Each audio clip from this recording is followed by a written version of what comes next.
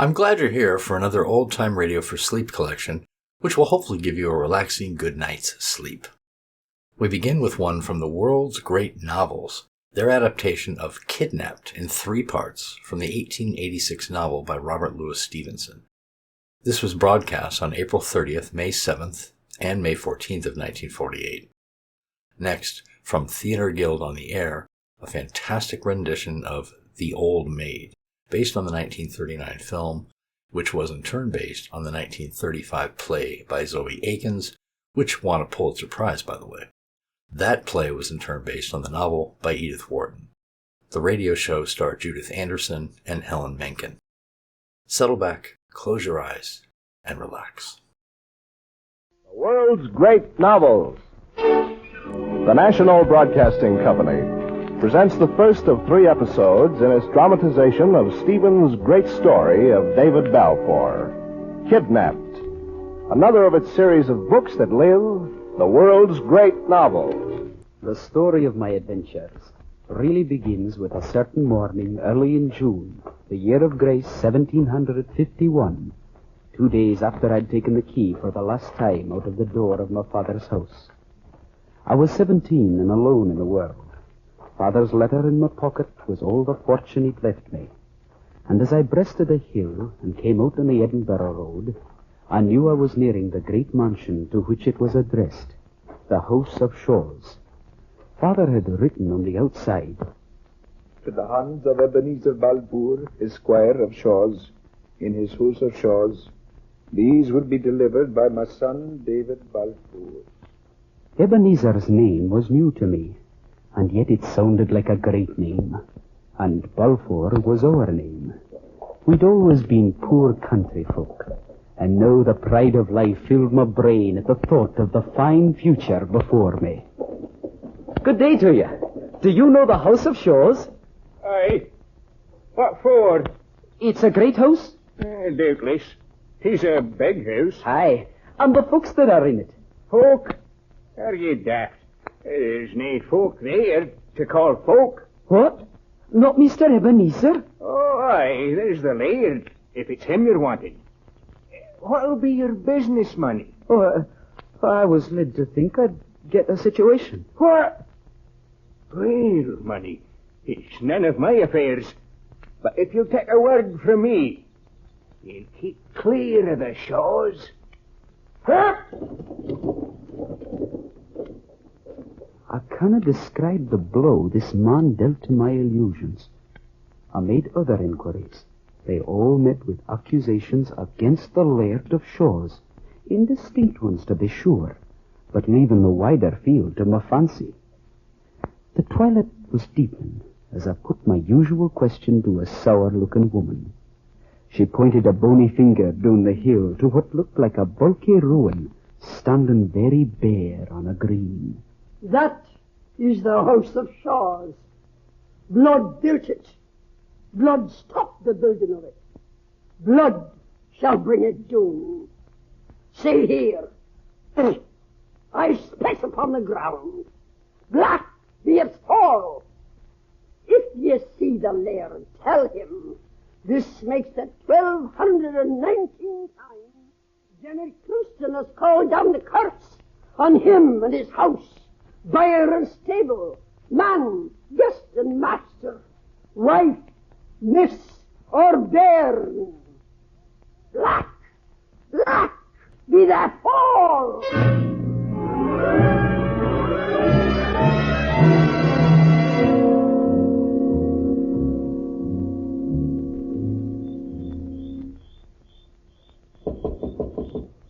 Mr. Balfour? Mr. Balfour? Mr. Balfour! The splendor bush is loaded. I've come with a letter for Mr. Ebenezer Balfour of Shaws. Well, put it on the doorstep, me up here. I'll do no such thing. It's a letter of introduction to your master. Who are ye? I'm not ashamed of my name. They call me David Balfour. Balfour? Is your father dead? Aye, he'll be dead. Well, I'll let you in.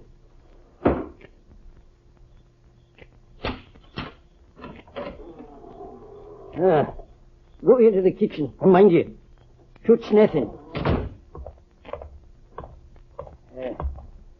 Let's see the letter. The letter is for Mr. Ebenezer Balfour, not for you. Oh, and who do you think I am?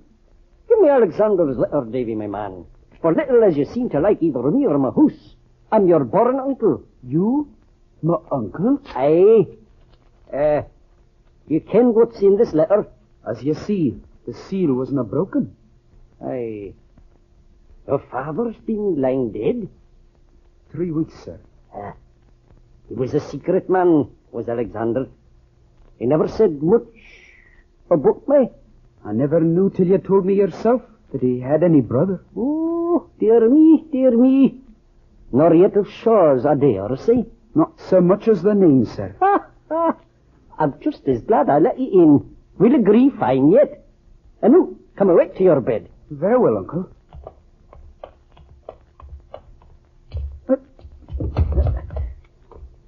May I not have a light, Uncle? I can't see a thing. Lights in a house I do not agree with. I'm feared of fires. You'll find your bed straight before your nose, and you'll sleep very well. You're a braw lad. Aye, you'll sleep very well. I didn't know whether to laugh or cry. Most of the next day, my uncle spent smoking thoughtfully, occasionally questioning me. And you'll have some friends, no doubt? Many friends. And who will they be? Different gentlemen of the Campbell clan. Davy, my man, you've come to the right place. I mean to do right by you.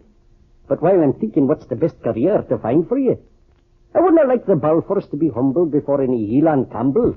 And I'll ask you to keep your tongue within your teeth. What do you mean? No letters, no messages, no kind of word to anybody, or else there's my door. Uncle Ebenezer, it was by no will of mine that I came seeking you. And if you show me your door again, I'll take it your word. I cannot find a fortune for you at the bottom of a porridge bowl.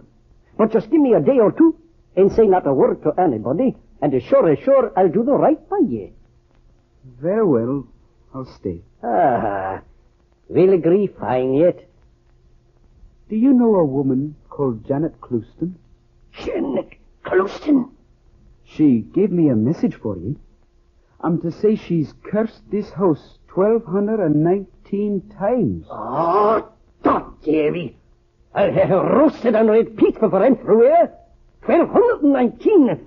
Aye, that's ever a day since I had her sold up. You sold her up? A witch, aye, a proclaimed witch. I'm off and see the session clerk. I'll have her arrested, I tell you. But I cannot leave you by yourself in the house. I'll have to lock you out. If you lock me out, it'll be the last you see of me in friendship. This is no way to win my favor, David. Sir, I was brought up to have a good conceit of myself. If you were all the family I had in the world 10 times over, I wouldn't buy your liking at such prices. Well, I'll no go. That's all that's to be said about it. Throughout the day, there was hardly a minute I did not feel my uncle's gaze on me. But there was no explanation that I could see. One strange thing I found, an inscription in my father's hand on the flyleaf of a book. To my brother Ebenezer on his 5th birthday. No, this was odd. Ebenezer had inherited Shaw's, so he must have been the eldest brother. But this inscription seems to mean that my father could write before he was 5 years old. I tried to get this notion out of my head, but it stuck to me. Finally, that night, I asked my uncle if father had not been very quick at his books. Alexander? Not him. I was far quicker myself. I was a clever chappie when I was young. But could he not read rather early? Read? Well, I could read as soon as he could.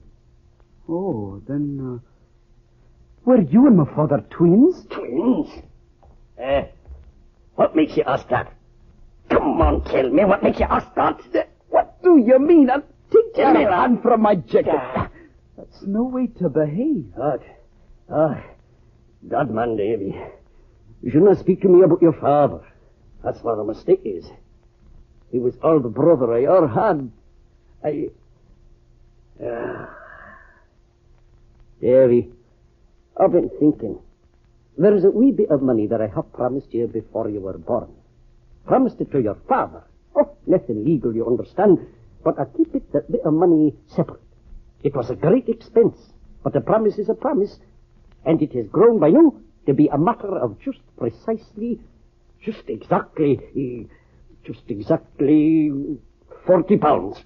40 pounds? Aye, by the biddy, and I'll give you. I got it out this morning and put it in a wee bag for safekeeping. I don't know what to say. There. That'll show you. I'm a queer man, Davy, and strange with strangers. But my word is my bond, and there's the proof of it. Uncle, this is most generous. And see here now. Tit for tat. Why, of course, I'm ready to prove my gratitude in any responsible degree. I'm growing old and a little broken, Davy, my man. And I'll expect you to help me with the house and the bit of garden. I'm ready to do so to the best of my ability. Well, let's begin. There is the key of the tower at the far end of the house.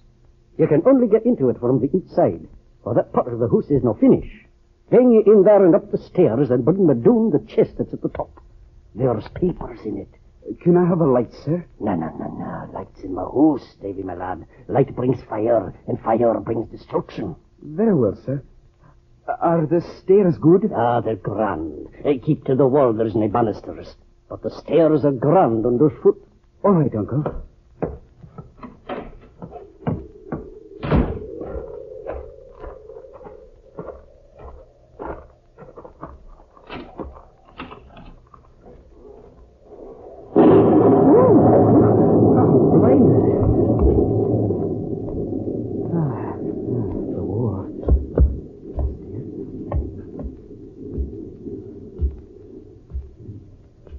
To the wall, he said.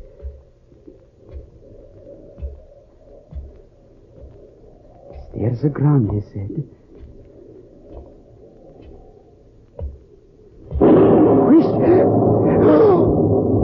Good Lord! Nothing. If it weren't for the lightning, I wouldn't have seen. My uncle tried to murder me. The stairs are grand. 40-foot drop in the dark.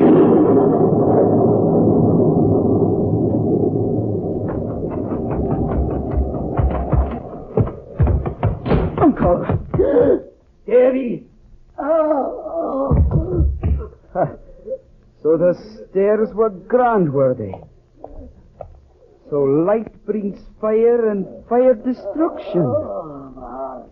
The wee blue bottle, Davy, my lad. Get the blue bottle. There on the shelf. Here.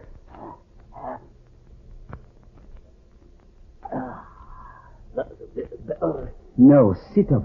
No, sit. And stop telling me why you've lied to me at every word. Why are you afeard that I should leave? Why do you dislike it to be hinted that you and my father were twins? Why have you given me money to which I've no claim? And last of all, why have you tried to kill me? Answer me. I'll tell you in the morning. I'm too weak now, Davy. Weak? Very well. Come to your room. Come on. I'm going to lock you in. Next morning, before I unlocked my prisoner's door, I replenished the fire and sat down to consider my position. There was no doubt I carried my life in my hand. But, like most lads country bred, I had a great opinion of my own shrewdness. I saw myself smelling out all my uncle's secrets and growing to be his master. But in all the pictures my fancy painted in the burning coals, there was no sign of a ship, of a big bludgeon for my silly head, or the least hint of all the troubles that were to fall on me. When I freed my uncle, he greeted me civilly enough, and we sat down to breakfast. Well, sir, since you seem to have nothing to say to me, it's time, I think, to understand each other. You took me for a country Johnny Roe. I took you for a good man. It seems we were both wrong. What cause you have to fear me, cheat me, and attempt my life? But yes, Davy, my lad. A bit of fun. Fun? I'll make all clear to you when we've had breakfast. Aye, Uncle, and stay where you are. What here, mate? Please name your pleasure. Oh, pleasure. If you have no business. Stay, brother. Don't lock me out. You want to get me thrashed? I brought a letter from old Easy Elsie to Mr. Bellflower. Well, come into my house. Here, Uncle.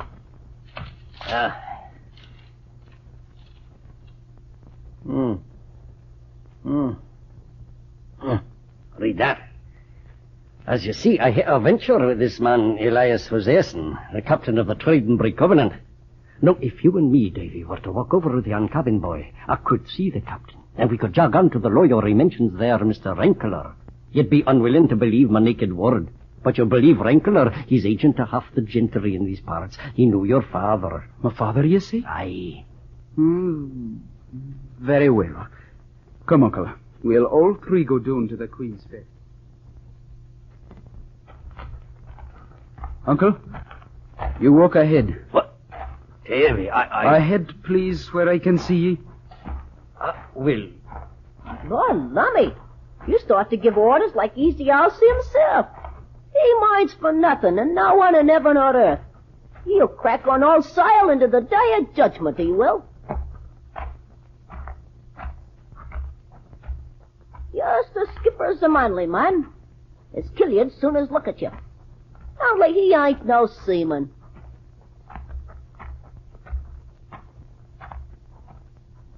Yes, it's Mr. Shaw navigates the brig.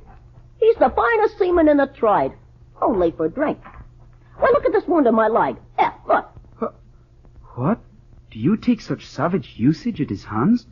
You're no slave to be so handled. No, and so he'll find. See this knife?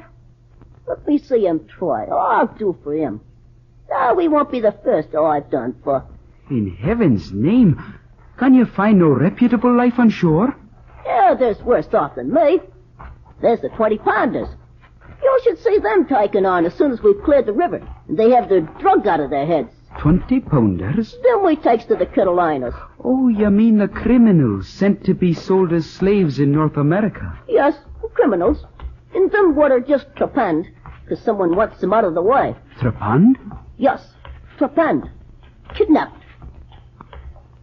Well, Davy, my man, here's the tavern where the captain awaits me. And yonder ship is the Covenant. If I'm not mistaken, they're busking her for sea. Aye, there's men aloft are making the sails ready. And she's taking on stores, too. So come along, Davy, my lad. We got to meet Captain Hoseason.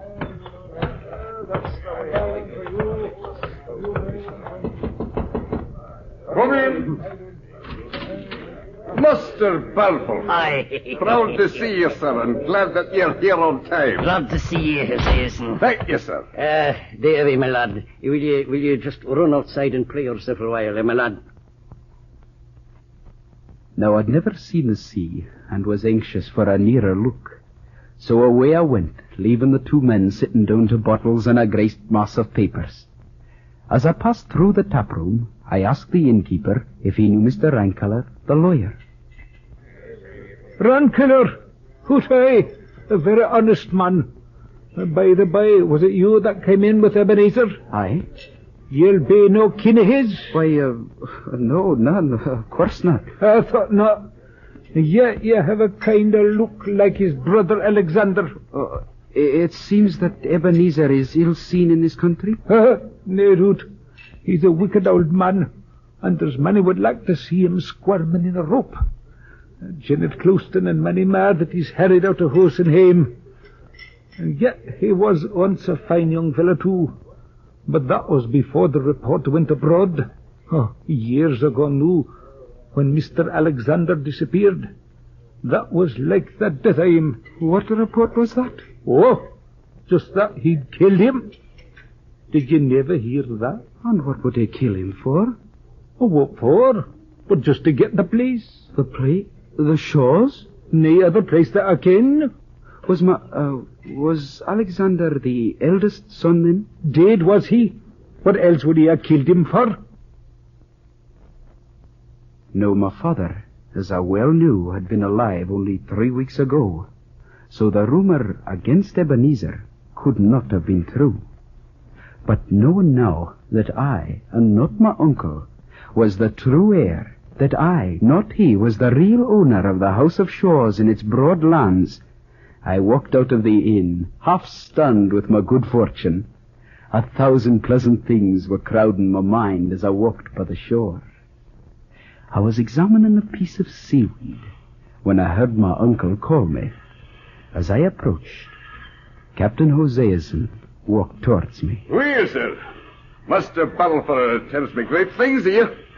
And for my own part, I like your looks. Tell you what, lad.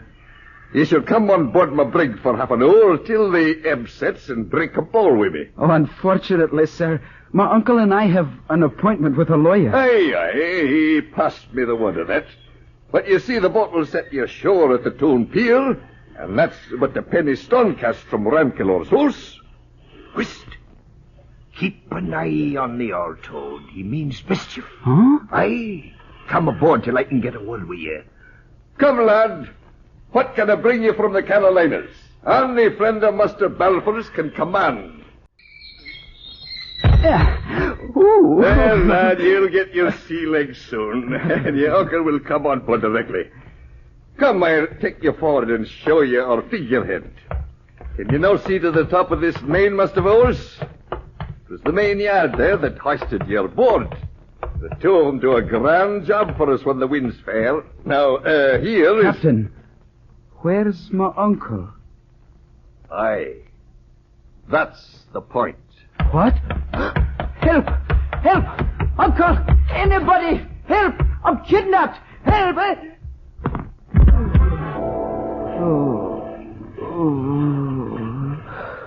Oh, that hurt. Arms bound. Where? I remember. Kidnapped. My own uncle, curse him. Must be blowing gale. Oh, sour smell. Pain. So dark. Well, boy, have you had any meat? Couldn't. No. Let me dress your wound again. Now, Captain, a high fever. No appetite, no light, no meat. You see for yourself what that means. I am no conjurer, Master Ryak. I want that boy taken out of this hole and put in the forecastle. What you want, sir, is a matter of concern to nobody but yourself. But I can tell you that which is to be. Here he is, here he shall stay. Admitting that you've been paid in a proportion, Captain, I will crave leave humbly to say that I have not. Paid I am, and none too much, to be the second officer of this old tub, but I was paid for nothing more. If you could hold back your hand from the tin pannikin, I would have no complaint to make of you. Aye. And instead of asking riddles, I make bold to say that you should keep your breath to cool your porridge. Will be required on deck. Hold. Admitting that you've been paid to do a murder. What's that? What kind of talk is that, Mr. Ryak? Seems it is the talk you can understand. Mr. Ryak, I've sailed with you 3 cruises. In all that time, sir, you should have learned to know me. I'm a stiff man and a dour man.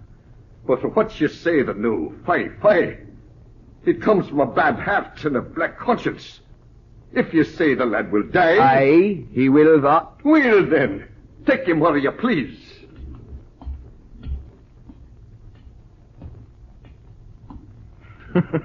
Well.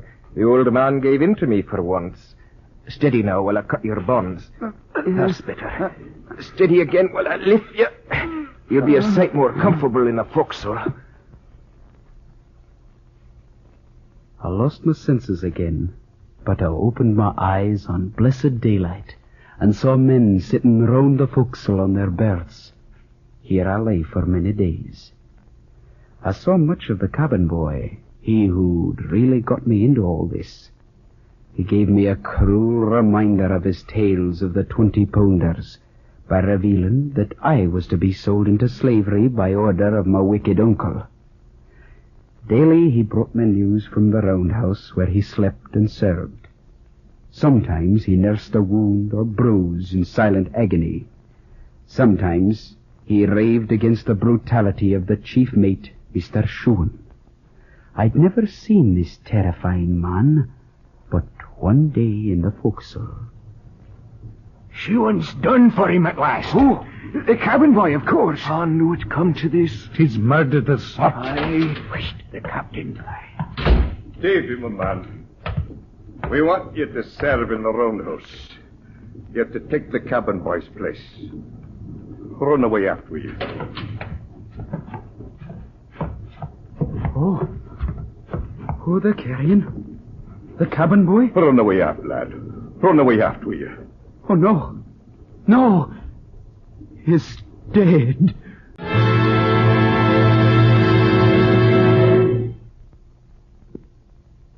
Kidnapped by Robert Louis Stevenson is one of the world's great novels brought to you each week by the NBC University of the Air. Listen next week to the second episode of Kidnapped. And don't forget that your local public library can be a source of great pleasure and benefit. To add to your enjoyment of this series, we recommend the Handbook of the World's Great Novels, which you may obtain by sending 25 cents to World's Great Novels, Post Office Box 30, Station J, New York 27, New York. That's Post Office Box 30, Station J, New York 27. Kidnapped was adapted for radio by Clement Fuller. The music was composed by Emil Soderstrom, and the orchestra was directed by Bernard Berquist. The entire production was under the direction of Homer Heck. Bill Fine was featured as David Balfour. Uncle Ebenezer was played by Sherman Marks, Captain Hoseason by Just Pugh, Ryak by Marvin Peisner, the Innkeeper by Arthur Peterson, the Cabin Boy by Cornelius Peebles, Janet Clouston by Hilda Graham, and the Carter by Howard Hall. This is John Conrad. This program came to you from Chicago and is a presentation of the National Broadcasting Company and its affiliated independent stations. Millions of Europe's children are homeless and hungry. Many are starving. Their daily diets are inadequate to sustain life. American dollars can save their lives. Join the Crusade for Children. 25 well-established private relief agencies have combined their efforts in a single drive to raise $60 million. Send your contribution now to Crusade for Children, New York, New York. This is NBC, the National Broadcasting Company. The world's great novels. The National Broadcasting Company presents the second episode in its dramatization of Robert Louis Stevenson's great story of Scotland, of David Balfour and Alan Breck Stewart. Kidnapped, another of its series of books that live, the world's great novels. After the murder of the cabin boy, I had to take his place in the ship's roundhouse and serve the 3 officers. I slept on the floor and ran at the call of 3 men I looked down on, and one of whom at least should have been hung upon a gallows. The future planned for me, moreover, by my wicked uncle and the captain he'd bribed to kidnap me, was to be sold as a slave in the Carolinas. When I thought of all my uncle had done to rob me of my inheritance, cold anger swept away my fear. One evening, the wind dropped. In a fallen swell, we ran into a fog. Men were posted about the decks. I asked Mr. Ryak what they were doing. Why, listening for breakers, lad. Oh? To give a wide berth to yon rocks? I see. She's struck. We're on the rocks. The rocks, man. The rocks. Are we caught on the rocks, Captain? No, not caught on the rocks. We but run down a rather small boat. How is she? Don't for in this fog. I cut in half. Man in the boat. What's that? Look alive there. A man's being brought aboard, sir. He leaped and grabbed our bowsprit. Bring him to me. Aye, sir.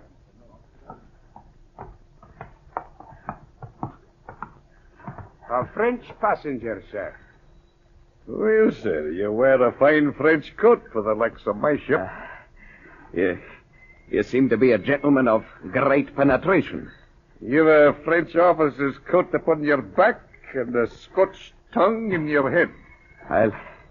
Well, Captain, to be plain with you, I'm one of those honest gentlemen that were in trouble about the year 45. Aye. And if I got into the hands of any of the red-coated gentry who served the man they call King George, it would go hard with me. Aye, that I can believe. Now, sir, I was for France, and there was a French ship cruising here to pick me up, but she gave my little boat to go by in the fog. But if you can set me ashore where I was going, I have that upon me. Will reward you highly for your trouble. We don't know that I cannot do, but we might talk of taking you back to Scotland. We might talk. I have here, sir, as you see, a belt about my body. Aye. Tis a full belt. Aye. And 'tis full of coins like these. Oh. Guineas. Aye, sir. Golden guineas. Half of it, and I'm your man. Oh, at that, I must put the gold away again. Oh. You see, sir, it's my chieftain's gold, and while I would be but a silly messenger to grudge some of it that the rest might come safe, I should show myself a hound indeed if I bought my own carcass too dear. Oh, but man, 30 guineas on the seaside, or 60 if you set me on the Linney Loch.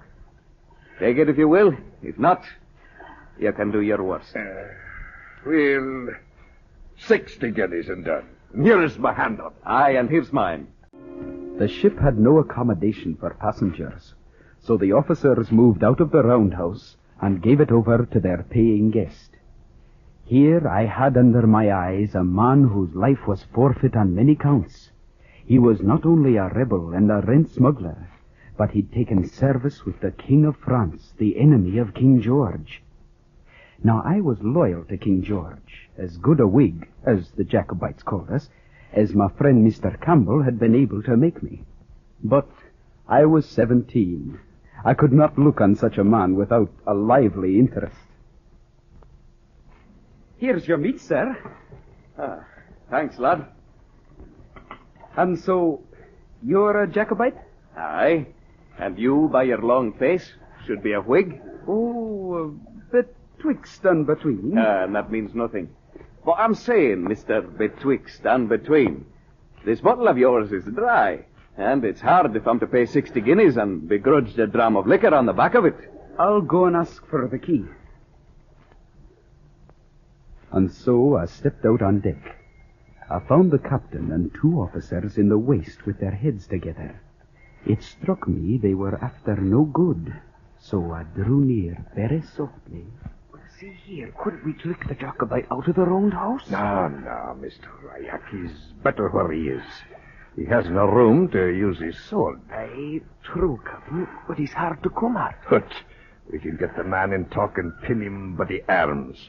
Or we can make a run by both doors and get him underhand before he has the time to draw. Sir? Aye. The gentleman seeks a dram, and the bottle's out. Well, here's our chance to get the firearms from the roundhouse. David, Aye? do you ken where the pistols are? Aye, David kens, of course. David's a good lad.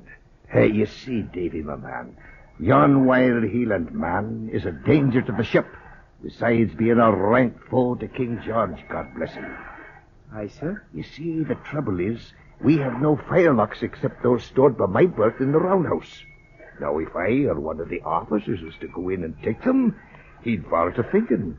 But a boy like you, David, might snap up a powder horn and a pistol or 2 without remark.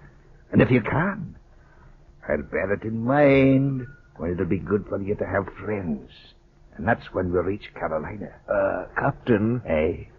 Don't you think you might suggest to him that you might... You're very right, Mr. Ryak.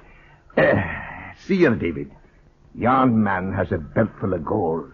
And I give you my word, you shall have your fingers in it. Very well, sir. You're a good lad, David. Here's the key to the brandy locker. And mind that we'll be waiting for the pistols. With that, I went slowly back to the roundhouse, pondering what to do. They were dogs and thieves and murderers. And was I to hold the candle to another murder? But then, on the other hand, there was the fear of death plain before me. I was still arguing it back and forth when I got back to the roundhouse. Well, lad, have you got the key? I'm burst. Aye. Here. Then where's the locker? Come, get a move on. I think they want to kill ye. What's that? Oh, they're all murderers here. They've murdered a boy already. No, it's you. Aye? They want me to get them some of them pistols there in the corner. Aye. Aye, but they haven't got me yet. Will you stand with me, lad? That I will. I'm no murderer. I'll stand by ye. Aye, then. What's your name? David Balfour, of Shaw's. Laird of Shaw's. Well, my name is Stewart. Alan Breck, they call me. Aye, Mr. Stewart. Now, let's look to the defences of this roundhouse. It is strongly built. Aye. We need not take note of these wee windows. No man could pass his body through. Oh, but there's the skylight and the two doors. Only one's locked. I'll lock this one. Well, now, David, I have but one face. So long as that one door is open and my face to it, the best part of my enemies will be in front of me. Oh, yes. It must stay open. Aye. Here now, take this cutlass.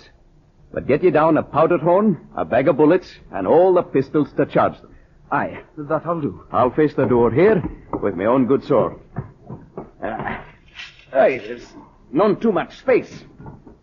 And that's a pity, too. First of all, how many are against us, lad? 15. 15. Well, that can't be cured. Now, follow what I say. It is my part to keep this door where I look for the main battle. There's the door behind you, which they may break in. Aye, and that's part of your work. You must climb up into the bed by yon window. And if they lift hand against the door, you're to shoot. But that's not all. Now, what else have you to guard? The skylight. Good. But, oh, indeed, Mr. Stewart, I would need eyes on both sides of my head to keep the two. For when my face is at one, my back is to the other. And that's very true. But have you no ears? To be sure. I must hear the burst in a glass. You have some rudiments of sense. Now, charge the pistols. Now our time of truce was come to an end. Those on deck had waited for my coming till they grew impatient. Look through the doorway, the captain! Stand!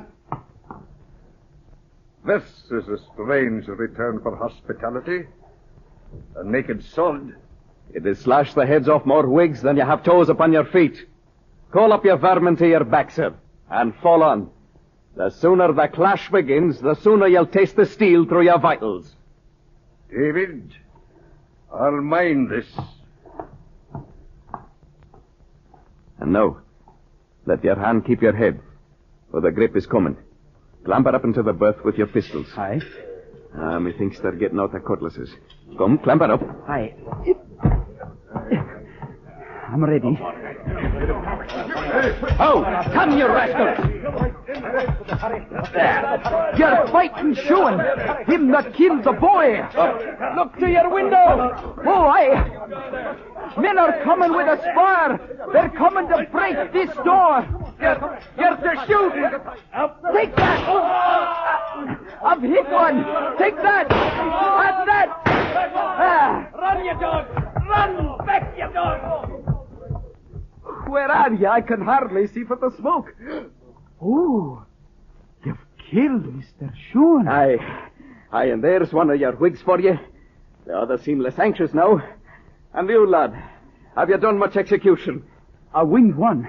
I think it was the captain. Good, and I've settled too. But there's not enough bloodlet. They'll be back again. See your watch, David. Can you hear what they're saying? Was showing bungled it. The wish man, he paid the piper. This is what we'll do. I'm sure they're coming on again. This is what I pray for. Unless we can give them a good distaste of us. They'll be in a sleep for us, lad. But this time, mind, they'll be in earnest. I can hear them. Aye. Where are they? The skylights! On the door! They're coming in! Gotcha! Back there! Oh, where's my cutlass? Here, I'm coming! Back, David, give me room! Room to charge them! Here, you! Back! Ah, you've routed them! Routed them all! That's the man.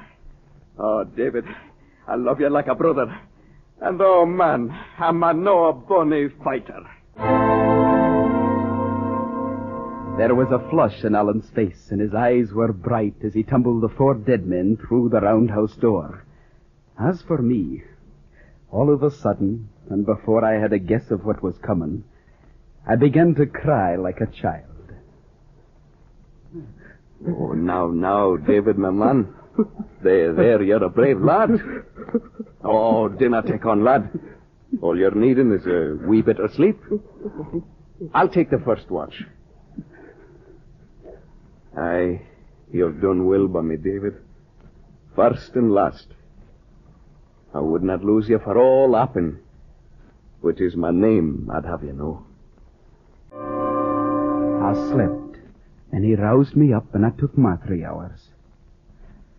Alan found pleasure in the thought that he'd not only ousted the officers from their cabin, where we had the daintiest food and all the drink on the ship, but we had condemned 2 of the thirstiest men in Scotland to what they hated most, cold water. And depend upon it, David, we shall hear more of them. You may keep a man from the fighting, but never from his bottle. Aye. Here, lad, reach me that knife, and I'll cut you off one of the silver buttons from this coat. Oh. I had them from my father, Duncan Stewart. And now I give you one. To be a keepsake for last night's work. And wherever you go and show that button, friends of Alan Breck will come around you. 'Tis beautifully wrought. Aye. I shall keep this as a talisman for when I have need. Aye, lad, do that. Poor there, Mr. Stewart. I will have words with you. You answer him. From the roof. Here, take your pistol. Aye. Ho! You down there. Speak out. And take heed that I'm armed. Aye. The cotton wants word with your friend. They might converse at the window. How do we know what treachery he means? He means none, David. And if he did, 'tis honest truth. We could not get the men to follow. Tell him the captain can come to the window on parole of his words of honor. Oh, aye. Mr. Stewart will speak to the captain if he gives his parole. Aye. Oh, one thing more. You'll agree I showed you some kindness when you first came aboard, so... Aye? I ask you now if you could not hand me out a dram of liquor. You see, David... Yes, you can have a dram. Here's a pannikin. Oh, thank you, Alan. Here, Mr. Ike, if you'll reach up... Aye, bless you, boy. I'll not forget you for this kindness. Aye, we need no thanks. Just send the captain. Aye. What will you say to him, Alan? I'll make him take me where I am to go. And you too, of course. No more of this talk of selling you as a slave in America. I think he's coming now. Mr. Stewart. This pistol is loaded. No. Put that thing up. Have I not passed my word, sir? Captain, last night you haggled and bargled like an apple wife, and then passed me your word, and gave me your hand to back it. And you ken very well what was the upshot. Be damned to your word. Well, sir, you'll get little good for swearing. You've made a sore hash of my ship. I have no hands enough to work it. There's nothing left me, sir, but to put back into Glasgow after new hands. No. You'll have to set me ashore where we agreed. But my first officer is dead, and there's none of the rest of us acquainted with this coast, sir. And it's one very dangerous to ships. I give you your choice. Set me on dry ground in Appin, or within 30 miles of it, except in the country of the Whig-loving Campbells. Aye, that's a broad target. All this will cost money, sir. 30 guineas if you land me on the seaside, and 60 if you put me in the Linney Loch. It's to risk the ship, sir, and your own lives along with her. Take it or want it.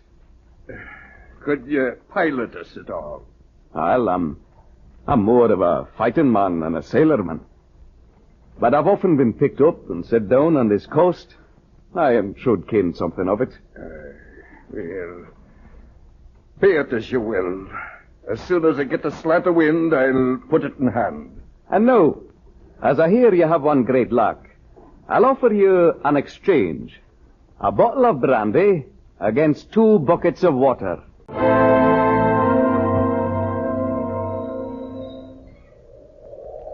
Oh, Davy, if this breeze holds, I'll be showing you up in no time. Aye. Oh, it'll be good to see Mr. Campbell again. Did you say Campbell? Oh, he's my friend. I hate every man who bears that name. Why, Alan, he's a man you should be proud to give your hand to. I know nothing I'd help a Campbell to, unless it was a bullet. If I lay dying, I'd crawl on my knees to my chamber window for a shot at one. What ails you, the Campbells? Well, you ken very well that I'm an up-in steward. And the Campbells have long harried and wasted those of my name.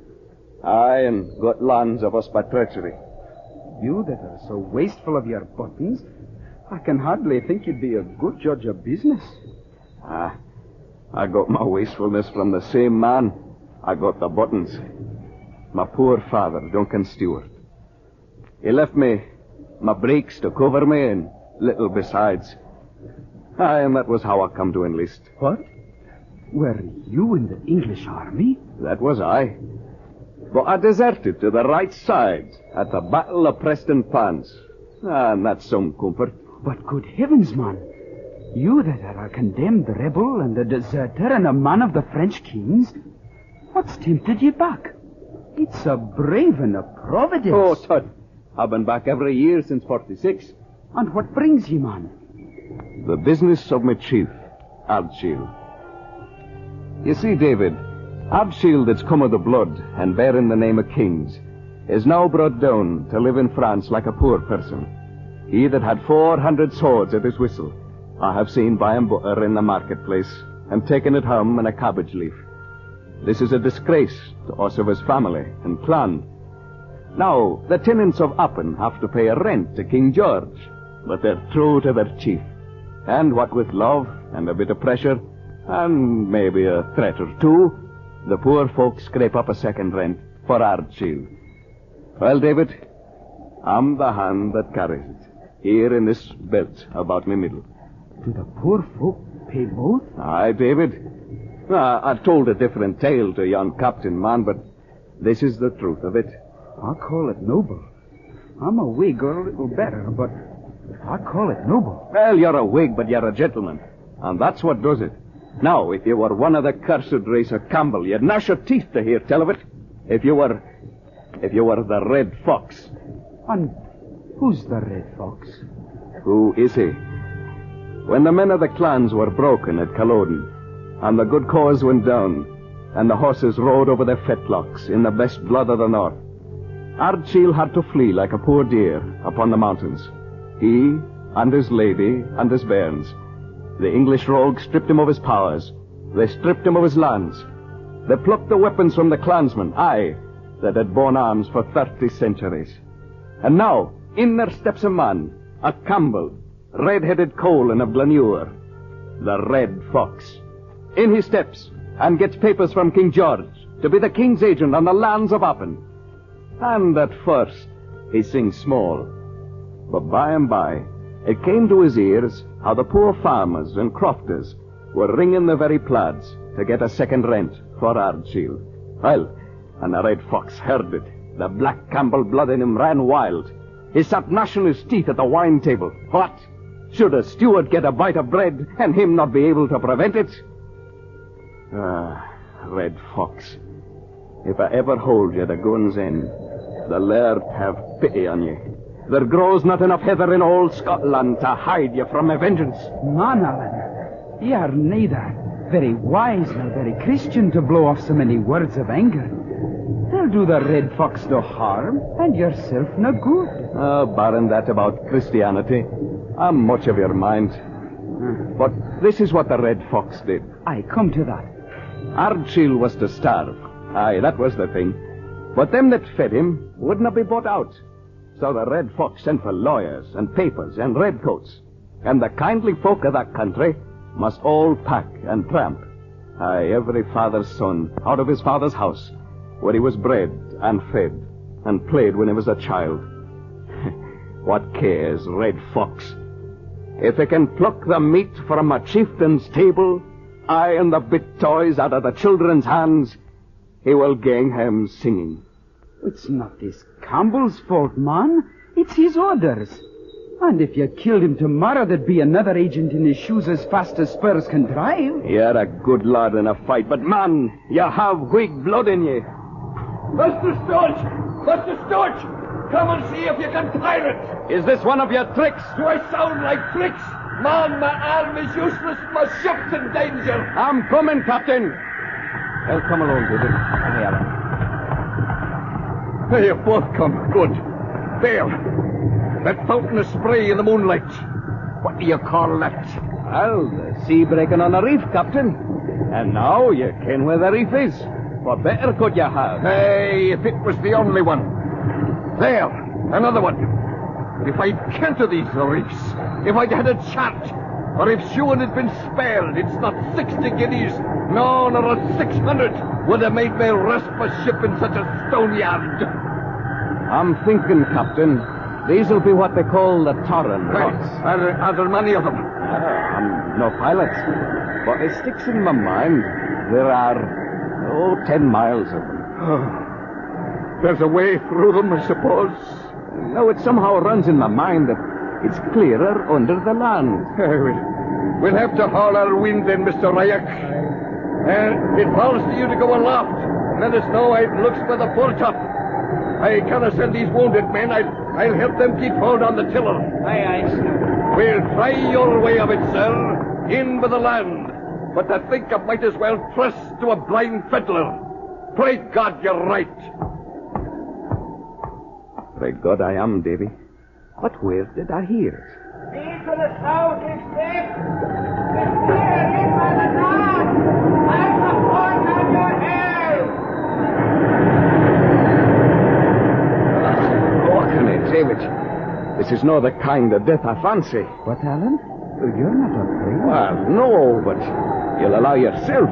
It's a cold ending. I'm on your head.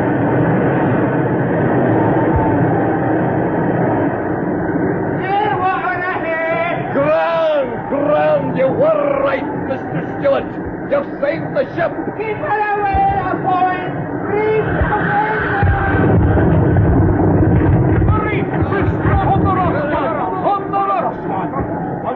Lodge the skiff. Look alive there. This way, man. Hurry. Look out. Let me help. Aye, and me. Do you know this shore, Ellen? What country is it? What's possible for me, David? Campbell country. Can you swim at all? Nary a stroke, man. Can you? Not I. For the love of God, hold on. The ship's turning over.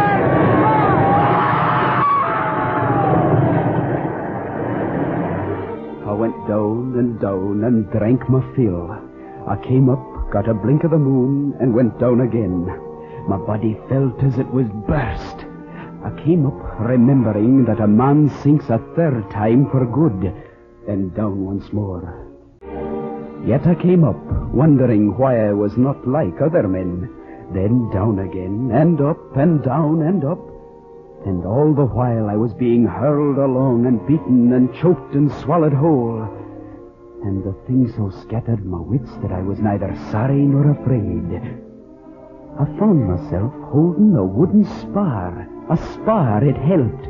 Then, all at once, I was in quiet water. I now lay across the spar, becalmed, and began to feel that a man could die of cold as well as drowning. The shores of a distant island mocked me. Some instinct of self-preservation caused me to kick with my feet, still hugging the spar. I was moving. It was mortally slow work. In about an hour, I'd got well in between the points of a sandy bay. In my heart, I thought I'd never seen a place so desolate. But it was dry land. I was incredibly tired, and my kicks were now little more than a waving of my legs. Then, my foot touched bottom. I was wading. alone on a strange coast with the ship wrecked and Alan maybe dead behind me, but I was wading ashore, grateful to God, as I trust I've often been, but never with more cause.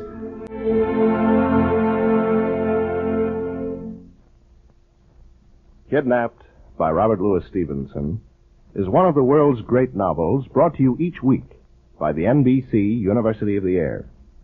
Listen next week to the final episode of Kidnapped. And don't forget that your local public library invites you to make use of its many facilities. To add to your enjoyment of this series, we recommend the Handbook of the World's Great Novels, which you may obtain by sending 25 cents to Post Office Box 30, Station J, New York 27, New York. That's Post Office Box 30, Station J, New York 27. Kidnapped was adapted for radio by Clement Fuller. The music was composed by Emil Soderstrom, and the orchestra was directed by Bernard Berquist. The entire production was under the direction of Homer Heck. Bill Fine is featured as David Balfour, and Larry Alexander as Alan Breck. Captain Hoseason was played by Jess Pugh, Ryak by Marvin Peisner.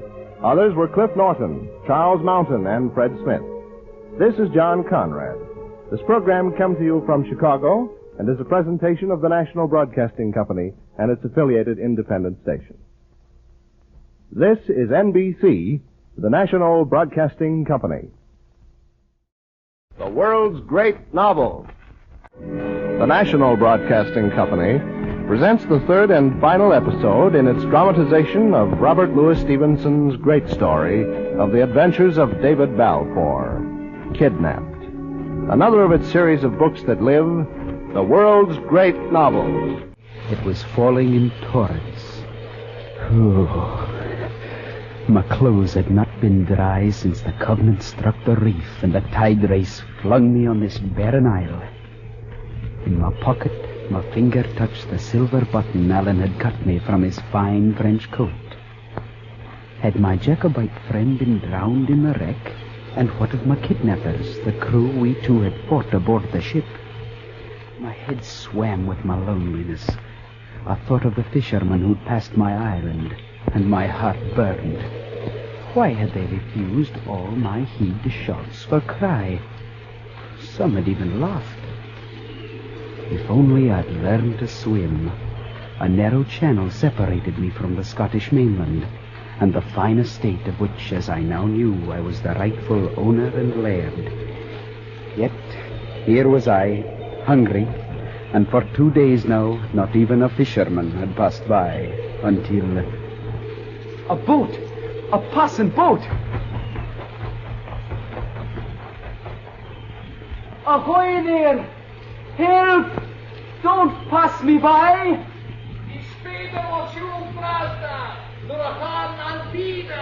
Don't talk Gaelic. What are you saying? Tide! Deep tide! Yes, tide. Oh, you mean when the tide's out? Is tide! So that was it. I could wade to the mainland in low tide, wade to safety and food to eat and dry clothes and my rich inheritance. Just wade. I could have done it days ago.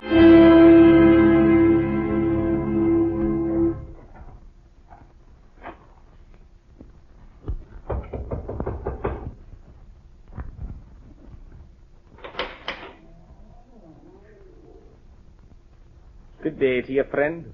Good day. Do you know aught of the ship that's wrecked out yonder? Aye.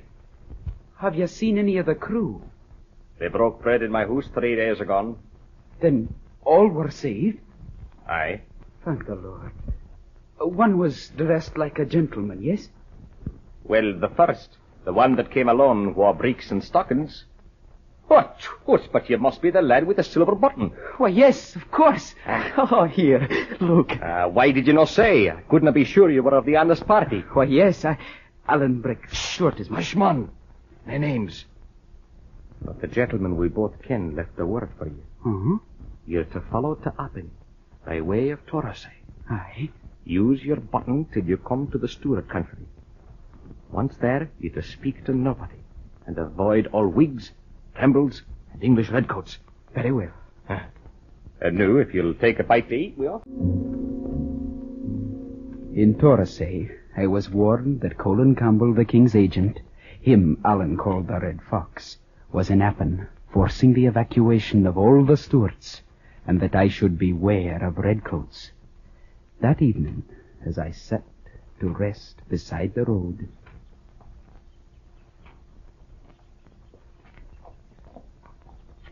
Sir, which road to Arden? Hold! Here, Sheriff, is a warning. And what seek ye in Arden, my lad? The man that lives there. James of the Glens? Who else? Is he gathering his clan, do you think, Sheriff? If you're concerned for me, I'm an honest subject of King George, owing no man and fearing no man. Why, very well said. But why does this honest man seek James of the Glens? I have power here. I am king's agent on these estates and have 12 files of soldiers at my back. Mr. Colin Campbell. You know my name. And my nickname, too, it seems. I've heard that you're a hard man to drive. Well, your tongue is bold. But I'm no one friend to plainness. If you... What happened to I'm dead. Here, let me see. No, too late. Take care of yourselves. There's the murderer, running up the hillside. The man in black, with the fowling piece. Come on, don't let him get away. Get Holmes' men if you think that lad, he's in it. Now they're chasing me. The fools. The fools. Duck in here, Davy. Huh? In here, among the trees. Now, down in the bracken and be still. Allen, Brett, Stuart. Be still. Now, they're all ahead of us. We crawl on our bellies and go back the way you came. And do as I do for your life. Well, yon was a hot burst, David. Why do you keep your face in the heather? Are you still wearied, lad? No. What then? You and I must part. What? I like you very well, Allen. But your ways are not mine. And they're not God's. And so we must part. I'll hardly part from you, David, without some kind of a reason. You ken very well yon Campbell man lies in his blood upon the road. So, you think I had a hand in that? Well, didn't you? I'll tell you first of all, Mr. Balfour of Shaw's, that if I were going to kill a gentleman, it would not be in my own country to bring trouble on my family and clan. And I would not go lacking sword and gun, and with this long fishing rod upon my back. Well, that's true. And now, I take out my dirk and swear upon its holy iron that I had neither art nor part, act nor thought in it. Oh, I thank God for that. Here's my hand on it. Oh, David, lad, you must have cast a spell on me. I can forgive you anything. But we've little time to chatter. Both of us must flee this country now. You're a Jacobite and a deserter from the English army, but why me? You're involved in the murder of a king's agent. Oh. All Appin will be set, and everyone obliged to give a good account of himself. Oh, I've no fear of the justice of my country. As if this was your country. And as if you'd be tried here in the country of the Stuarts. Where else? Man, this is a Campbell that's been killed. It'll be tried at Inverara with 15 Campbells in the jury box. And the biggest Campbell of all, and that's the Duke, sitting on the bench. Where would we flee? To the lowlands. To your own country. But mind, you'll have to lie bare and hard, and suffer many an empty belly. Your bed shall be the moorcocks, and your life like the hunted deers. And you shall sleep with your hand upon your weapon. But it's take to the heather with me, or else hang. Well, Davy? I go with ye. And so we set out, 2 hunted men to journey afoot across the highlands. The first dawn found us running for dear life. Throughout one hot summer's day we lay frying atop a tall rock, while sentries patrolled within a foot. We travelled only at night, and for the first part of our journey at least, every glen and valley was lined with red-clad soldiers, and all of them instructed to look for me. Finally, after 3 weeks, we came out at the Highland line and looked out at my own country across the wide River Forth. We hoped to slip across the bridge of Stirling to Queen's Ferry, where I should find Mr. Rankler, but the bridge was very closely guarded, and so we determined to go to the Firth of Forth, there to find a boat and a boatman to put us across. We bought bread at a small inn near the Firth, and later... Did you take heed of the lass at the inn who sold us this bread, Davy? Aye, and a bonny lass she was. Then we turned back. Well, in the name of all that's wonderful, why so? It might get us that boat. Well, if it were the other way about, it would be liker it. Now, I don't want the lass to fall in love with you. I want her to be sorry for you. There's no need she should take you for a beauty. Well, I'm no beauty after 3 weeks in the heather. You'll do fine for my purpose. You have a good hang-dog, rag and tatter, clapper-my-claw kind of look to you, as if you'd stolen the coat from a potato bogle. Well, here we are back at the inn. Well? Now, I'm going to do a bit of play acting, the bottom ground of which is just exactly as serious as the gallows for the pair of us. As you will. Now, hang upon my arm as if you're helpless with weariness. Oh. Now then.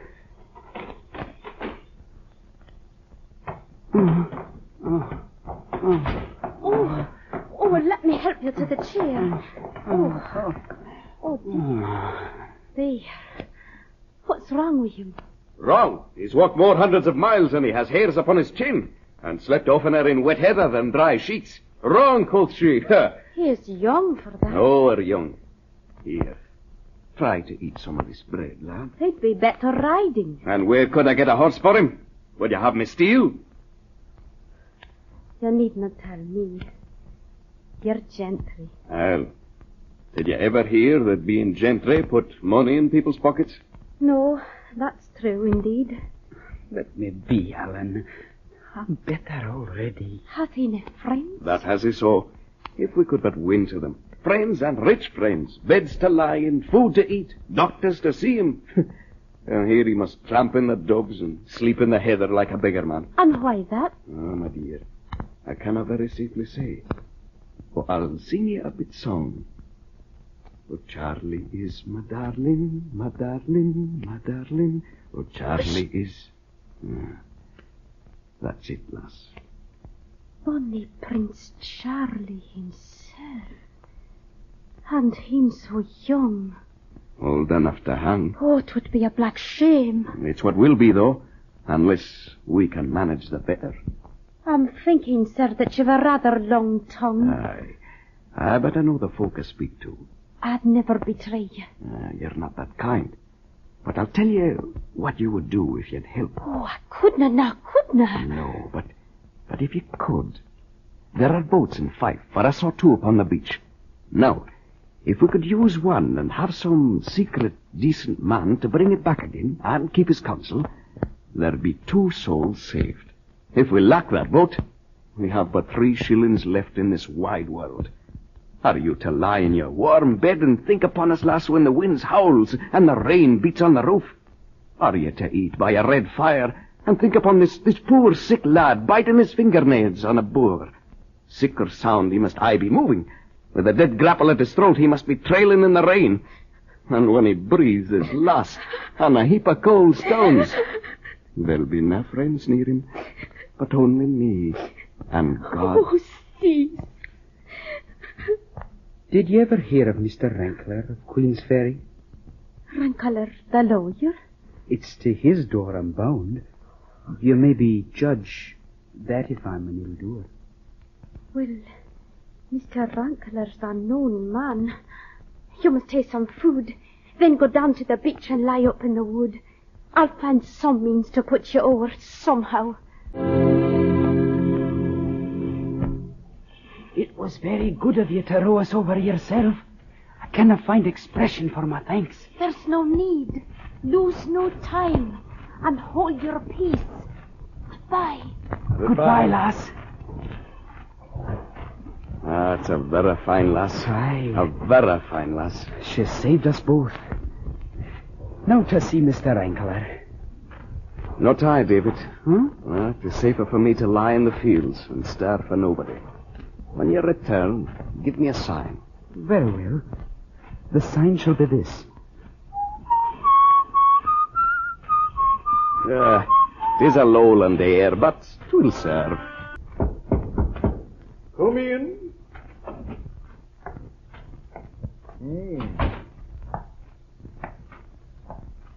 What can I do for you, sir?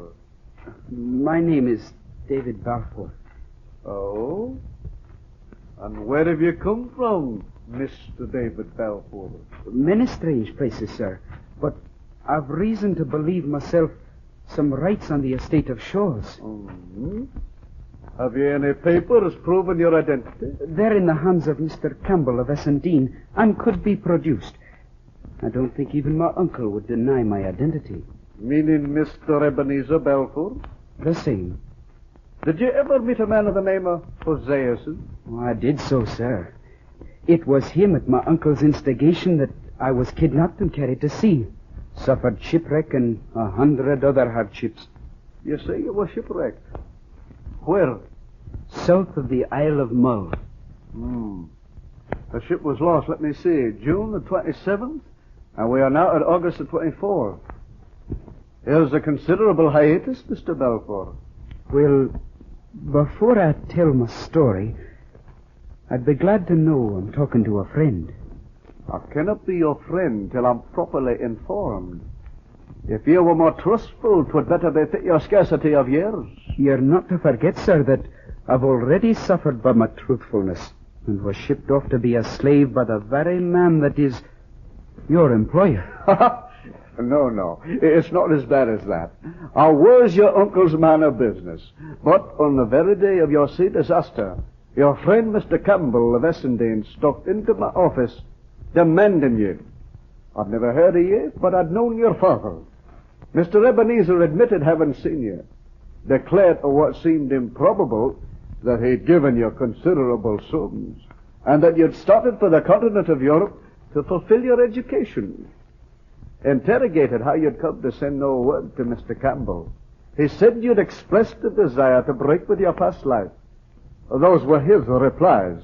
I'm not sure that anyone believed him. Oh, I should think not. He disrelished certain expressions of mine and ended by showing me to his door. Then there came to me this Captain Hoseason with a story of your drowning, whereupon all fell through.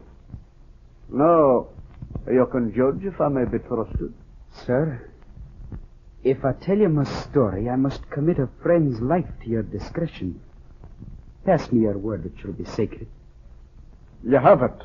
But if your story contains any little jostles with the law, I beg you to remember that I'm a lawyer and pass lightly. Certainly, sir. The friend I mentioned is one you may have heard of. Alan Brexton.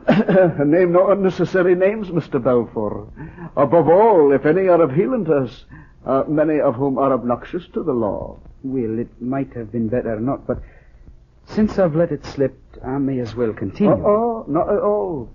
It so happens that I'm somewhat dull of hearing, and I'm far from sure I caught the name exactly. We'll call your friend, if you please, Mr. Thompson. As you will, Mr. Ankler. This, then, is my story. At the time of the death of my father. Oh, really, this is an epic, a great odyssey of yours.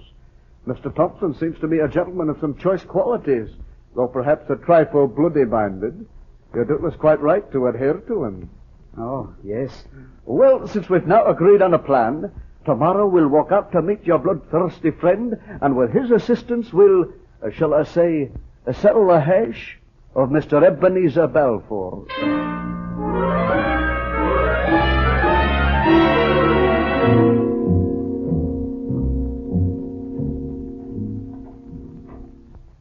So you see, Mr. David, that's the entire story of your uncle.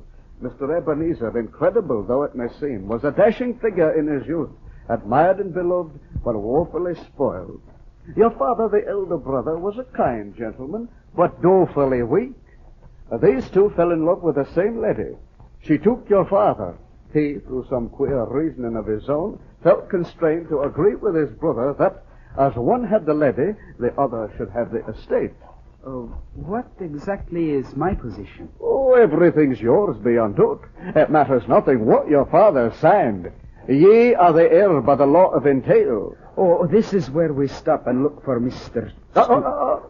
Thompson. Aye. Aye.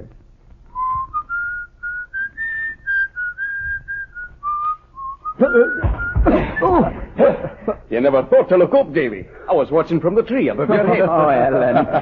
Mr. Enkeler, this is my friend, Mr. Thompson. How'd you do, Alan, please to remember that name.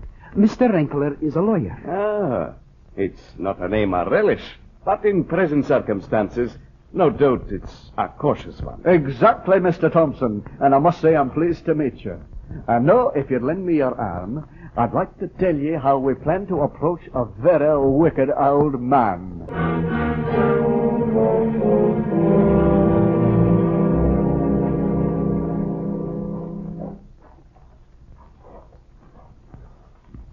Mr. David and I will remain behind this bush, Mr. Thompson. When you've reached the proper stage of your conference, we'll make our entrance. Aye.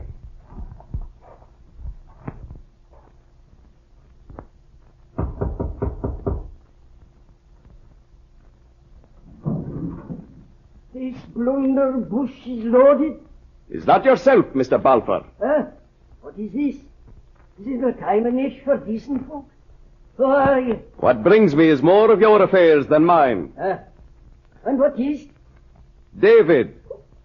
What's that? Shall I give you the rest of the name? I'm thinking I'd better let you in. Oh, but would I go? It's here upon this doorstep that we must confer upon this business. Here and nowhere. Well, must.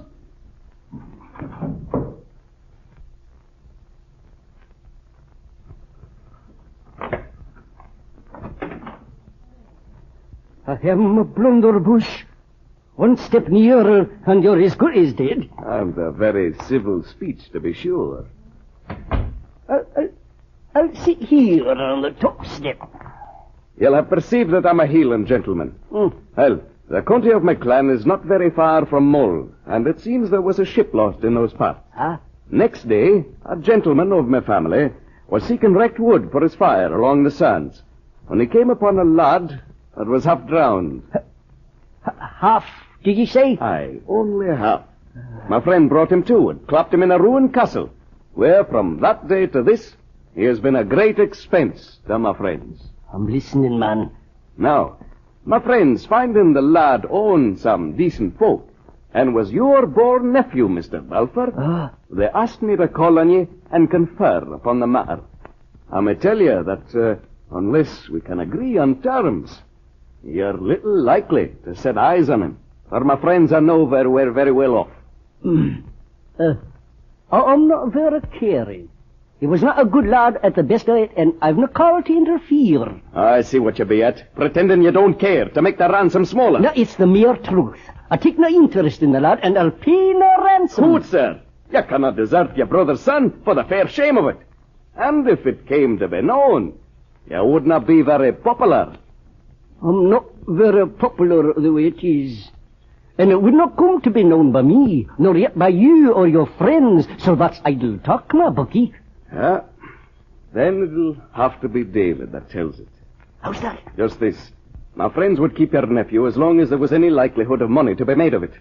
But if not, they'll let him gang where he pleased. Aye, but I'm not very caring about that either.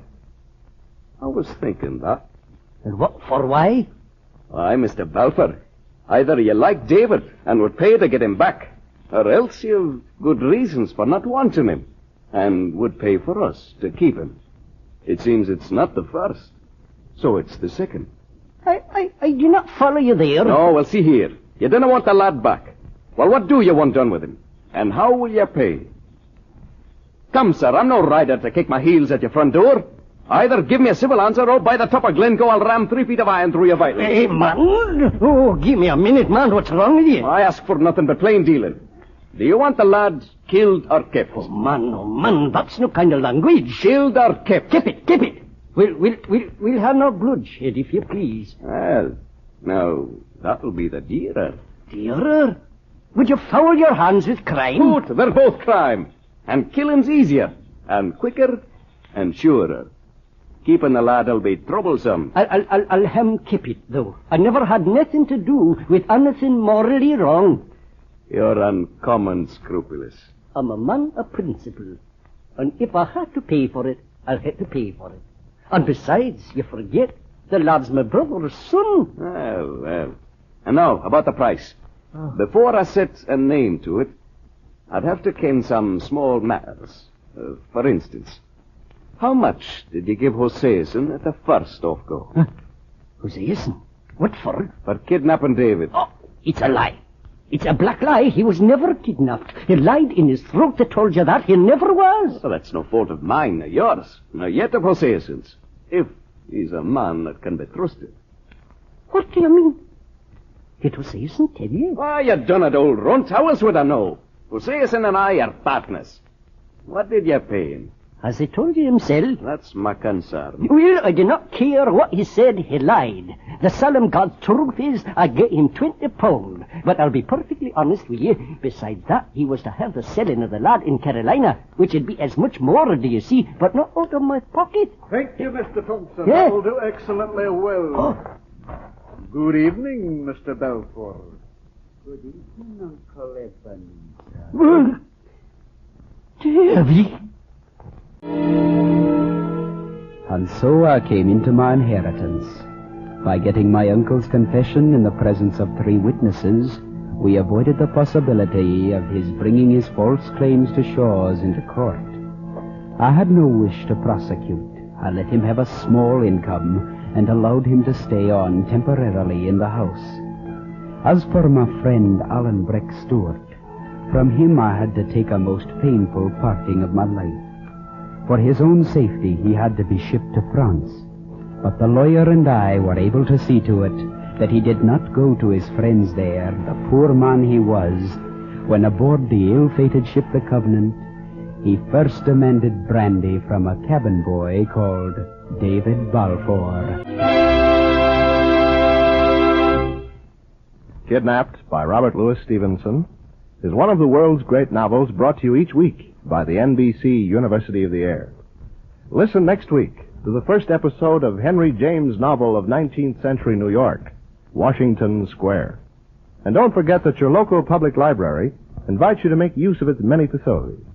To add to your enjoyment of this series, we recommend the Handbook of the World's Great Novels, which you may obtain by sending 25 cents to World's Great Novels, Post Office Box 30, Station J, New York 27, New York. That's Post Office Box 30, Station J, New York 27. Kidnapped was adapted for radio by Clement Fuller. The music was composed by Emil Soderstrom, and the orchestra was directed by Bernard Berquist. The entire production was under the direction of Homer Heck. Bill Fine was featured as David Balfour, and Larry Alexander as Alan Breck. Mr. Rankler was played by Jonathan Howell, Uncle Ebenezer by Sherman Marks, The Lass by Geraldine Kay, The Crofter by Charles Mountain, and The Red Fox by Howard Hall. This is John Conrad, and this program came to you from Chicago, and is a presentation of the National Broadcasting Company and its affiliated independent stations. This is NBC, the National Broadcasting Company. United States Steel, USS, the industrial family that serves the nation, presents the Theater Guild on the Air. Our stars, Judith Anderson and Helen Menken. The play, The Old Maid, by Zoe Akins, from the novel by Edith Wharton. Produced on the air tonight by the Theater Guild, one of America's foremost theatrical producers. Every day, everywhere, you are served by products of steel. In your home, in your business, in your travel. The trademark of United States Steel, USS, on any steel product is your guide to quality steel.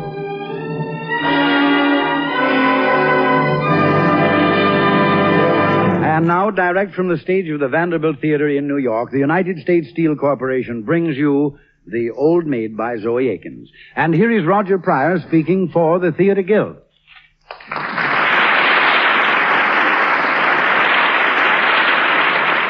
Good evening, everyone. When the curtain had rung down on the first Broadway performance of The Old Maid, Stark Young, the drama critic, wrote, "Nowhere in this town is there so fine an example of two players in combination.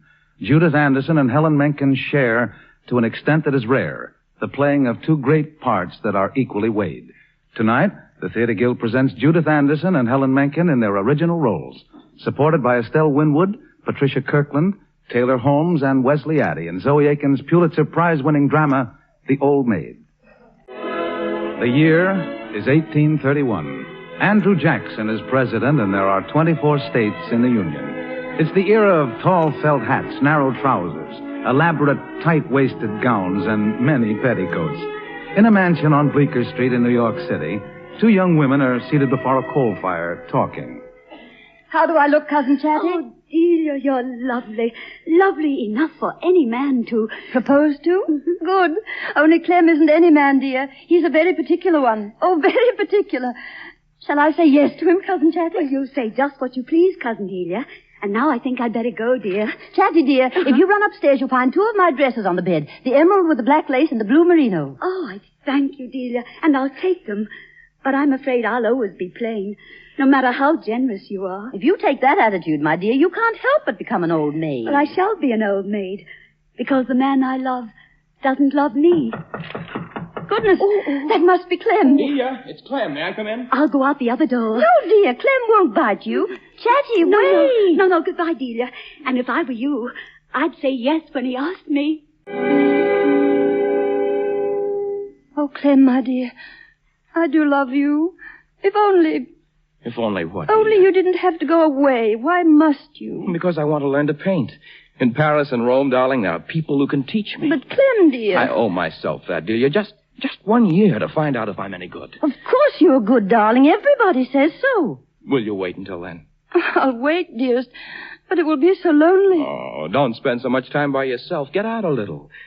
Let your cousin Chatty help you pick out your trousseau, and before you know it, I'll be back, and you'll be Mrs. Clem Spender. Oh, darling, I wish it were tomorrow. No, tonight. It's agreed then, Delia? You will wait until I come back. Oh, yes. Yes. Kiss me, darling.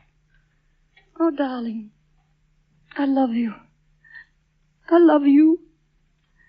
And there'll never be anybody else. Never.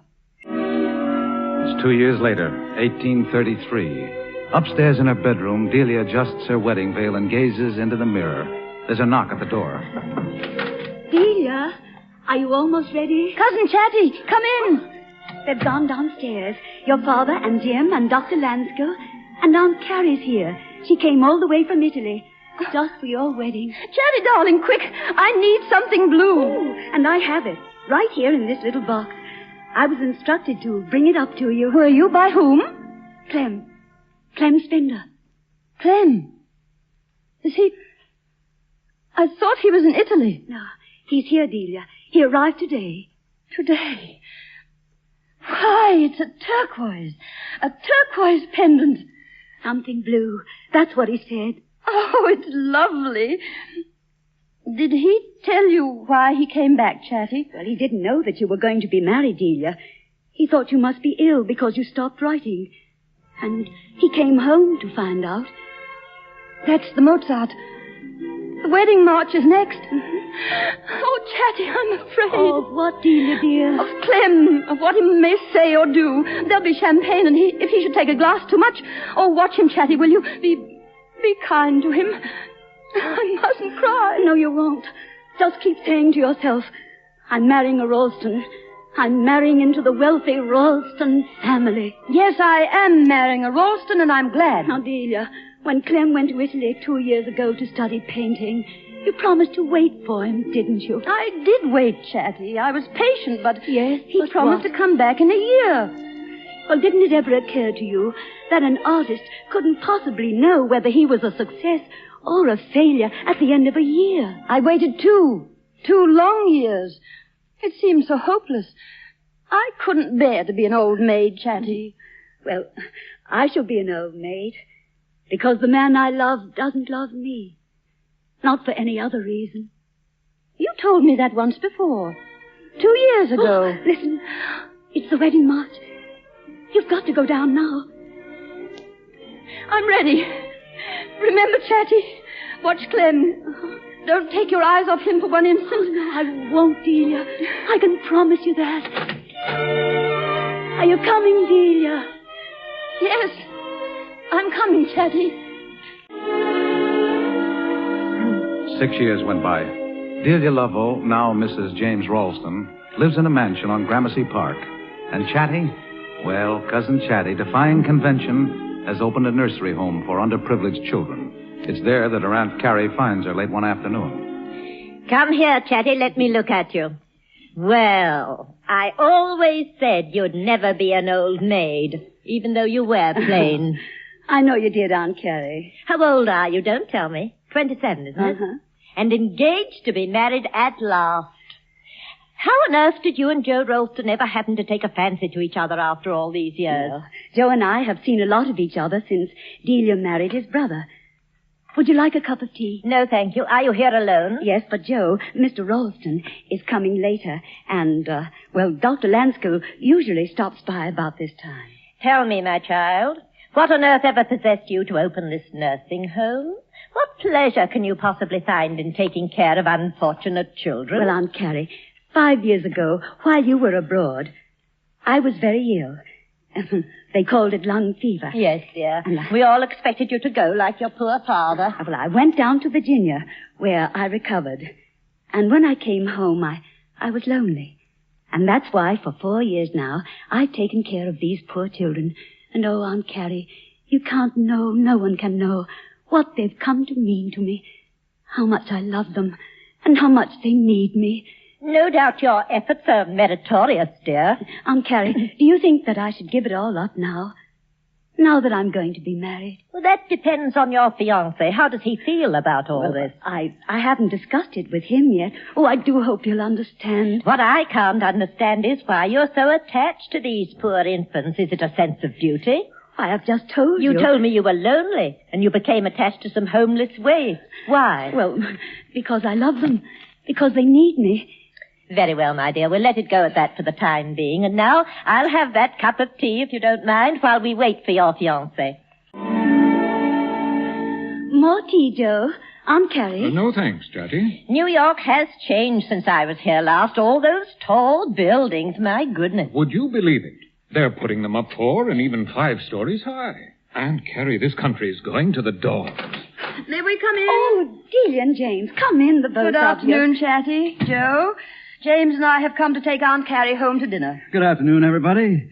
Ready, Aunt Carrie? Well, I'm glad you two finally found a reason for visiting my nursery. You know, Aunt Carrie, that they've never been here before. Well, that doesn't mean that we haven't been interested, No, dear. I'm afraid it does. Tut, don't bicker, children. Naturally, no one's interested in Chatty's waifs except herself.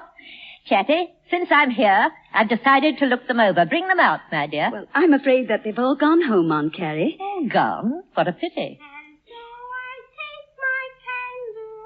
Who's that? Who is that? That's Tina. She always has her supper here because, well, she's a little more delicate than the others. Go fetch her, Chatty. All right, Aunt Carrie. Will you come along with me, Joe? Oh, certainly, Chatty. I'd be delighted. Jim, my dear, we must be nice about this now. We simply must. Oh, be as nice as you please, Delia, but don't let the child come too close. Keep it at a distance. You never can tell what disease a child... Has come in? Oh, it's Dr. Lanscoe. James and Delia and Mrs. Ringo. Well, what are you doing here? What are you doing here, Doctor? Oh, I'm the official physician for Chatty's nursery. Oh, there you are, Chatty. And Joe. And look who's with them. Oh, what a pretty child. Well, this is Tina, everybody. And Tina, this is Aunt Carrie. Well, what do you say to her? I am very pleased to make your acquaintance. Thank you, my dear. What is your name? Tina what? Huh? I said, what is your other name, child? Clementina. That's very pretty, but your other name... No, I'm afraid she doesn't understand. Oh. How old are you, Clementina? 5. But don't you know your parents' name, No. dear? No, she doesn't. Oh. Do you know where you live, dear? Doesn't she know where she lives? Oh, yes, Mrs. Mingott, she knows. She lives in a shanty way uptown. 22nd Street, I believe, with a Negro family. 22nd? You can't mean she isn't $100 baby? Well, is she? I don't understand. I mean, the baby who was left several years ago at the door of one of those disgraceful shanties out on Broadway near 22nd Street with $100 bill pinned to its bib. Oh, you must remember the sensation it made. Why, somebody even wrote to me in Paris. Just a moment, Aunt Carrie. Chatty. Yes, Delia. Is this the $100 baby?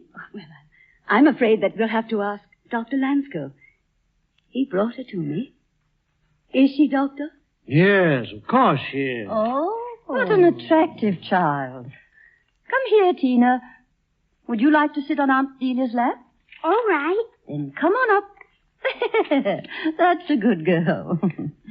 You know, Tina, I'd give anything in the world to have a little girl like you. Don't you have any children at all? No. Not even one? Not even one, dear. Delia, we're going to get home before dark. All right, James, in just a minute. I like you. Tina, darling. Why, that's the first time I've ever seen her put her arms around anybody, Delia. She must like you. Come along, Tina. Come along. Aunt Delia must go home. Why must she? Because we've invited Aunt Carrie to dinner, Go dear. on, say it, and we can't keep her waiting because she's always hungry. Say goodbye to everybody, Tina. Goodbye, Auntie Delia. Goodbye, dear.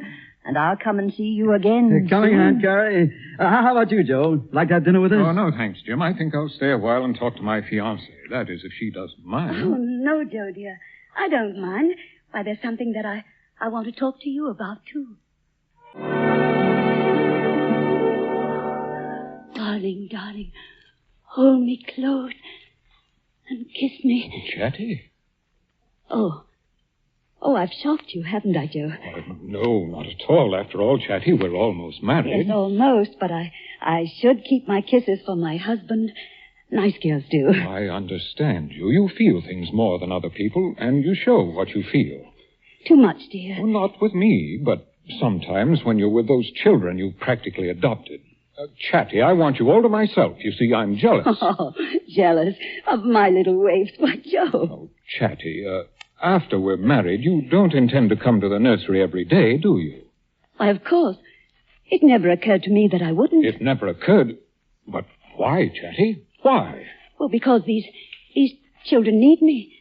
Because it's my duty. Duty? A married woman's first duty is to her husband, her home. Why, Joe, you don't mean that you're expecting me to desert That's them? exactly what I mean. Oh, no, Joe, I can't. I won't. They need me. I need you. But it's not the same thing, Joe. I'd be giving them only a little part of each day. Oh, Joe, don't be a Ralston, scared to death of anything that everybody else doesn't do. Well, I am a Ralston, and proud of it. Oh, Chatty, if we quarrel now, we might never make it up. Yes, I know that. I'm thinking of that. I'm thinking of everything. But, Joe, it's not fair of you to ask me to give up these children. Very well. It's not fair, but I ask it all the same. I'm going now, Chatty. I'll be waiting for you to send for me when you see things my way. Goodbye. Joe! Joe! Oh, my dearest. Miss Chatty, it's dark outside. Can I sleep here with you tonight? Oh, no. No, my darling, I've got to take you home now. Why are you crying? Well, because... Oh, Tina, come here and sit on my lap. Let me hold you close, my darling. Oh, my baby. My own darling baby. Whatever will become of you? Delia. Why, Chatty. Have you finished your dinner? Are you alone? Why, yes, dear. Come in. Delia, Joe and I, we may not be married. Chatty, are you crazy? What is the matter, dear? Have you and Joe quarreled? Have we? I don't know. I don't know. Sit in that chair beside the fire. There, now tell me. Delia, I want you to help me. Help you? But how? Those poor children. Joe wants me to give them up. Well, of course he does, Chatty. Any man would. So that's what Joe came to see Jim about. Chatty, don't you expect to have babies of your own? Now, surely they're entitled to first claim on you. That's just it. How can I give up my own baby? What? What did you say, dear? I said, how can I give up my own baby? Yours. Oh, which of those poor children do you call your own baby, my dear? Call my own baby, my own baby. Your own. Your own? My own little girl. The one who lives in that shanty, the $100 baby. She's my own. Chatty. My poor Chatty. Oh, darling, tell me everything. Oh, what do you want me to tell you? That's all you need to know. Oh, no, wait. I'm afraid to talk here. Jim and Joe might walk in. Come upstairs to my room. No, please. I don't want to talk. You must come along now. That's right. You must tell me everything. Everything. All I want to do is to help you.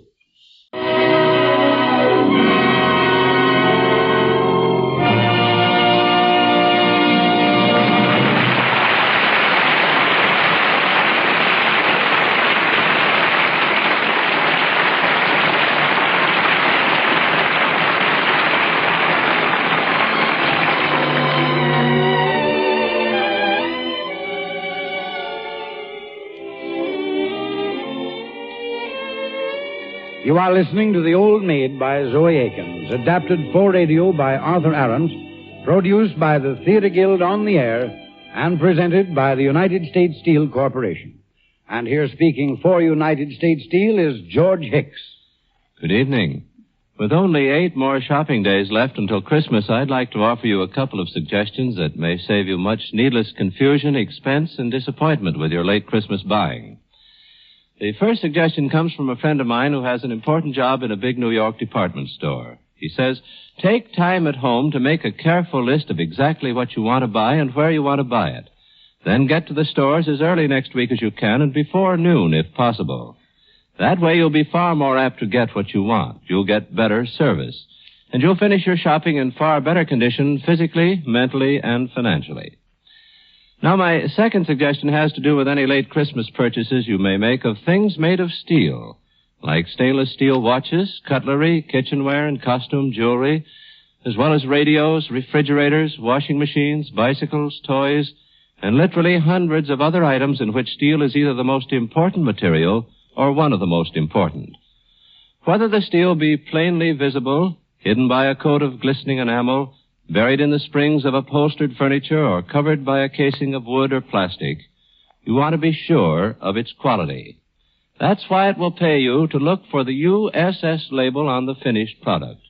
For when you see that symbol, you know the steel is good.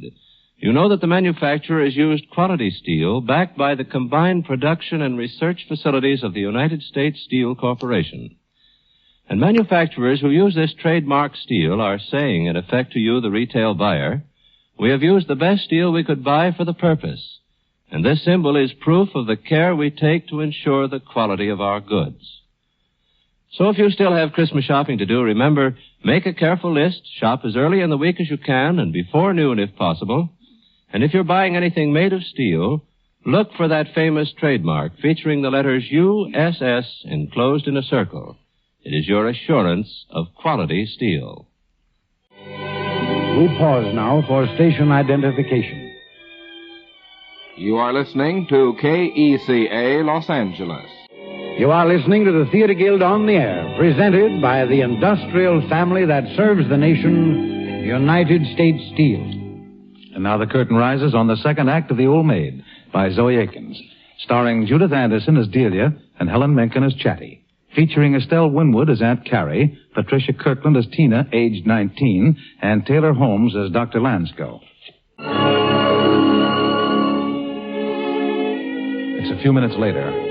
Chatty has just told Delia that little Tina is really her own child. They've gone to an upstairs bedroom to talk things over. Sit down, dear. Just one moment and I'll turn up the wick. No, I'd rather be like this. In the dark. Chatty, was it when you were in the South, after you were ill, was that why you went south? Well, of course. That's why Dr. Lansco sent you. You loved someone. Yes, but that's all over. But it wasn't Joe Ralston you loved. No, not then. But now? Now. Oh, yes, now. That's why I want to marry him. Because I love him. Not because he's a Ralston, Delia. Not even because I thought I'd have money for my baby so that she'd never have to be sent to an institution. I can't give up my baby, can I? Now, we're just sitting here alone in the dark. Now, you can tell me everything. No, I really don't want to tell you everything, Delia. All I want you to do is help me. Have you thought of telling Joe yourself? No, I couldn't. He'd never forgive me. He must never know. No, of course not. Chatty, dear, we're talking as if you didn't have to consider the person who took advantage of you. After all, he's your child's father. No one took advantage of me. We were both lonely and unhappy. Besides, he never thought of marrying me. I knew that even before he went away. He went away? Yes. Knowing? No, I didn't know myself then. Oh, but afterwards. What about afterwards? No, he never knew. He never came back. But, darling, shouldn't he have known after all? Why? He couldn't have helped me. He was in no position to marry anyone. Besides, he didn't love me. He loved someone else. Where did he go? What does it all matter? You wouldn't understand. You won't tell me who it was? No, I never told anybody. How can I help you if you don't trust me? But I've told you all that you need to know. Where did he go, Chatty? Out of the country to Italy? Oh. Then it was to Italy. It was Clem Spender. I told you he loved somebody else. It was because you hadn't waited for him. Stop it. I knew it. I knew you wouldn't forgive that. Oh, but you've got to listen to me now. I've been in love with Clem ever since I was a girl. But he never looked at anybody but you until that time at your wedding when you asked me to look after him. And after that, he began coming to me for sympathy. And I was so sorry for him. I loved him so much. Oh, Chatty, how could you? How could you? When he didn't even pretend to love you. I shouldn't have told you. I knew you wouldn't understand. Hadn't you any pride at all? You needn't be so contemptuous. I've never been sorry, not really sorry. And he's never known about the child? No. Why should he? It's nobody's business but mine. Besides, that's over. It's all over. There's nothing left of anything I ever felt for him. Except my baby. Why did you come to me? What did you expect me to do? I want you to persuade Joe, he is your brother-in-law, that I should be permitted to go to my nursery every day so that I can see my baby and watch over her. And if he won't do that, then maybe you can help me to get out of this marriage as decently as possible without hurting him. Don't you think it's hurting Joe to marry him with such a secret on your conscience? Suppose he finds out. Oh, I've got to risk that. Oh, Delia, I'll make it up to him in other ways for deceiving him. He'll not be sorry he married me, Delia. I don't know what to say. I can't think. You must give me time. There is no time. I must decide now, tonight. Well, whatever happens, that child mustn't live where it does now. And she shan't, I promise you that. Oh, you promise that? You do promise that? Yes. But I must manage it in my own way. I'm going down to talk to Joe and Jim now. Will you wait here, or shall I send for a coach to take you home? No, I'll wait. I couldn't go home without knowing. I couldn't. Oh, there you are, dearie. We've been looking for you. What? Darling, you look pale. Sit down, dear. Delia, Joe has something on his mind that I've advised him to consult you about. I think I know what it is. Chatty's been here. Then she's told you? What shall I do, Delia? Chatty's very interested in those children, Joe. Surely you must have noticed how fond she is of that little girl, Tina, that we saw today. Yes, I understand that, but why shouldn't she go on being interested in them, fond of them even, without seeing them every day? And there's another reason I'm against it. Her health. Her health? Oh. Delia, Chatty's father died of the lung fever. Chatty had that same condition. She cannot go on taking unnecessary risks by exposing herself to those youngsters. Joe, if Chatty chooses these miserable children instead of you, I don't see what you can do but... Well, if she chooses them, it's because she thinks she's doing what's right. And in that case, I guess I'll have to be the one to give in. You mean you've really decided that Chatty is to do exactly what she likes in this matter? Exactly as she likes. I love her enough to put up with... Oh, where is she? I'm going to tell her now. No, it's no use. What? It's no use, I tell you. Chatty can't marry you. She can't marry anyone now. I don't understand you, Delia. Chatty's ill again. She coughed blood in this room a minute ago. What? Do you know what that means? She can't marry anyone, I tell you. What? Why wasn't I told at once? Well, because such things aren't easy to tell. Joe, Delia's right. If poor Chatty's ill again, marriage isn't to be thought of. But I can't give her up. I can't. Where is she? I must see her. No, you must let me see her first. I've got to tell her I've told you. Oh, this is hard for her, too, you know. Go home now, Joe. And since you've asked for my advice, here it is. Put all thoughts of marrying Chatty out of your mind for good.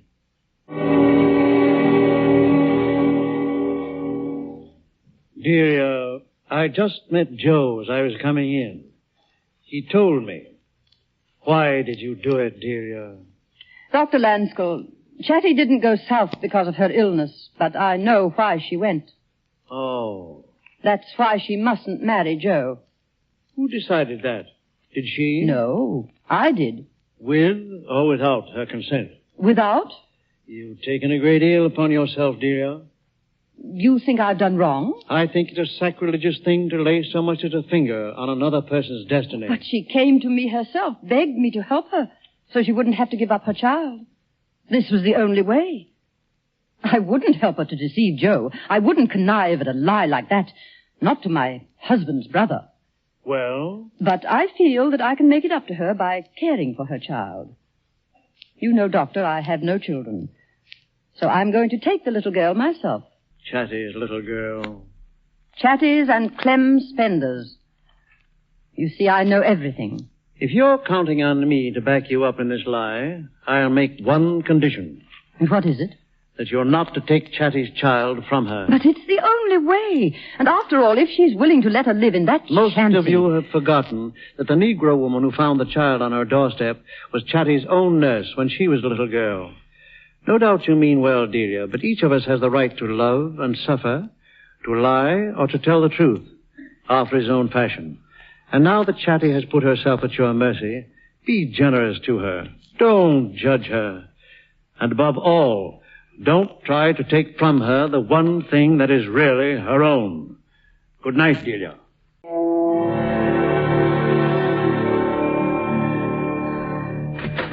Chatty? Yes, Delia. Come in. And tell me quickly. Chatty, you can't marry Joe, can you, and keep little Tina? No, not keep her with me, no. But are you telling me that I must give her up? No. Only that you must not marry Joe. What? I promised to help you, didn't I? Well, I've done the best I could. You and Tina shall be together always. Yes, but Joe, you didn't tell him. I couldn't bear that. What did you tell him? That you were coughing blood again. Oh, Delia, how could you? I had to tell him something. If you're to keep your child, Chatty, the engagement has to be broken. So you frightened him away. I see. He's dreadfully unhappy, of course, but he accepts your decision. My decision? Well, mine, then. Yes, but if I don't accept your decision, if I tell him the truth, and he should forgive me everything. If there'd been any hope of that, would you have come to me? Chatty, what you want most is to have your little girl with you, to take care of her yourself, isn't it? Yes, but I... Well, then, you can both be together always, here in my house, with me. That's the only solution I can think of. I can do no more. And if you're not satisfied, I must wash my hands of both of you. You said together always. Tina and I. Yes, I said you should have Tina with you always. Here in this house. Here in this house. With you. With me. Oh. Don't cry, Chatty. Don't cry.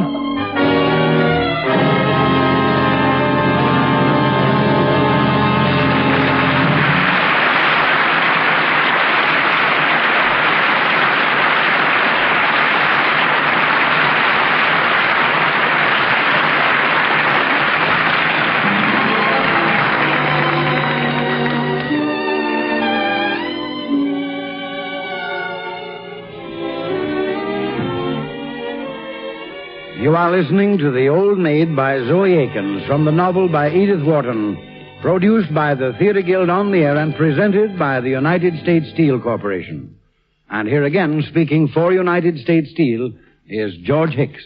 Tonight, open hearth furnaces are again glowing steadily all over America. The steel mills are once more hard at work making the metal that our country needs in enormous quantities. And that hard work is accomplishing a great deal. During the past year, in the months when labor difficulties did not interfere with production, the steel industry set new peacetime records in producing that metal. This means a great deal to you, because steel helps to make almost everything you use and helps you in almost everything you do. Record-breaking steel production means that before many months have passed, you will again be getting the things you want and need. Right now, there's still not enough steel for everyone. Wartime conditions caused an overwhelming demand. But the production records of the American steel industry mean that the demand will be satisfied, and every steel man hopes that will be done before long. Naturally, the United States Steel family is working hard to supply its share. It's doing its best to speed the day when there will be no more shortages of steel and steel products. United States Steel is glad to be working hard because every member of the U.S. Steel family, worker, and stockholder knows that he's a part of the basic industry on which all American industries are built.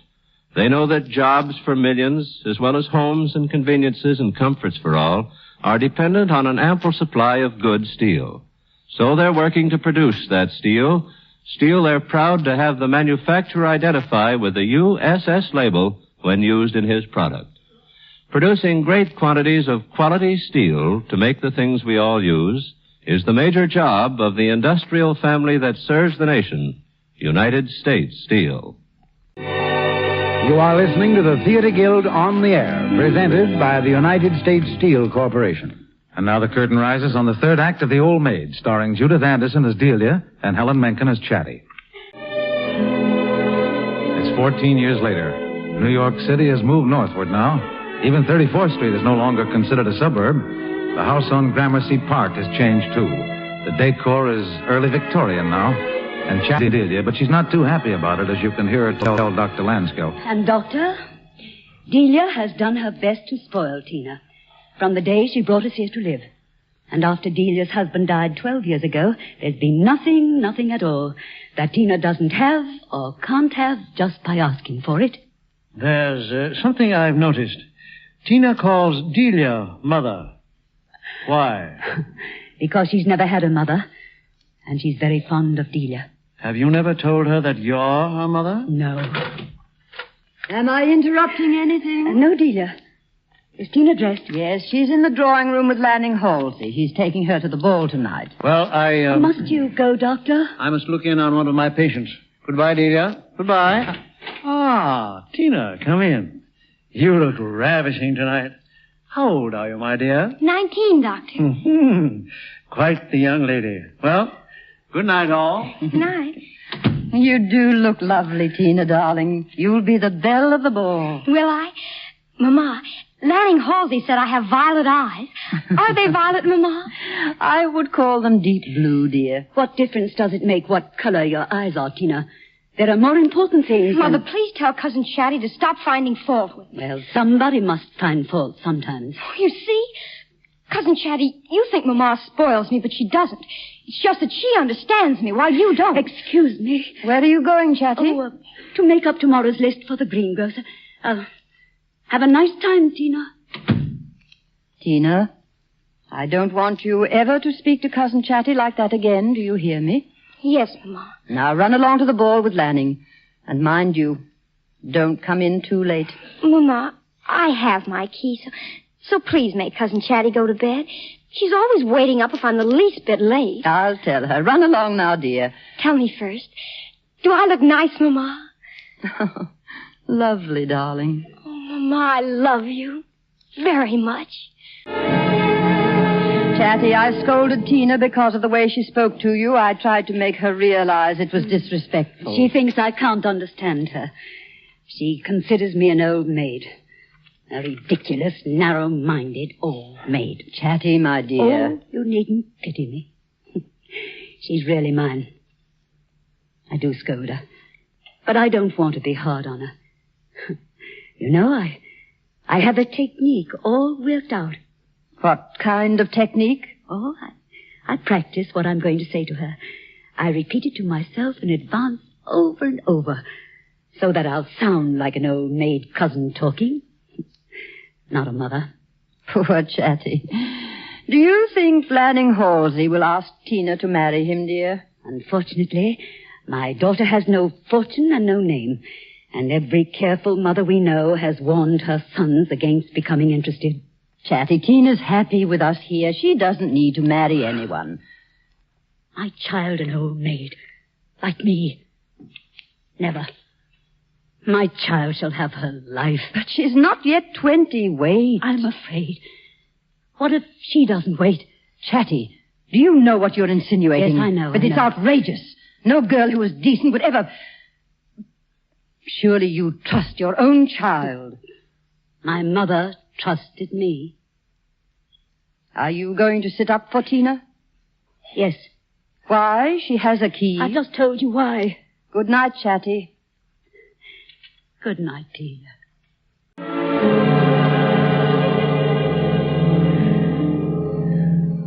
What, Tina? What's that you said, my darling? Oh, no. No, that's wrong. It must be less like a mother and more like an old maid. I must get it right. What's that you said, Tina? You walked home with Lanning? Do you know how late it is? I sat up because I couldn't for the life of me remember if you had taken your latchkey. Tina, how many times must you have to be told? Oh, I guess that's better. That's more like an old maid. Good night, Lanning, and thank you for a lovely time. Must I go? No one's about. Let's just sit here in the foyer. All right, for just a minute. This is very wicked of us, Lanning. Is it? Why? You're going away to Europe? Darling, when I come back, things will be different. What sort of things, Lanning? With us, darling. What's the matter? I thought I heard somebody in the drawing room. Who'd be up at this hour? Did you really have a good time tonight, Tina? Oh, I loved it. The snow and the moonlight and the icy trees in the square. And being with you at last. All alone. Oh, Tina, darling. Oh, my dearest. Oh. Darling, that was my first kiss. And I shall never kiss anyone but you. Ever. What's that? There is someone in the drawing room. Cousin Chatty, it must be.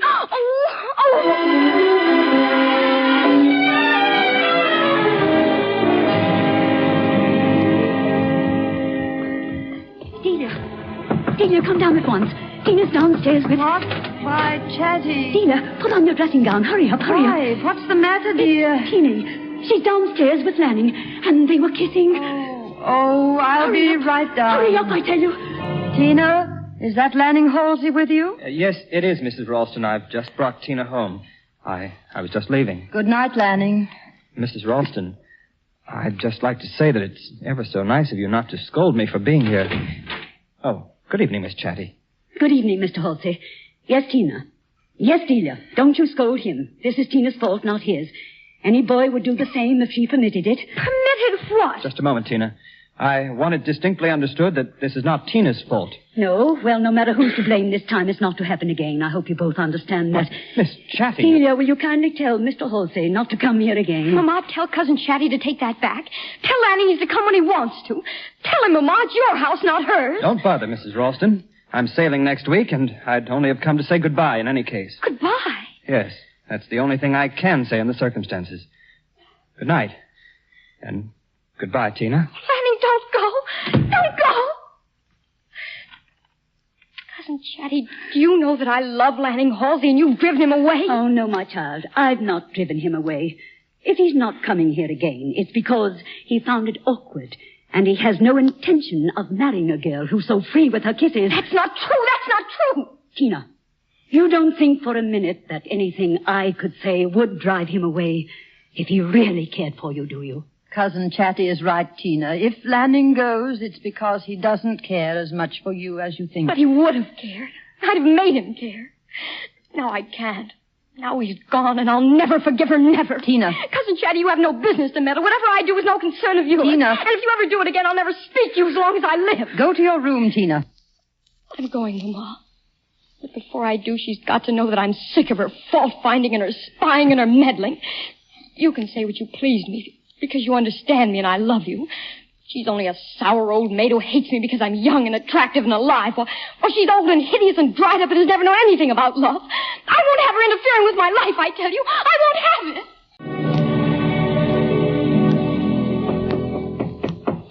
Come. What is it, Chatty? Delia, I've been thinking about what happened tonight. Tina and I must leave this house. Leave this house? You'd take Tina away from me now. I'm not ungrateful for what you've done. Oh, don't let's speak of gratitude. What does it matter whether you're grateful or not? It's Tina I'm thinking of. Of course it's Tina you're thinking of. Tina, and Tina's father, Clem Spender. You're insane, Chatty. I hadn't thought of Clem Spender for years. But you have. You've thought of him in thinking of Tina. Everything you've done for me was for him. A woman never stops thinking of the man she loves. There are so many things to remind her. A sunset, an old song, that turquoise pendant that you're still wearing. I know. I thought of him, too, tonight, when I saw Tina and Lanning downstairs. I suppose you found her in his arms. I was afraid to come in. That's why I called you. I was afraid to see Clem and me in each other's arms. Hush, you mustn't say these things. You mustn't think them. You can't forgive me because Clem Spender came to me after you jilted him. That's why you like keeping me at your mercy and taking his child from me. His child, who calls you mother. And suppose that's all true. Suppose I couldn't leave Clem Spender's child to the mercy of chance. She's yours, too. And to take her away now from the life you've made, such a sacrifice to give her would be too cruel to her. Even more cruel to her than to me. My mind's made up, Delia. I know what's best for my own child. I thank you for doing all that you could for her, but my mind... I haven't done all I could. But I'm going to now, if you'll let me. Chatty, I'd like to adopt Tina legally. Oh, adopt Tina. Why, what difference would that make? Can't you see what a difference it would make if I give her my name? The Ralston name and my money. I tell you, Lanning won't ever marry her. He doesn't love her. Oh, she can make him love her. And if she has money of her own and my name, the Halseys won't find her such a bad match for their son. Give her this chance, Chatty. What mother wouldn't? And if Lanning takes her away from us both, in time it won't be like really giving her up. Couldn't we just go on loving her together? Mama? Yes, Tina, my darling, what is it? I didn't call you. I called Mama. Oh. Answer her. Yes, dear? I can't sleep, Mama. Won't you come up and sit by my bed? Go on up to her, Delia. It's the following June. The house on Gramercy Park is again in a festive mood, for tomorrow, in the Flower Bank drawing room downstairs, Tina, now Clementina Ralston, becomes Mrs. Lanning Halsey. It's awfully good of you, Aunt Carrie, to come back for Tina's wedding. I know. I'm not as young as I used to be. Thank goodness the next one won't be for at least 20 years. I hope to be dead by then. Well, Chatty, have you decided to sit down for a minute? You must be tired, dear. Please sit down. No. I'm all right. I guess everything's done that can be done tonight. Let me see. Are 200 plates of ice cream about enough? And oh, my goodness. I forgot all about the doilies. Excuse me. I'll be right back. Do you know what? I do believe poor Chatty is really happy. You'd think it was her own daughter getting married. Well, good night, my dear. There you are, Mama. I've been looking for you. Oh, good evening, Aunt Carrie. I'm your great aunt, my dear. Please show me the proper respect. And now I really must get to bed. Good night. Did you want to tell me something, darling? Only that I'm going up to bed, and will you come up and say good night to me? Please? Of course. Promise? I promise. Thank you. Thank you for everything. Ah, nonsense, darling. Oh, I know, Mama. I know what I owe you. More than Well, now, the doilies, we're upstairs. Come in, Cousin Chatty. I was just telling dearest Mama how much I owe her, that I'll never be able to repay. Oh, go on. I don't want to interrupt anything. Go on, I say. Well, it's just that I used to wonder who I really was. But I don't care now. Mama, dear, I'd rather have you for my mother than anyone in the world. Thank you, dear. But you mustn't forget your cousin Chatty. She's been just as interested in you as I have. And she loves you just as much as I do. Go to bed now, dear. You won't forget your promise. I won't forget. Then good night. What promise? What promise did you make, Delia? I promised her before she goes to sleep that I would... Yes, that you would. Well, you agree, don't you, that a word ought to be said to the child before her marriage as to her new duties and responsibilities? Of course. I understand. But please understand me too, Delia. If I ask you not to. Chatty, you surely feel that on the night before her wedding, a girl ought to have her mother's counsel. Well, naturally.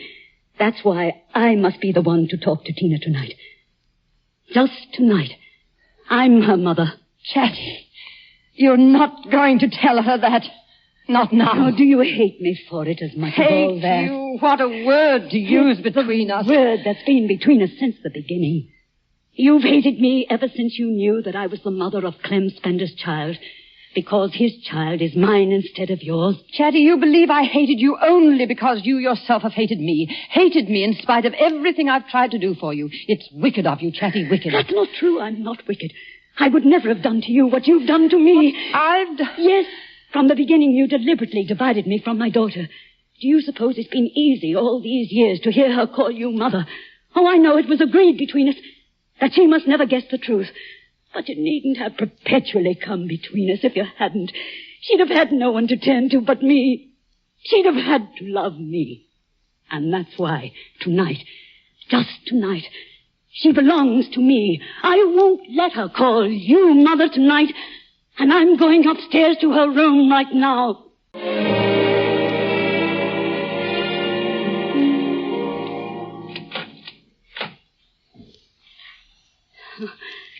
Delia, are you asleep? No, you can come in, Chatty. I've been lying awake thinking all the old thoughts. Clem and you and me. Well, Tina's not asleep yet either. There's a light under her door. What did she say when you told her? I didn't go in. What? No. She's still waiting for you. But I couldn't, after all. Tell her, I mean. If she's never really belonged to me, perhaps it's because her father never really belonged to me either. Both were yours. But you might have gone in and said good night to her, dear. Yes, I thought of that. But it's no use. You're the mother she wants, Delia. Go to her. It's not your fault, nor mine. Come with me, Chatty. No. It would be better. Mama! Good night, dear. I suddenly am very sleepy. Mama, was Cousin Chatty crying just now? She looks so strange. Tina, dear, do you want to do something that will make me very happy? Anything. Then go after your cousin Chatty.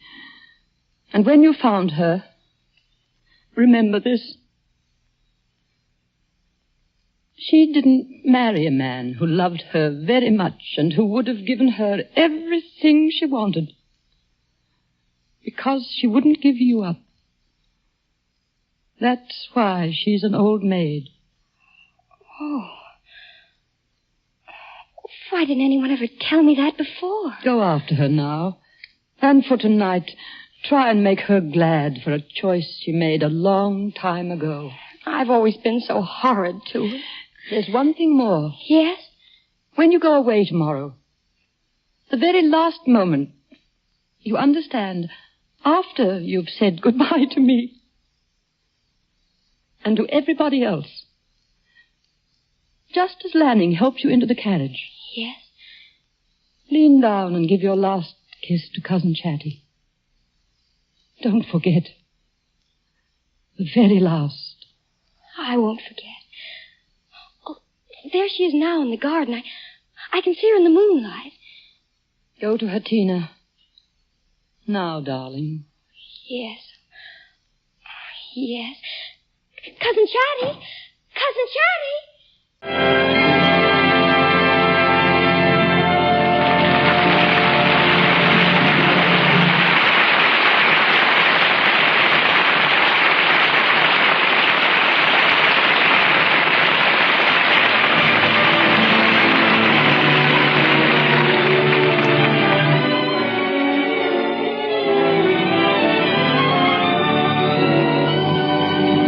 The curtain has fallen on the Theatre Guild on-the-air production of The Old Maid by Zoe Akins, from the novel by Edith Wharton, sponsored by the United States Steel Corporation. Judith Anderson was starred as Delia, and Helen Menken as Chatty. Aunt Carrie was played by Estelle Winwood, Tina, aged 19, by Patricia Kirkland, Dr. Lanskull by Taylor Holmes, Joe Ralston by Wesley Addy, Lanning Halsley by Jack Manning, Jim Ralston by Chet Stratton, Tina, aged 5, was played by Jimsy Summers, and Clem Spender by Lamont Johnson.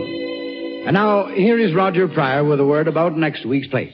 Next week, ladies and gentlemen, the Theatre Guild brings you a rollicking regional comedy, Papa Is All. Set in the colorful Pennsylvania Dutch community of Lancaster County, starring Oscar Homolka and Aline McMahon, and featuring Peggy Conklin and Elliot Reed. Be sure to be with us next week when we discover what happens to Papa when Papa is all.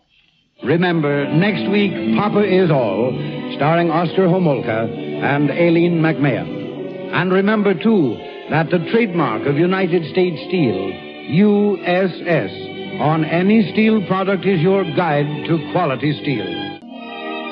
The Theatre Guild on the Air is under the supervision of Teresa Halburn and Lawrence Langner, with Homer Fickett, director, Carol Irwin, production executive, and Armina Marshall, executive director of the radio department.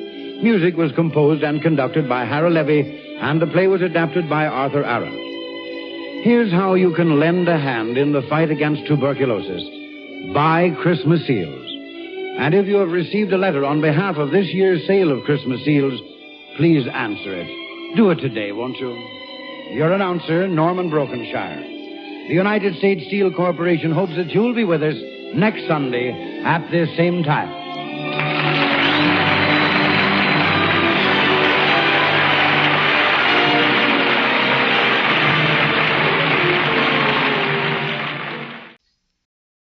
I hope the old-time radio shows in this collection are providing a relaxing backdrop to your dreams.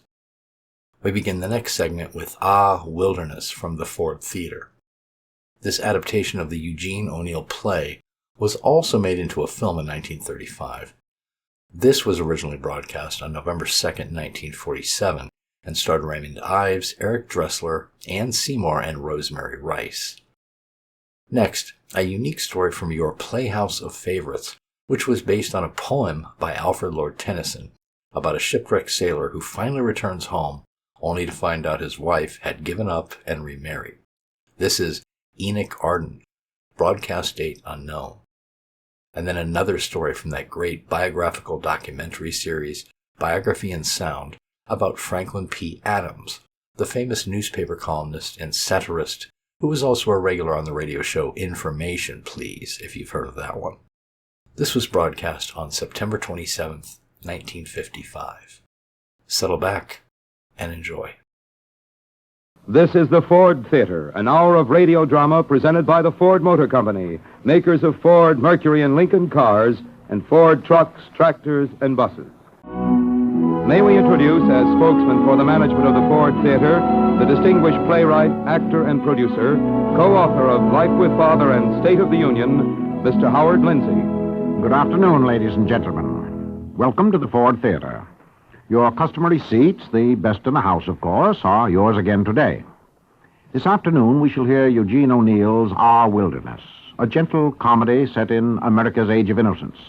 the incredibly remote years before the First World War, when most of us were young and some of us were gay. The year of the play, to be exact, is 1906, when Teddy Roosevelt was in the White House, when automobiles were horseless carriages, and the Gibson Girl was the final word in glamour and grace. Where your radio cabinet now stands, it's possible to imagine a brass-rimmed family gramophone playing those cylinder-shaped Edison records. These, then, are the good old days, and this is the Ford Theater version of Our Wilderness. Back here in 1906, we want you to meet Richard Miller, aged 16, a promising young man, but at this period somewhat mixed up in his mind about life and love and all that. Richard lives in a small New England town, which might very well be a small town anywhere. We meet Richard on an auspicious occasion. It's the glorious morning of the glorious 4th of July, 1906, and the hour is just past sunrise. Everyone of sense is still in bed, naturally. But not Richard, naturally. You see, don't you, Muriel, that this is a very grave moment? It's a very grave moment in our lives. Oh, yes, Dick. As a matter of fact, you could almost call it an awful moment. Awful? Richard Miller, after I sneak out of the house at the crack of dawn just to meet you here on the beach so I'm using awful in the Elizabethan sense, Muriel, as Shelley would have used it, meaning full of awe. Oh, I hope my father isn't up yet. If he finds out I sneaked out to the beach before breakfast... Your father is insignificant, Muriel, in the scheme of things. Oh, excuse me. You do agree, don't you, Muriel, that it's important for two people who are going to be married when one gets out of Yale to see the sunrise together? Oh, of course I do, Dick. Only... Only what? Well, couldn't we find a nice flat rock to sit on? Do we have to sit on such a pointy one? It's more significant to see the sunrise from a wild shoal. Oh, I see. What are you thinking of right now, Muriel? Oh, I was wondering what my mother was going to make for breakfast. I didn't have time to eat before I met you. Breakfast? At this highly historic moment in our lives, Don't you care anything at all about life, Muriel? You know I do, Richard. Only I'm hungry. Oh. And if my father finds out I sneaked out to meet you... The brave man has to give his life away. Give it like a royal heart. Let the price be nothing. What's that, Dick? Another poem? That's from Carlyle's French Revolution. You're terribly wild and free, aren't you, Dick? Oh, not so much. Well, I guess we better start for home before your folks begin worrying about you. What about your folks? My folks? My folks are too sophisticated to worry about practically a college man.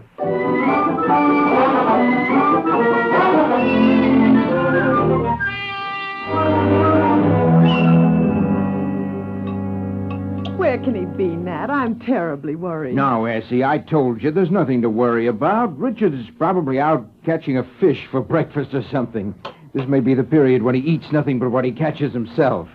You should know your own son by this time. But going off without his breakfast, he's a growing boy. Uncle Sid didn't come down to breakfast either, Ma. Is Uncle Sid? Uncle Sid didn't come down to breakfast because he had a hangover. Arthur? Yes, Mother. And Mildred, finish your milk. Oh, I'm full, Ma. Can I go out now? I want to set off my firecracker. It's too early in the morning. Oh, let her go, Essie.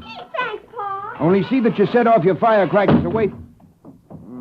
I don't know which is worse, Mildred banging doors or Richard trying to live like some character from Dostoevsky. That reminds me, Nat. I've been meaning to speak to you about those awful books Richard's been reading. Oh, not today, Essie. Not on the 4th. Well, you'll have to give him a good talking to, and today's as good a day as any. I'll go get them right now. I found out where he hid them, on the shelf in his wardrobe. Pass the cream, will you, Arthur? Sure, Dad. Thank you. While we're on the subject, Dad... Now, Arthur, you're not going to tell me something fresh and horrible about Richard. I couldn't stand it. Well, it's pretty darn disgusting the way Richard's been mooning around that Macumber girl. Now, when I was his age... Well, don't tax your memory, Arthur. Well, it's pretty darned embarrassing, I tell you, for a man to come home on his summer vacation from Yale and see his own kid brother... Why, Pa, he's making a darn fool of himself. Do you know what he's doing now? He's reading poetry to that girl in broad daylight. I can see how that would upset you. Well, it's pretty darn disgusting. Don't tell me who you're talking about. I know. Oh, good morning, Uncle Sid. Morning, Boola Boola.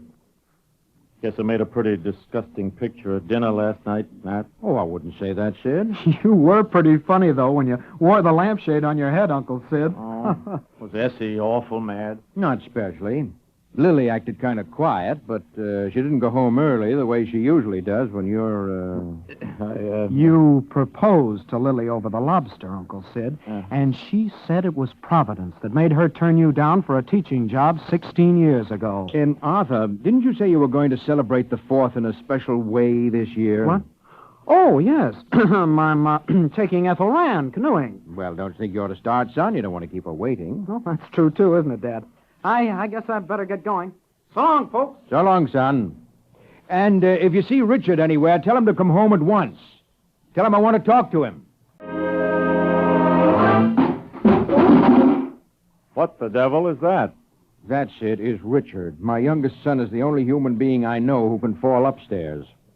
Richard! Yes, Father? Come in here.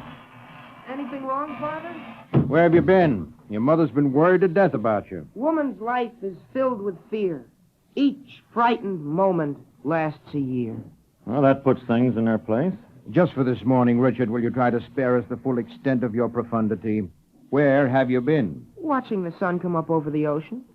Alone? With Muriel Macumber. I was reading to her out of Carlyle's French Revolution.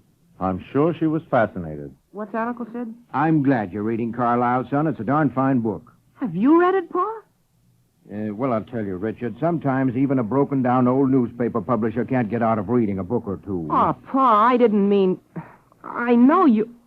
Say, isn't it a great book? That part about Mirabeau and Marat and Robespierre. Never you mind about Robespierre, young man. Where have you been? Oh, no place, Ma. He had to clock the sun in this morning, Essie. You, Sid, can be ashamed, too. Well, Promising to take Lily to the bonfire last night, then coming home, or... You may be my own brother, Sid, but I tell you that's no way to treat your fiancée, even if you have been engaged for 16 years. I didn't mean to do it, Essie. I just stopped off for... I know what you stopped off for. Now, I think you'd want to make up to her. Something awful. What to do, Essie? I'm going to. Well, she's waiting on the back porch for you. Go ask her to come on an automobile ride. Tell her Nat's going to drive to the lighthouse. Oh, Essie, Sid and I are going to the Sachem Club picnic. The Sachem Club picnic isn't until later. Go on now, Sid Davis. Well... My own brother acting that way with his own fiancée. Well, sure, Essie. I was going to ask her anyhow. Gosh, you didn't think I wasn't going to ask her, did you? How that woman has put up with him for all these years. Now, young man, where are those books? What books, Ma? You know very well what books. They were on the shelf in your wardrobe. Now you've gone and hid them somewhere else. You go right up and bring them to your father. Oh, but I... Oh, he doesn't really have to go and get them now, does he, Essie? We can look at them some other time. And besides, he has a right to keep his library to himself. Nat? Well, that is, if they're not too, What books are they, Richard? Oh, Pa. I'll tell you what books they are if he won't. There are 2 books there by that Oscar Wilde. The one there was all that hullabaloo about. Don't remember what. There's some kind of ballad there about a fellow runs around killing his best friend. The Ballad of Red and Gold. One of the greatest poems ever written. Fine reading for a young boy. There were 2 books there, Nat, by that Bernard Shaw. And a book of poems by that Swinburne. Poems and ballads by Swinburne, Ma. The greatest poet since Shelley. Wait, he tells the truth about real love. Love? Well, all I can say is if he wasn't flung in jail, a mistake's been made in justice. The things he says, Nat. But there was another one. Something called the Ruby... what is it, Richard? The Ruby out of Omar Khayyam. That's the best of all. I've read that, Essie. Why, Nat? Matter of fact, there's some fine things in it, seems to me. True things. Well, Nat, I don't see how you... Gee, it's wonderful, isn't it, Pa? A book of verses underneath the bough. A jug of wine, a loaf of bread, and thou beside me singing in the wilderness. Did you have your breakfast, Richard? Oh, Ma, for Pete's sake, is that all you can think about? Food? When a man's concerned with matters of the soul, Essie... All I asked was if he had his breakfast. Who cares about food? Well, I had a slice of ham, a couple of eggs, a bowl of cornflakes, a banana, and a sardine sandwich, but who cares about food? Food means nothing to me. Nothing at all. You want the wrench, Pa? Not yet, Dick. I've got to raise the auto first. Give me the jack handle, will you? Oh, here you are, Pa. You almost ready, Nat? Bessie wants to know. What'd she say? It's Lily. She wants to know if you're almost ready, Ma's asking. Any minute, tell her. Any minute, Lily. How many miles is it to the lighthouse, Pa, about? About 20 each way. I'll take the wrench now. Here, Pa. Boy, you sure have to be careful on a long trip like that. You sure don't want any tires blowing out, do you, Pa? Oh, Mildred and her firecrackers. Richard, you run, tell her to take 'em out back. All right, Pa. Tell her to... Say, who's that coming up the walk? It's Mr. McCumber, Pa. Well, now, what do you suppose he'd want at this time of day? It's to complain about something, that I know, but what? I'd better go tell Mildred, Pa. Well, Dave McCumber, what good wind blows you around this glorious Fourth? I regret to say, Nat, that it's something disagreeable. Disgraceful would be nearer the truth, and it concerns your son, Richard. Oh, come now, Dave. I'm sure Richard hasn't... He has, and I have proof of everything in his own handwriting. Well, now, hold on a minute. Proof of what? Just what is it you're charging him with? With being dissolute and blasphemous, and with deliberately attempting to corrupt the morals of my daughter Muriel. Then I'm afraid I'll have to call you a liar, Dave. I thought you'd get around to that, so I brought the proofs with me. I've got them right here in my wallet. My wife found them in Muriel's handkerchief drawer. You'll see, they're all in his handwriting. Well, what's in his handwriting? What are you talking about? Muriel's confessed to me that he wrote them. You read them and then say I'm a liar. Here, read it. What the devil? Evidently, you've been too busy to take the right care of Richard's upbringing, or what he's allowed to read. Look there. My life is bitter with thy love. Thine eyes blind me, thy tresses burn me, thy sharp sighs divide my flesh and spirit. Why, you darn old fool. What, Can't you see that Richard's only trying to show what a young hellion he is? Why, at heart, Richard is just as innocent and as big a kid as your Muriel. Oh. This stuff doesn't mean anything to me. And if you believe it could corrupt Muriel, then you must believe she's easily corrupted. Now you're insulting my daughter. I'm not insulting her. I'm giving her credit for ordinary good sense. I knew you'd prove obstinate, Nat. But I never dreamed you'd have the impudence to claim that your son was innocent of all wrongdoing after reading those papers. No, well, just what did you dream I'd do? Take and give that boy a hiding he'd remember to the last day of his life. I've had enough of this, Dave. Now, you needn't lose your temper. I'm only demanding you do your duty by yours as I've done by mine. I'm punishing Muriel, and yet she's blameless compared to that... I said I've had enough, Dave. You needn't lay hands on me. I'm going. But don't think you're not going to regret this. I'm taking the advertisement for my store out of your paper. You can take your advertisement. And I'll tell you what else I'm doing. I'm going to see to it that my Muriel never sees your son again. And that's just fine with me, because I'll tell you what I'm doing. I'm going to see to it that Richard never sees Muriel again. Richard? Richard!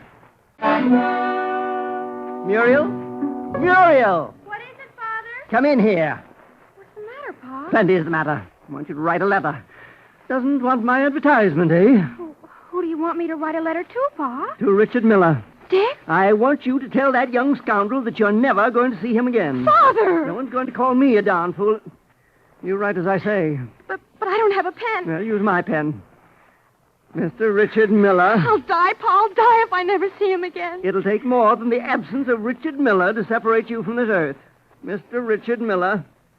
Dear Dick. Mr. Richard Miller. Mr. Richard Miller. Here I am, Pa. I thought I told you, young man, to come back as soon as McCumber left.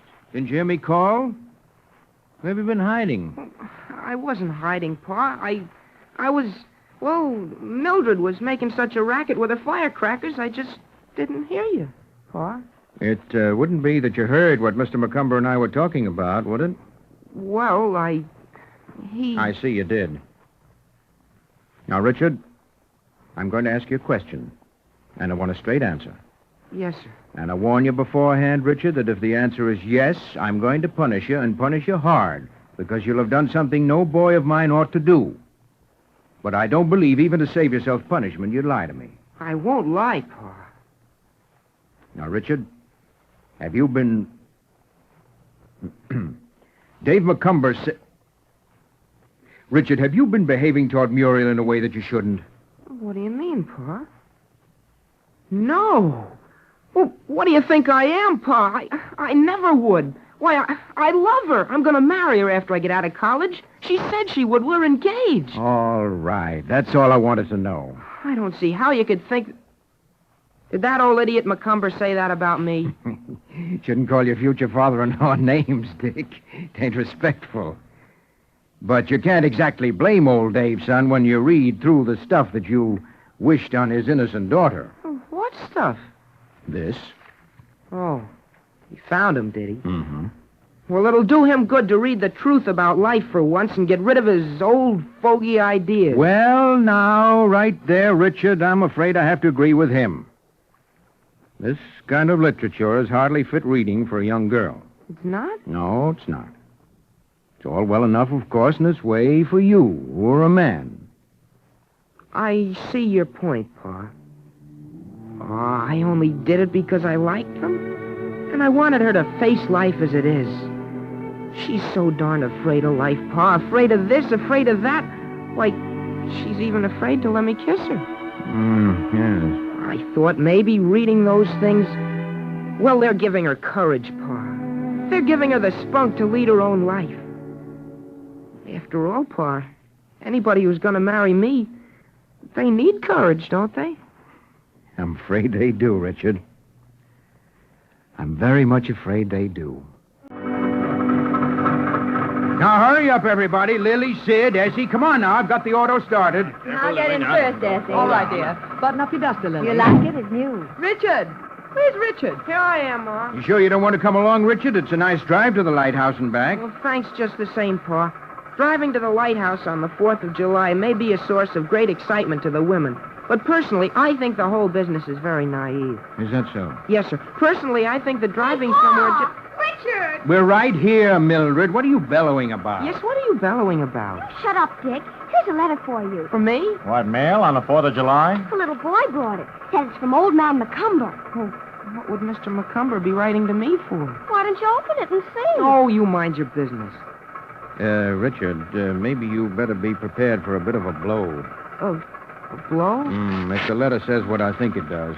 But never mind, son. There are a lot of other fish in the sea.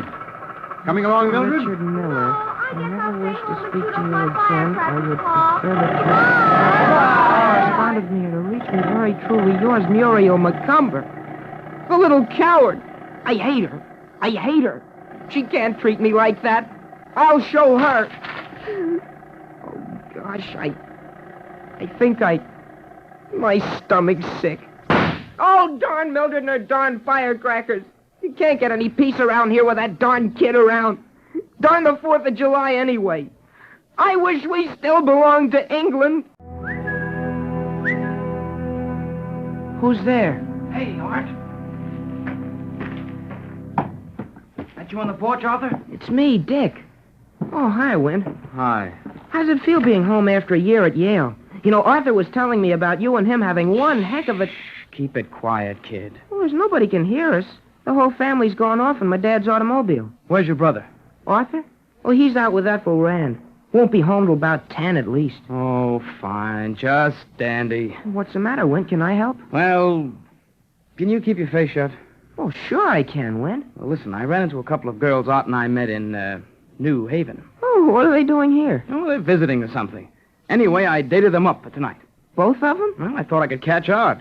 Now I'll have to pass them up. I'm nearly broke, and I can't afford to blow them both to drinks. Well, I've got $11 saved up, Wint. I could loan you some. Say, you're a good sport. No, nix, kid. I don't want to borrow your money. Hey, have you got anything on for tonight? Whoa. No. Want to come along with me?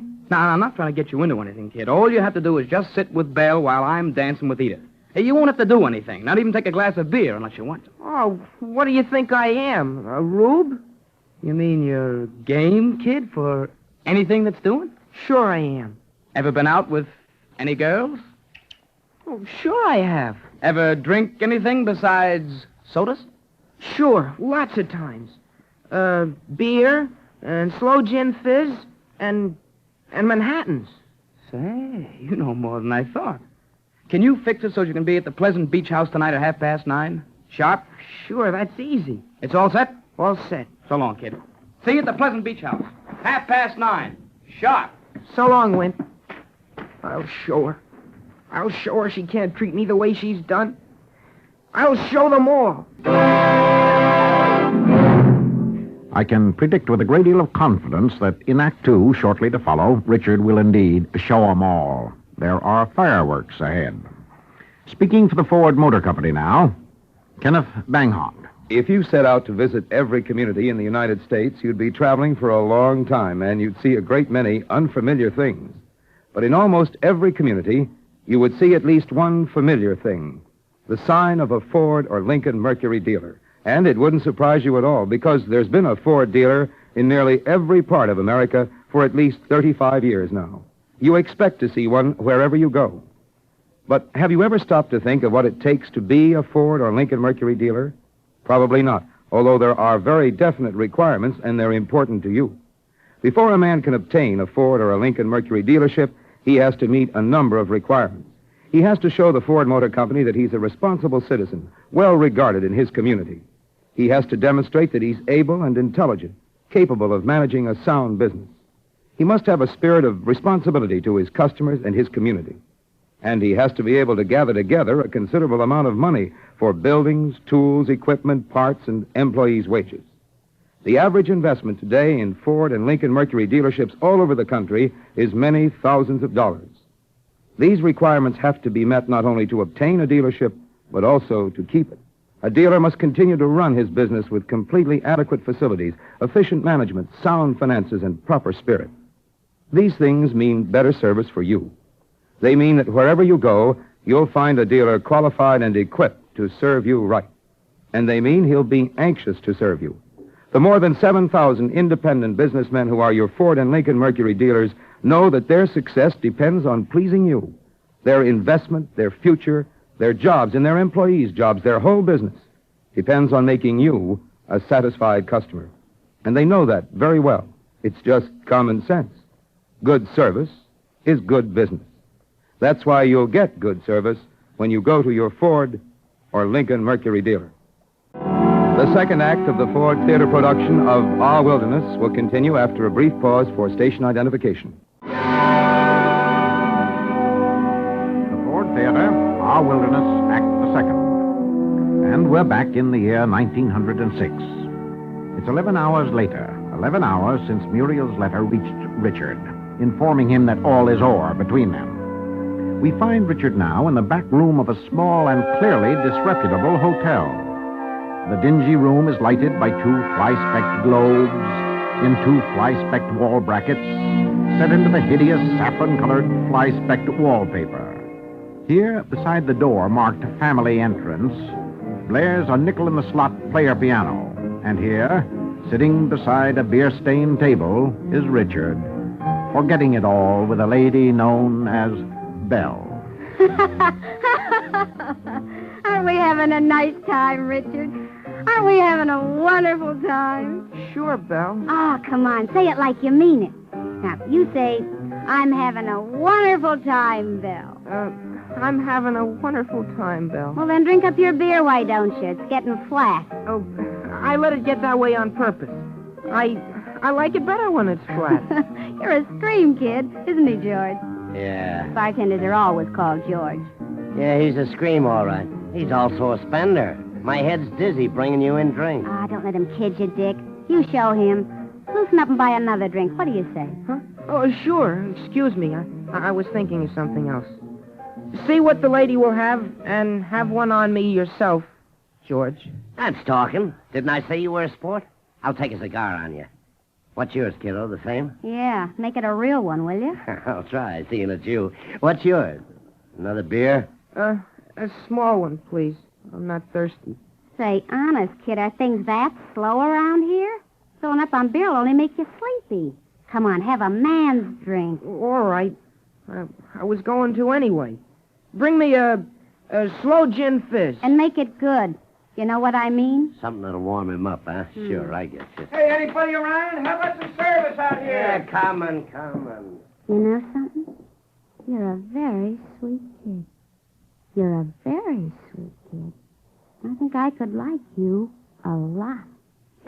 Say, where did Wint go with your girlfriend? Out on the porch, holding hands. Oh. Why don't you hold my hand, Dickie boy? Don't you like me? Sure I like you. Only... Only what? Well, it's only that I've got a weight on my mind. You have? Well, here, have a cigarette. That'll take it off. You smoke, don't you? What? Oh, sure I do. Yeah, I've been smoking for years. Only at the moment, I don't happen to care for the weed. Well, suit yourself. This is more like it. Say, you know, you oughtn't to inhale like that. Smoking's awful bad for girls. Deacon, you're a stream. You'll grow up to be a minister yet. Look, Richard. Yes, Belle? Why do you want to be so unfriendly for? I'm not unfriendly. Why don't you put your arms around me then? Oh, no, not that dead way. Hold me tight.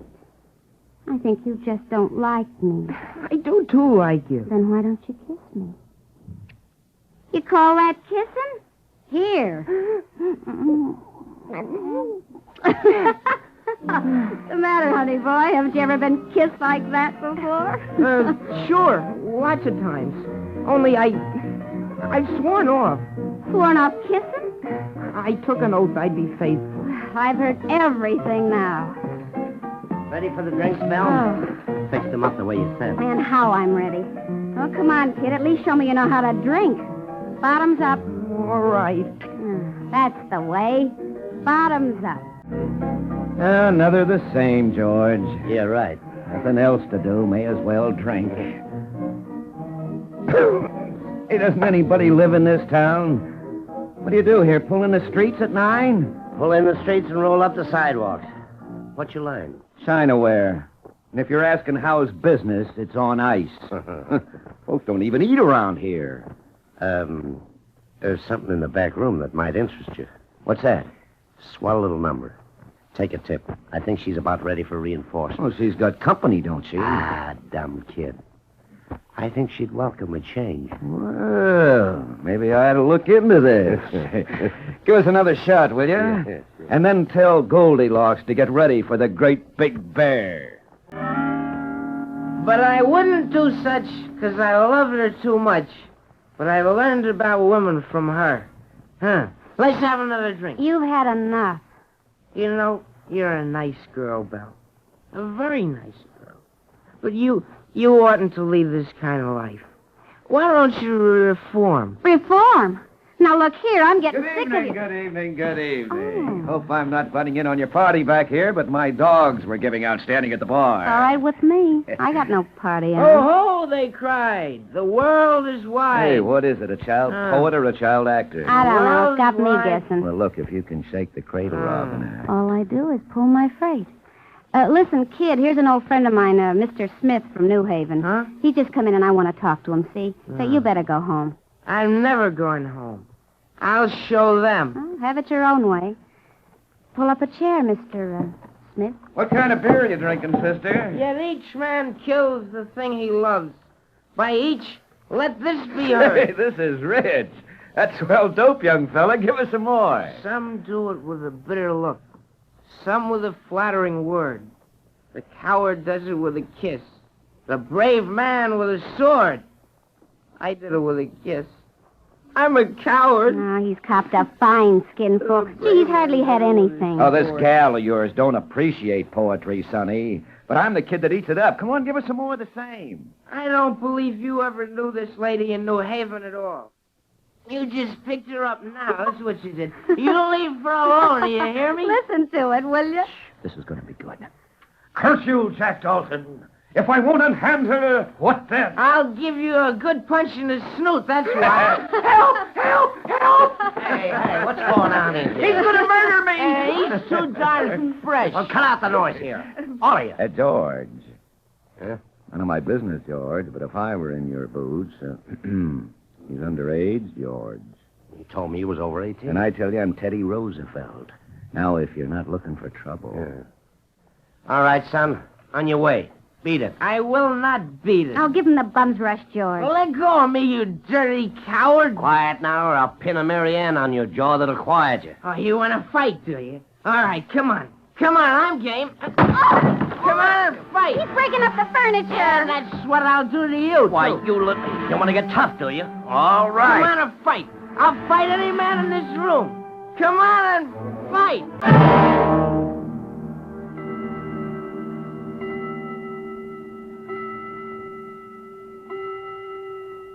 Something's happened to him, Nat. I just know something terrible's happened. Nothing's happened to him, Essie. I'm telling you, he'll be home any minute. There's nothing to worry about.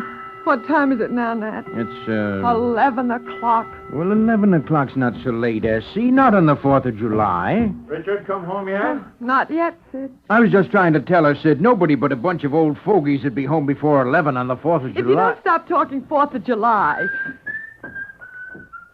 Here he is now. You see, I told you, Essie, there wasn't a thing to worry about. Greetings, all. Prodigal son is back. Oh, it's you, Arthur. Oh, we thought it was Richard. Isn't he home? Say, he oughtn't to be allowed out this late at his age. What, when I was his age... We know all about that, Arthur. He's right. He's right. You don't know what might have happened to him. You read in the papers every day about boys getting run over by automobiles. Why don't you do something? Why don't you go out and find him? Well, I was going to go out and look anyway if he wasn't back by 12 sharp, but if it'll ease your mind... Now, that's him. I know that's him. It falls like him. Richard? Oh, thank heaven. Well, darn him. I'll give him the devil for worrying us like this. Richard! Hello, folks. Hello, everybody. Richard. Oh, my goodness, what's happened to him, Nat? He's gone crazy. Crazy nothing. He's soused. Drink, for you know not whence you come, nor why. Drink. Richard, how dare Don't you? you strike him, Nat. Steady now, Nat. The boy don't know what he's doing. And then at 10 o'clock, Eilert Loveberg will come with vine leaves in his hair. Richard, you're intoxicated. You bad, wicked boy, you. He's a mess. Oh, me? Why, I feel rotten. Dick, my baby. Let me handle this, Essie. All right now, boy. You'll be all right now. Sid, he's sick. You let me take care of this, Essie. I know this game backwards. Darn it, Essie, I ought to be back at the office. Now, if he doesn't come down in a few minutes... Now, you're not going back without seeing him, Nat Miller. Well, of course I'm not. Good heavens, what do you think I came all the way home from the office for in the middle of the day? To give him a piece of your mind. You are the symbol of the morning after, Nat. Thanks, Sid, for the kind words. Now, Essie, I'm perfectly willing to talk to Richard, but I can't if he isn't here. Now, where is he? Well, he's still in bed. Still in bed? I made him stay in bed to punish him. I thought he ought to anyway after being so sick. He'll be all right, Essie. I remember when I was his age, If I was in your shoes, Sid, I'd keep still. His own uncle, no wonder. Richard must be feeling better, though, Nat. He ate all the dinner I took up. I thought you weren't going to give him any dinner to punish him. Well, in his weakened condition, I thought it best. But I've given him pieces of my mind he won't forget. I've kept reminding him his real punishment was still to come, and that he'd learn you can be terrible stern when you want to. Yes. Shall I go now and tell him to get dressed? You want to see him? Well, yes, I can't waste all day here. Now, you keep your temper, Nat. Remember. Sid, this is serious, Sid. Huh? What? This is a lot more serious than Essie has any idea. What do you mean, Nat? What do you mean, more serious? There, was a girl mixed up with Richard's spree last night. How do you know? There was a man up at the Pleasant Beach house there, same time Richard was there, salesman. Richard was at the Pleasant Beach house? Yes, that's where he was, Sid, and this salesman knows a man who knows one of the men at the plant, and he told him. Well, this is serious, Nat, with a boy like Dick, especially. Oh, darn it. I've got to have a straight talk with him about women and such. I ought to have a long time ago. Yes, you ought, Nat. Well, I tried to, Sid, a couple of times, but heck, I always sort of get, I can't ever seem to get started right. Well, here comes the bad man, I guess. Well, now's the time to talk, Nat, and you better tell him, you know, what's what. Guess I better. I'm sorry, Nat, but he was sound asleep, and I didn't have the heart to wake him. Well, Now, don't you lose your temper, Nat Miller. You know as well as I do he needs all the sleep he can get after last night. Do you want him to be taken down sick? Well, I'll be eternally... You certainly take the cake, Essie. Bring a man all the way home on a busy day. I'm going back to the office where things make sense.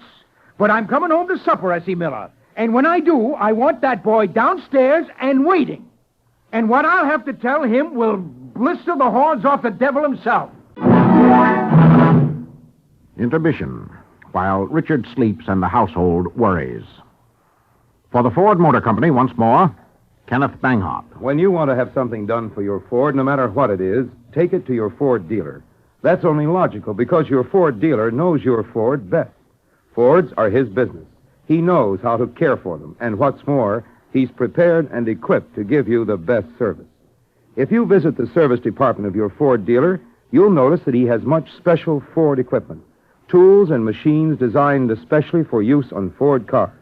You'll see equipment like the diagnosis test set, an ignition stroboscope, a complete electrical laboratory on wheels designed to detect causes of car troubles quickly and accurately.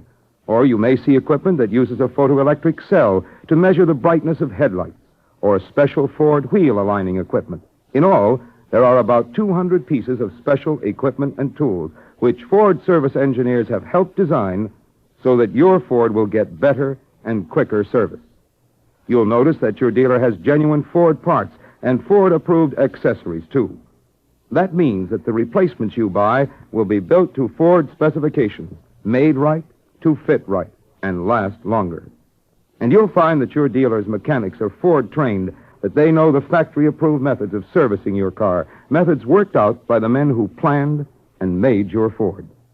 These are ways in which your Ford dealer is prepared to serve you better. He can give you this fine service, and he will, because he values your business. The same thing goes for Lincoln Mercury dealers. They are prepared to give you the best service on your Mercury or Lincoln. They also have special equipment, specially trained mechanics, and genuine parts. And they also are anxious to serve you. Next time, go to the man who knows your car best, your Ford or Lincoln Mercury dealer. He'll make you a satisfied customer if you give him the chance. Our radio version of Our Wilderness has been constructed with loving care by Sylvia Cyril, one of a group of veteran radio writers working with the management of the Ford Theater to bring to the air all types of dramatic entertainment. For the benefit of newcomers to this playhouse, I'd like to stress that word all once more. In the weeks ahead, you will find here radio versions of movies, stage plays, novels, and operettas, as well as revivals of past radio successes and new plays commissioned to be written especially for radio and the Ford Theater. Next week, for example, we shall present our first Ford original. Critics of radio have complained that the broadcast medium has produced few dramatic writers of important stature during its 25 years of existence. The management of the Ford Theater has attempted, by offering high rewards in both money and prestige, to encourage original work of high caliber aimed directly at radio production. The first result is next week's play, The Power and the Glory, by Hector Chevigny. The Power and the Glory is a serious drama about politics and prejudice, involving a conflict between political pressure and academic freedom in the medical school of an American state university. Be sure to listen to Mr. Chevigny's play next Sunday. And I believe our curtain is about to rise now on the third act of Our Wilderness. The morning after 16-year-old Richard Miller tried to forget his broken heart at the Pleasant Beach house has dropped into a hot July afternoon. But the culprit has not yet made his appearance. Now it is 3 o'clock in the afternoon, and Richard's Uncle Sid and Uncle Sid's fiancée, Lily, are sitting on the porch of the Miller home. Pretty hot even on a porch here, isn't it, Lily? Want me to go get your fan? No. No thanks, Sid. I don't have the heart to feel the weather today. Oh, now listen, Lily. You're not sitting here worrying I about... certainly am. A 16-year-old boy. Well, jumping Jehoshaphat, you're almost worse than Essie. You don't think Richard would turn into a... I don't know what I think anymore, Sid. What do you mean? Here comes Arthur. Hello, Lily. Hello, Arthur. Oh, Arthur. Isn't it a scorcher? Say, I'll bet it's the hottest July 5th in the history of this town. Richard come down yet? No, not yet, Arthur. Good gosh, it's 3 o'clock. How long's he going to hide out? Guess he's waiting until the fireworks die down. Well, they won't, Uncle Sid. I guarantee that.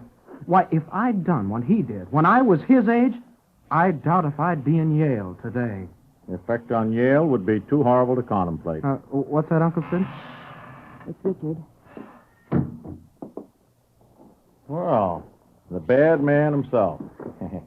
How's my fellow rum pot? Oh, let's not go into that, Uncle Sid. Hello, Lily. Hello? Boy, you sure were a mess last night. What's it to you? Nothing at all. Except that as the head of this family, after Dad, and as the man whose footsteps you're supposed to be following into Yale next year... Oh, Yale. What's so great about Yale? All you do is talk about Yale. You'll find out what's so great about Yale. Arthur, will you go next door and get me my fan, please? You'll find it somewhere on the buffet. All right. But I know Pa's going to have something to say about this when he gets home, and it won't be funny. You gave the family quite a turn last night, Dick. Oh, good grief. What's everybody so excited about? Well, now, maybe I'm the last man in the world who's got a right to talk, Richard. I guess I am, but what you did last night... I was desperate, Uncle Sid. Even if she wasn't worth it. I was wounded to the heart. Yeah, well, I like to the quick better myself. It's more stylish. However, This is no laughing matter, Sid. Well, Lily, I didn't say it was a laughing matter. You've got to stop, Richard, before it's too late. Stop what? Even if you won't think of yourself, Richard. Even if you won't think of the disgrace you'll be bringing on your innocent family, think of Muriel. Muriel? Oh, Lily. You'll break her heart, Richard, and you won't know it till it's too late. You don't know, Richard. You don't know the shame and agony of being in love with a drinking man. Lily. Day after day, you keep telling yourself he'll change. He'll be different now. But he's not, Richard. He never is. And all that happens is that you get older and older, and one day you wake up and you... She's got nothing. She's all alone, and her best friend is saying, poor old Muriel, still waiting at her age. Oh, where's Arthur with that fan? Oh, gosh, what's she talking about? Do you know, Uncle Sid? I think I can guess, Dick. Dick! Hey, Richard! Oh, here I am. For Pete's sake, what do you always have to be yelling for? What's everybody looking so gloomy about? Something happened? What'd you want Dick for, Mildred? I have another letter for him. I was passing by Muriel McCumber's house. Muriel? Let me have it. Well, don't grab. Honestly, he gets crazier and crazier every day. Uncle Sid. What's the matter, Dick? You're not going to be sick again, are you? She's going to see me, Uncle Sid. At 9 o'clock tonight. She's going to see me.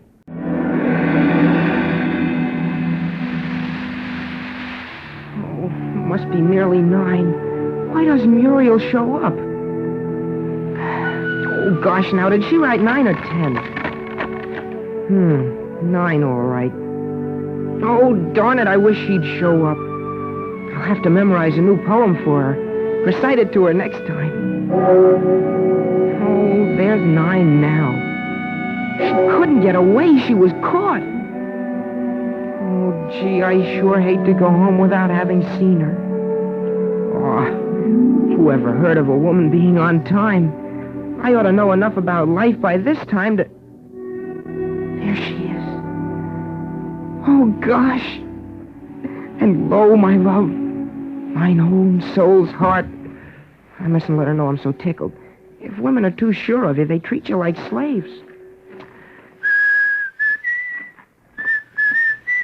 Hello, Dick. Oh, hello. Is it 9 already? I bet you've forgotten I was even coming. Oh, no, I hadn't forgotten. But I got to thinking about life. Well, you might think of me for a change, Dick Miller, after all the risks I've run making this date and sneaking out. You didn't take the trouble to sneak any letter to me, I noticed. No, because after your first letter, I thought everything was dead and past between us. And I'll bet you didn't care one little bit. Oh, I was a fool ever to come here. I've got a good notion to go right home and never speak to you again. No, don't go, Muriel, please. I didn't mean anything like that. Honest, I didn't. Gee, if you knew how broken-hearted I was by that first letter. I don't believe you. I swear. Oh, gosh, Muriel, you're pretty tonight. Can't I... Won't you let me kiss you now, please? No, you mustn't. Oh, why can't I?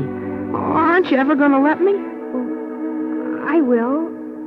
Sometime. When? Soon. Maybe. Tonight, will you? I'll see. Promise? I promise. Maybe. All right. You remember you promised. Oh, Dick, you have no idea what I went through to get here tonight. And you don't realize what I've been through for you. And what I did last night. What your letter made me do. What did my letter make you do? Never mind. Let the dead past bury its dead. Oh, you just have to tell me, Dick. Well, after your old man... after your father left our place, I caught the deuce from Pa. Dick, you mustn't swear. Well, that's the only way I can describe my feelings. And on top of that, I got your letter. Oh, Pa made me write it, Dick. He stood right over me and told me each word to write. I thought your love for me was dead. So I said to myself, what difference does it make now what I do? I may as well forget her and lead the pace that kills. You know, I had $11 saved up, but I thought, she's dead to me now, and why shouldn't I throw it away? Oh. Well, I've still got almost 5 left, Muriel. But tell me what you did. Well, after it was dark, I sneaked out and went to a low dive I know about. Dick Miller, I don't believe you ever did. Oh, you asked them at the Pleasant Beach House if I didn't. They won't forget me in a hurry. Why, that's a terrible place. Well, I said it was a dive, didn't I? There wasn't anyone there but a Princeton senior I know. And he had 2 chorus girls from New York with him. And they were all drinking champagne. Dick Miller, I hope you didn't notice. Oh, I noticed one of the girls. The one that wasn't with him. She was looking at me. She had strange-looking eyes. And then she asked me if I wouldn't drink champagne with them and come and sit with her. She must have been a nice thing. Her name was Belle. She had golden hair, the kind that burns and stings you. And she kept smoking one cigarette after another. Oh, but that's nothing for a chorus girl. She was low and bad. And then what happened? Oh, we just kept drinking champagne. And then I had a fight with the barkeep and knocked him down because he insulted her. Why did you fight for her? Why didn't that Princeton senior? Oh, he was too drunk by that time. And were you drunk? Only a little then. Oh, I was worse later. Boy, you ought to have seen me when I got home. I was on the verge of delirium tremens. I'm glad I didn't see you. I hate people who get drunk. I'd have hated you. What happened with that Belle before you went home? Oh, we kept drinking champagne, and she kissed me. Oh, but it was only all in fun. Did you kiss her? No, I didn't. You did, too. You're lying, and you know it. And here I was wondering how I was ever going to see you again and crying my eyes out while you... Oh, I hate you. I wish you were dead. I never want to lay eyes on you again, and this time I mean it. Goodbye. Muriel. Forever. Muriel, wait. Listen. Oh, I'm ruined.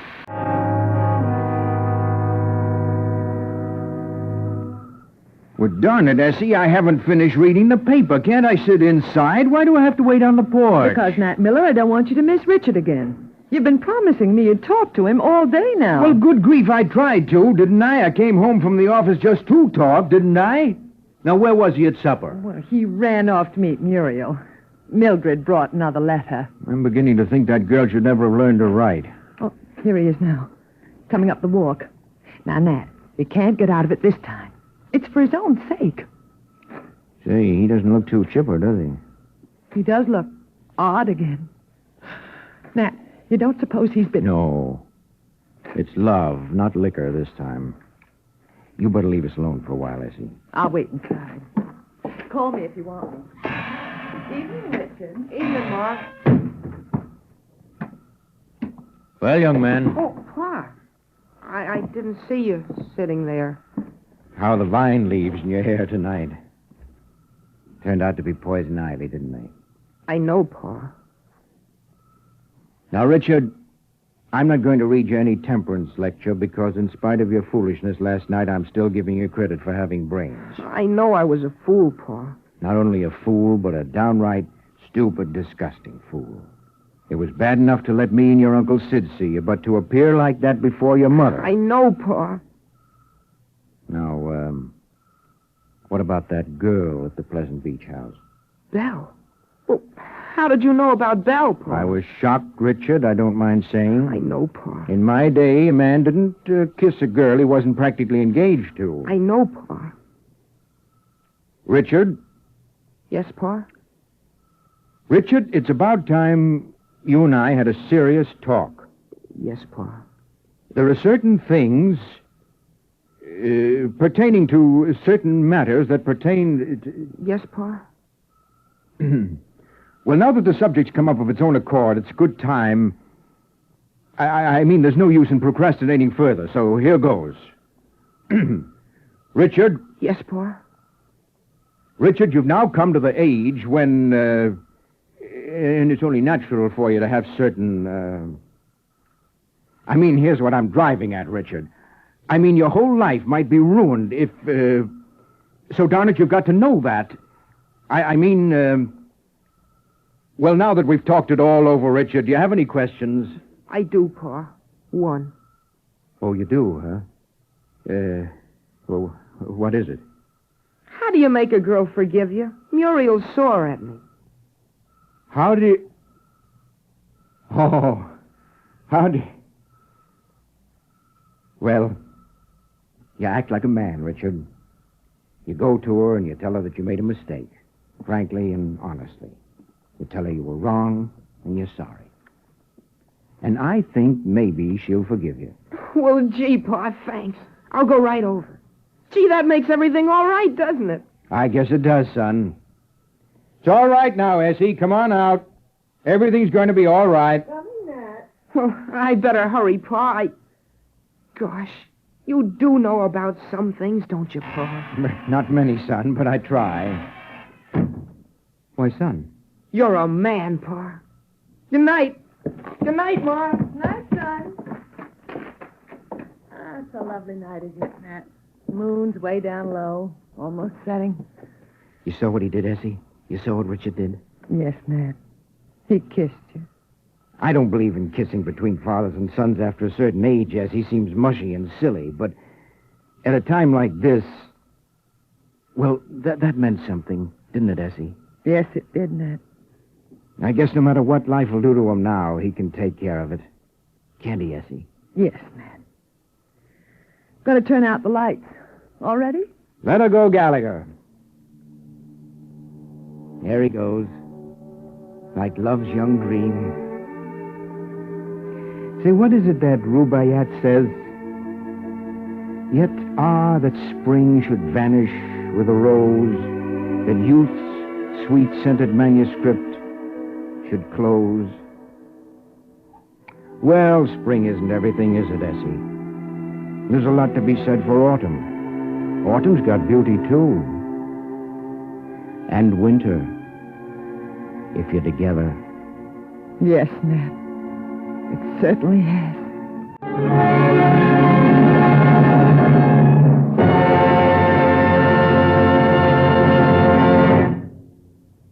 Next week, an event of considerable importance in the progress of broadcast drama.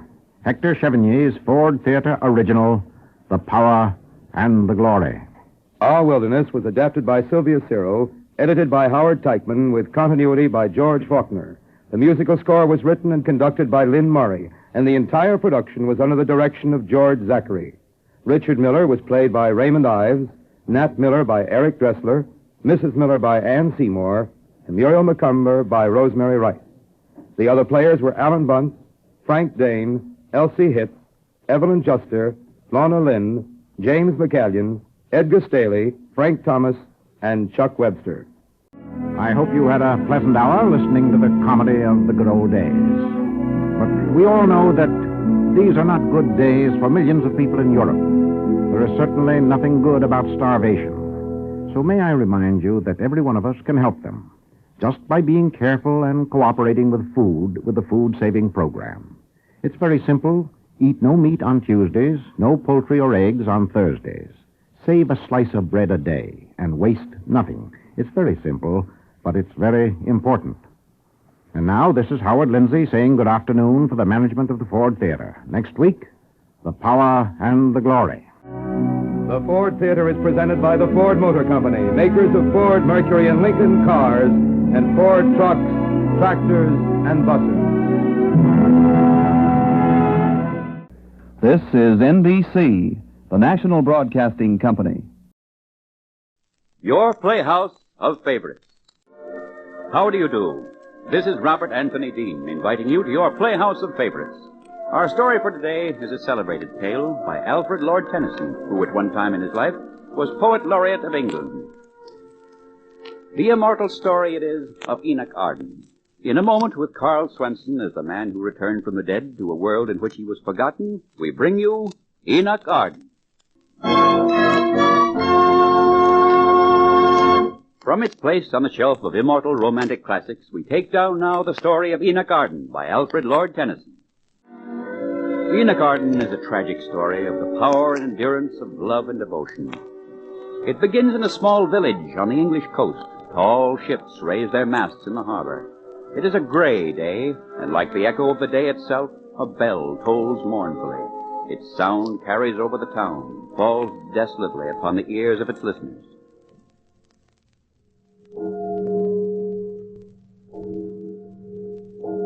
What funeral is that, neighbor? They bury a sailor, an old man, they say, who came to our town one morning and was dead that night.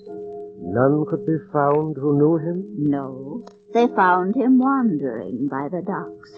He died in the tavern.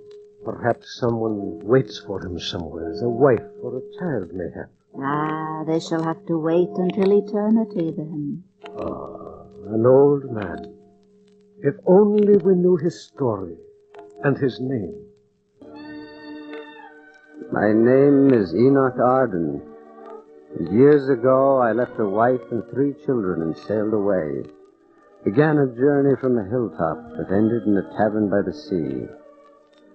A journey from a hilltop, many long years ago. It all began one spring as I stood upon that hilltop with a slim girl at my side. Annie was her name. She was all light and joy, and the breeze ruffled her fine-spun hair and bore her laughter happily. And I was filled with gloom. Enoch. Yes, Annie? Why are you so silent? Here it is bright sunshine, the world is happy, but Enoch Arden is sad. Oh, what is it, Enoch? Tell me. Annie, there is a ship sailing for China soon. A ship? Aye, and I think I'll sail on it. You'll sail on it? Yes. Oh. Far away, Annie. No, don't speak. Now listen to me. I love you, Annie. I love you as deep as the world is wide, but I've not the wealth of Philip Ray. I only have brass to offer while Philip has gold. It's best that I go. What chance is a poor sailor against Philip Ray? Enoch. And with you the wife of another man? No. I could not stay here, Annie. I could not. Oh, Enoch. Look at me. Are you so blind? I will not be another man's wife. I will only be Enoch Arden. Are you so blind? Enoch, my love turns all your breast to gold. And we were wed, and with my heart leaping for joy, I brought Annie home to a small house and a thin purse. Then, after our first few weeks of happiness, I began to ponder on my wealth and came to a decision. We shall be rich, Annie. I know it. Oh, but have you enough to buy a boat? I shall borrow in town and pay it back out of the profits in the beginning. But... Oh, Annie, it's not only for us I do this. Soon we shall have a child, and I will not have him be poor. I will not have him or us be pinched all our lives. I am happy as we are. Well, then you shall be happier. We'll have a big house, and our children as well brought up as any. True, it'll be a struggle in the beginning, Annie, to pay the debt. I am willing, Enoch, if it will make you happy. It'll make both of us happy, Annie. Both of us. Oh, we shall have good lives, you and I. And I borrowed the money and bought a boat. And for 2 years my mast was seen along the coast. First a daughter and then a son was born to us. We struggled, and the debt was paid, and the boat at last was mine. But we were still poor, though now the future looked bright. It was when our 3rd child was due, and I was harbored in a northern port, that I climbed the mast to make repairs. Watch out up there, Enoch. I'm all right. There's a heavy groundswell. You better hold tight. Or better yet, strap yourself on, Enoch. Strap yourself on. Don't worry. I'm an old hand at this. Nothing will happen. Ah! Enoch! A doctor! A doctor from the port! Enoch's fallen from the mast! The doctor! Help the doctor! Oh. Hold him down. Don't let him move about. Oh, my leg. Aye, your leg, man, is broken. Try to lie still while I set it. You'll be abed a long time. I cannot lie abed for a long time, Doctor. I have a wife and 2 children, and another that's due. They must be fed. They must be cared for. I cannot lie in bed. I'm afraid you can do nothing else, my boy. Enoch, I have news from home for you. Annie, how is she? Doing well, Enoch, considering that a son was born to her last night. A son? A boy, Enoch. But she is well, Doctor? Annie is all right? Aye, she's fine. How is she making out? I will be frank with you, Enoch, not too well. Baby is a sickly one. There should be more money. Annie's had to borrow. Oh, and here I lie, strapped to a bed.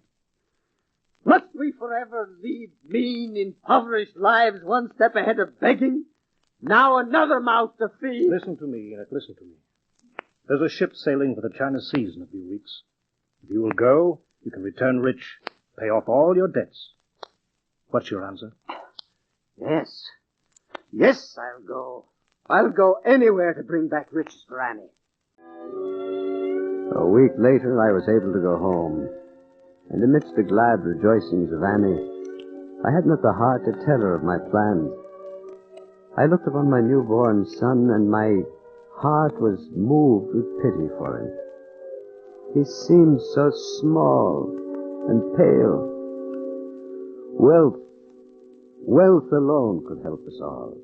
And as the time drew near for sailing, I told my Annie all. You will sail for China. Aye, Annie. Oh, no, Enoch, no. Do not leave me. I beg you, do not leave me. Annie, we want riches for our children. I shall be gone only a little while and come back with gold. I am afraid, my darling. There is nothing to fear, Annie. I shall sell my boat and buy goods. And while I'm gone, you shall have them to sell to keep you and the children. I'll set up shelves here in this very room. Enoch, I have never stood against you in anything you wish to do. Because my love for you is my entire life. And it is because of that love that I stand against you now. But I'll be back soon, Annie. And with gold to pay our debts and begin again. I am afraid. Of what, Annie? Of what? Of never seeing you again. The day of my sailing drew closer. Done were the shelves in my cottage, and the goods were upon them. The sign swung over our door, and my leg was mended complete. But not the sadness in my home. That dawn was a gray dawn. And Annie and I rose while the children slept. My sea chest stood ready near the door. Aye, it was a gray dawn that day of our farewell. Annie. Annie. It's time, Annie. I know. The morning tide is full now. I must be out upon it. Your things are ready. Cheer up, Annie. Cheer up. I know this voyage of mine will bring fair weather to all of us. I cannot cheer up. I cannot. Come, smile. I'll keep a clean hearth and a clear fire for me. Before the year is turned about, I'll be warming myself by its side. I will wake the children for you, Enoch. No, Annie. No, let them sleep on. Oh, the tales of foreign places I shall tell them when I return. I shall sit them on my knees and tell them such wondrous tales. Come on, tiptoe. Let me look upon them.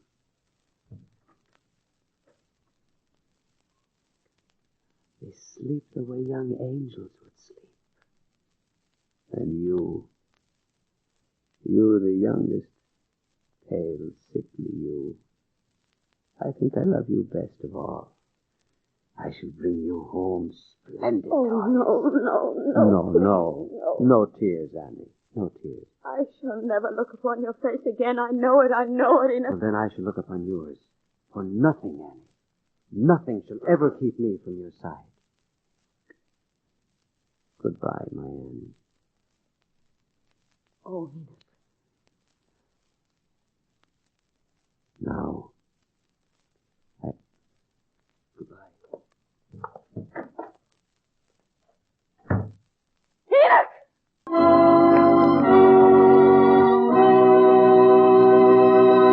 And so the curtain falls on Act One of Enoch Arden.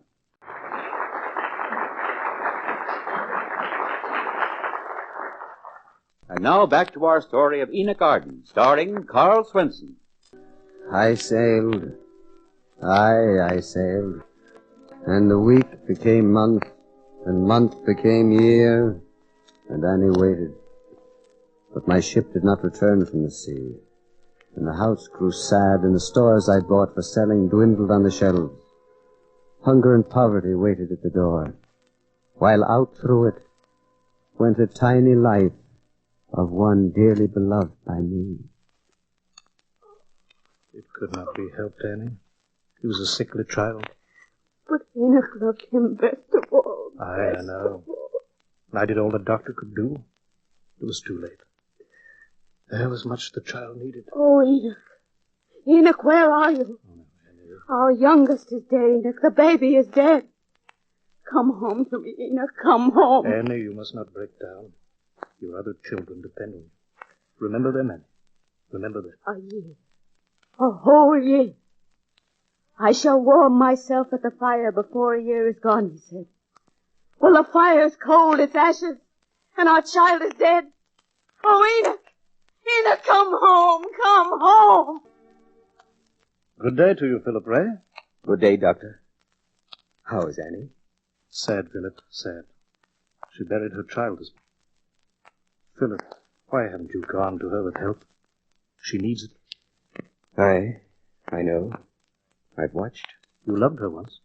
And still do. Then help her, Philip. Hunger has come into Enoch Arden's house. And I'm afraid Enoch Arden will be seen no more. Since there's been no word for a year, I think our Enoch is drowned. Come in.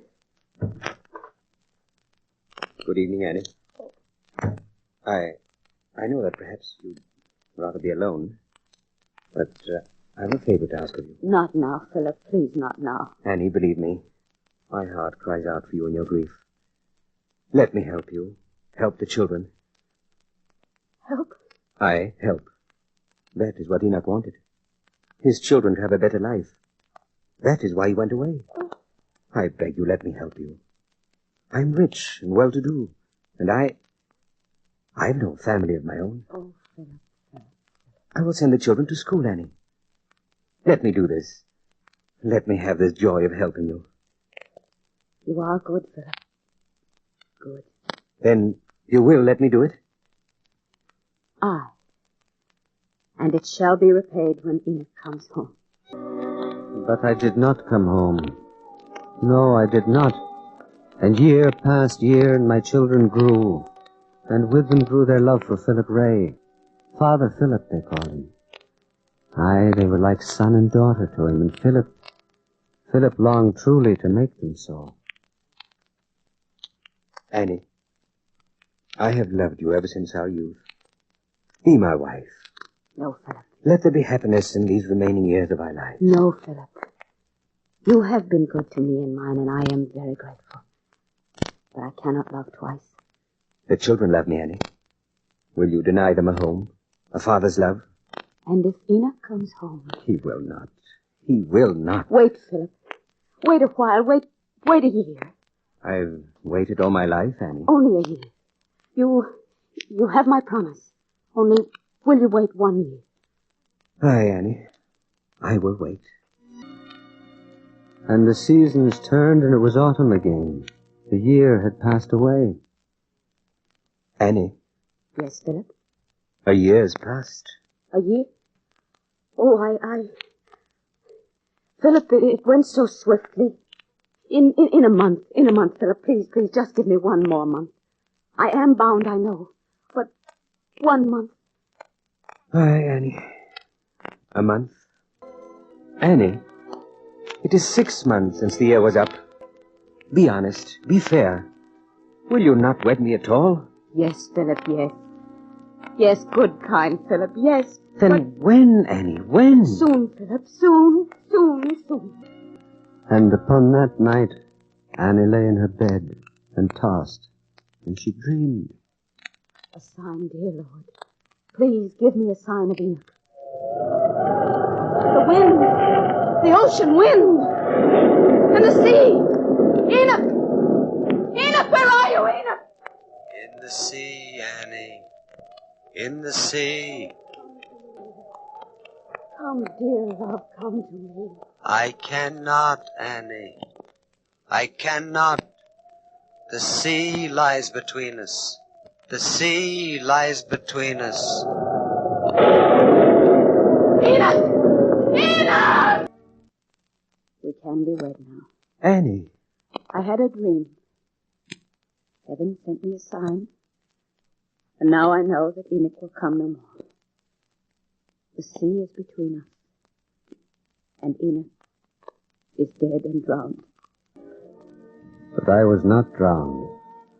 When the wedding bells rang out for Annie and Philip, I, Enoch Arden, husband to Annie, stood upon the beach of a tropic island, waving wildly out to sea.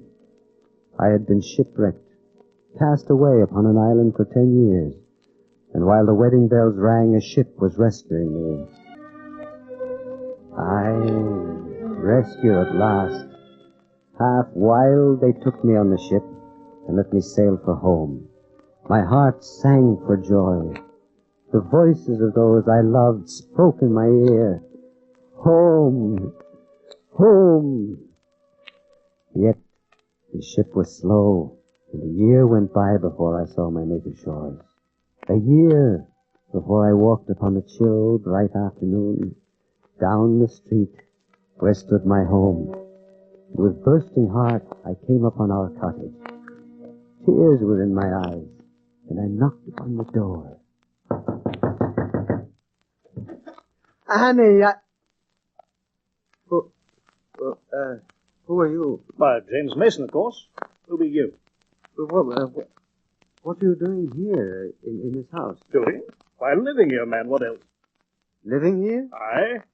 What ails you, man? Well, Annie. And Annie Arden. Enoch Arden's wife. Where is she? Oh, so that's who you be looking for, eh? Well, she's here no longer. She's a finer house than this man. And no longer is she Enoch Arden's wife. She's Philip Ray's. I clutched the door to keep from swooning. Stunned. My mind whirling as though I lived in a nightmare. I turned and staggered down the street. Philip Ray's wife. But she was mine. Mine. For 10 long years I dreamt of her. Dreamt of my beloved wife. My arms had ached to hold her. I had fought to stay alive so that I could come back to Annie. Annie, my heart cried. Annie, Annie. And I staggered on toward Philip Ray's house. Philip had a fine house, a rich man's house.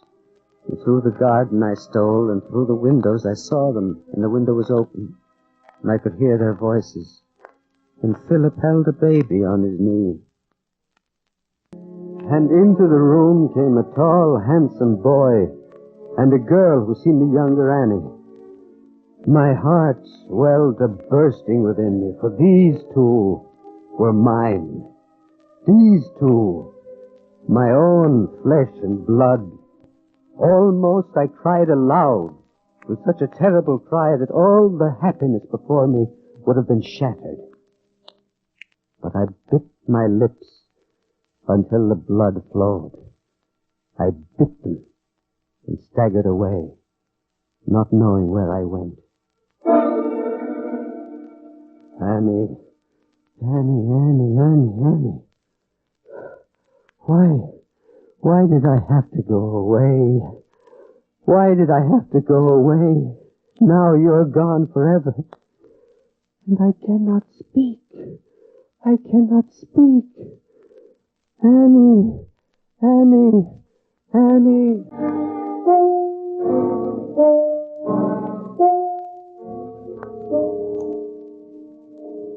They found him wandering by the docks muttering and waving his arms. They say he would have leapt into the sea if he hadn't been caught in time. And he died in the tavern that night. I wonder who the old man was. Ah, that we shall never know, neighbor. Neither his name nor his tale. Philip, why is the church bell tolling? They are burying someone in town, Annie. An old sailor, I'm told. Why do you ask? Nothing, Philip,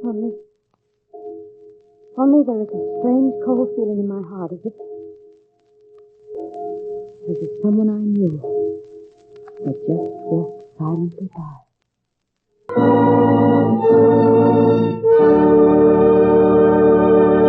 And so the curtain falls on the story of Enoch Arden by Alfred Lord Tennyson, starring Carl Swenson and presented by your Playhouse of Favorites.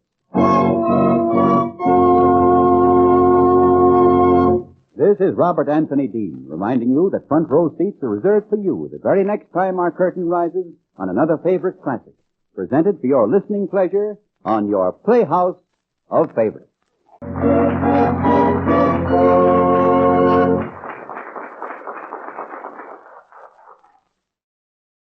Journalism's a shrew and a scold. I like her. She makes you sick. She makes you old. I like her. She's daily trouble, storm and strife. She's love and hate and death and life. She ain't no lady. She's my wife. I like her. A biography in sound. FPA, his column, and his friends. Somebody once said he looked like a benevolent vulture. It was extremely discouraging to wake up in the morning faced with doing a column and then to read Frank's column in the Morning World, a brilliant, wonderful column that you knew that not in 1,000 years you could attain. I can't offhand think of anyone who has a better conception of and performance in friendship. He never wrote a careless line of prose in his life. Everybody, just everybody, read that column. List of FPA's contributors is almost like a who's who in the literary history of the past generation.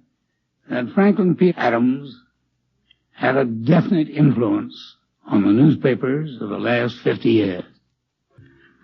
This is a transcribed biography in sound of FPA, one of the most distinctive personalities of our times. A columnist, poet, journalist, author, wit, and member of the panel of Information Please.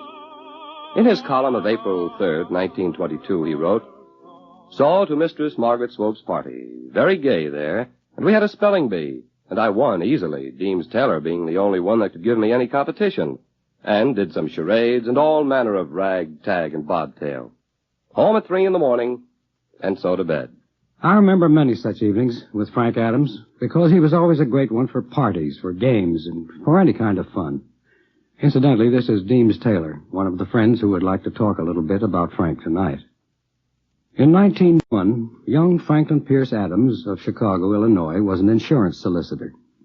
One February morning, he called on George Ade, a famous humorist of the period. He found Mr. Ade enjoying a breakfast at 11 o'clock in the morning. A breakfast including strawberries, which were not common in Chicago in the wintertime in 1901. And that's when he said, "A writer's life from me." His career began on the Chicago Journal in 1903. Then he came to New York to conduct a column called Always in Good Humor on the Evening Mail. This later became the famous Conning Tower. In 1911, he began a feature called The Diary of Our Own Samuel Pepys. This was a personal record in the style of the great English diarist who left us a fascinating record of his life and time in the 17th century. In FPA's column, which has been collected and published by Simon & Schuster, Frank Adams gave us a unique record of 3 decades of our own century. A few years ago, Howard Lindsay and I were asked to do something at a dinner in FPA's honor at the Players Club. And we decided to read from Frank's diary.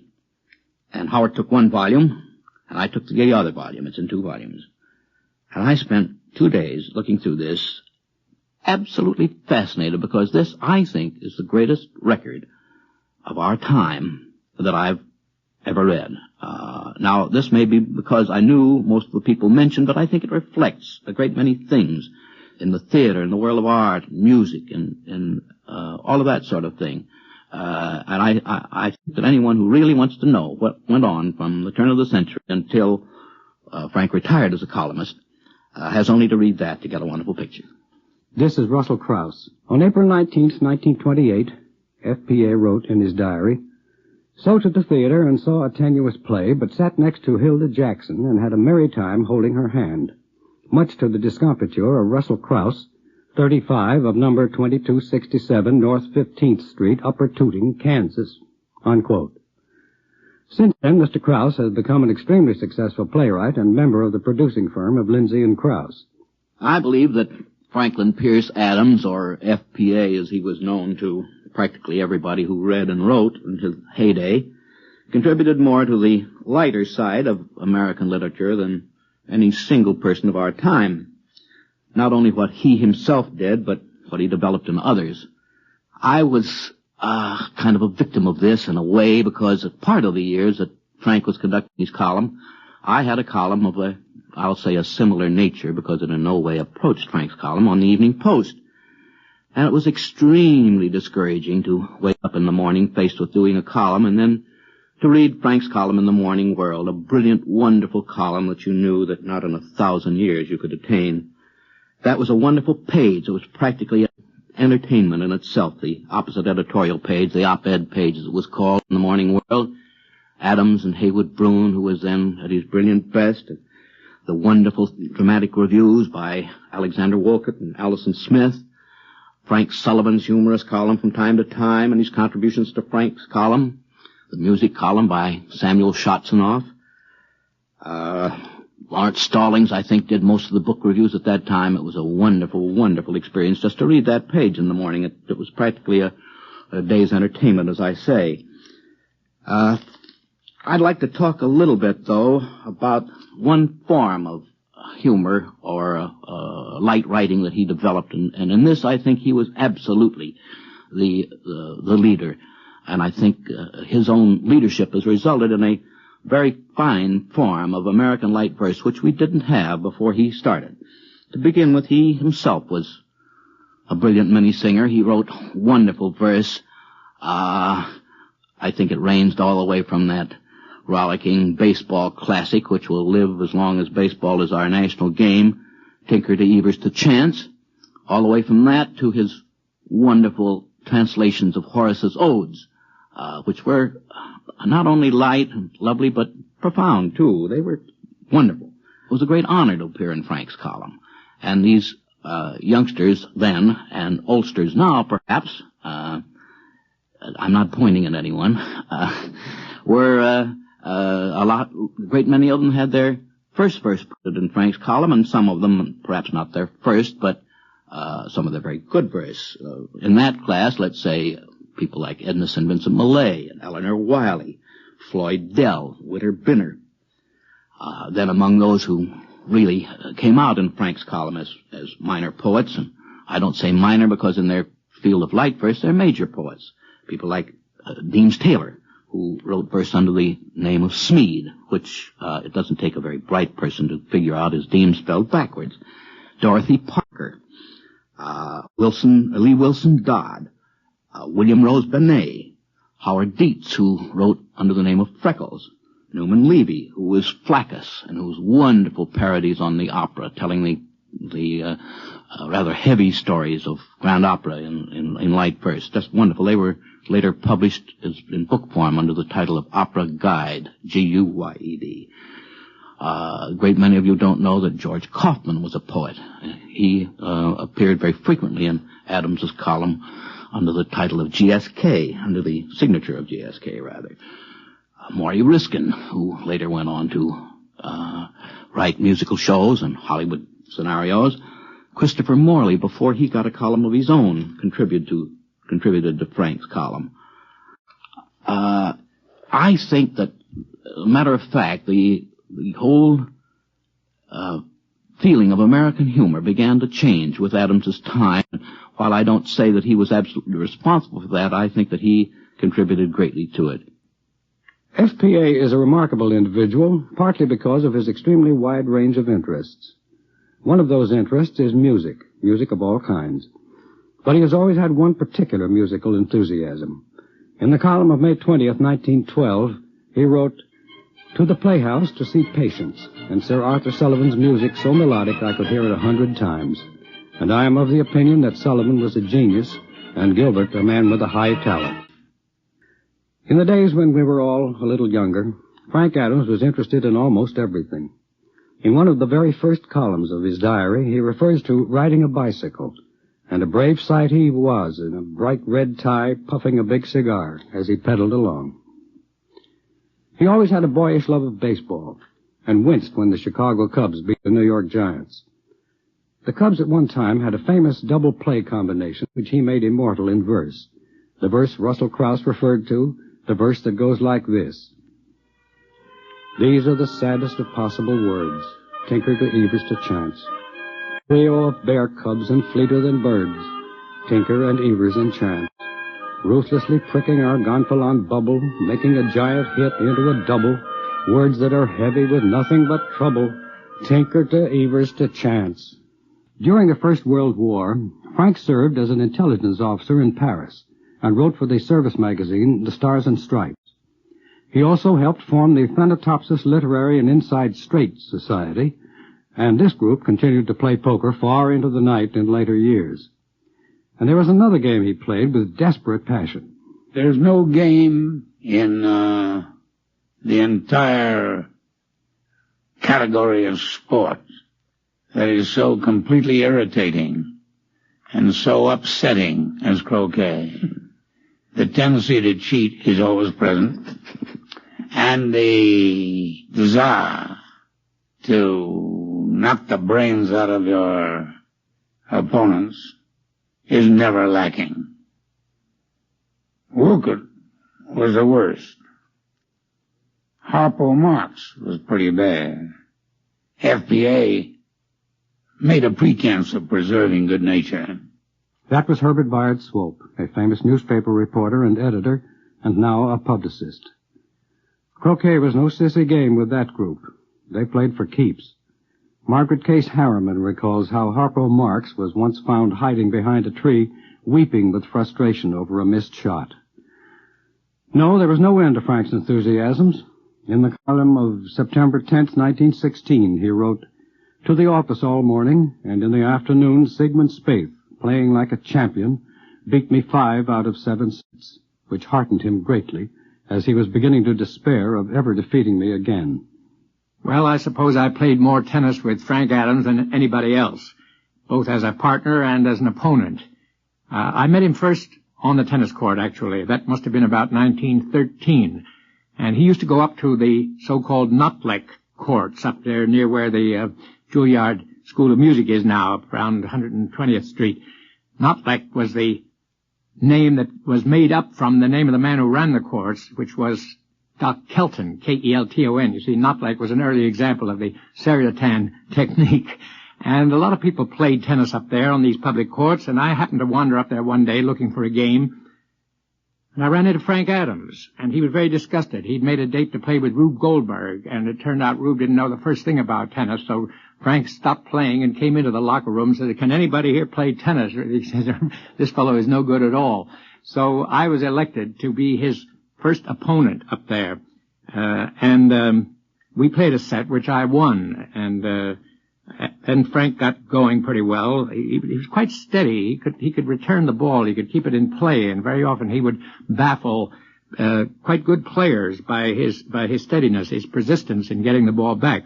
Well, in the second set, he ran into a lead of 5-love, and when we got to that point, he said, "How in the world did I ever manage to lose that first set?" And that got my dander up a little bit. I said, "I'll show you," and got busy and put the pressure on and managed to win that set.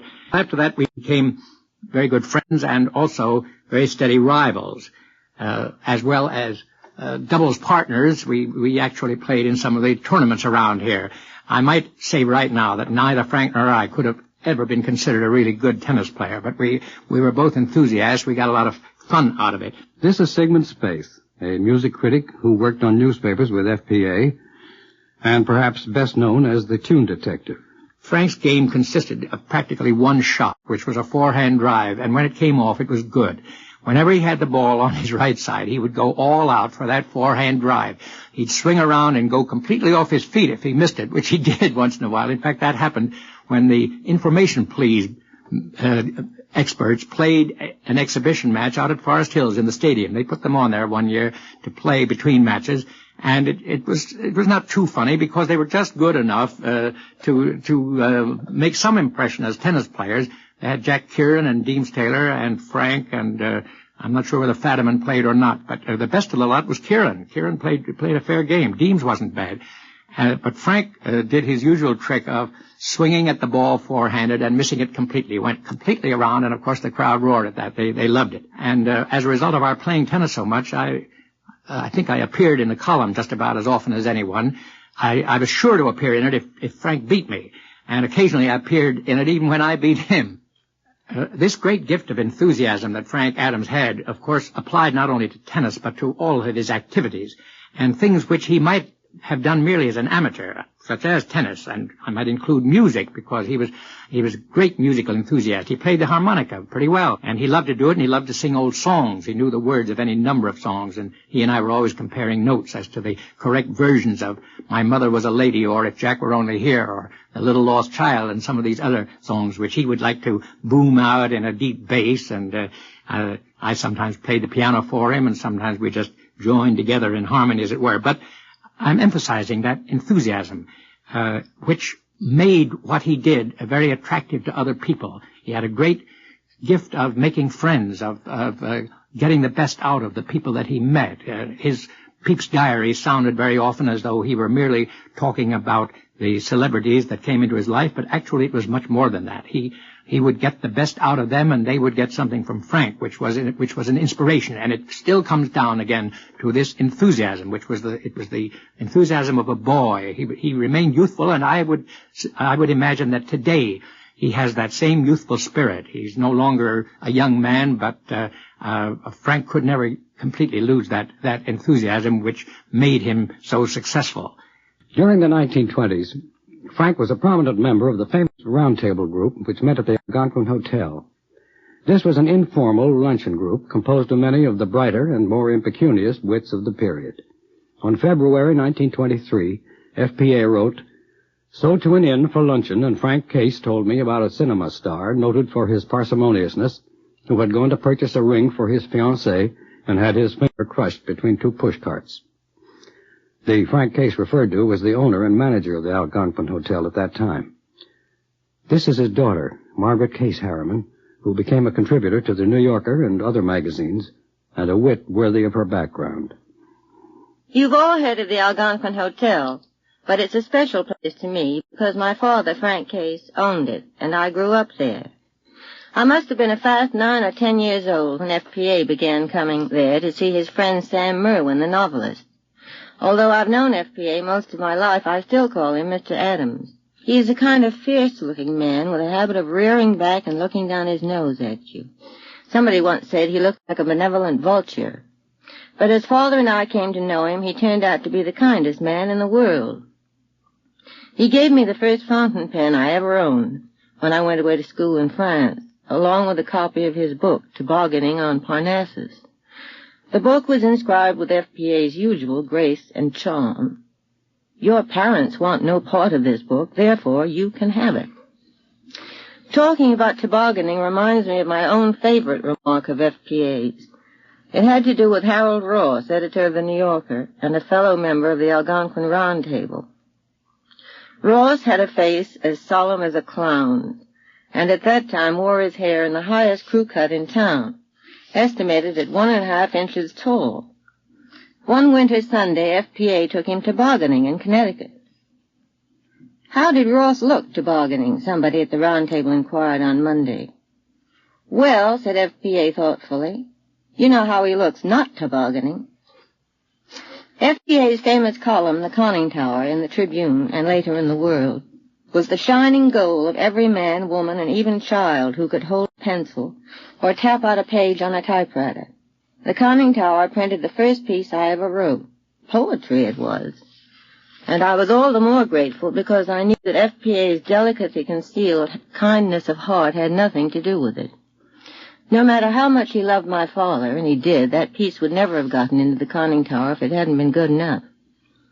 FPA's high standard of perfection was one reason my father enjoyed getting a laugh out of him, almost more than from anyone else in the Round Table group. Bob Benchley and Mark Connolly, for instance, laughed right along with you, or at least they chuckled when you were telling them something funny. Not so Mr. Adams.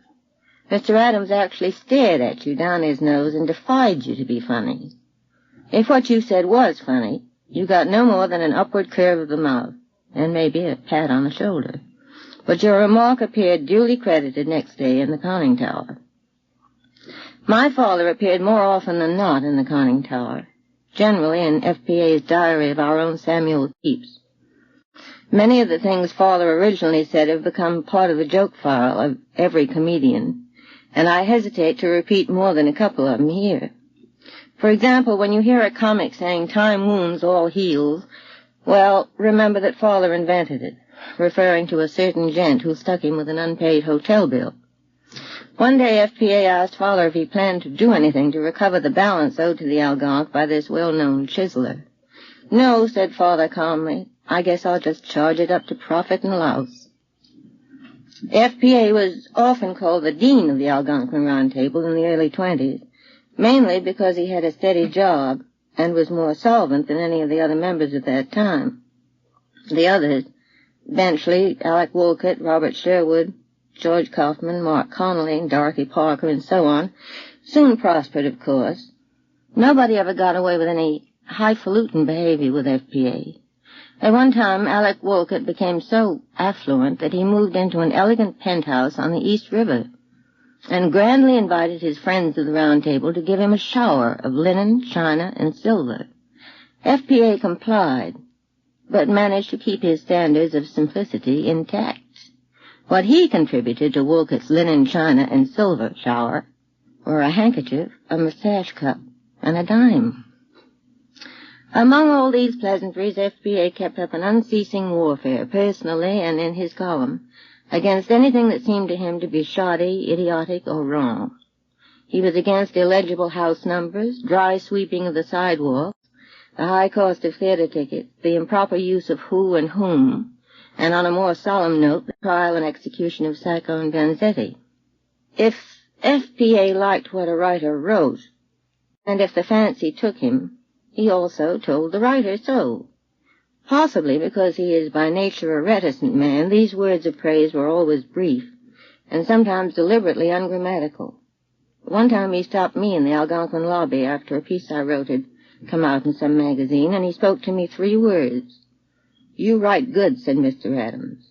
Those 3 words meant more to me than any flossier reviews from any chattier critic. Frank's praise was hard to win, but when he felt it was deserved, he gave it generously. As you've heard, he had many enthusiasms, but his greatest love was journalism.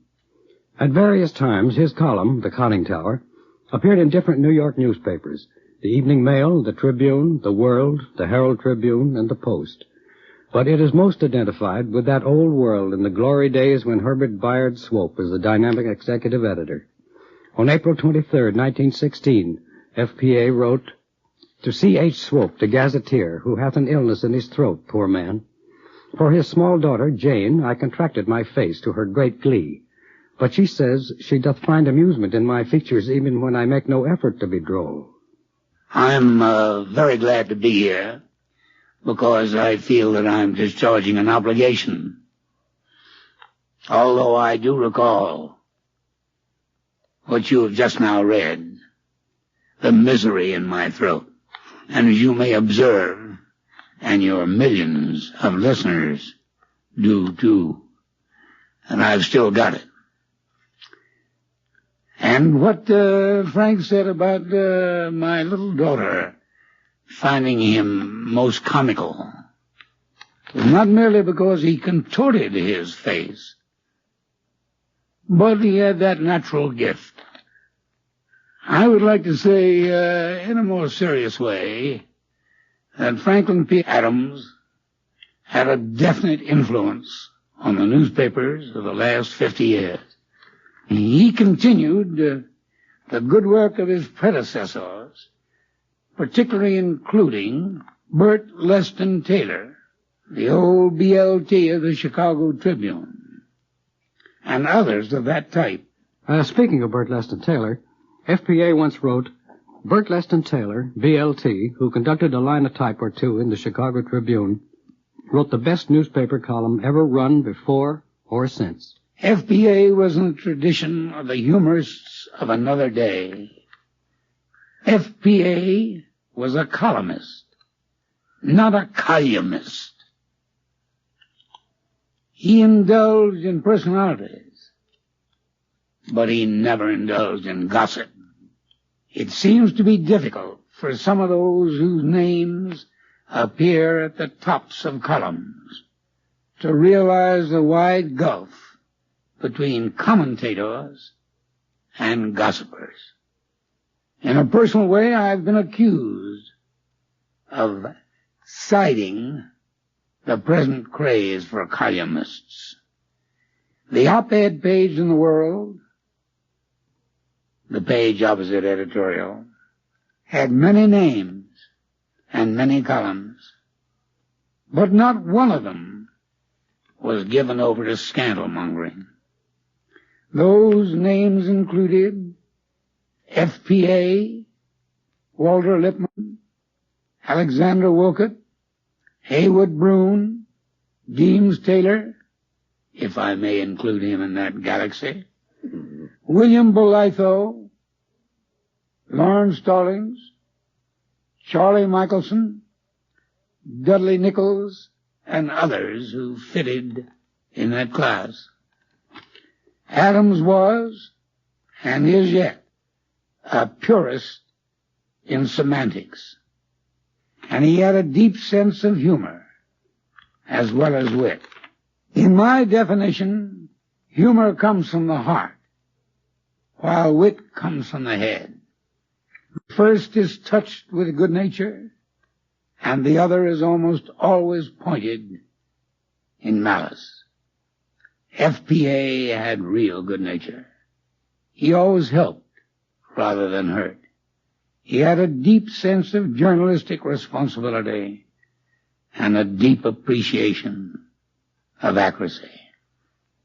I have had a deep affection for him for almost half a century, and I take this means of making a avowal of the debt I owe him and journalism owes him for his ability, his warmness, and his kindness.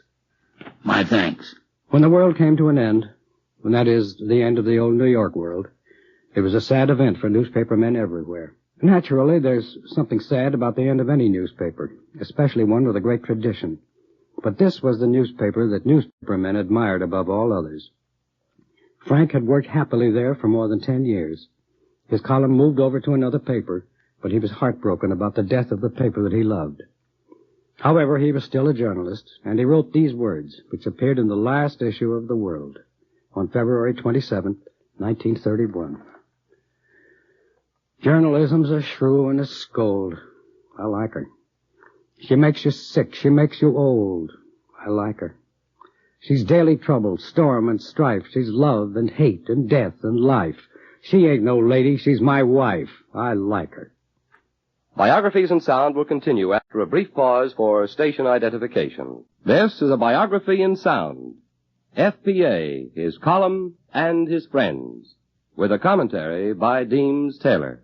For many of us, the Conning Tower column and the feature called A Diary of Our Own Samuel Pepys was a part of our lives for many years.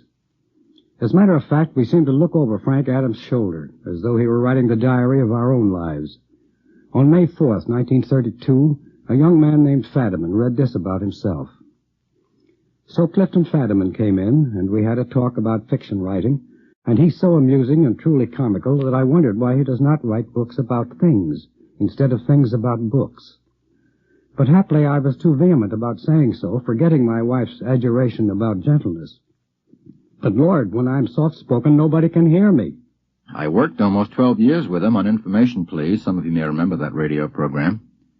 On that show, his wit was keen, it was exact, and, well, it was playful. That was it. He has the kind of mind that can be absurd without being undignified.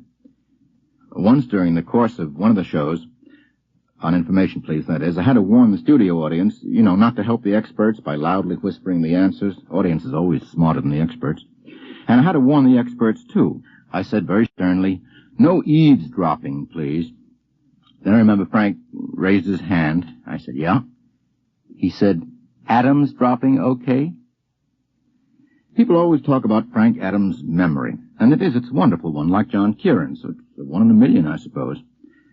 And the funny part of it is that the further back in his lifetime that his memory goes, the sharper and more precise it is. Well, he was particularly good at remembering old songs, old baseball players, even old jokes, too, though he prefers new-minted ones from his own inexhaustible mind. I'm a writer, first and foremost.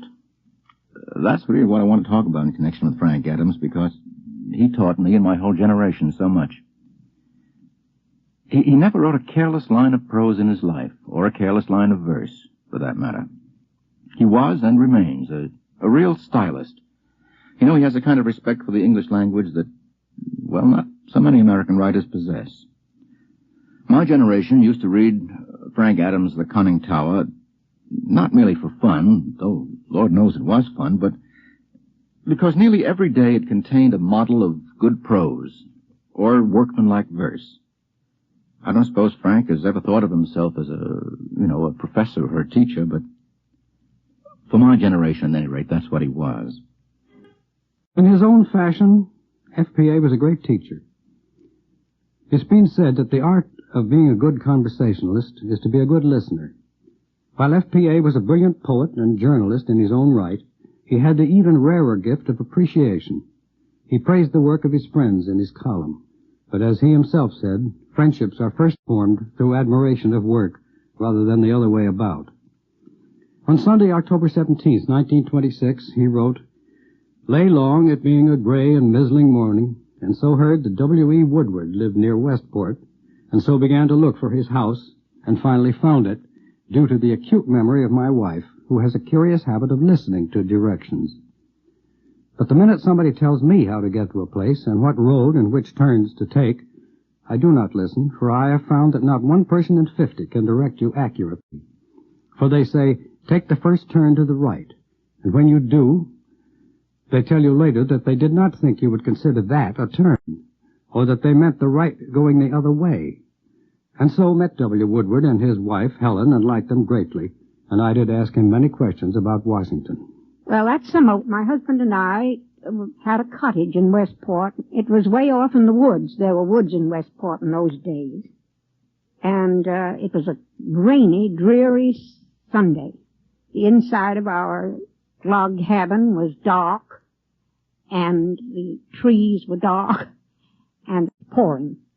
And the phone rang, and the voice said, "This is Esther Adams, wife of Frank Adams, and we've just learned that you're in Westport, and Frank wants to meet Mr. Woodward.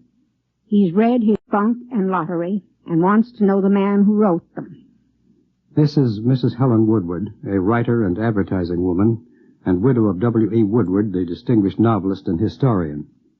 We were pleased to have come on such an awful day. Frank was tall and dark and haggard-looking, as he always was. He had a dry manner and, as usual, a rather sad look in his face. Like many a man who was witty, he didn't look happy. It seemed that Frank would read a book and get excited about it, and then make it his business to know the man who wrote it. And he didn't have wide interests, but he went overboard for verse and humor and wit. And he had a good deal of interest in American history. That's why he asked so many questions that day about my husband's Washington, which he was writing. And it was the beginning of a very nice friendship. Everybody, just everybody, read that column. there wasn't anybody who didn't read the column. It was part of conversation as automatically as breathing. And there were people who got acquainted with each other because they saw each other in the columns. If you weren't feeling social, and we certainly weren't that summer or the one afterward because my husband was working so hard, it was a substitute. You saw your friends and what they were doing. You say you just read the column and knew what you wanted to know. It was a pleasant thing, a really pleasant thing. And you know, one thing he did do that was definitely a very good thing. He started a great many people writing. The first time that Frank came with Esther, we were astonished at his appearance. We expected somebody rather rubicund and round and gay, and he wasn't. He was haggard and dark and saturnine. Saturnine is the word that describes the way he looked and his manner, and he didn't say many amusing things because I suppose he needed them. But he sold those. Sometimes he didn't, but his whole approach was rather that sardonic approach we found amusing. It's true, writing was hard work for Frank. He proved the old adage, the harder the writing, the easier the reading. He was a guide to many people who became famous, but some of his most valued friends and contributors were not in the arts professionally. On March 22nd, 1924, he wrote, "Thence to Newman Levy's for a little, and saw his young daughter Margaret, and she sang for me, the kind of a girl that men forget, as endearing a thing as ever I heard a child do. And I told her I liked it, and she gave me a kiss." When I first became acquainted with his column, started to write for it, which was back in 1910, it wasn't called the Conning Tower. He had started, shortly before that, a column on the Evening Mail, and it was called Always in Good Humor. And it contained brilliant light verse, epigrams, all sorts of witty comments, and there was a certain mystery about the authorship of these contributions. I learned later that the best of them, the most brilliant that appeared in the column, were written by FPA himself. He was more than a mere editor. He set the pace for us and stimulated an enthusiasm in a lot of us youngsters who were ambitious to write. This is Newman Levy, a New York attorney who, as Flaccus, contributed to the Conning Tower for nearly 30 years, and who has published several volumes of the finest light verse of our time. Well, I sent in my first verses almost as soon as I discovered the Conning Tower. It was the custom then, and for most of the time thereafter, for the contributors to use pen names. And there were such strange names as Smead and Daffy Down Dilly and others. And as I became a column fan, I discovered that Smead was my friend Deems Taylor, with whom I'd been at college, and that Daffy Down Dilly was Louis Untermeyer, who was starting out on his career as a poet, and a number of others in those days who have subsequently become extremely well known. About a year or two after I began writing for the Conning Tower, FPA announced that he was going to give a gold watch for the best contribution that appeared during the course of the year. I had a friend with whom I used to collaborate. We both had an interest in writing light verse and humorous stuff. His name was Nate Salisbury, and he had adopted the pen name of Barren Island. Nate and I wrote a piece called The Children's Hour, which we sent to the Conning Tower, and that received the first gold watch that was ever awarded by FPA. I may say that FPA's finances were not as good as they subsequently became, and he explained to us that these were not really gold watches because he had to buy two of them. He couldn't afford to buy two gold watches, so Nate and I each got a very nice gold-filled watch with an inscription in it. A group of young people who were contributing to the Conning Tower thought it might be a good idea to form an organization of contributors. We had an organization meeting, and it was decided to hold a dinner, and the dinner would be the occasion for the award of that watch. So at the end of the year, a dinner was held down on 3rd Avenue, a place called Sheffields Hall, and the Toastmaster was Clement Wood, who was a well-known poet at the time. FPA used to refuse to come to any of our contributors' meetings. In fact, he avoided meeting his contributors. After I got to know him better, he said he thought it was a good idea for him to be a rather aloof, mysterious character. So he told me, I got to know him by that time, that he was going to send a representative who would award the watch in his behalf. I asked who the representative was, and he said, well, you never heard of him. He's a young fellow named Robert Benchley, who just got out of Harvard, but I think he will do. So after the dinner, we all did various stunts. A very solemn young man with horn-rimmed spectacles got up, pulled out a sheaf of manuscript, a couple of thousand pages it looked like to us, and in a solemn voice he announced that inasmuch as this was an occasion for the awarding of a watch, he thought we might be interested in hearing some statistics about the development of the watch industry in America. That was the first time that anybody in New York had ever heard Bob Benchley, and that speech, I believe, was the forerunner of his famous Treasurer's Report. Well, the Contributors Union, we shortened the name. It was called the Contribunion. I may say that getting a contribution in the conning tower was an achievement that we were very proud of, and it's pretty difficult to make anyone understand the importance of it today. I can say that to get a piece in the conning tower was far more important to us than winning the Pulitzer Prize would be at the moment. And the head of the column, which was the place of honor, was more important to us than winning the Nobel Prize for literature. And I may say parenthetically that I won 2 gold watches from FPA during the course of my contributing to him. I was going to Europe in, I think it was 1914 or thereabouts, and I passed a deck chair and I saw the name Edna Ferber on the chair. So I went up to her and I said, my name is Newman Levy. And she said, let me look at your watch. Well, the Contribunion grew until after a couple of years it got so big that we had enormous dinners. The last watch that I received was in 1922, and Herbert Swope was the Toastmaster, and he awarded the watch to me. And practically every literary celebrity in New York was present at that occasion. A list of FPA's contributors is almost like a who's who in the literary history of the past generation.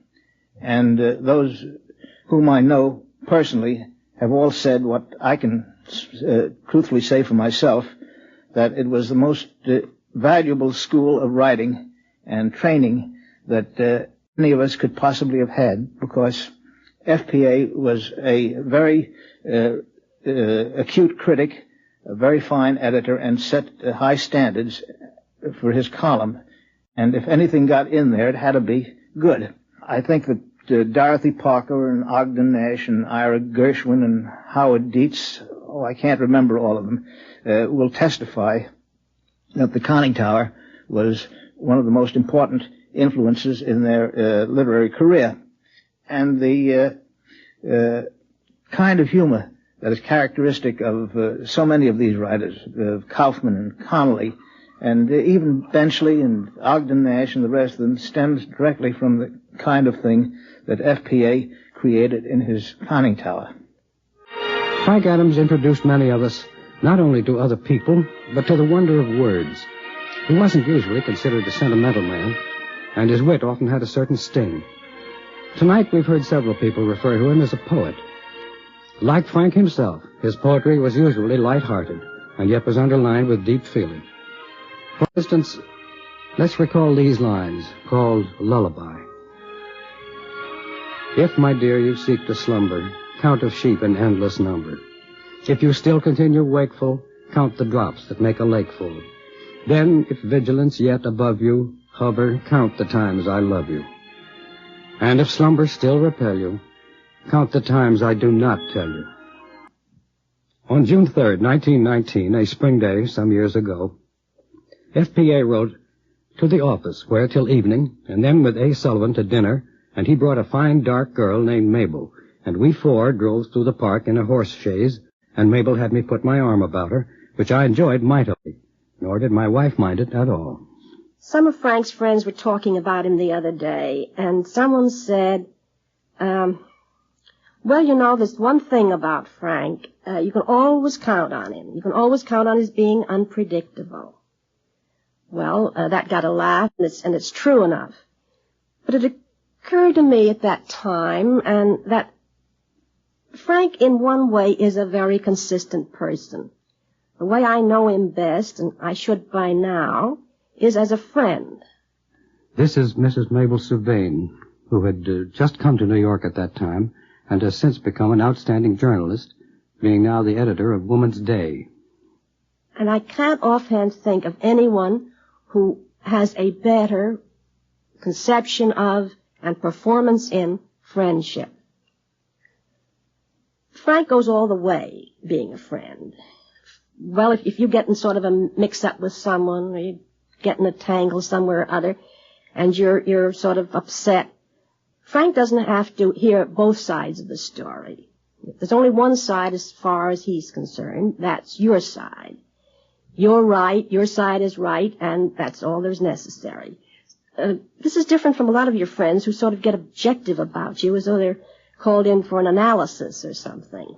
Frank's friendship is just that, plain and simple friendship.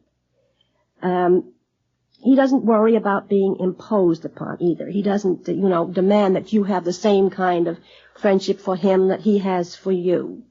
He'll take your brand if that's what you have to offer. Being imposed upon, he said once, as I remember it, is the greatest waste of time there is. You waste a lot of time worrying whether they're doing enough for you, and as a matter of fact, at the same time, you're probably imposing on someone else. But you can't keep books on friends.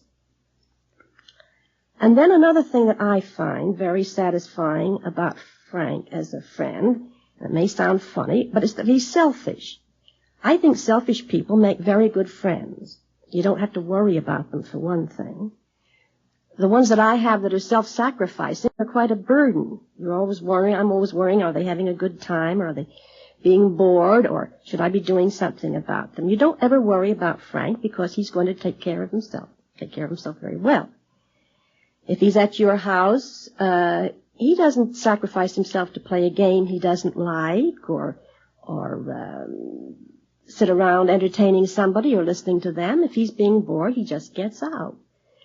And that may not be Chesterfieldian exactly, but it is restful. And he makes good the same way if you're at his house, because he doesn't expect you to be entertaining. He doesn't expect to entertain you. He goes his way, and you go yours. And, well, I don't know. That's another advantage. You also know that he didn't invite you because he felt obligated to. He doesn't know anything about that.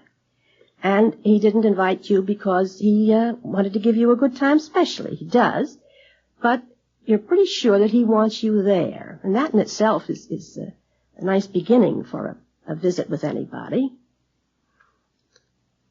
I guess he has a lot of other sides, but whether any of them are more important than being a good friend, I wouldn't know, and I do think he's a very special kind of friend.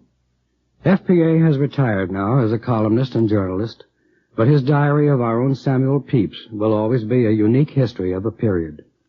His poems will linger in the minds of many of us, and will be discovered in the future by youngsters who have never read his column and never heard his name. You've heard mention of his translations from the Latin, his translations from the Odes of Horace. In one of them, Horace addressed Melpomene, the Greek muse of tragedy, and asked for his own portion of immortality.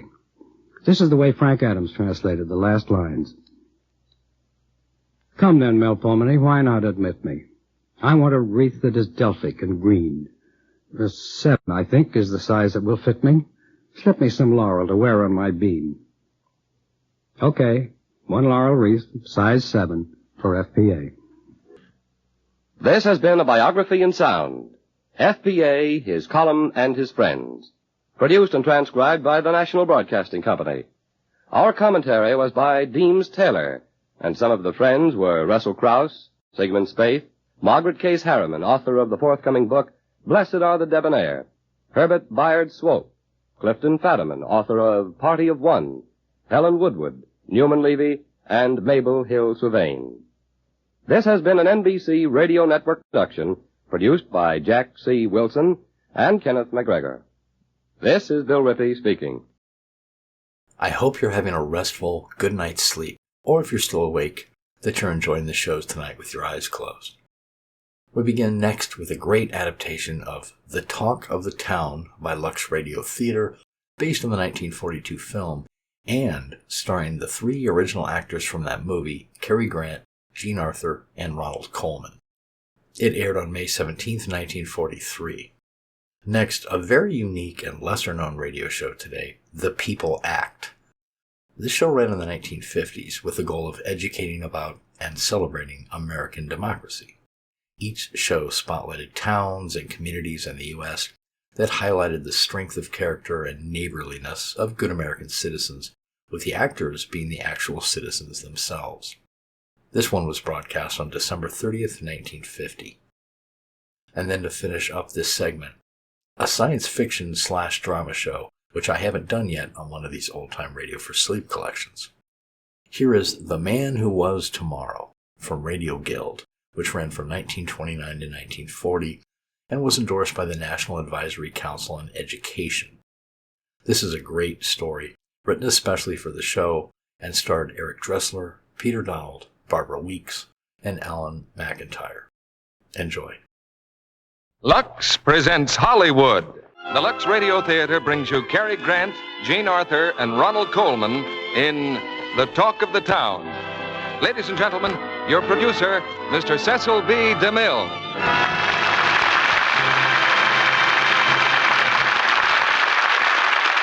Greetings from Hollywood, ladies and gentlemen. Good things come in small packages, but better things often come in big ones. And 3 stars like Cary Grant, Jean Arthur, and Ronald Colman make a colossal bundle of entertainment. And that's what we've got tonight in a play called The Talk of the Town. It was over at Columbia Pictures that they had the idea of co-starring these fine players and the right story to do it with. And with the same formula, we can't go wrong in the Lux Radio Theater.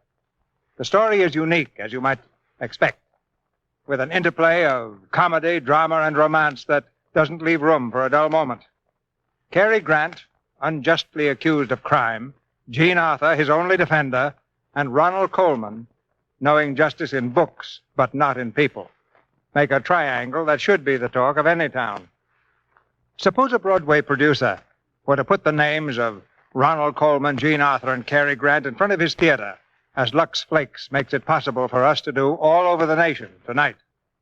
I'll make a quick guess that he'd discover his theater was sold out months in advance at $6.60 or so a ticket. The line at our box office runs from Greenland's icy mountains to Hollywood and Vine. But the tickets don't cost a cent. And every seat is the best seat in the house. The only box office return is your loyal support of our product, Lux Flakes. And once you've tried it, you will make it a habit for its own sake. Now it's curtain time for The Talk of the Town and the first act, starring Jean Arthur as Nora Shelley, Cary Grant as Leopold Dilg, and Ronald Colman as Michael Lightcap.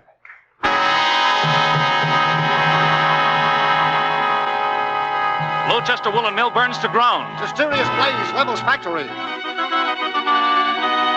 Today, Andrew Holmes, owner of the Lowchester Woolen Mill, accused Leopold Dilg of setting the fire in which a foreman perished.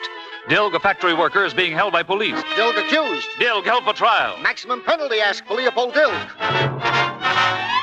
Dilg escapes jail. Dilg escapes. Dilg escapes. My name is Leopold Dilg. I worked at that mill in Lowchester, Mass., but I never set that fire. All they had against me was that I once said the place ought to be burned. Well, it should have been. It was a rat trap. Anyway, the evidence seemed to be enough for the jury. I got one look at their faces when the judge was charging them, and I knew I was a dead duck. So that night I escaped from the jail. I dropped from the second-story window, almost breaking my leg, and started hobbling away across the fields. They weren't long getting after me. I could hear them yelling in the woods right on my tail. It was raining. I guess that slowed them up. But I couldn't go much further. And then I came to Sweetbrook. That's Miss Shelley's cottage on the edge of town. I managed to get to the back door. Who's there? Who is it? Miss Shelley. I've got a baseball bat here. One move and I'll brain you. Miss Shelley, I'd appreciate the keys to your car. Leopold Dilg. You get out of here. I'm sorry, Miss Shelley, but it's very important. I'm warning you. All I want, Oh, you're hurt. Oh, Dilg. Just tired. Come on, get up. Here, let me help you. What are you doing here anyway? I broke out of jail. Oh, you fool. The whole police force must be looking for you. The whole country. I'd like to stay here, Miss Shelley. You can't. I'm fixing this house up for rent. It'll be occupied tomorrow. My ankle. Oh, my gosh. How far do you expect to get with that? And where are you going? I would appreciate any suggestions, Miss Shelley. Why didn't you think of that in the first place? Miss Shelley, do you believe I could burn down a factory? Kill a man, or... You're crying. One day you love the whole world, and all of a sudden everything you count up... Oh, for heaven's sakes, there's someone at the door. Get upstairs, quick. Go in the attic and keep quiet. Thanks, Miss Shelley. Now, don't even breathe, do you hear? And close the door behind you. Oh, my gosh. Just a minute. Oh, my gosh. Good evening. Yes? I am Michael Lightcap. Oh, Professor Lightcap. Why, you weren't supposed to arrive until tomorrow. Your secretary wrote My me that... secretary is getting married. Nothing deranges a woman's mind more than marriage. You must be the person with whom I've corresponded. Yes, Nora Shelley. An excellent name. Yes, it's raining, isn't it? Definitely. We're having an early summer. Yes, but could we continue the conversation inside? Oh. It's rather damp out here. Oh, nothing is ready. I thought that tomorrow about noon you'd... Really, I suggest a hotel. I plan to spend the night here, so I'll spend the night here. I'll get my bags. I had a good look at Lightcap from the top of the stairs. Very dignified gentleman. It was the beard that did it, I guess. A black Van Dyke. When he went out for his grips, Miss Shelley came flying up the stairs. Get back up in the attic. Go on. Who's the guy with the beard? The new tenant. He's the #1 legal genius in the state. He's dean of Commonwealth Law School. He eats with the governor. He writes to the president. Yeah, a very cold character, Mr. Lightcap. He's back. Now remember, keep quiet up here. And later, out you go. I wonder where. Miss Shelley, open the door. Oh, hello. Why did you lock the door? Why, did I? Why, isn't that queer? Miss Shelley, there seems to be a strange atmosphere hanging over this house. Oh, as soon as I get the curtains up, it'll be all right. Any improvement will be welcomed. You're a very sarcastic man, aren't you? Miss Shelley, for the past 9 months, I've been teaching 400 weary young men the rudiments of law. I've had to drive all the way down here myself because my man went to see his ailing mother in West Virginia. I was looking forward to a cheerful, brightly lit house and a warm bed. And I find myself in this shambles. Well, why didn't you tell your blithering secretary to get things right? If you'd come tomorrow like you were supposed to, this house would have been efficiently whipped together and would have been cheerful and bright. Are you through? Yes. There's a certain justice in what you say. However, the violence with which you say it... Well, I'm sorry, but I accept your apology. Now, please accept mine. And now, may I ask, is there a bedroom in the house fit to be slept in? The master bedroom happens to be quite fit. Thank you. Good night, Miss Shelley. You may leave now. Dilg. Hiya. I thought you went home. How could I with you up here? You can leave now. He's asleep. You used to live in this house, you and your mother, didn't you? Yes, we live in town now and rent this place. Come on, get up. My ankle's so swollen now I couldn't walk 5 yards with it. Oh, what are you going to do? You can't stay here. You're still the prettiest girl in Lochester. Now, look. This escape was insane. You haven't been convicted yet. Now they'll think you're as guilty as sin. It's possible I am, don't you think? Maybe. Maybe not. Leopold, as far as I know, you're capable of anything. You were the wildest kid that ever went to a Lowchester school. You wore pigtails then. I was in love with you. Always collecting a bad reputation. Even after you grew up, speeches on street corners, petitions, any kind of a squawk, and Leopold Dilg's right in the middle of it. Yeah, you're even prettier now. Look, what about Yates? Does he know what you've done? Yates? Yates, Sam Yates, your lawyer. Don't you know your own lawyer? The state made me a present of a lawyer. Well, if anybody can help you, it's Sam Yates. I'll call him. And that's the end of the line as far as I'm concerned. Thank you, Miss Shelley. See that you keep quiet up here. Yes, Miss Shelley. The next morning, Nora was still there, floating around the house. Her mother had been over to see why she wasn't home. The moving men had been in, and a reporter from the Sentinel to interview Lightcap. I felt like I was hiding in the middle of a parade. Then Sam Yates showed up. Hello, Nora. Oh, Sam. I got your message. They said you wanted... Sam Yates. Michael, well, I'll be doggone. Well, how are you, Sam? Nora, how'd you know that Michael Lightcap was the one man in the world I wanted to see? Well, I didn't. I didn't know you knew him. Went to school with him, that's all. How are you, Michael? What are you doing up here? Came up to write a new book. Sam, is that a black eye? Yes, I guess it is. You've been fighting, Sam? Why, I fight on the average of 3 times a day. Yes, in school you had a tendency towards riot. I can't stand the way this town is going after a fellow named Leopold Dilg. He's the only honest man I've come across here in 20 years. Naturally, they want to hang him. Sam... He's been shouting for years that Andrew Holmes, the mill owner, is crooked as a dog's hind leg. So what happens? Dilg predicts the mills will burn down. They do. One man is burned to death. Here's Holmes's chance. It was Dilg, he says. Go get him. He starts slicing this burg into a frenzy. Sam, what did you expect me to do? Well, I figured if you demand a fair trial for him. You see, Judge Gronstad, who's trying the case, is nothing but a tool of Holmes and out to get Dilg. He said as much. And I say that, you're not buying the idea. Sam, my business is with the principles of law. I can't allow myself get mixed up in these little local squabbles. Little squabbles, eh? Well, let me tell you, Michael, Now, what's all that? Yes, what is all that? Who is it? Open up. Who lives here? Professor Michael Lightcap. I'll take the house, Joe. You take the grounds. Now, just a minute. Where do you think you're going to take the grounds? Have you got a search warrant? Dilg escaped. We're searching every house on this side of the road. Have you a warrant? Now, look, lady. No warrant out. That's from the Constitution, isn't it, Sam? Well, not exactly in those words. We guarantee nobody's here but us. And that's too many. Now, will you please leave, all of you? You're wasting my entire morning. Go on now. Go on.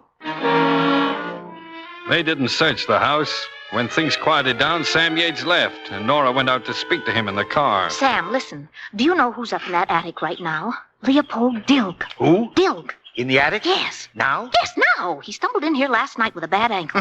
What's funny? Can't get involved in little local affairs, says Lightcap.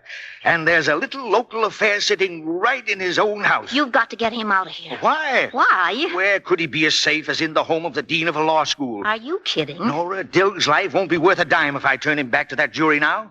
Lightcap can help us, but it'll take time. That's nothing to me, one way or another. He can't stay up there. Well, why not? Are you insane? Who'd take care of him? Why, you. Me? Listen, I can't hang around here even if I wanted to. Lightcap's ordered me out 50 times since last night. Oh, you're doing all right so far. Sam. So long, Nora. But Sam. I'll keep in touch with you. Oh, Sam. Smart girl, that Miss Shelley. You know, when she did so, she could stick around. She got herself hired by Lightcap as a combination secretary and cook until his man could get up here. Yes, smart girl. That afternoon, they went out in the garden to work on the new book. And meanwhile, I was up in the attic, slowly starving to death. A man can stand just so much. When I sneaked down to the kitchen to get some food, I could hear Lightcap dictating. The beginning is always a little difficult. Yes, sir. Let's see. Jot down this title. The Relation of Literature to Legislation in the 18th Century in England. Yes, sir. The effect of literature upon legislation is a... Bless you. Thank you. Is a study that has long claimed the interests of social scientists. The law That was really some high-class stuff he was dictating. I stood there listening for a while. And then he made a statement that sounded a little silly to me about the law being at all times reasonable. The law must be built firmly on principles which are above small emotions, greed, and the loose thinking of everyday life. Impossible. Oh, What is the law? It's a gun pointed at somebody's head. All depends upon which end of the gun you stand, whether you think the law is just or not. Who is this man? He's the gardener, Joseph. Joseph, this is Professor Lightcap, the new tenant. Pleased to know you. Still, you know, your point of view about the law is very interesting. Thank you. Yep. It represents the ideal condition. I don't approve of it, but I like people who think in terms of ideal conditions. They're the dreamers, poets, tragic figures in the world, but interesting. How are the zinnias getting along, Joseph? Dying. You see, Professor... Joseph, if you don't mind, I must get on with my dictation, and you might see if you can save the zinnias from dying. Bless you. Thank you. Miss Shelley. Mr. Lightcap, you're catching cold. Out in the rain last night, Professor? Yes, I was. Professor, about that idea Miss Shelley, I see you're about to have some more company. I'll be in the study. Yes, sir. Dill, get out of here. What are you trying to do? Well, when I hear a man talk nonsense, I always get an impulse. You get upstairs. With this ankle, it's too late. Then hide somewhere, quick. We had company, all right. Only it wasn't for Nora. I knew the fellow who got out of that car. I'd seen his picture. A fellow by the name of Senator Boyd. Well, sit down, Senator. Sit down. Thanks. Well, Professor, I tracked you up here because the news I have for you couldn't be entrusted to the mails or the telegraph wire. Yes, Senator Boyd? Lightcap, the President would be pleased to appoint you to the bench of the Supreme Court in September. The Supreme Court? Me? That's it. I don't know what...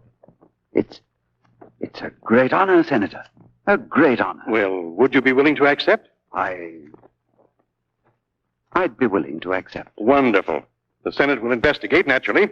I don't think we have to fear that, but I'd keep my name out of the papers in any connection if I were you. Oh, I've been keeping my name out of the papers for nearly 20 years. It shouldn't be difficult to continue.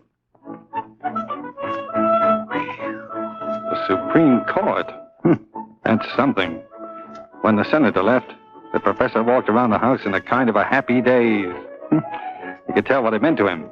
And then Nora got him off to bed with a hot water bottle. He had a bad cold. You gotta be careful with a guy like that. Yeah. That night Sam Yates came to talk things over. Supreme Court. Well, what do you know? Hey, this stuff he reads is remarkable dead. Got any more chicken, Nora?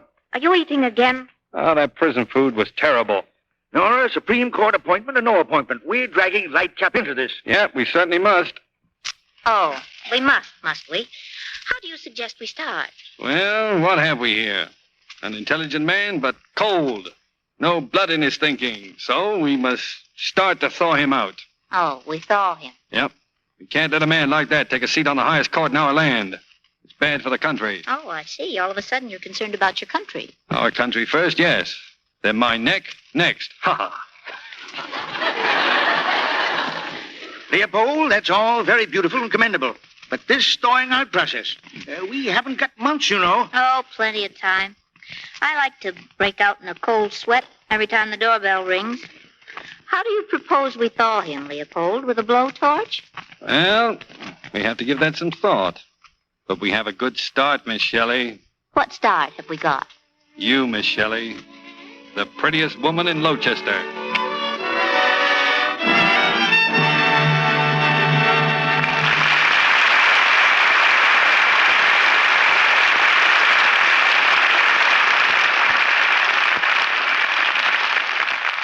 In a moment, Mr. DeMille presents Jean Arthur, Ronald Coleman, and Cary Grant in Act Two of The Talk of the Town. Now, has this ever happened to you on a bright spring afternoon when you wanted to look your very best? While strolling through the park one day, in the merry month of May, I was taken by surprise by a run of monstrous size. A run in your stockings certainly can make you feel like a blot on the landscape. Well, if you'd lux your stockings after every wearing, you wouldn't be having such trouble. You mean just the way you wash your stockings can make a difference in the way they wear? It certainly can.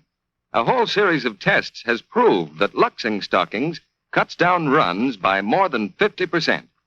The United States Testing Company, Incorporated, washed rayon stockings over and over again in different ways, and then tested them. on a machine that pulls and strains them the way you do when you wear them. Stockings washed with new improved Lux Flakes didn't go into runs nearly as quickly as those washed with a strong soap or rubbed with a cake soap. Luxing actually cut runs in half. My, that sounds good to me. Well, here are some new words to that song of yours. If you'll do what they say, you can give those stocking runs their runaround. I'll lux my stockings every day, every month including May. If you want to save your hose, take a tip from one who knows. Luxing helps to keep those stocking runs away. Now, Mr. DeMille returns to the microphone. Act 2 of The Talk of the Town, starring Cary Grant as Leopold Dilg, Jean Arthur as Nora, and Ronald Coleman as Michael Lightcap. In the matter of Leopold Dilg versus the town of Gloucester, Massachusetts, we call to the stand our second witness, Miss Nora Shelley. Professor Lightcap wasn't very sick, and the next morning we figured it was all right if he got up for breakfast. His cold was much better. But we hid the morning paper because Leopold's picture was right smack on the front page. When the professor came downstairs, Leopold was just finishing his breakfast. Well, well. Oh, excuse me, Professor. I didn't think you'd be down this early. Oh, that's quite all right. Stay as you are. No. The gardener shouldn't be eating in here. Nonsense. Sit down, I insist.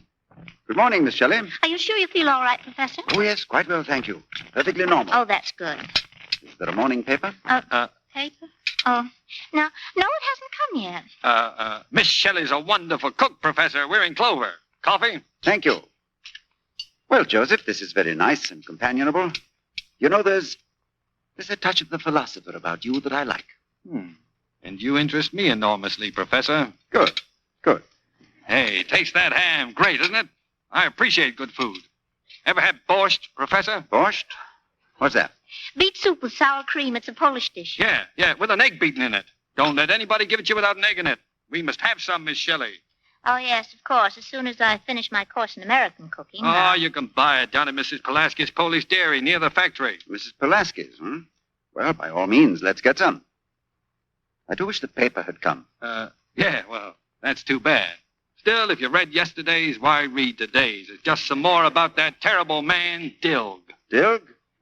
Oh, the fugitive from justice, huh? Or a miscarriage of justice. Your opinion, too? It might be yours, too, Professor, if you knew Andrew Holmes. He makes the laws. He puts a fellow like Judge Grunstadt on the bench, and Grunstadt takes orders. Well, the voters may exercise their right of the ballot and remove him. Now, this corruption is too thick. That's the way every decent person around here feels about it. Feelings have no influence on the law. Facts, Miss Shelley, facts. My dear Professor, people wind facts around each other like pretzels. Facts alone, that's a nut without a kernel. Pass the sugar. Where's the soul? Where's the instinct? Where's the warm human side? All right, Joseph, all right. Two schools of thought. I see your point of view, theoretically. In fact, I respect it. I wish I could respect yours, Professor. Joseph puts it a little strongly, Professor. He does respect you, of course, but as you can see, he's for the practical side. Yes, and makes the law up as he goes along. Out of common sense, yes. In fact, Professor, the way I see it, you don't live in this country. You just take up room in it. Now, Joseph. It's a discussion amongst friends. Of course, delightful. All you know about the American scene is what you read in newspapers and magazines. Somebody else's impressions hashed up for lazy people. If you don't feel it yourself, you've learned nothing. Just like having somebody tell you about his operation. That'll do, Joseph, for this morning. Professor, I challenge you to make an experiment. Spend half a day with your books and the other half finding out what people do. Yeah. By the way, with these indoor habits of yours, you've got the complexion of a gravel pit. Well, really. You know, Joseph, you're no oil painting yourself. No, a mummy would be closer to you. They wore beards, too. Well, now, Joseph, what would you suggest? Well, there's a baseball game today. Go to it. Baseball? Baseball. That was the first step in thawing out the professor. I took him to the game myself, and we sat right next to Judge Grunstadt. Leopold said there was no one like Grunstadt to teach the professor the facts of justice. Professor Lightcap, this is Judge Grunstadt. Lightcap? Why, of course. How do you do, sir? How do you do? Well, this is a great honor. Thank you. Did you say Judge? Mm-hmm. Grunstadt. Doubt whether you've heard of me, but your work. I've read it in the Law Review every year. Hey, sit down! Oh, how I envy you, sir. You work in the quiet of your library, and how do you like that? Are you blind? That was right across the plate. The dope. But me, I labor in the vineyards. You've heard of the Dild case, I take it? Yes. Well, there's luck for you. First case I've had in 10 years that drew any outside attention. Look at that. Slide, you idiot! Oh, he could have made it. And right in the middle of the trial, the swine skips out like a butterfly, and I was preparing a brilliant opinion on the case. Before the trial was finished? Oh, he was as guilty as Judas, the town malcontent. You consider it ethical to judge a man before all the evidence is in? My dear fellow, he broke jail. That proves it, doesn't it? Why, even a library philosopher like you would have to admit that. Yes, Miss Shelley. I think we've had enough baseball for today. That evening, Leopold and Professor Lightcap played chess, but the professor's mind wasn't on the game. Yes. Huh? Yes. You play very well. Where did you learn? My father? Mm-hmm. He was the kind of man who resented work. It interfered with chess and argument. Yes. See? Yes, you're a man of many parts, Joseph. I look forward to a very pleasant summer. Thank you, Professor. Your king is still in check. Yes. Let's see now. Miss Shelley, did you actually hear what that fool Grunstadt said? Yes, wasn't it remarkable? Joseph, what do you think? Judge Grunstadt was sitting in the box right next to us. No. Well, I hear he's a very charming man. He's an idiot. Writing an opinion of a case before hearing all the evidence. Preposterous fake. Mm-hmm. That's serious. Your rules don't allow that. Naturally not.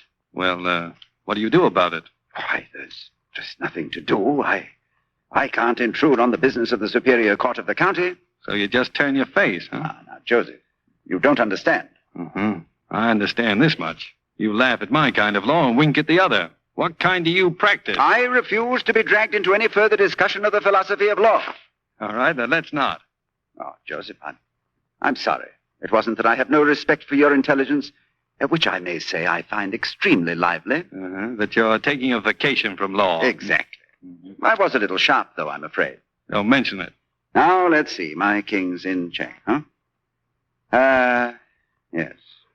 As a matter of fact, Joseph, I may add that I'm very grateful for your presence in this house. And you're a big treat to me, Professor. Thank you, Joseph. Thank you. He was a wonderful man, the professor.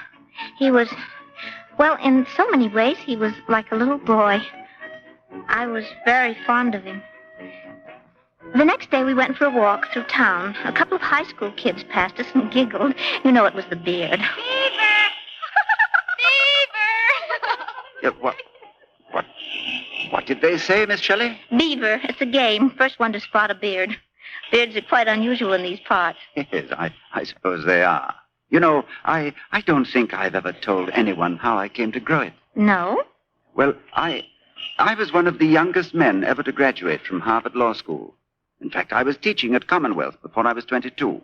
Wow. And I had a frank and open face. People in trolley cars used to call me Sonny. Boys I was teaching would slap me on the back. Women would wink at me in the street. Is that bad? No, but I was busy and had no time for nonsense. And so the beard became a sort of a fortress. And, well, I suppose I grew attached to it.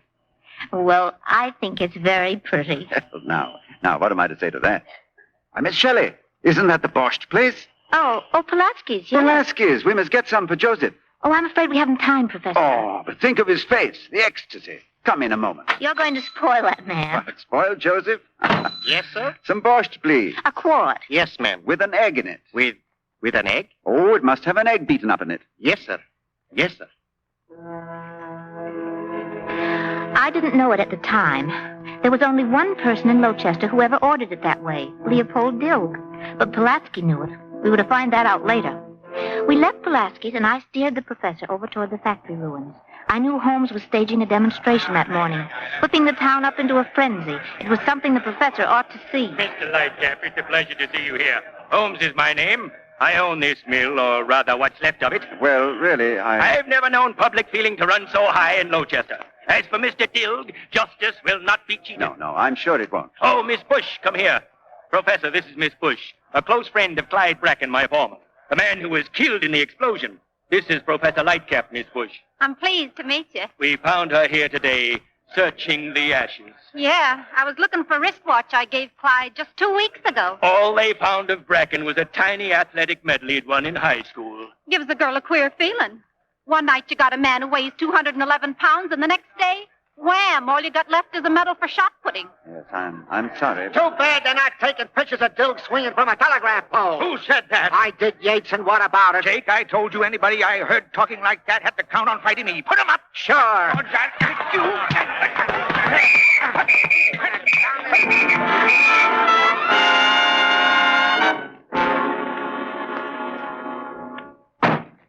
I won't have it, Miss Shelley. You deliberately dragged me into this.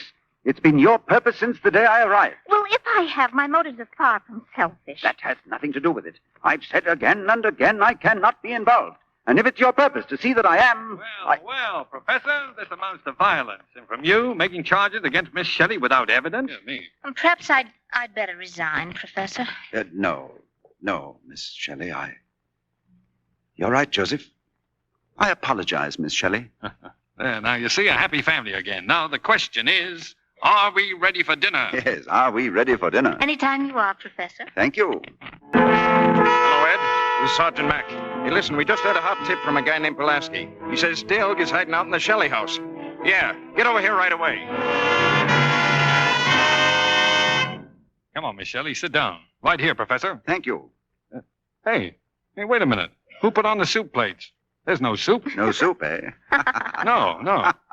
No soup. My dear Joseph, while strolling in town today... Huh? No. That's a bad beginning. My dear Joseph, to cement the bonds that bind our happy little family together, what could be more fitting than this? Borscht! Pulaski's! I'd know it anywhere. Oh, be careful, you'll spill it. Well, only Pulaski's would wrap up borscht in a newspaper. Now, let me unwrap it, please, Joseph. Your eagerness, this is the stuff I've been waiting for. Come on, Professor, shake it up. All right, here we are. Now, if you'll just get rid of this newspaper, Miss Shelley, What's the matter, Professor? Is something wrong? There seems to be a picture in the paper, Joseph. A man named Leopold Dilg. Professor. He bears a remarkable resemblance to you, Joseph. Professor, what are you going to do? Call the police and tell them to come and pick him up. No, you won't do that. Wait, Professor. I'm sorry I spoiled your party. Of course, there's no use discussing the merits of my case right now. I'm afraid not, Joseph. Leopold. I have a simple duty to perform, and I must do that before anything else. Well, here we have the two schools of thought, Professor. This time in action. That telephone to you means law and order. And to me, well, I've got to stop you using that telephone. By violence, if necessary. Yes, I see. That's bad. I've a very warm feeling for you, Joseph. But I must use that telephone. Well, if you do, Professor, and I'm as fond of you as a brother, I'll be compelled to knock you down. No, please. I should regret that, too. I've never been fonder of a man in my life, but... Hello, operator? Give me the police station. Hello, is this the police? Sorry, I want Professor. No! Oh, Leopold. Nora, I'm sorry. What else could I do? Oh, help me get him up. You've hurt him. Leopold. I couldn't help it. I didn't want to hit him. Get out of here, quick. It's the police. Get out the back way. Look, Go on. Get out, you fool. Open up. Bring it down. The back way. Hurry. Yeah. Oh, Mr. Lightcap. Get around the other side, man. Shoot the kill. Yet, this way. Where is he? Come on, where is he? Oh, help me with Professor Lightcap. He's hurt. Where's Dilg? I don't know. Ed, try the upstairs. Nora, did Leopold get away? Oh, Sam, help me. What's the matter with him? Look, Sam, is he all right? Sure, he's fine. Come on, Professor, come on. Aye. He's coming around, all right. Up you go, Professor. Professor Lightcap. You knew it was Dilg, Miss Shelley. All those lies, attentions, just for Dilg. You and Sam Yates. You planned it all, didn't you? Take it easy, Michael. You're a silly, dangerous girl. You had me feeding and lodging a notorious fugitive from justice. You've endangered a lifetime's career for a stupid gesture. Our association is at an end, Nora. That's a tip-off, Professor. You had to get good and sore before you got around to calling me by my first name. Oh, Miss Shelley. Nora, when you're angry. That will be all, Miss Shelley. That will not be all, Mr. Lightcap. Dilg is innocent, and I'd rather be hated by 40 frozen legal giants like you than turn him over to those bloodthirsty idiots of Lowchester. You were right to grow a beard. You were an old man all your life. You put on the proper costume just as soon as you were able. Don't ever shave it off, Mr. Twilight. Somebody might think you were alive, and that would be misrepresentation. Come on, Sam, let's get out of here.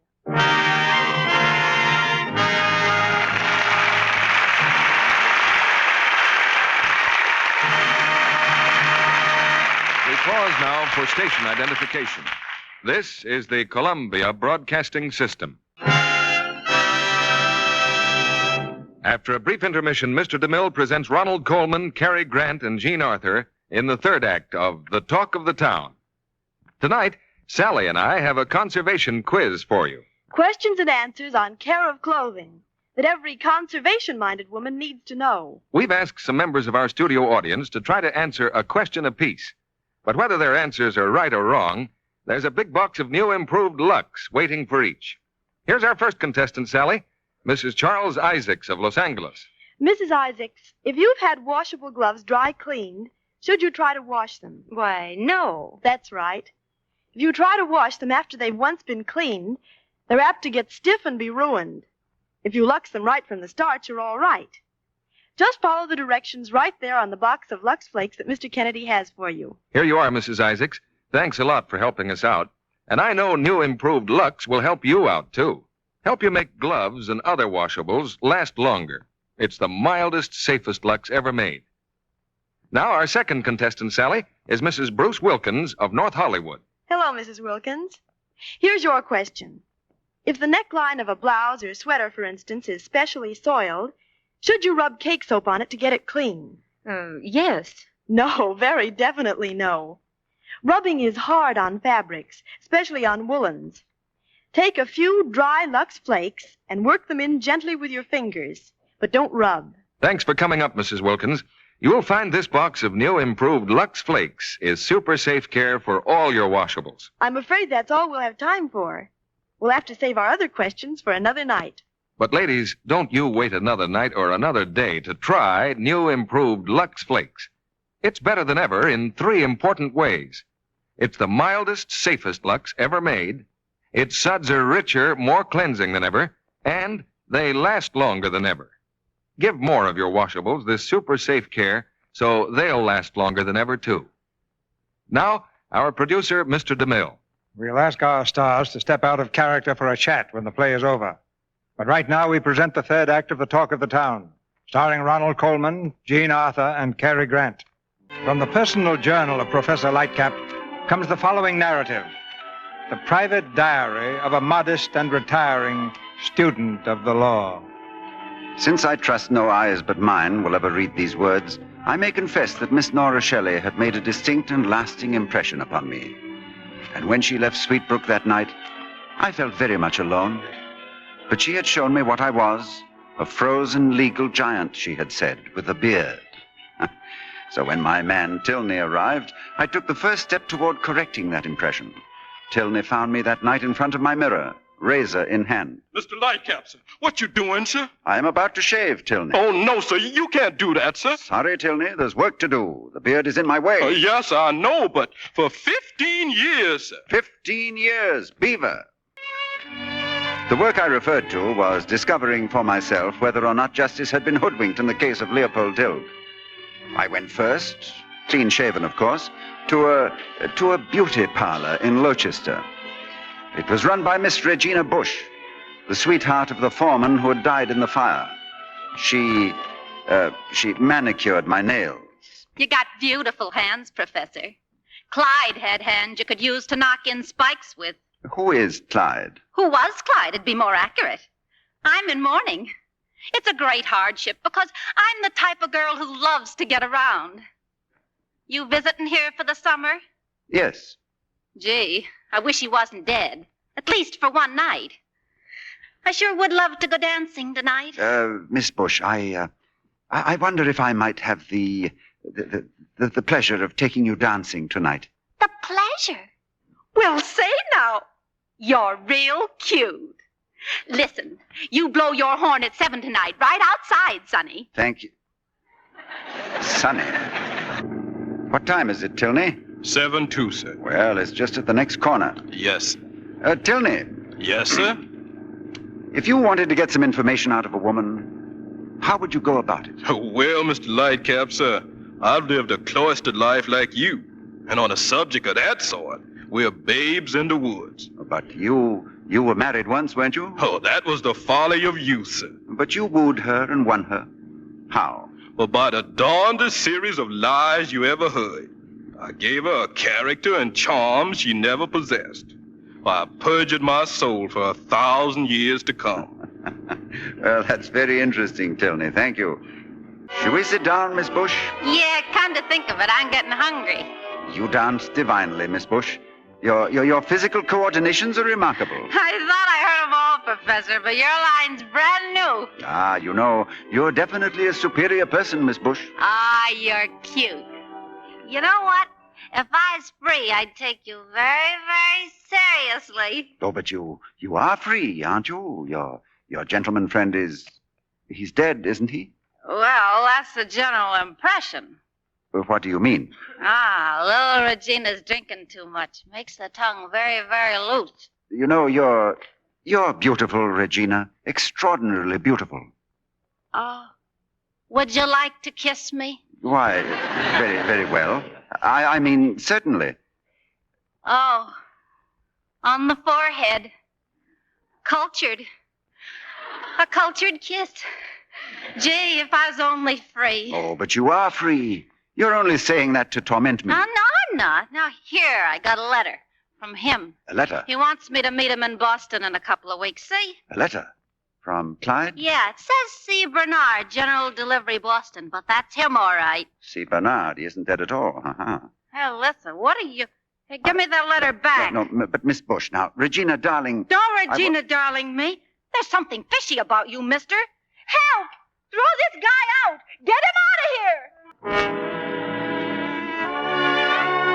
I left the cafe as quickly as possible and drove back to Sweetbrook. Of course, I didn't realize at the time that Leopold Dilk was still hiding there in the attic. It was the most obvious place and therefore the best. Miss Shelley found him there that night. Oh, Leopold. Oh, you idiot. Hey, cut it out. How did you know I was here? Oh, it suddenly came to me you couldn't go anywhere else. Your ankle. Oh, Leopold. No. Nora Shelley crying? Oh, I've been out of my mind for 24 hours. I thought you were dead. What an idea. You know something, Nora? Our friend, the professor, shaved off his beard. He did? Yeah, I heard him talking about it. But why? Well, who can tell what a man in love will do? In love with who? You. I know just how he feels. The prettiest girl in Lowchester. Oh, Leopold, I've been so miserable to you. I never really knew you. Oh, Leopold. Stop saying Leopold like that tenderly. Oh, Leopold. Sounds funny. You can't do it with a name like Leopold. Oh, shut up. Where did he go without his beard? He'll be all right. He won't be all right. He's a child. Yeah, I know just how you feel. Now, don't start that soupy stuff again. You don't know how I feel about anything. Look, Nora. He's quite a man, you know. An important man. Be quiet. There's a car. He's back. Now get up in the attic. Okay. Go on. All right, but think it over. Think what over? Oh, go on. Oh. I'll need the car, Tilney. Yes. Hello? Miss Shelley. Hello. I'm glad to see you. Miss Shelley, I've every reason to believe that Clyde Bracken is still alive. It seems that... What are you staring at? If you find my face unpleasant? No. It's the beard gone. I mean... Did you say Bracken? Bracken, yes, alive. Well, I guess at last you know the truth about Mr. Dill. I don't know anything until I can prove it. A stickler to the last. I bet if you knew where he was now... I'd turn him in, yes. You just took that beard off your face. Inside you're as whiskered as the Smith brothers. Suppose you turn me in right now, Professor. Leopold! What do you say, Professor? Leopold, get back up there. What's the matter with you? Leopold, I'm leaving immediately for Boston to find Mr. Clyde Bracken. How about dropping you off at the police station? Do you hear? Bracken's alive. Very interesting. Well, let's go, Professor. Will somebody please listen to me? Bracken's alive. Why should Dill go to jail? It's the principle. The law says that's where I should be. Thank you, Leopold. Listen, if they get him in jail, they'll make Patty DeForger out of him. Doesn't that mean anything to you? Well, that's a bridge we can cross when we come to it. Right. Who knows who's right? Why does Dill have to make all the concessions, Professor? Isn't there one concession in your bones? Concessions? Why, I shaved off a beard I was fond of. I danced with a blonde beauty parlor owner. I kissed her in public. Concessions. Ha! All right. Turn him over. Give him to the mob. Go ahead. Mob?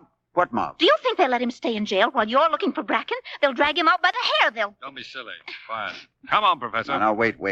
Miss Shelley has been right in the past, and perhaps you'd both better come to Boston with me. Well, that's a very noble gesture, Professor, but my place tonight is in jail. I'm sorry to disagree with you. Come along, Leopold. That's taking the law in your own hands, Professor. Oh, shut up! Leopold, sometimes the letter of the law might be wrong. No, I'm afraid I can't agree with you, my dear friend. Well, I'll have to be firm, Leopold. Oh! Now, Miss Shelley, if you'll help me to get him into the car, please. Oh, Professor, you're wonderful. You're really wonderful. Thank you, Nora. Oh, Leopold. Poor Leopold. Did he hit you? Where did he hit you? Oh, poor Leopold. We found Bracken, alias C. Bernard, in Boston. There was a brief and heated discussion. He didn't wish to return with us to Lochester, but we prevailed upon him. By force, I'm afraid. Oh!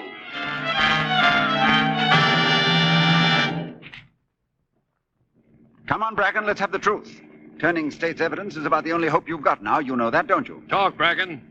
Leopold, how about stopping the car and giving him another going over? Pleasure. Okay. Wait a minute. Holmes paid me to burn it. The factory was on the rocks, and his only chance to get the insurance money for that broken-down barn. That's what Leopold said for years. Well, why did you have to play dead? To get the people more excited. So when Holmes pinned it on that thorn in his side, Dill, he could put him away good, huh? Yeah. A very simple plan. It's astonishing. Better go straight to the Lochester City Hall, Miss Shelley. No, drive straight home. Home? Why? Well, I'd rather take Bracken alone. What? What about the mob? The mob won't hurt anybody. Professor, you've solved this case beautifully, and I'm very grateful to you. But this country needs a man like you on the Supreme Court bench. I don't want to take the risk of your losing that. That's very thoughtful of you, Leopold, but I see things differently now. So do I. And I want to see this job through. Well, I'm sorry, my friend, now but... stop it. The professor's right. Friendly feelings are one thing, Leopold, but a mob's another thing. You ain't going to turn me over to any mob. Sit down, Bracken. I'll show you. Look out! Leopold, hold him! Sit down. Get his hands off the whip!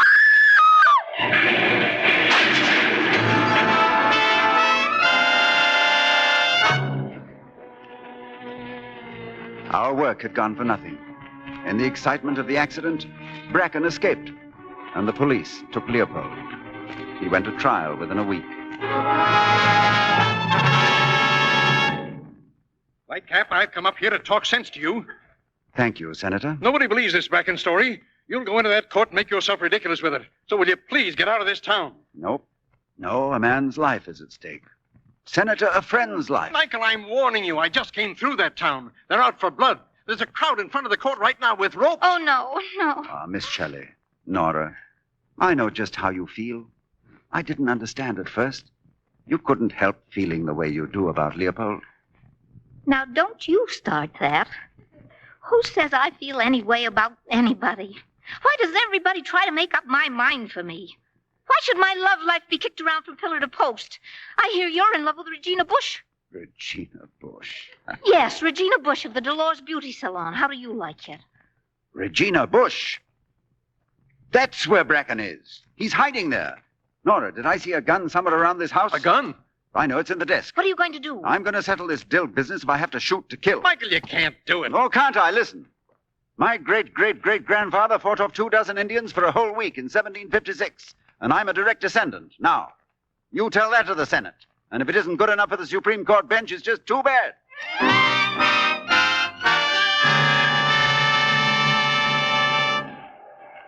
Ladies and gentlemen of the jury, We know this man is guilty. Outside of this court right now, you can hear the voice of the people. Listen to it. The voice of justice. The state and the people of Gloucester will tolerate only one verdict from this jury, and that verdict should be quick. Guilty! Keep that crowd out of here. We can't, Your Honor. Give us Dilk. We want Leopold Dilk. Come on, give him to us.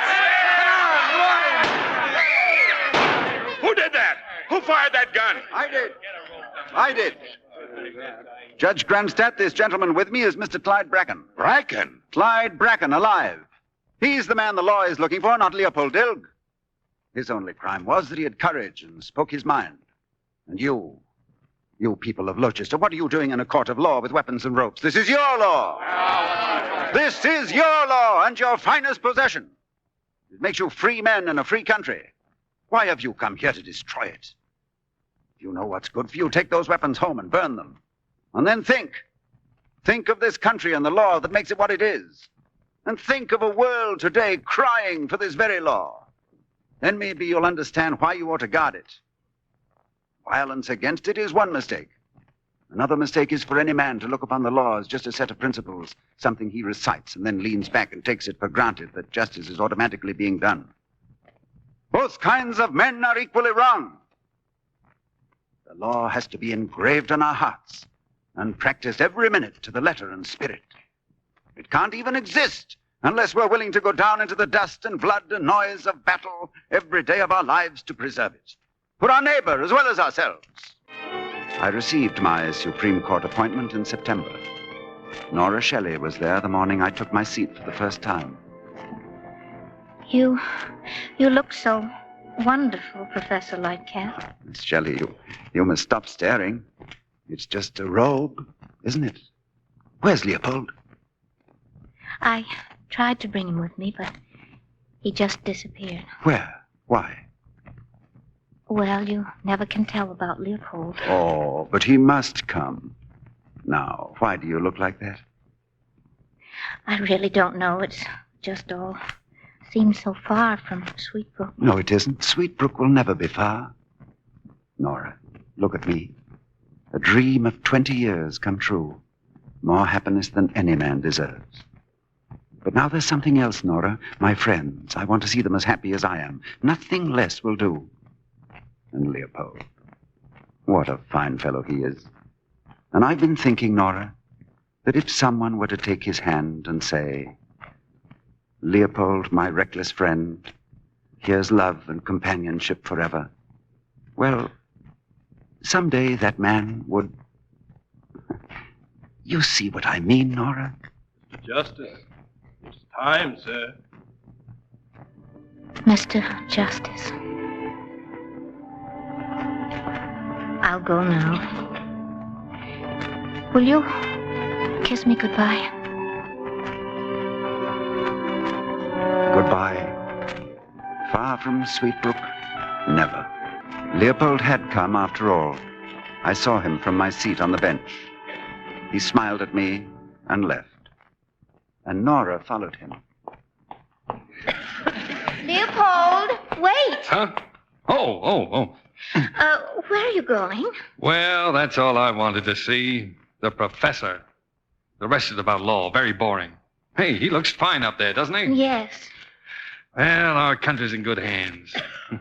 The woman's touch. Indispensable. You better go back in. But where are you going? Home, Gloucester. Why?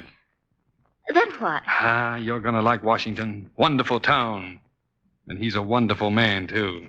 Well, Nora, see you sometime. Leopold. I'm in a hurry. You better go back in. He's probably looking around for you now. Leopold, I'm getting pretty tired of having people trying to make up my mind for me. Now, stop it. Do as I tell you. Leopold. You take a stubborn woman, they're a curse. My mother always warned me against stubborn women. Leopold. Now, stop following me or I'll call the police. Leopold. And don't say my name like that, Leopold. I told you it. Oh, come on. Come on, we missed the train. So they went back together to Gloucester, to Sweetbrook.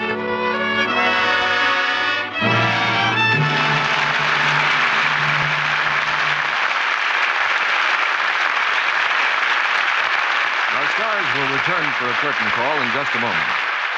Now, What would you say was the hardest thing about washing dishes? I'd probably get a lot of different answers to that question if I could talk to each one of you.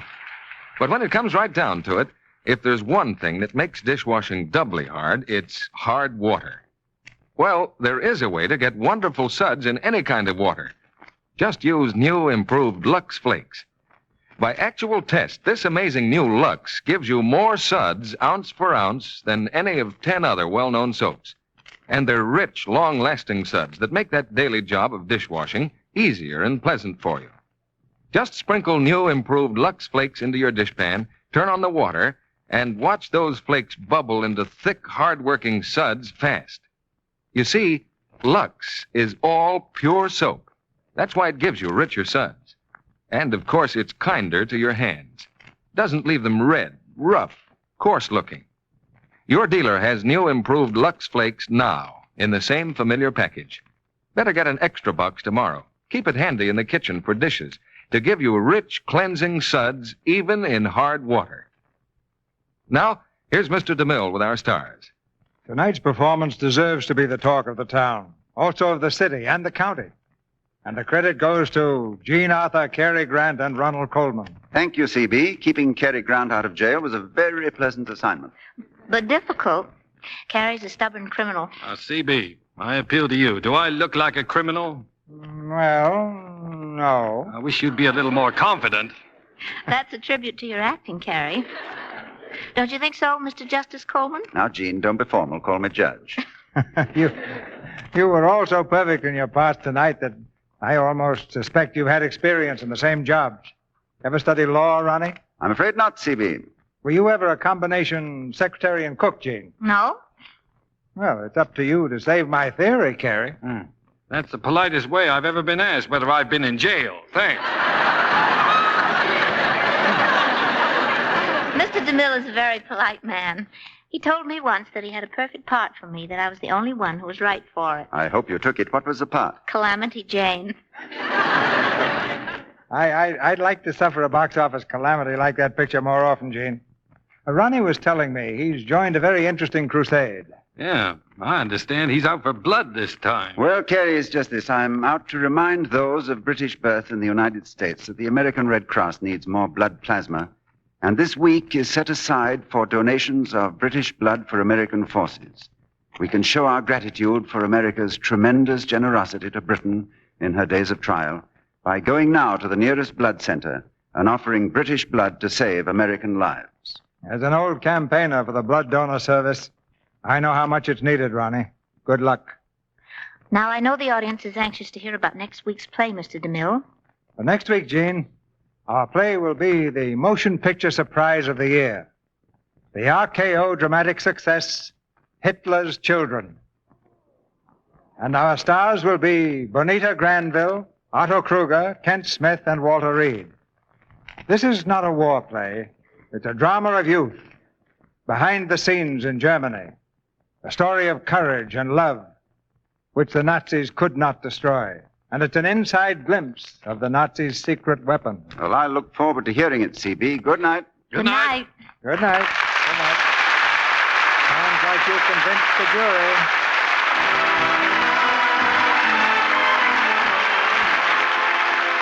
Our sponsors, the makers of Lux Flakes, join me in inviting you to be with us again next Monday night when the Lux Radio Theater presents Bonita Granville, Otto Kruger, Kent Smith, and Walter Reed in Hitler's Children.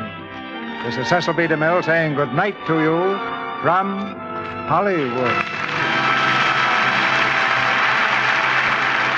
Cary Grant's new picture is the RKO production, Mr. Lucky.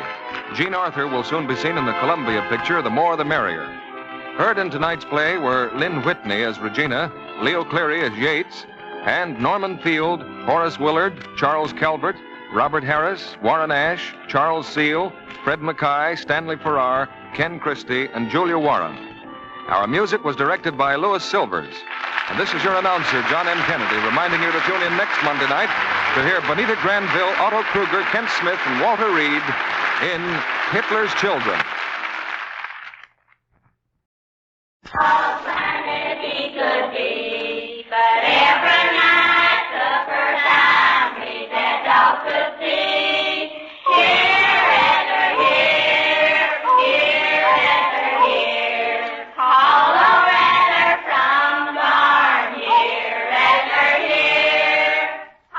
is a folk song we recorded for you as it fell from the lips of children in a one-room school in Kentucky.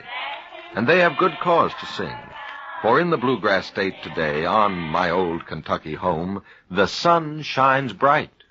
Living 1950 in cooperation with the 20th Century Fund presents the fourth in a series of programs entitled The People Act. Gleaned from a nationwide search into the true meaning of democracy, we call our program of the week, The Sun Shines Bright. Your narrator, Ben Grauer. Holiday greetings, America. And a holiday thought for you from your field reporter, Elmore McKee. Hello, everyone. This week's story, in the spirit of the new year, comes from friends I've just made down in Kentucky. It tells how they went all out for a new day and a new life among the 2 3/4 million people of their great state. Some of their stories in their own voices as we recorded them. For it, I return you to Ben Grauer.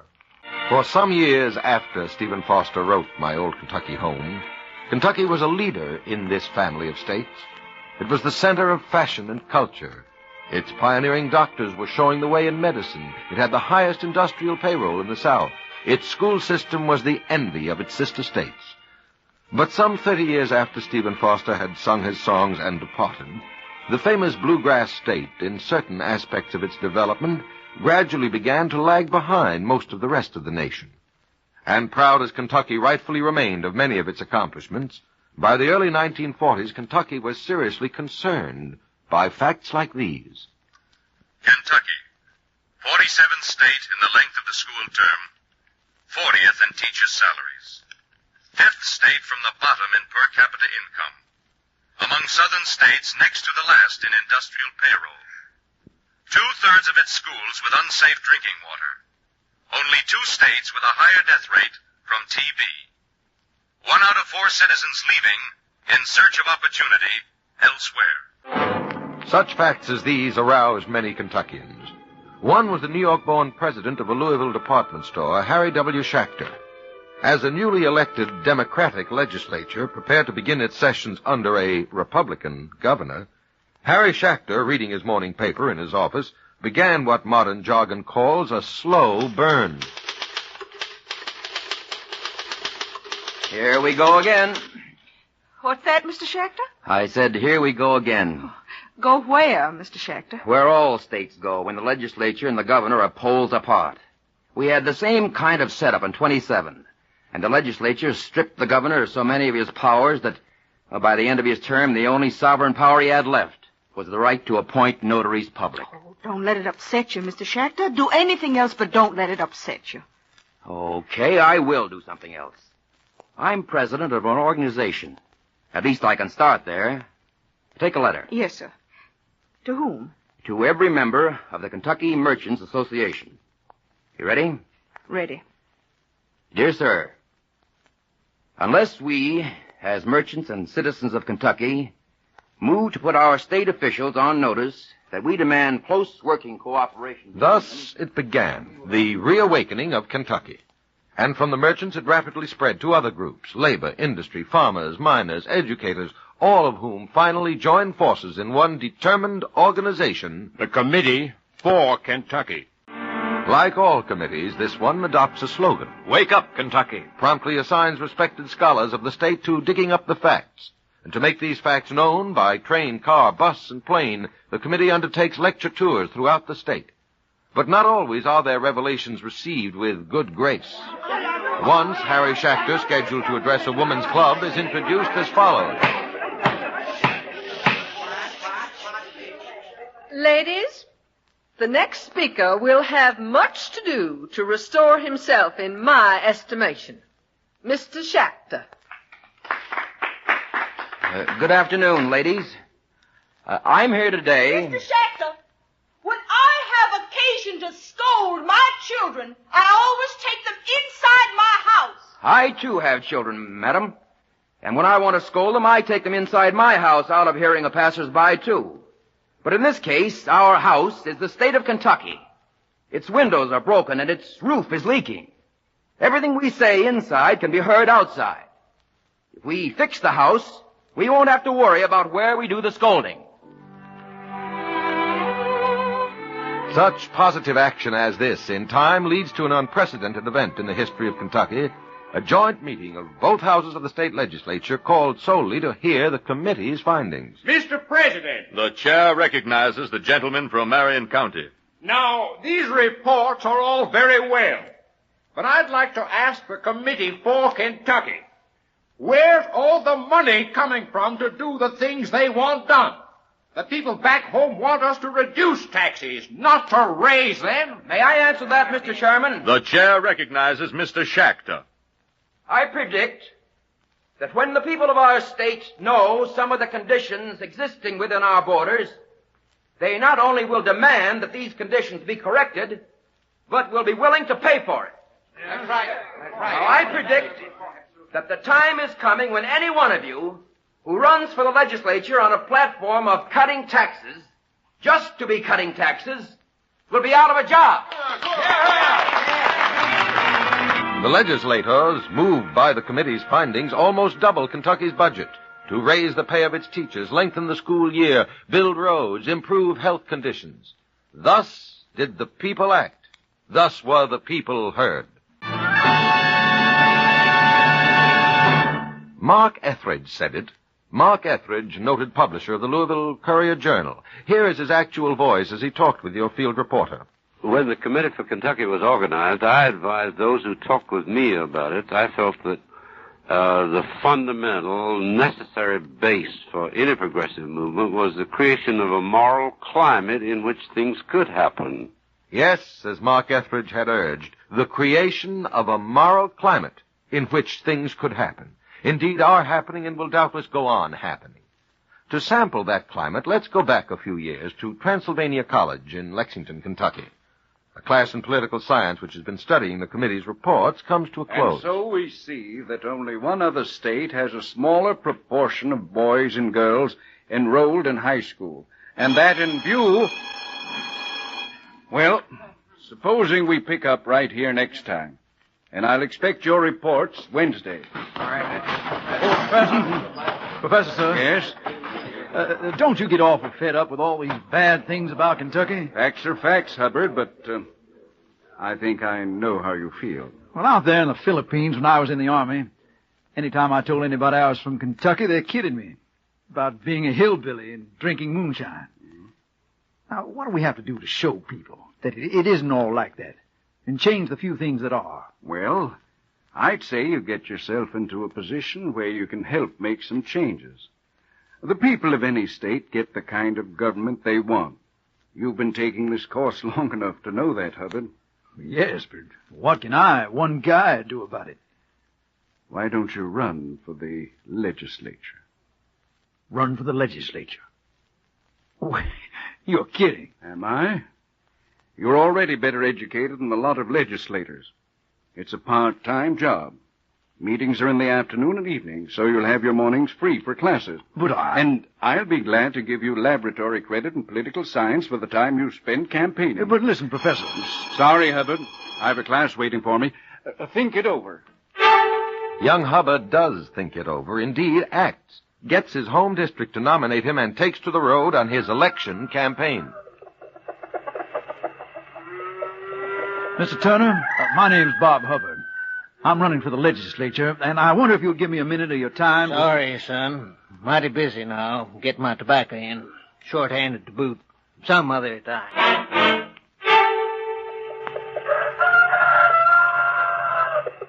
Mr. Turner, remember me, Bob Hubbard, running for the legislature?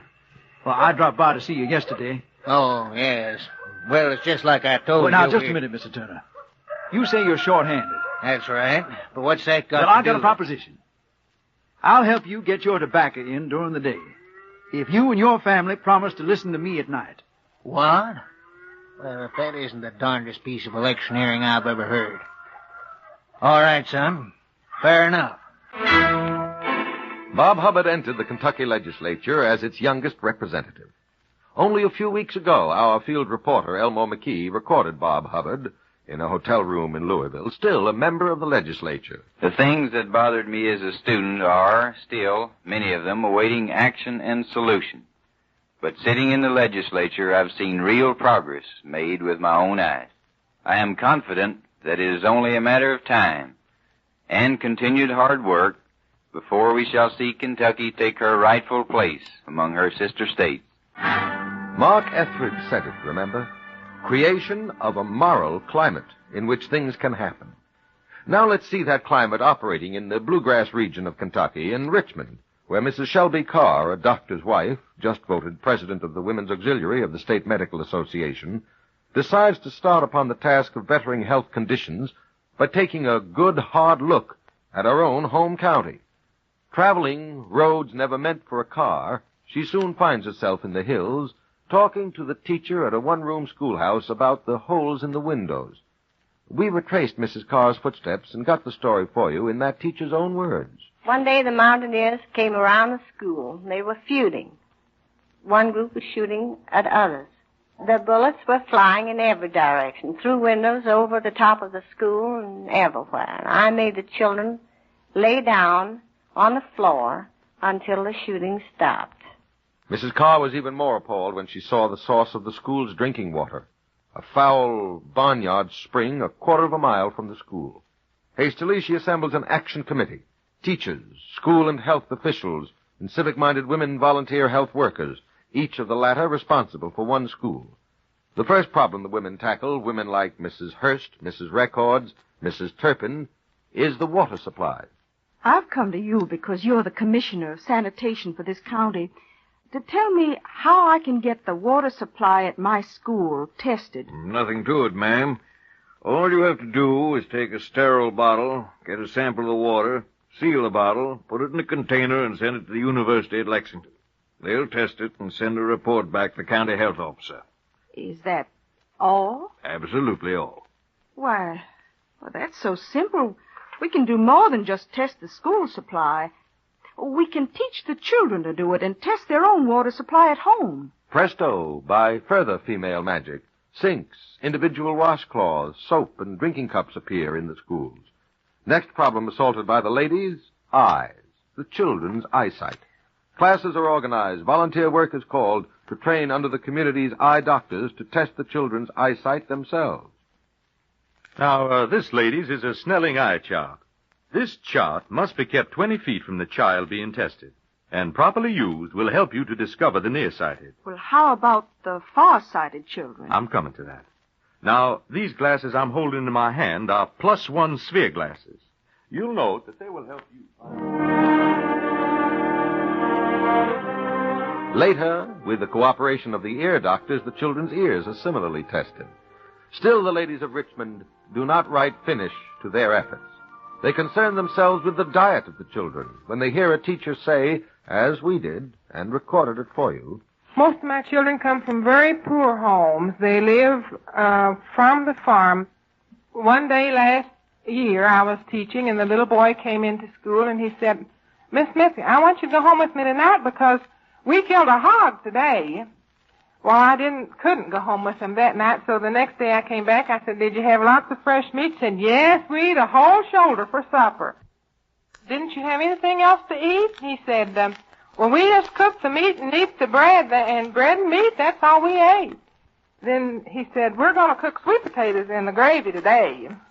And so, to augment the diet of children whose homes are without refrigeration, whose food, till the summer garden comes in or a hog is killed, is beans for breakfast, beans for lunch, beans for dinner, a hot lunch program is initiated. But the crowning effort comes when the women decide to enlist help in improving the road conditions that isolate these areas from the rest of the community. Roads that sometimes force teachers like Mrs. Slusher to come to school by muleback. And when the floods wash over the highway, well, let her tell you about it as she told Mrs. Carr. Did you see that swinging footbridge there? It was so slippery I had to cross on my hands and knees to get to school this morning.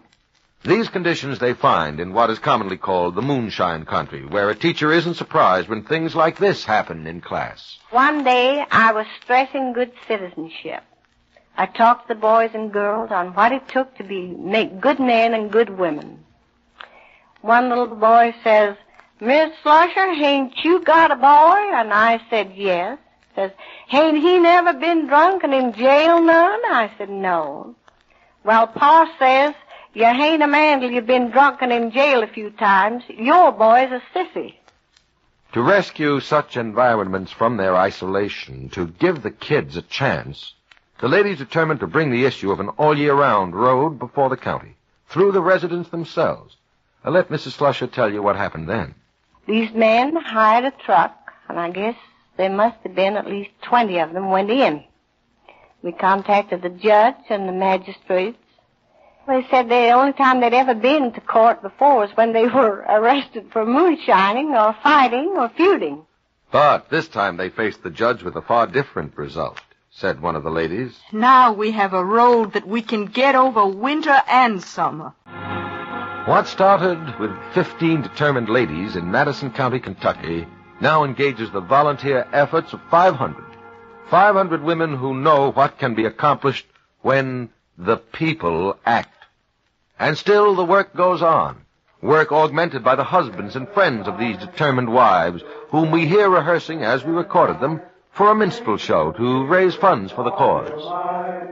That's the minstrel's thrust. Draw your breath and kind of slow, till your chest begins to grow. March straight forward with your toes.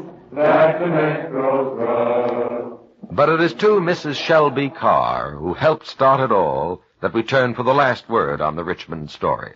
This is her voice. I'm a great believer in the philosophy of those who pioneered this country before us. They believed in using what they had available instead of waiting around hoping for someone else to help them. We here in Madison County have tried to do just that, to use wisely the things that we had available because we had no place to turn for any financial aid. At first, the town people did not really know or understand the problems of the country people. We now think of ourselves as real neighbors. Here again is your field reporter, Elmore McKee. Friends, there is a certain mysterious something that is born when people decide to work together for the common good. That something is today felt in many places like the ones we visited across Kentucky. Listen, and from the people themselves, hear the recorded evidence of it. Mr. Gordon Young, Assistant Superintendent of Instruction for the state of Kentucky. Here in Kentucky, I believe there is an increasing awareness on the part of the people concerning the education of the children. One example of that awareness, I believe, is the organization of the Council on Education for the state. We have discovered that when we get out among the people and give them the facts, we get results.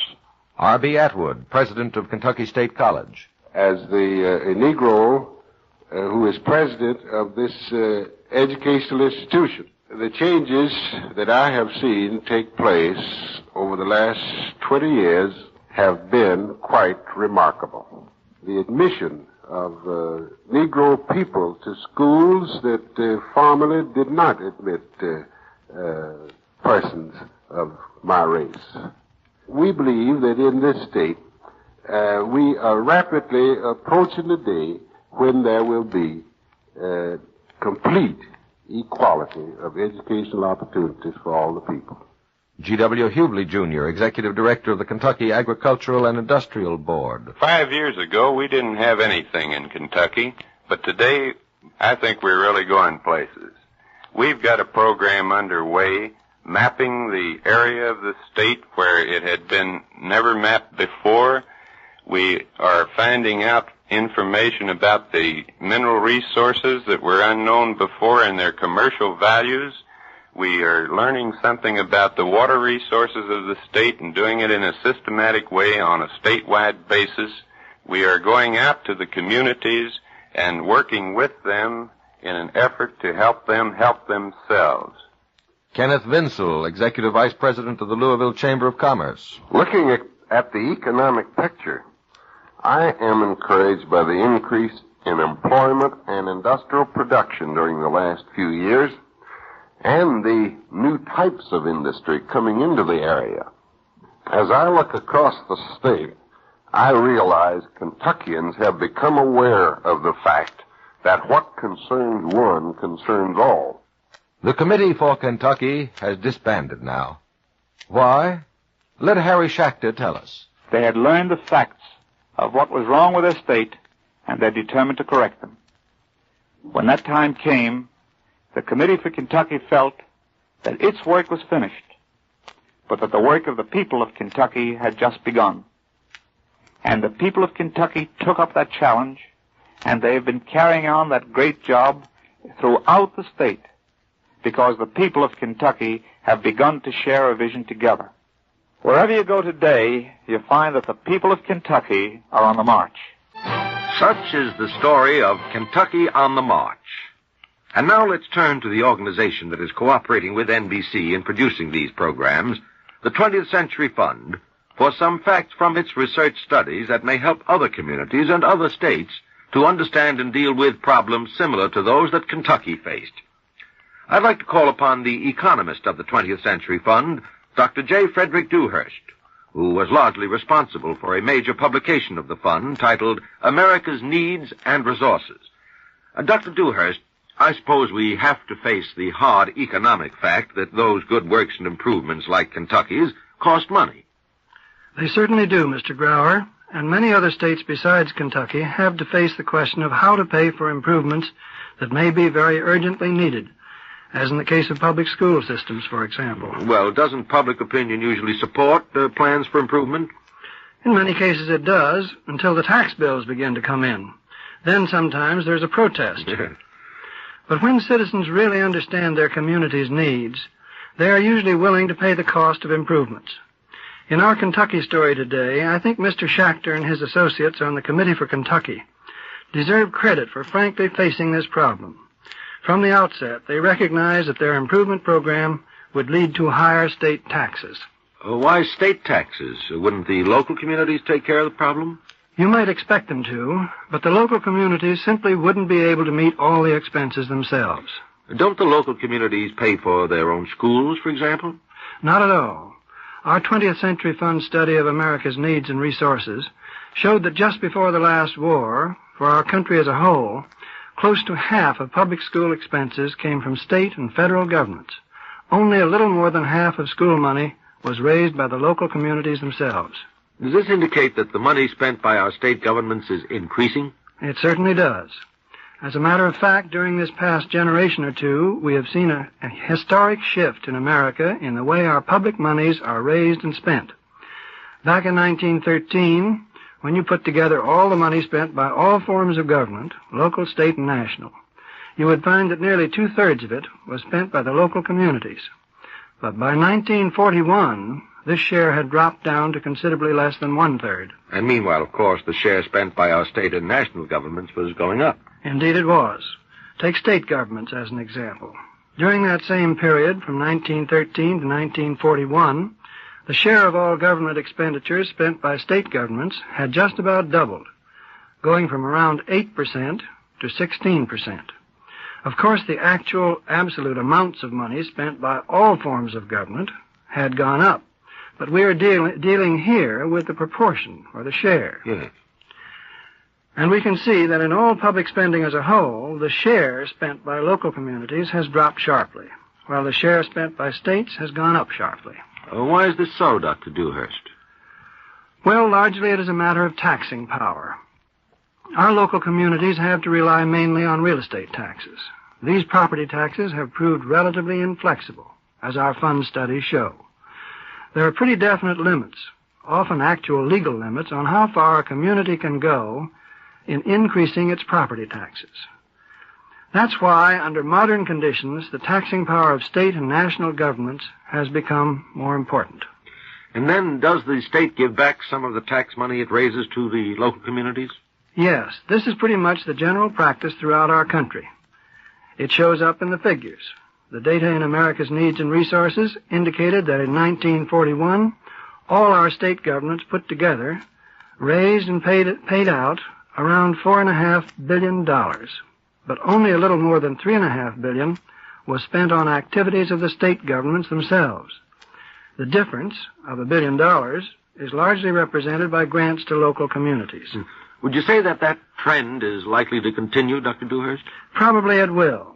This is a very controversial question, of course, but in most states there is strong pressure from local communities for state aid in certain kinds of projects, such as schools and public health measures. As I say, the greater taxing power of the state is one reason for this pressure. The figures for our country show a clear trend toward increasing expenditures by our state and national governments. The record certainly would suggest that local communities probably will continue to look to state governments for help in meeting some of their legitimate community needs. Thank you, Dr. J. Frederick Dewhurst, economist of the 20th Century Fund, for those illuminating findings from fund studies. Different states have different problems, of course, but we certainly may hope that whatever the problem and whatever the solution, it may be reached by truly democratic processes. That is what is so inspiring about our Kentucky story, and that is why all of us say that today the sun shines bright in Kentucky. Living 1950 in conjunction with the 20th Century Fund has presented another in our special series, The People Act. If you wish to receive a copy of today's script or to ask questions pertaining to the possible application of the Kentucky story to your own community, you're invited to write to the 20th Century Fund, 330 West 42nd Street, New York 18. We repeat that address. The 20th Century Fund, 330 West 42nd Street, New York 18. The fund will be glad to send you a script or put you in touch with an agency that may help you in your situation.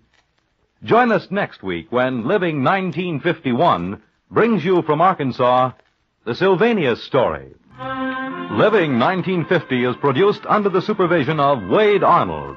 Today's script was by Lou Hassan. Your narrator is Ben Grauer. Recording engineer, William Schwartau. This series is directed by Edwin Dunham. Later, enjoy The Man Called X and Dangerous Assignment on NBC. The Radio Guild presents The Man Who Was Tomorrow, an original radio play by Ranald R. McDougall. Good morning, Gateman. Morning, sir. You're a bit late today. Yes, I am. Very busy morning. Very busy indeed. Oh, dear me, it's almost 12. Is he here yet? Yes, sir. I've been here all morning, sir. I believe he's with the young lady, sir. You remember her? Yes, of course. A lovely girl. A wonderful girl. Saw her the other day looking beautiful as always. She was asking for him. Oh, that reminds me, I'd better hurry. I meant to meet him at 12. I've got to see him before the boy comes to take him home. Oh, dear me. The son will be here at 12. He mustn't get here before... It's striking 12 now, sir. I know. I'll have to stop it. I don't like to, but I must. Clock, I'd appreciate your stopping for a while. Thank you, Clock. Gateman, how many did it strike? 9, sir. 9. You mustn't forget that. Must remember to start the clock again with 3 strokes. 3 strokes, mustn't forget. You won't forget, sir. You've never forgotten anything that I know of, sir. Kind of you to say so. Concentration does it. Concentration. Well, at any rate, now that the clock is stopped, I needn't hurry so much. No, sir. Now about Charles. Been here all morning, you said? That's right, sir. How old is he now? Well, he was wandering a bit when I first came on duty, sir. First he'd be 50, then 30, and then 10, sir. Went so fast you could hardly follow him. But I think he's settled down now, sir, to about 21, sir. 21. This would be his 3rd time in the park, eh? You have an excellent memory, sir. Well, let's see if I have. The first time he came to the park was in 1936. He was 18 then, am I right? Exactly, sir. Then he came again when he was 20. In 1938 it was. That was when he met the girl. I remember the day very well. It was raining, am I right? Splendid, sir. And now he's 21. That would make it the year 1939. Oh, the year of the first quarrel. I mustn't miss that. I'd better hurry after all. He's over by the lilac tree, sir. don't care anymore. I didn't think you did. Darn tootin' I don't. Why should I? You think just because I've been taking you around all the time, that means I'm in... Well, I'm not, see? I know plenty of girls. Pretty girls, too, and they're crazy about me. Maybe you'd rather go out with them. Yeah, maybe I would. Don't think I won't, either. You wait and see. I'm no sap. I never said you were. No, but you thought I was, didn't you? I bet you and Ed Mitchell laughed about me all the time you was out together. I bet you told him all about the things I used to say to you, didn't you? Didn't you? You were taking me for granted. You thought you owned me. I was trying to make you jealous. Well, it didn't work, see? I just don't care one way or the other. Now, I know what you like, that's all. Charlie, I don't know what to say. There's nothing to say. Rennie, you and I are through. Done. Washed up. Charlie. What? Charlie, listen to me. I love you. You love me. You told me so. I know you do. Oh, yeah? That's what you think. Oh, Charlie, I don't know how to talk to you when you're like this. You're just trying to hurt me. You want to hurt me. I don't know why. You make me feel as if I'd done something terrible. A crime or something. I feel dirty all over. Why don't you leave me alone? And that's what I'm going to do from now on. Leave you alone. I can do without you, and don't you forget it. All those things I said to you the other night about when we was married and everything, that was just a lie, and I was trying to rope you in. And I guess I did, too. Now, why don't you go on home? Charlie, Oh, go on, beat it. Go on home. I'm sick of seeing you around. I guess you are, Charlie. Well, that's done with. I can be proud of myself now, all right. What a rat I turned out to be. You've been cruel enough for one day, Charles. What? Don't be harsh with yourself. Oh, a snooper, huh? Maybe you'd like to get your face pushed in, wise guy. Well, I imagine you would like to have some sort of punching bag. You'd feel better, wouldn't you? Very well, stand up and hit me as much as you like. I'll understand. Oh, you're crazy. Go on, beat it. Charles, tell me why you were cruel to that girl. Or shall I tell you? I said beat it. That's what you said to her. Beat it. Do you know why? I'll tell you. You wanted to punish her for having the power to make you jealous. She really loves you and you know it. But you thought of her belonging to someone else, and you wanted to hurt her, as that thought hurt you. Am I right? I don't know what you're talking about. Yes, you do. Not that I expected you to admit it. You're too young to admit that you have feelings. You're proud, Charles, very proud. And very young. But the way you suffer is perfectly natural.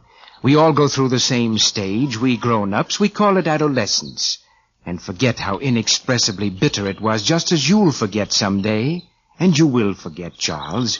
You'll look back on all this and say how young, how foolish, how innocent I was, and you'll wish you could live this scene over again. We all of us do. All of us. Who are you? I am he.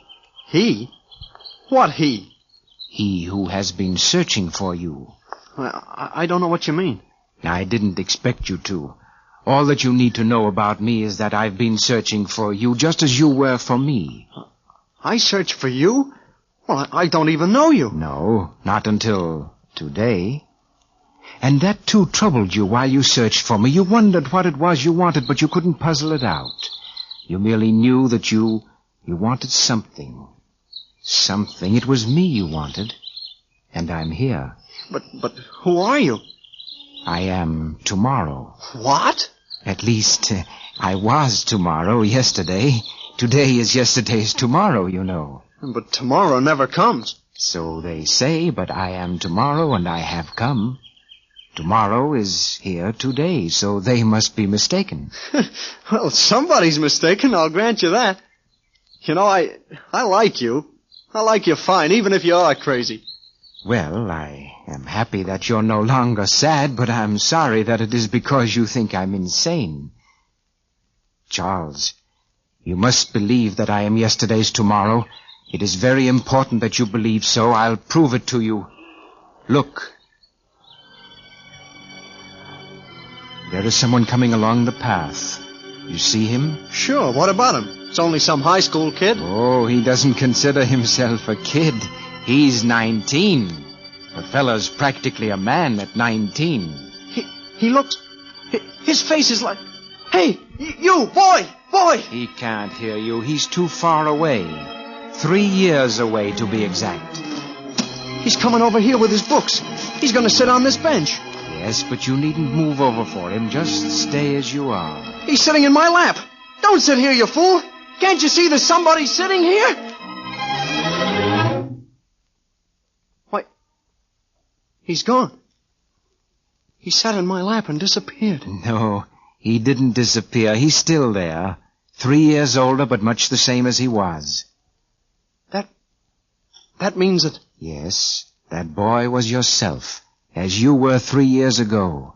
For a brief moment you saw yourself, as I saw you 3 years ago. But he was me? I saw myself? No, not exactly yourself. You merely saw this park as it was on a certain day at a certain time 3 years ago. But time can't be brought back. The very second it takes me to say this is gone forever. Oh, you're wrong, Charles. Time is a plaything for those who know how to play. You must think of this park as a series of pictures, like a photograph album, where yesterday, today, and tomorrow are all the same. A photograph album? Yes. This park remains the same year after year, only the scenes are different. Time here is like a succession of pictures. By turning back the pages, we see the things that were, just as you saw. Yeah, but I still don't understand. You see this earth beneath your feet? It's been there always. It will be there always. It has no time. Oh, but the earth is dead. It has no life. What do you mean by... You will know very soon now. But let me show you another picture of you and that girl you were speaking to. A happier picture than the one that you've just made. Watch. What? It's beginning to rain. We'll get wet. No, we won't get wet. You must make an effort to understand that this is merely a picture of yesterday. Look, there's a girl coming down the path. She's running for the shelter of this tree, running with the awkward half-step of a young woman. And from the other direction, a young man coming. Why, that's... Yes. The boy you see there is yourself, and the girl is Rennie, and the day is your first meeting last year in the rain. Strange, isn't it? Our happiest memories are of rainy days in summer. But listen, he's going to speak to her. Those first vastly important words. It's kind of nasty out, isn't it? Oh, I like the rain. Everything is so different.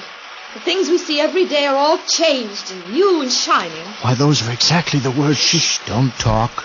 Only listen. Well, I guess I like the rain well enough myself. Not that I ever bothered to think much about it. I mean, I guess girls are different that way, about thinking of things. You're nice. What's your name? Charles. Charles Van Buren. Everybody calls me Charlie. What's yours? Rennick Porterfield. My father named me Rennick because he once lent a man named Rennick some money and he never got it back. My father said it was the last of the money and that I was the last of the children. Everybody calls me Rennie. Well, I'm pleased to meet you, Rennie. I'm glad I met you, Charlie. I don't know why, but I think this is a very special day. I woke up this morning and I felt awfully nice. And I knew it was going to be a very special day.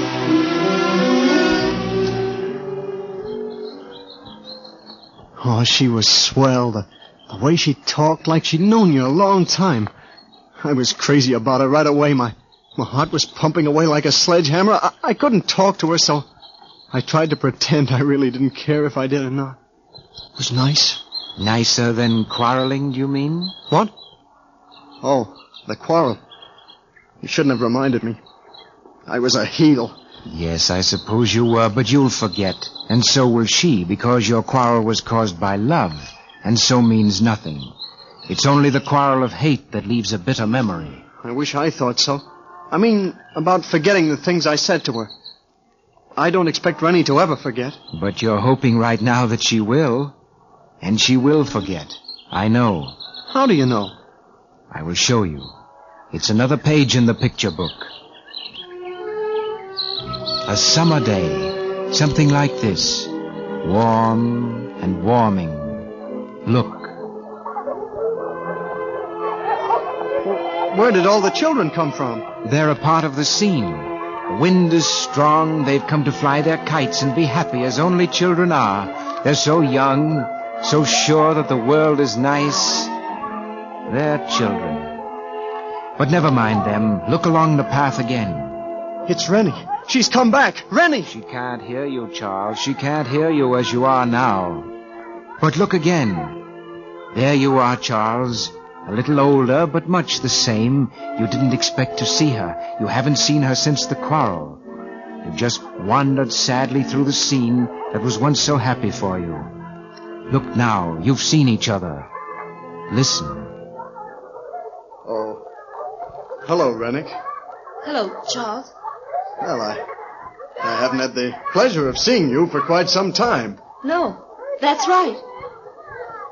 Nice day, isn't it? Yes, it is. Lots of children around, aren't there? Yes, lots. Why don't I say something to her? Why don't I tell her how much I missed her, how sorry I am that I hurt her? You can't, boy. You're wondering if she's forgotten you, and she wonders if you've forgotten her. Listen. You haven't changed a great deal, Charles. Oh, it's only 2 years. Only 2. It seemed like 1,000. Are you working? I'm working now. Oh, a stenographer? Yes. Not a very good stenographer. But it's only for a little while. Until I get married. Married? Oh. I didn't know. How about you? I guess you're married by now. Are you? No. I'll never marry. I thought once that... Tell me. No, it really wasn't important. I see. Well, I've got to go now. Been awfully nice seeing you again. Oh, tell her you love her. I love her. Don't let her go. Don't let her go. She can't hear you, Charles. She can't hear you. Before you go, Rennie, there's something I'd like you to know.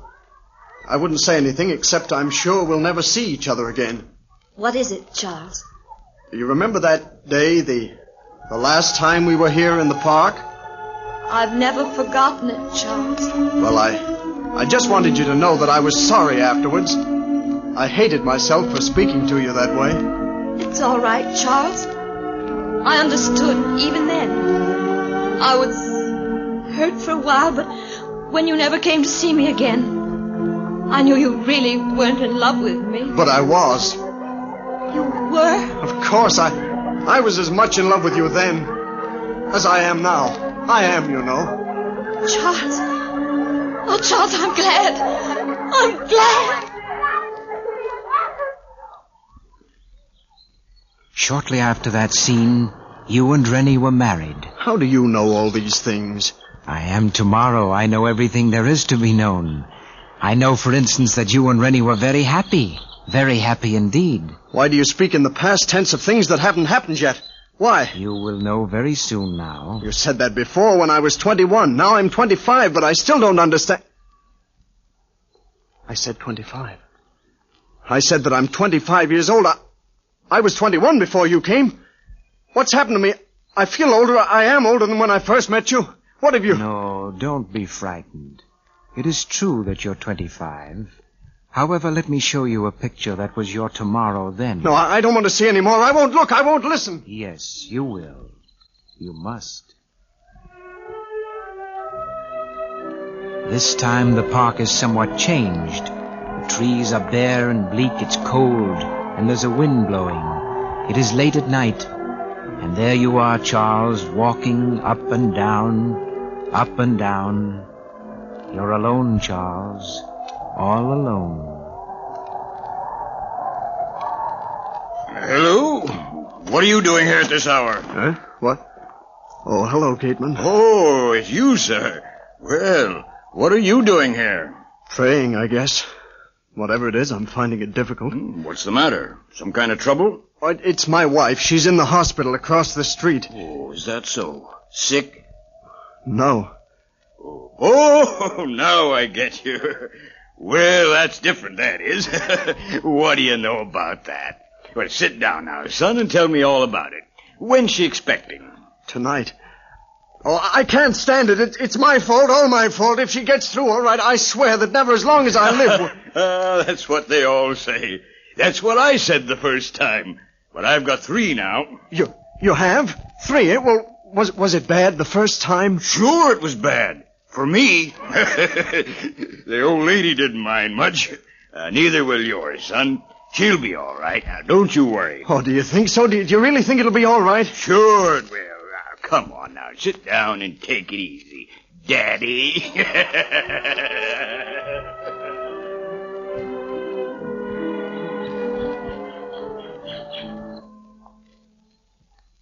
Look at me, Charles Van Buren. Do you know me? You're tomorrow and... And what else? Oh, I almost knew. Almost, but I've forgotten. Well, you'll remember soon. But let's look at another tomorrow. No. Don't tell me any more. Please don't tell me any more. I don't want to remember that day. The day... I see you know what is coming, but you mustn't feel badly about it now that I'm here, because I'm going to make it all right again. No, I'm too old to understand. Too old. 75 years. It's a long time tomorrow. Yes, but it's made you very wise. Let me show you that tomorrow that you fear, Charles. No, Yes, it's only a second.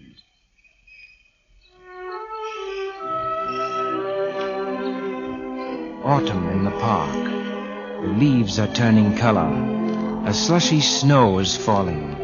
An old man is coming along the path, leaning on the arm of his son. They stop by this bench. Look. Yes, this is the place, William. Let's stop here. Yes, Father. I want to sit down, son. Well, the bench is wet. It doesn't matter. It's a good bench. Solid oak.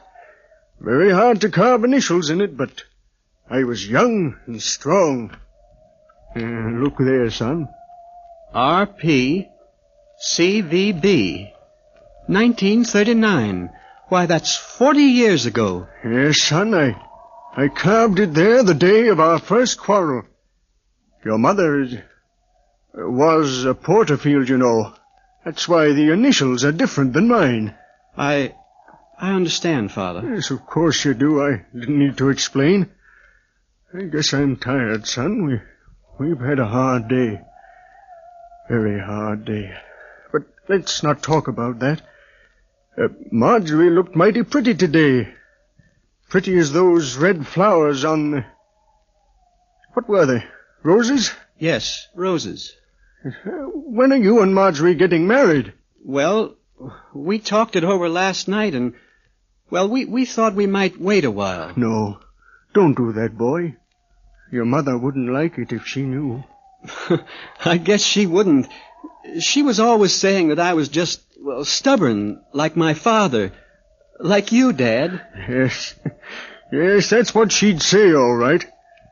That's what the gateman used to say, too. You remember the gateman, William? Oh, yes, Father. Nice old fella. Yes. 5 years ago it was when he... maybe I'll be seeing him and your mother soon. I hope so.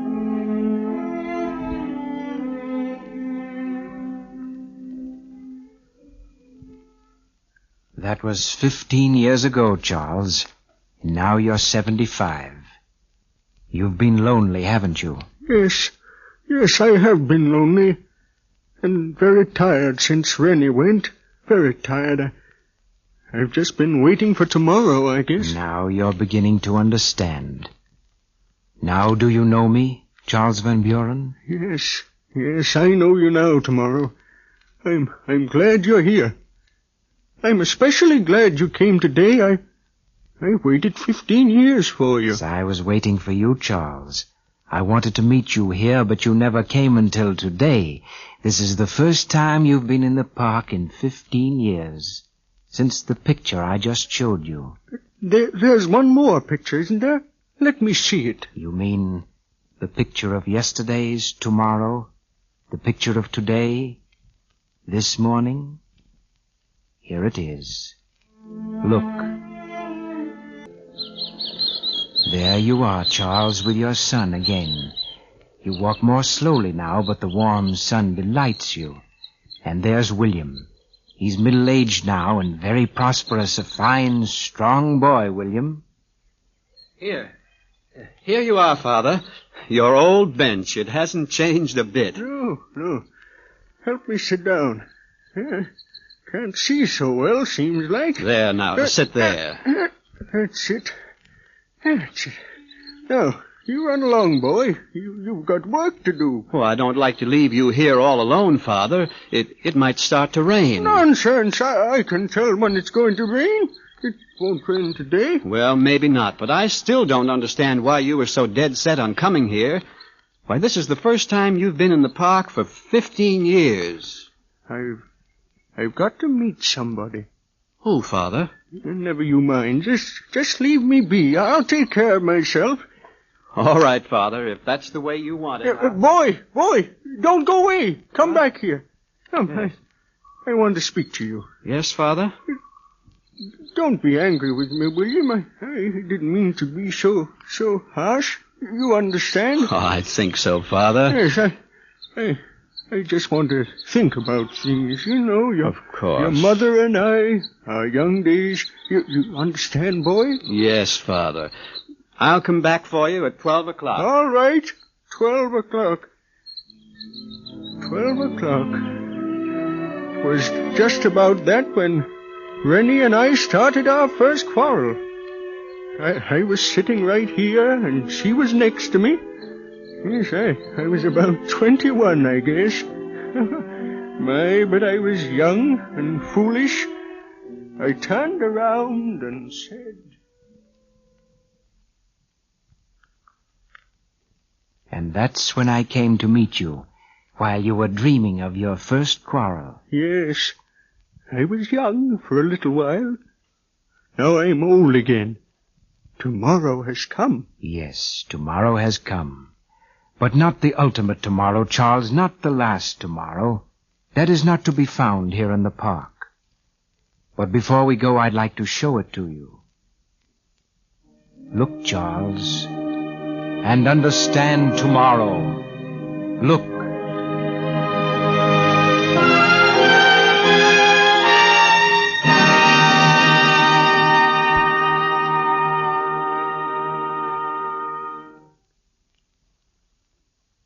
Now, do you understand? Yes, I think I do. Let's make a start, shall we? I'm anxious to see Rennie.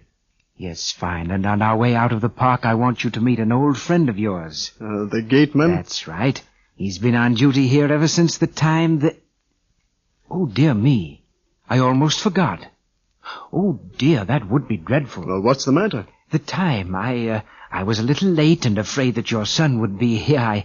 I had to stop the clock from striking 12. If you'll pardon me, I'll just start it up again. Clock, you can finish striking 12 now, and thank you very much. Papers here, get your papers here. What do you read? Read all about it. What do you read here? Get your papers here. Well, here I am, Father, right on time. Are you ready to go home now? I said, are you ready to go home now, Father? Father! Oh, Father!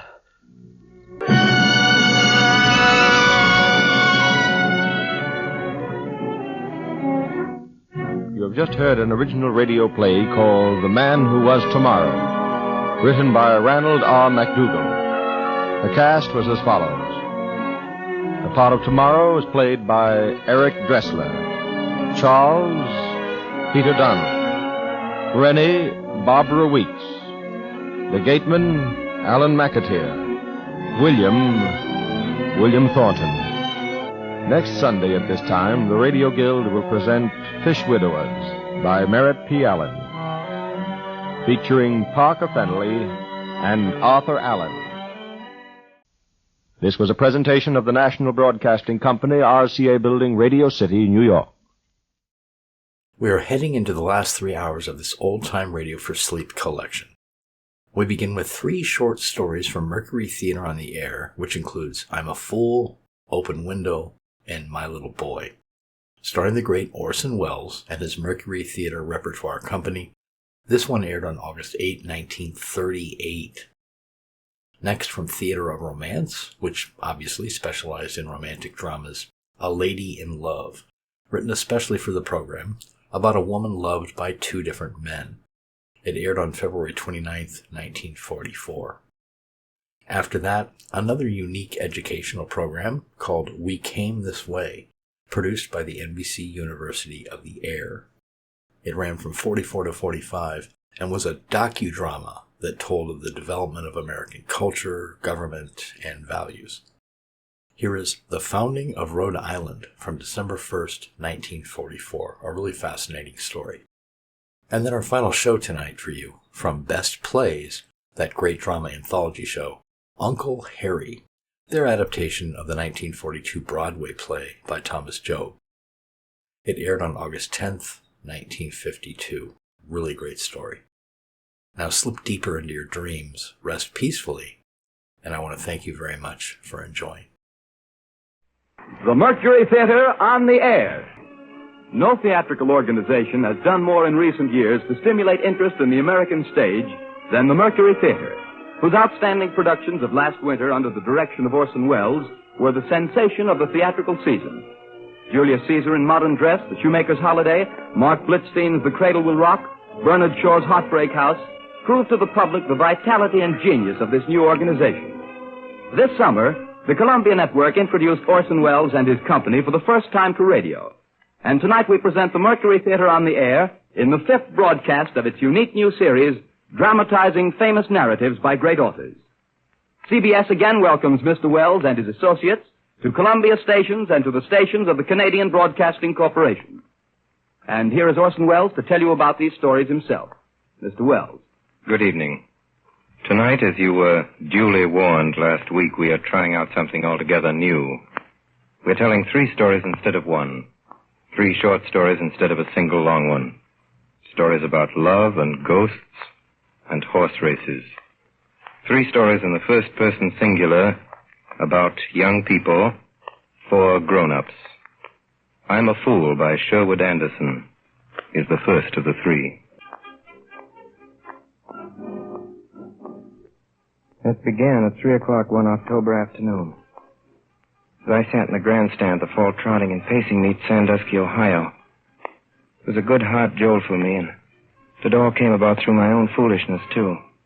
Summer before, I'd left my hometown with a fellow called Bert French with 2 horses that was campaigning through the race meets that year. Gee, it was fun. We had Bucephalus, a big black pacing stallion that could do 209 or 210 if he had to, and a little gelding called Dr. Fritz that never lost a race all fall, and Bert wanted him to win. Gee whiz, it was fun. You got to a county seat town, maybe say on a Saturday or Sunday, and the fair began the next Tuesday, and you took your horses to the track and fed them and got your good clothes out of a box and put them on, and the town was full of farmers gaping because they could see you were horse race people, and you went into a saloon, the 2 of you, Bert and I, and all the dudes came and stood around asking questions, and all you did was to lie, and lie all you could about what horses you had, and I said I owned them, and then some fella'd ask us to have a drink of whiskey with him, and Bert'd lead him on. What was that you said, sir? I asked you, gentlemen, if you'd have a drink with me. Oh, well, all right. I'm agreeable to a little nip. Tell you what I'll do, sir. I'll split a quart with you. All right.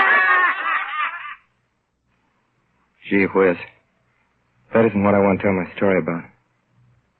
We got home late November, and I promised Mother I'd quit the races for good. There's a lot of things you gotta promise a mother because she don't know any better.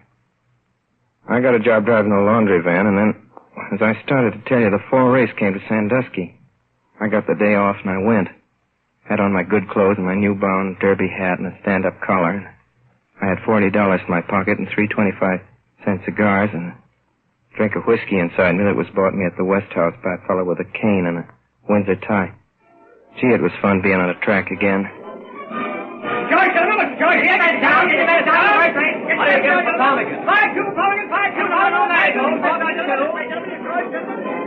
I looked around for Bert French, and there he was, standing around with his horses. Hello, Bert. Why, hello, Joe. How you been, Bert? Never better. See, you got any money, Joe? Sure. How'd you like to watch it grow? Like it fine, Bert. All right, come over here then. I'll tell you something. Listen, Joe. In the second race, the 2:18 pace, there's a horse I'm handling, Abdul Ben Hammond. There he is, number 7. That gelding's as fast as streak, Joe. Belongs to a fellow called Mather in Marietta, Ohio. We got him marked at 2:21, but he can step in 08. Gee. In the first heat, don't you touch him. He'll go round like an oxen hitched to a plow. After that, you go right down and lay on your pile. Well, thanks, Bert, a lot. Have a cigar? Why, thanks, Joe.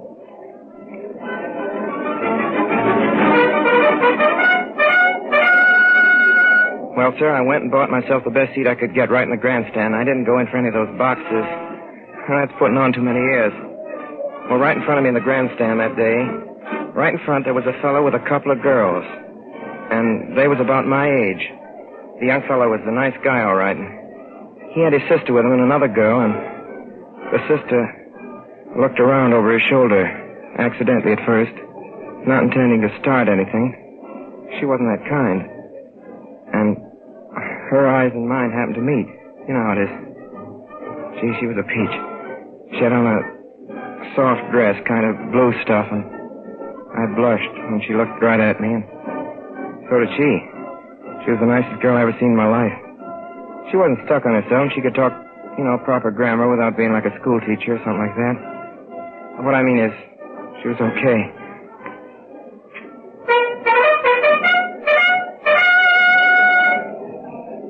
And then, pretty soon the horses came out for the 2:18 pace, and there was Bert's horse in among the rest. What do we bet on this time? What do you say? You know as much about it as I do. What about the brown one there with the long tail? Hank, ma'am, that mare couldn't beat a streetcar.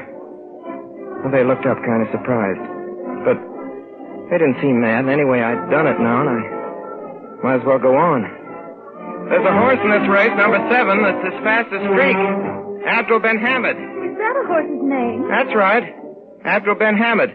But look, don't you go letting on this first heat, because don't bet on him, because he'll pace it like a lame cow. You see if he don't. But when the first heat is over, go right down and lay a pile on Abdul Ben Hammad. He'll come right out and skin him alive. Will he really? That's the dope. Well, that's what I told her. Gee, you should have seen the way they looked at me. And then you know what she did? Gee whiz. She asked this man that was with her, Wilbur. Well, she asked him, and there was a fat man sitting beside the little girl that had looked at me twice by this time, and I had heard both blushing, and what did that young fellow do but have the nerve to turn and ask the fat man to get up and change places with me so I could sit with his crowd? I want you to meet Miss Eleanor Woodbury. Pleased to meet you. And this is my sister, Lucy Weston. My name's Wilbur. I suppose it was their having such swell names. Got me off my trolley, and then that girl. You know how a fella is. Something that kind of nice clothes and the kind of nice eyes she had and the way she looked at me a while before over her brother's shoulder and me looking back at her and both of us blushing. I couldn't show her up for a boob, could I? I made a fool of myself, that's what I did. Glad to know you all. My name's Walter Mathis. Mathis? From Marietta, Ohio. Have a cigar, Wilbur? Thanks. And you really think this horse is going to win, Mr. Mathis? Then I told him all the smashingest lie you ever heard. I said my father owned this horse. You know, Boo Ben Adam. It was supposed to be a secret because our family was proud and never gone in for racing that way. Abdul Ben Hammad, I mean. Here's what I think of that horse, Wilbur. Will you do me the favor when you go down to place these 30 bills on Abdul Ben Hammad at whatever odds you can get? Just about then the bell for the first heat come off, and sure enough, Abdul Ben Hammad went off his stride up the back stretch and looked like a wooden horse or a sick one, came in to be last. See, folks, what'd I tell you? Like a lame cow. You certainly were right, Mr. Mathis. Then this Wilmer Weston went down to the betting place onto the grandstand, and this Miss Woodbury with him, and Lucy Weston and I was left alone together, like on a desert island. Popcorn, crisp, and strawberry wine. Popcorn, crisp, and strawberry wine. Fresh salad, buttered popcorn. Gee, Miss Lucy. Gee, I'd like to show you our place down in Marietta. It's on a hill, a great old red brick house with the stables behind it, way up on a hill, up above the Ohio River. I like rivers. Her eyes were shining, and then she kind of, with her shoulder, you know, kind of touch me. Not just tucking down. I don't mean that. You know how a woman can do. They get close, but not getting gay either. You know what they do. Gee whiz, I begin to wish I was on the square with her and to see what a fool I'd been, but there wasn't any way of getting myself on the square now. There ain't any Walter Mathers, like I said to her, and there ain't ever been one, but if there was, I bet I'd go to Marietta, Ohio, and shoot him tomorrow. And then Wilbur Weston came back with Miss Woodbury, and he'd gone and bet $50 on his horse, and the girls had gone put in $10 each of their own money, too. Gee, I was sick then, but came out okay. Then Adam stepped the next 3 heats like a bushel of spoiled eggs going to market before they could be found out. There he goes! Look at him, Mr. Mathers. Look at him coming up. No, he's turned. There he is. He's coming up. Abdul bin Hamid. Second, Mr. Mathers is going to win. He's going to win. He's winning.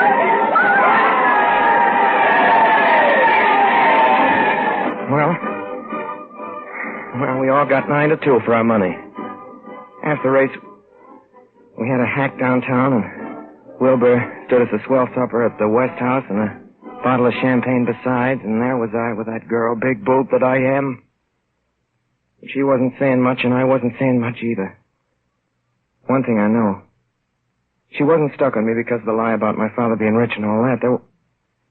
There's a way, you know. Crap some money. There's a kind of girl you see just once in your life, and you don't get busy and make hay, then you're gone for good, and all you might just as well go jump off a bridge, because what it means is you want that girl to be your wife, and you want nice things around her, like nice flowers and swell clothes, and you want her to have the kids you're going to have. You want good music played and not ragtime. Gee whiz. Well, there's a place over near Sandusky across a kind of bay, and it's called Cedar Point, and after we'd had supper, we went over to it in a launch. Just the 4 of us. By ourselves. What time does the train leave, Wilbur? 10:40. And is that the last train? Yeah, that's the last train. Oh, sure.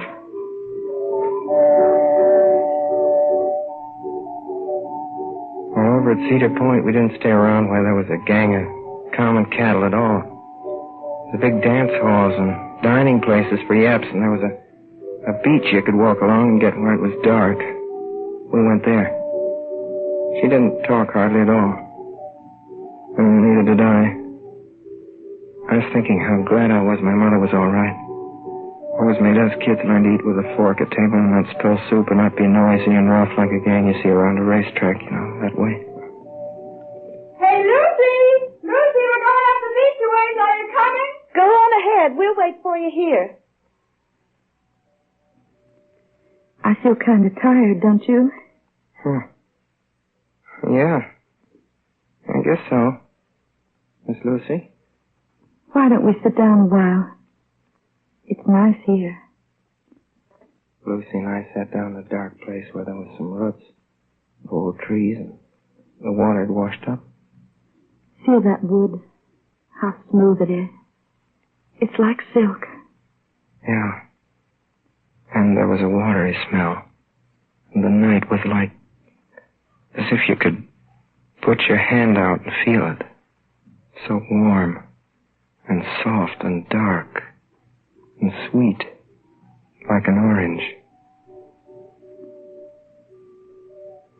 After that, the time till we had to go back in the launch and they had to catch their train wasn't nothing at all.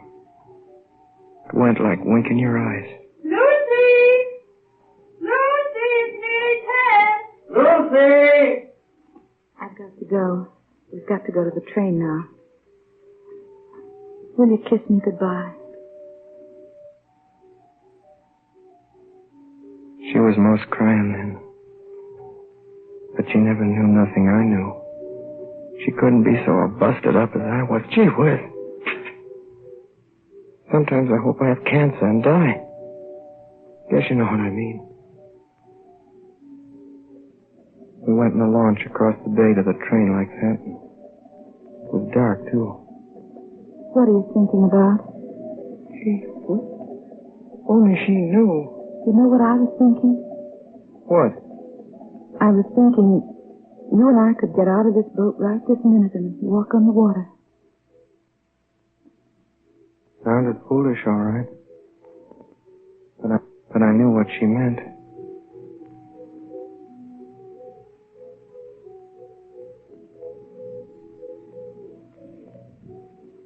Quick. We were right at the depot. There was a big gang of yaps crowded milling around like cattle, and how could I tell her? It won't be long because you'll write and I'll answer you. I got a chance like a hay barn afire, a swell chance I got to answer her.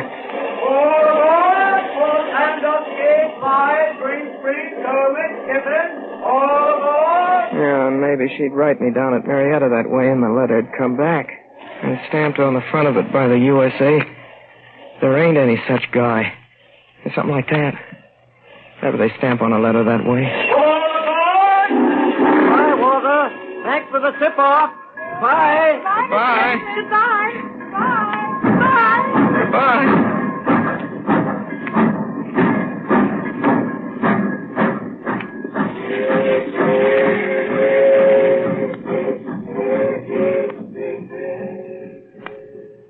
When that train went, I busted out and cried like a kid. Gee, I could have run after that train and made man of war look like a freight train after a wreck, but socks almighty. What's the use? Did you ever see such a fool? Me trying to pass myself off for a big bug and a swell. To her. Did you ever see such a fool? I'll bet you what. If I had an arm broke right now or a train had run over my foot, I wouldn't go to no doctor at all. I'd go sit down, let it hurt and hurt. That's what I'd do, big fool that I am. I'll bet you what. I bet you if I hadn't drunk that booze, I never been such a boob as to go tell such a lie. A lie that couldn't ever be made straight to a lady like her. I wish I had that fellow right here that bought me that drink. I'd smash him for fair gosh darn his eyes. He's a big fool, that's what he is. If I'm not another, you just go and find me one and I'll quit working and be a bum, give him my job. I don't care for working and earning and saving it for no such boob as myself. The second story of tonight's program by Orson Welles and the Mercury Theater is The Open Window by Saki. My name is Frampton Nuttall. I am a very nervous man. The doctors are not entirely in agreement in the matter of my diet. They have agreed to a man in ordering me complete rest, an absence of mental excitement, an avoidance of anything in the nature of violent physical exercise. It was the doctor's idea that I should go to the country for a week for my health. But it was my sister, Matilda Nuttall, who insisted on Lowell Barrington. I know how it'll be, Frampton. You will bury yourself down there and not speak to a living soul, and your nerves will be worse than ever from moping. I'm not given to moping, Matilda. Oh, yes, you are, Frampton. I shall give you letters to all the people I know in Lowell Barrington. Some of them, as far as I can remember, are quite nice. You will call on them. That is how I came to visit Mrs. Sappleton. Hello. I would like to see Mrs. Sappleton. My name is Frampton Nuttall. Really? I have a letter to Mrs. Sappleton from my sister. I see. Won't you come in and sit down? I was led into the drawing room by a young lady of about 15, with unnaturally long legs, a great many freckles on her face, and gray eyes. I'll tell my aunt you're here. What did you say your name was? Nuttall. Frampton Nuttall. I'll tell my aunt, Mr. Nuttall. I wondered whether Mrs. Sappleton was in the married or widowed state. An indefinable something about the room seemed to suggest masculine habitation. A large French window opened on the garden. Through it I could see a well-kept lawn, and beyond that the darker green of the fens. The scene was delightfully peaceful. I'm sorry, Mr. Nuttall. My aunt will be down presently. In the meantime, you must try and put up with me. Oh, yes. Mr. Nuttall? Yes? Do you know many of the people around here? Not a soul. My sister was staying here at the rectory, you know, some 4 years ago, and she gave me letters of introduction to some of the people here. Then you know practically nothing about my aunt, Mr. Nuttall? Only her name and address. Oh. My aunt's great tragedy happened just 3 years ago. 3 years ago. That would be since your sister's day. Her tragedy? Yes. We try not to talk about it. You may wonder why we keep that window open on an October afternoon. Why, it's quite warm for the time of year. That's not why we keep it open, Mr. Nuttall. It, hasn't anything to do with the, tragedy, has it? Yes, it has, Mr. Nuttall. Out through that window, 3 years ago today, my aunt's husband and the 2 young brothers went off for their day's shooting. They never came back. In crossing the moor to their favorite snipe shooting ground, they were all 3 engulfed in a treacherous piece of bog. It had been that dreadful wet summer, you know, and places that were safe in other years gave way suddenly without warning. Their bodies were never recovered. That was the dreadful part of it. Oh. Poor aunt always thinks they'll come back someday. They and the little brown spaniel that was lost with them, and walk in at that window just as they used to do. That is why the window's kept open every evening till it is quite dusk. Oh. Poor dear aunt. She often told me how they went out. Her husband with his white waterproof coat over his arm, and Ronnie, her youngest brother, singing, Bertie, why do you bound like this?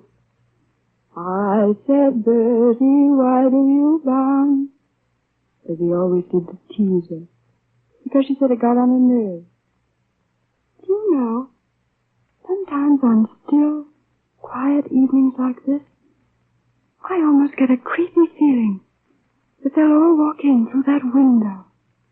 It was a relief when Mrs. Sappleton came into the room. Oh, I'm so sorry to have kept you waiting, Mr. Nuttall.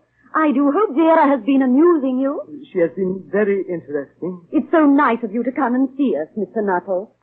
I do hope you don't mind the open window. Why, no. No. Open window? No. My husband and brothers will be home directly from hunting, and they always come in this way. They've been out for snipe in the marshes today, so I make a fine mess over my poor carpet. So like you men folk, isn't it? Do you hunt, Mr. Nuttall? It was horrible the way the poor woman's mind dwelt on the topic of hunting. I looked up and the girl's eyes caught mine. She shook her head sadly. I tried desperately to change the subject. I told her that I was in Mold Barrington for my health. But I was conscious that Mrs. Sappleton was giving me only a fraction of her attention, and her eyes were constantly staring past me to the open window and the lawn beyond. Then, suddenly, I saw her stiffen. She was staring at the window. Here they are now, just in time for tea. I turned toward the niece. The child was staring through the open window with dazed horror in her eyes. I turned and looked in the same direction. In the deepening twilight, 3 figures were walking across the lawn toward the window. They all carried guns under their arms, and one of them carried a white waterproof coat hung over his shoulders. The tired brown spaniel kept close at their heels. Noiselessly, they near the house. Oh, good heavens. Oh, good heavens! Help! Help!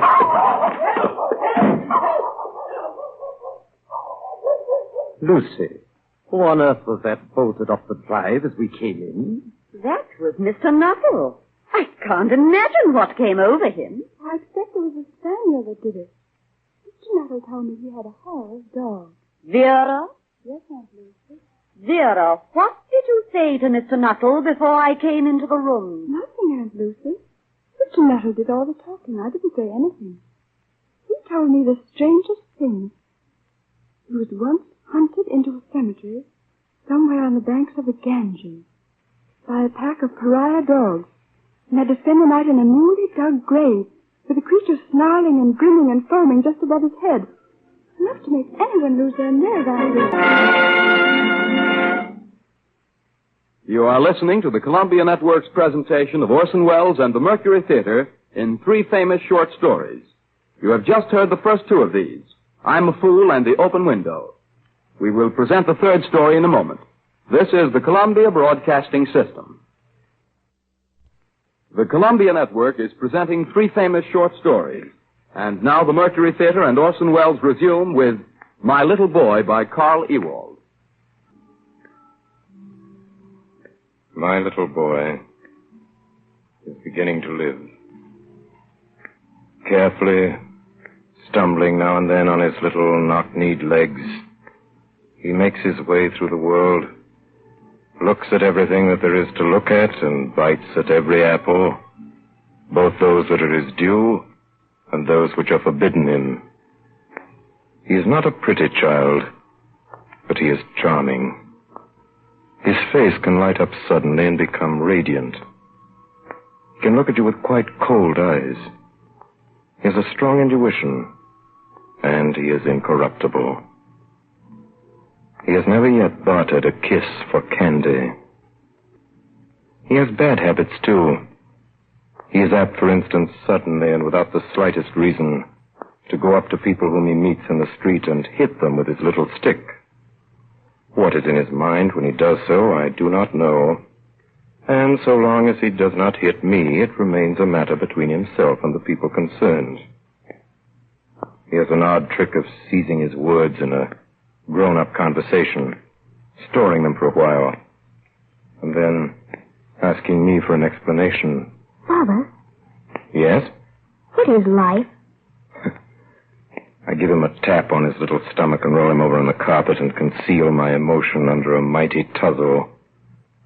Later, when we're sitting together, breathless and tired, I give him his answer. Life is delightful, my little boy. Don't you be afraid of it. My little boy is given a penny by Mary, the cook, with instructions to go to the baker's and buy some biscuits. I stand at my window and see him cross the street in his slow way and with bent head.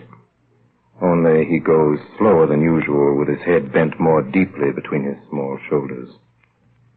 He stands long outside the baker's window, where there is a confused heap of lollipops and chocolates and sugar sticks. Then he lifts his hand, opens the door, disappears, and presently returns with a paper bag, eating with all his might. And I, who, heaven be praised, of myself been a thief in my time, go all over the house and give my orders. My little boy enters the kitchen. Put the biscuits on the table. He stands still for a moment and looks at Mary and at the table and at the floor. Then he goes into the living room where his mother is sitting. You're quite a big boy now that you can buy biscuits for Mary. His face is very long. He says nothing. He comes quietly to me, sits on the edge of a chair. Hello. Hello. You've been over the way at the baker's. What did you buy at the baker's? Lollipops. Oh, well, I never. What fun. I had some lollipops this morning. Who gave you the money this time? Mary. Really? Well, Mary's certainly fond of you, isn't she? Remember the lovely ball she gave you for your birthday? Father. Mary told me to buy a penny's worth of biscuits. Oh, dear. It is very quiet in the room. My little boy cries bitterly, and I look anxiously before me and stroke his hair. Well, you fooled Mary badly. She needs those biscuits, of course, for her cooking. She thinks they're on the kitchen table, and when she goes to look, she won't find any. Mother gave her a penny for biscuits. Mary gave you a penny for biscuits, and you go and spend it on lollipops. What are we going to do? If only we had a penny, then you could rush across the street and fetch the biscuits. Father, there's a penny on Mother's writing table. Oh, is there really? Oh, no, I'm afraid that's no use to us, my little boy. That penny belongs to Mother. The other was Mary's. People are so terribly fond of their money and get so angry when you take it from them. I can understand that, for you can buy such an awful lot of things with money. You can get biscuits and lollipops and toys and clothes and half the things in the world. And it's not so easy to make money either. Now, Mary, She has to spend the whole day cleaning rooms and cooking dinner and washing up before she gets her wages. And out of that she has to buy clothes and shoes. And you know she has a little girl whom she has to pay for at Mrs. Olson's. She must certainly have saved very cleverly before she managed to buy you that ball for your birthday. Father, haven't you got a penny? And here's my purse. Look for yourself. Not a penny in it. Spent the last this morning. We walk up and down. We sit down and get up and walk about again. We're very gloomy. We're bowed down with sorrow and look at each other with great perplexity. There might be one hidden away in a drawer somewhere. Oh, yes. Only we could find a penny. Oh, here's one. Hurry. Look, Father. A penny. Hooray! It's a penny. Hurry now. You go this way through my door. Then run back quickly up the kitchen stairs with the biscuits and put them on the table. I'll call Mary so that she doesn't see. We won't tell anybody. He's down the stairs before I've done talking. I run after him. Hey there! Hey! Wasn't it a splendid thing we found that penny? Oh, yes, yes. And he laughs for happiness. And I laugh too. His legs go like drumsticks across to the baker's. From my window I see him come back, running with red cheeks and glad eyes. He's committed his first crime. He's understood it. He has not the sting of remorse in his soul, nor the black badge of forgiveness on his cap. The mother of my little boy and I sit until late at night talking about money, which seems to us the most difficult matter of all. For our little boy must learn to know the power of money and the glamour of money and the joy of money. He must earn much money and spend much money. Yet there were 2 people yesterday who killed a man to rob him of $4.37. My little boy is engaged to be married. She's a big, large-limbed young woman, 3 years his senior. Her name is Gertie. By a misunderstanding, however, which is pardonable at his age and, moreover, quite explained by Gertie's appearance, he calls her Dirty. Little Dirty, and by this name she will be handed down to history. I want a girl for myself. Quite right, my boy. Either I know very little of mankind, or he has made a fortunate choice. No one is likely to take Dirty from him. Like the gentleman that he is, he at once brings the girl home to us and introduces her.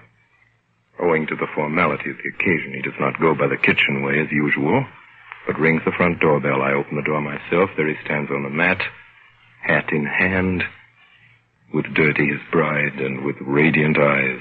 Father, this is little Dirty. She's my sweetheart. We're going to be married. That's what people usually do with their sweethearts. Come in, Dirty, and be welcomed by the family. Wipe your feet, Dirty. The mother of my little boy doesn't think much of the match. Why, she's a perfectly dreadful little thing. I have a good mind not to let her in the house. We can't do that. I'm not in ecstasies over her either, but it's not at all certain that it will last. Yes, but... Do you remember what little use it was when your mother forbade me the house?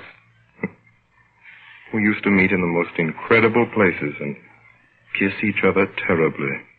I can quite understand that you've forgotten, but you ought to bear it in mind now that your son's beginning. My dear. Besides, I must remind you that it is spring, and so Dirty is accepted. But when she calls, she is first to undergo a short quarantine, while the mother of my little boy washes her and combs her hair thoroughly. Dirty doesn't like this, but the boy does. He looks on with extraordinary eagerness. No. Look, Mother, look. There's a place you haven't washed.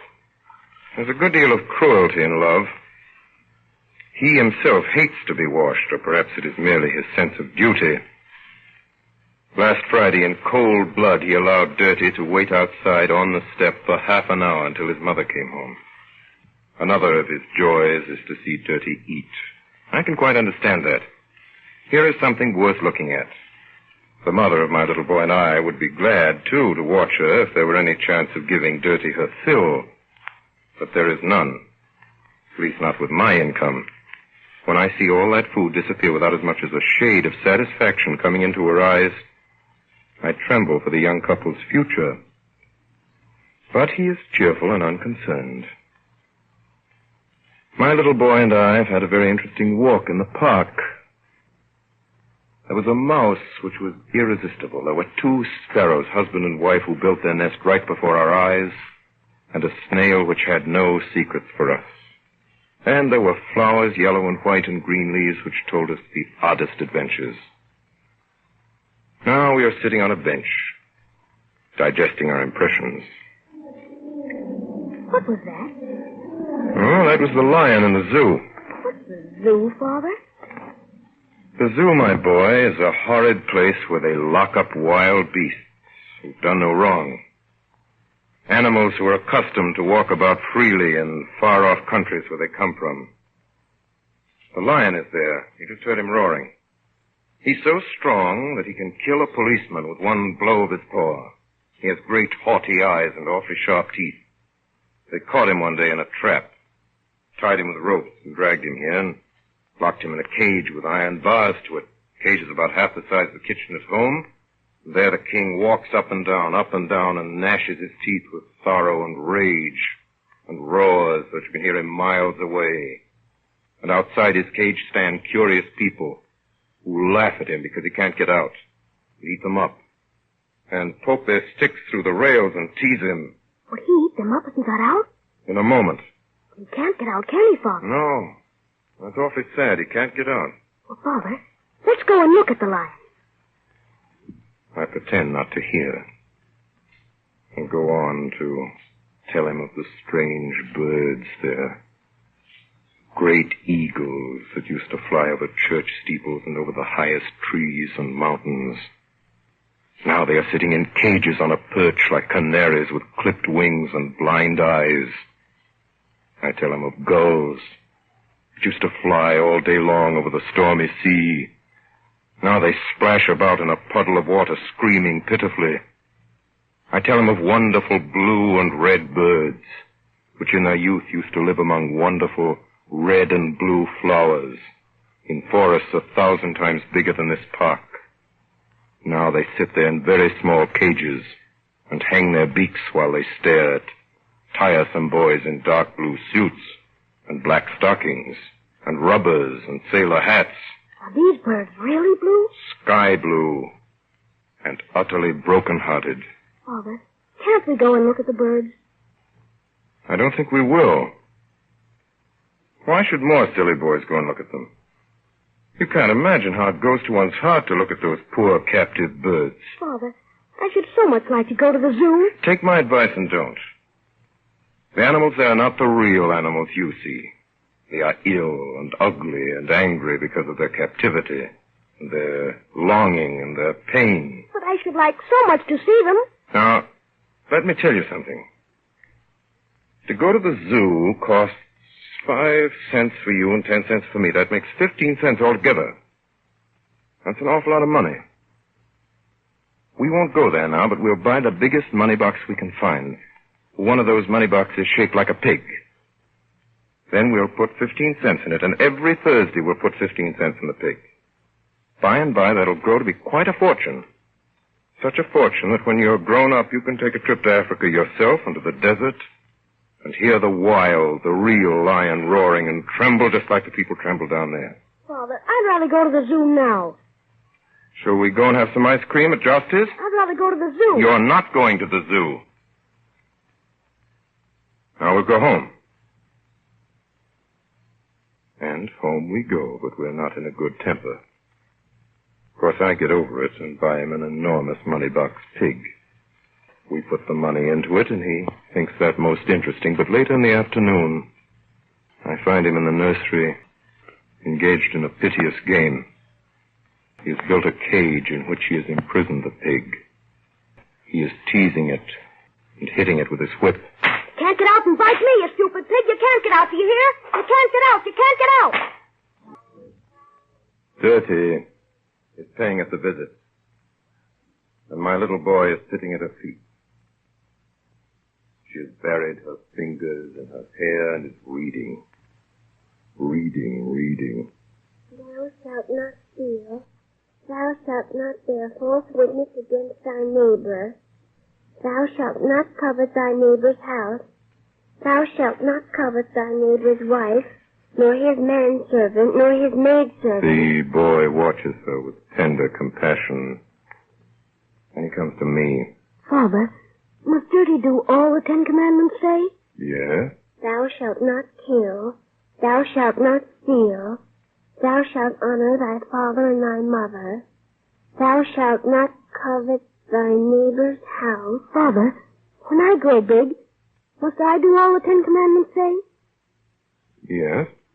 Father, do you do all the 10 Commandments say? Yes? Well, Father, I don't believe that I can do all those things that the 10 Commandments say. There is a great hullabaloo among the children in the courtyard. I hear them shouting something, and I go to the window and see my little boy in the front rank of the ruffians screaming, fighting with clenched fists, without his cap. I know that he'll come up before long and tell me about it. Presently appears. He stands still, as is his way, by my side. There's nothing. I steal a glance at him.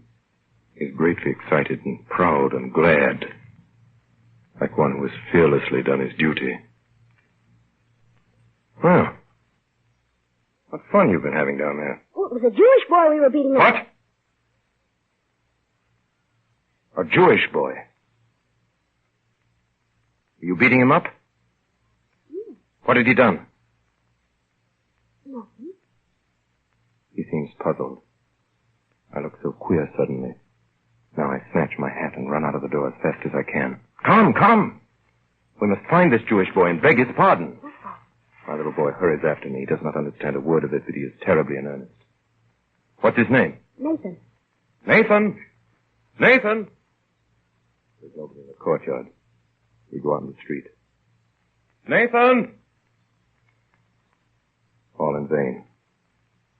The Jewish boy and his persecutors are blown away into space. So we go and sit up in my room again. Well, nothing to be done now.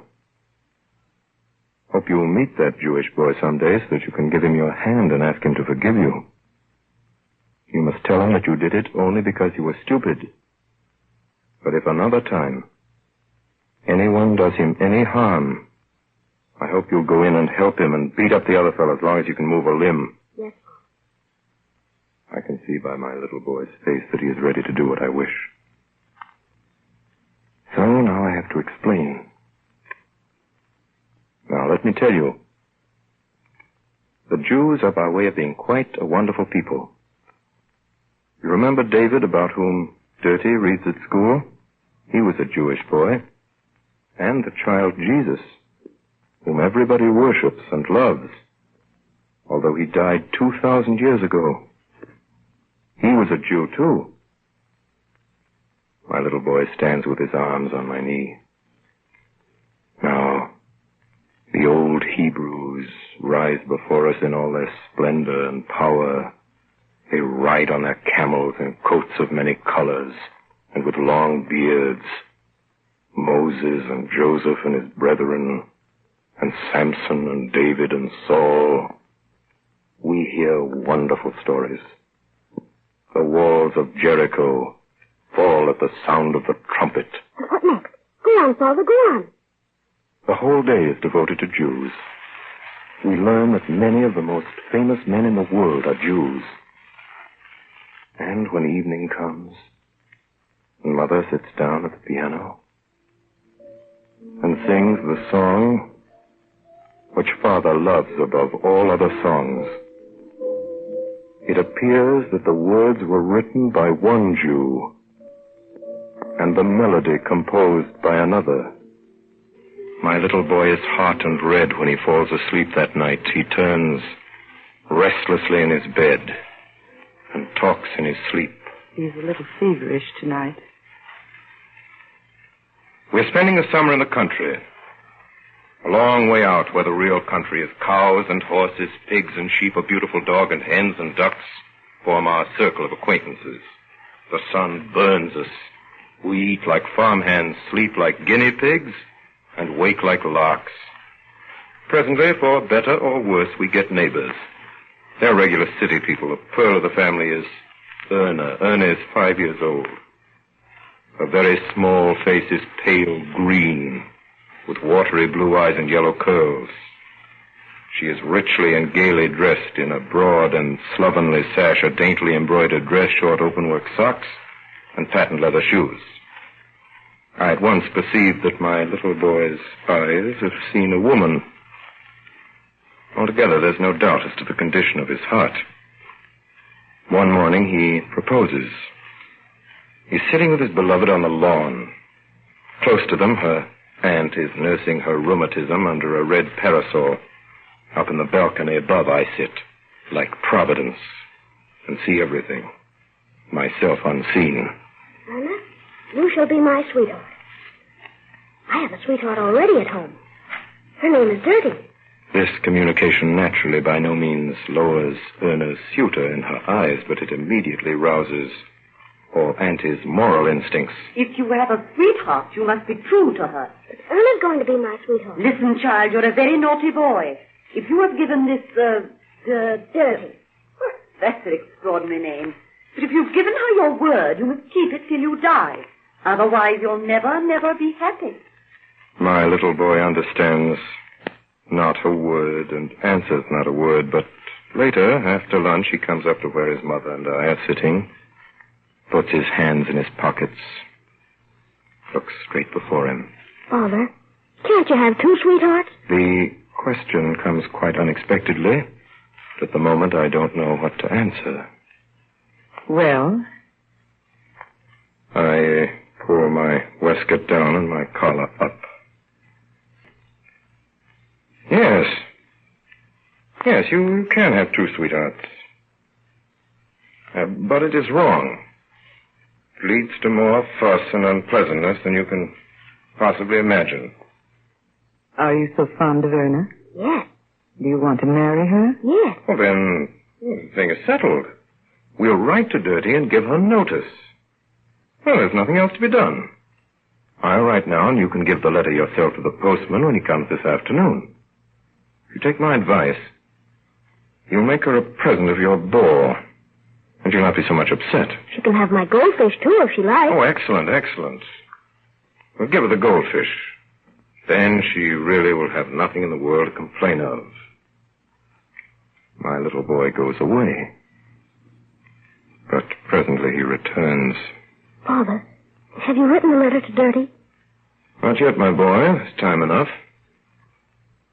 I shan't forget it. Father, I'm so fond of Dirty. She was certainly a dear little girl. Father, I'm also so fond of Erna. We look at each other. This is no joke. Perhaps we'd better wait with the letter till tomorrow. Or perhaps it would be best if we talk to Dirty ourselves. We get back to town. Then my eyes surprise an indescribable smile on our mother's face. All a woman's incapacity to understand man's honesty is contained within that smile. And I resent it greatly. Come. Let us go. My little boy and I go out to a place we know of, far away behind the hedge, where we lie on our back and look up at the blue sky and talk together sensibly, as two gentlemen should.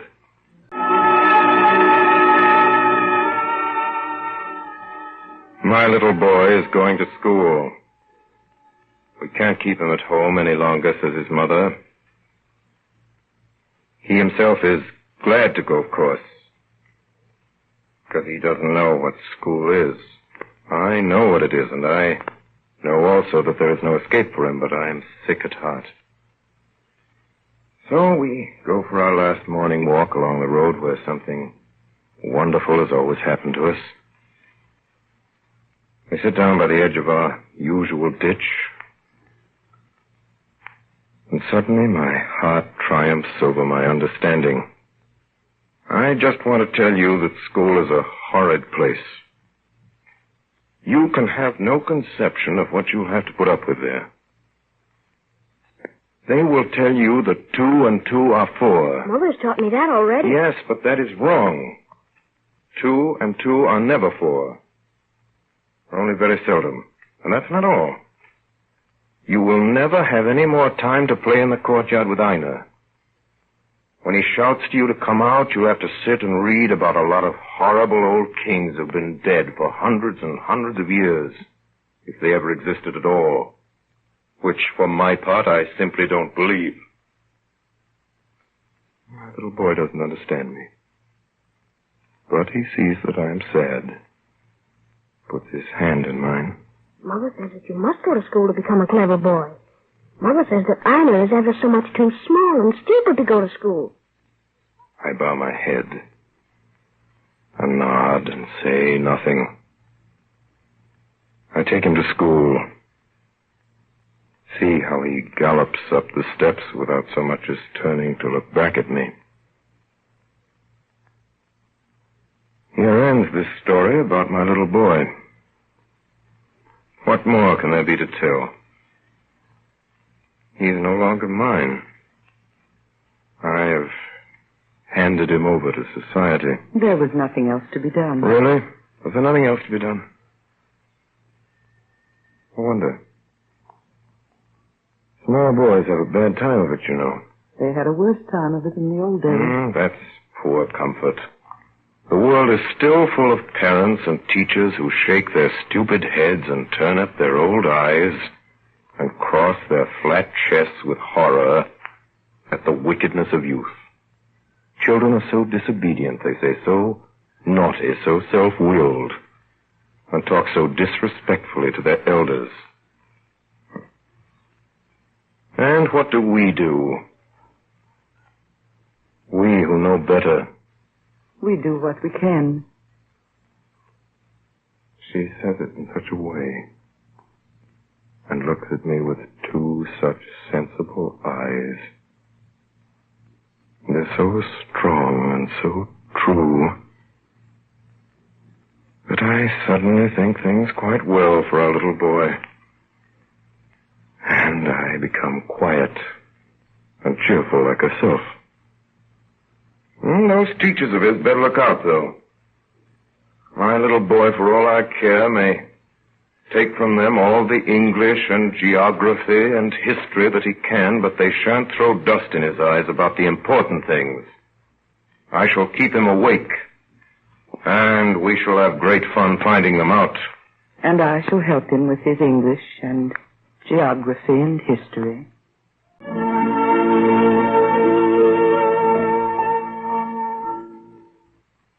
Tonight, the Columbia Network has brought you Orson Welles and the Mercury Theater on the Air in dramatized versions of 3 famous short stories. I'm a Fool by Sherwood Anderson, The Open Window by H.H. Munro, Saki, and My Little Boy by Carl Ewald.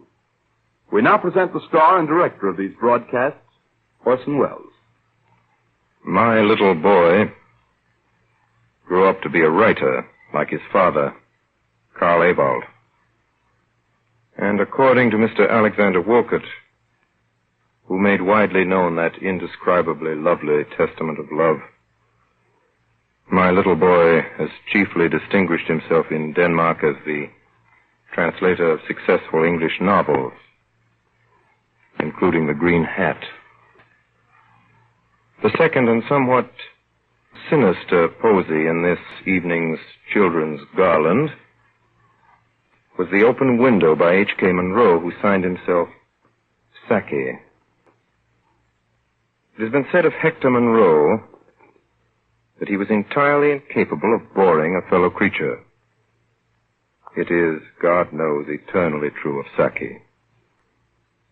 Indeed, his sister's earliest recollections of him, in the nursery where he and their brother Charlie had been rashly left to their own devices, is worthy of his most improbable heroes. To quote from her, Hector had seized the long-handled hearth-brush, plunged it into the fire, and chased Charlie and me around the table, shouting, I am God. I am going to destroy the world. H.K. Monroe joined up at the beginning of the war and was killed by a sniper on the 14th of November, 1916, just before dawn. The author of our opening bill, that searching and poignant confession of a young lover who lied and lost, is this moment the editor of two newspapers in Marion, Virginia, one Democratic and the other Republican. This virtually perfect condition of life is the happy ending of a career that commenced surprisingly and suddenly one hot afternoon when Mr. Sherwood Anderson was the manager of a paint factory in Elyria, Ohio. He was sitting in his office, the story goes, dictating a letter, when he turned to his stenographer and said sharply, "I am walking in the bed of a river." He then put on his hat and walked out of the paint factory and also out of Elyria, Ohio, never to return. But Sherwood Anderson never forsook his native state. Not really. After all, nothing could be more faithful to it than I'm a fool. Well, next week, Charlotte Bronte's Jane Eyre. Till then, thanks, everybody, and good night. Columbia brings you Romance. Tonight, A Lady in Love, the story of a small-town girl who is forced to choose between two kinds of love. And here is Frank Gallup to set the stage for tonight's tale of romance. Good evening, ladies and gentlemen, and welcome to Romance. Once again, we're ready to guide you through the pages of a most unusual love story. Tonight we bring you Marion Shockley as Linda Brown, the lady who is loved by two men. Blaine Cordner as Clem Richards, one of the handsomest men in her life, and Bill Quinn as the happy-go-lucky Johnny Day. A Lady in Love was adapted by Jean Holloway from the McCall's Magazine story by Eleanor Teig. Romance is where you find it.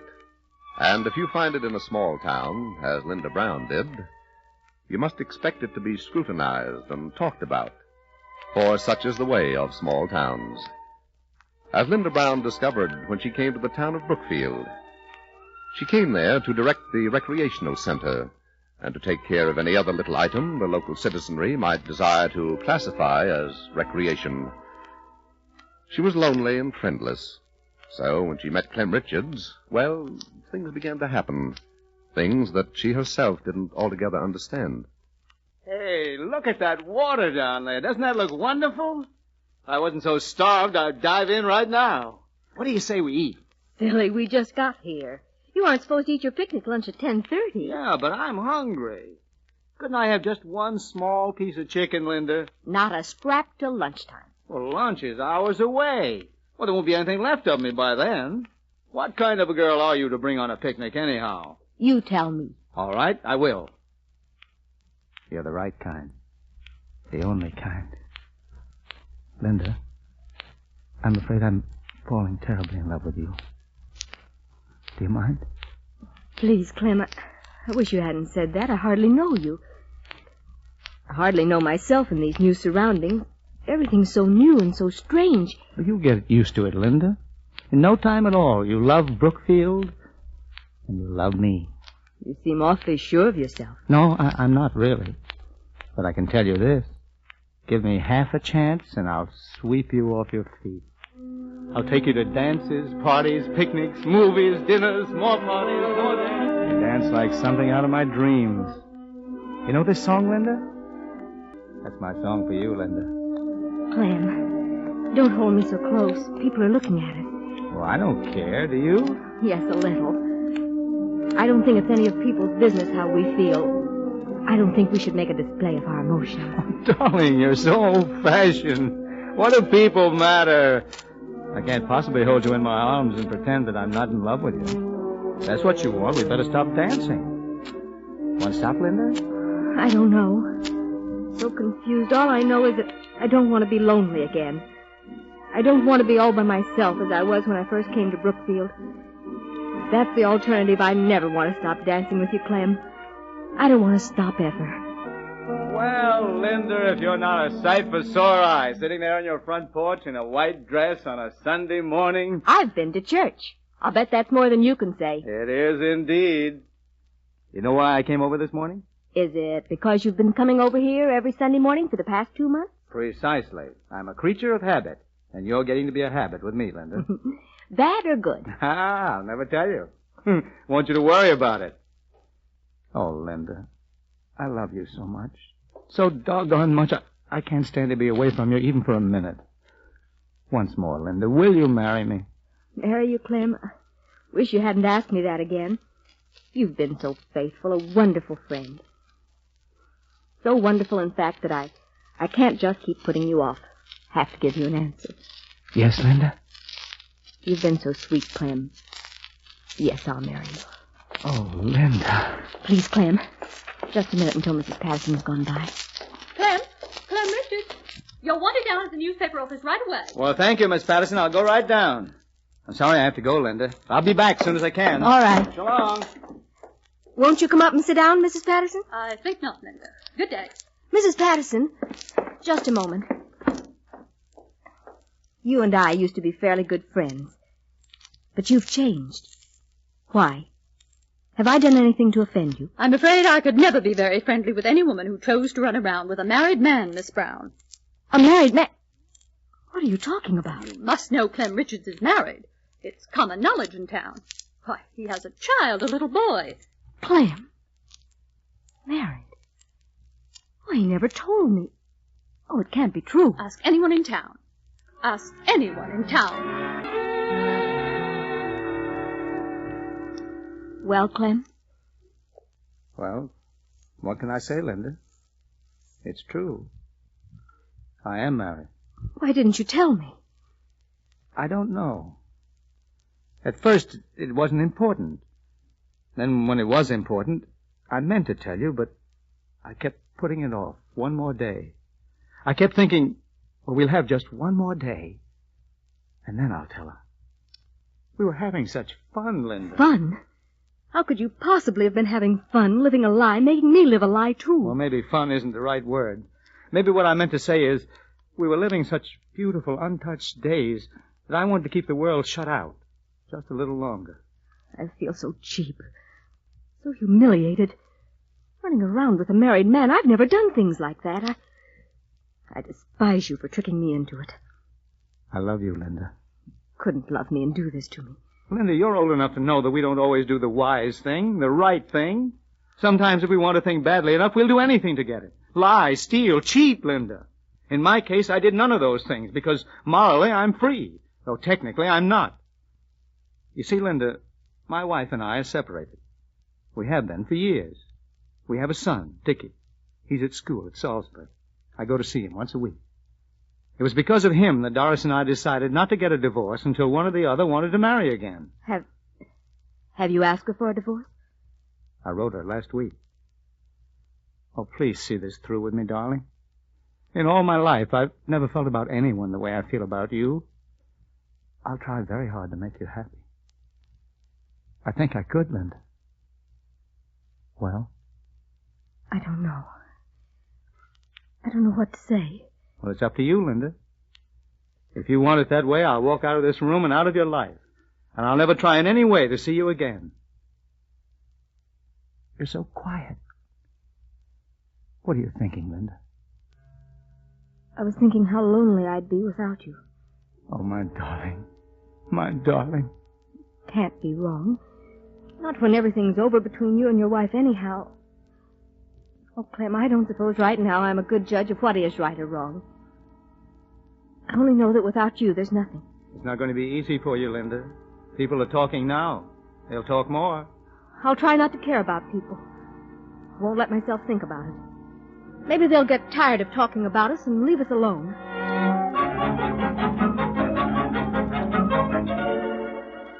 I tell you, I saw Clem Richards and Linda Brown over in Baltimore last week, walking around bold as brass, holding hands.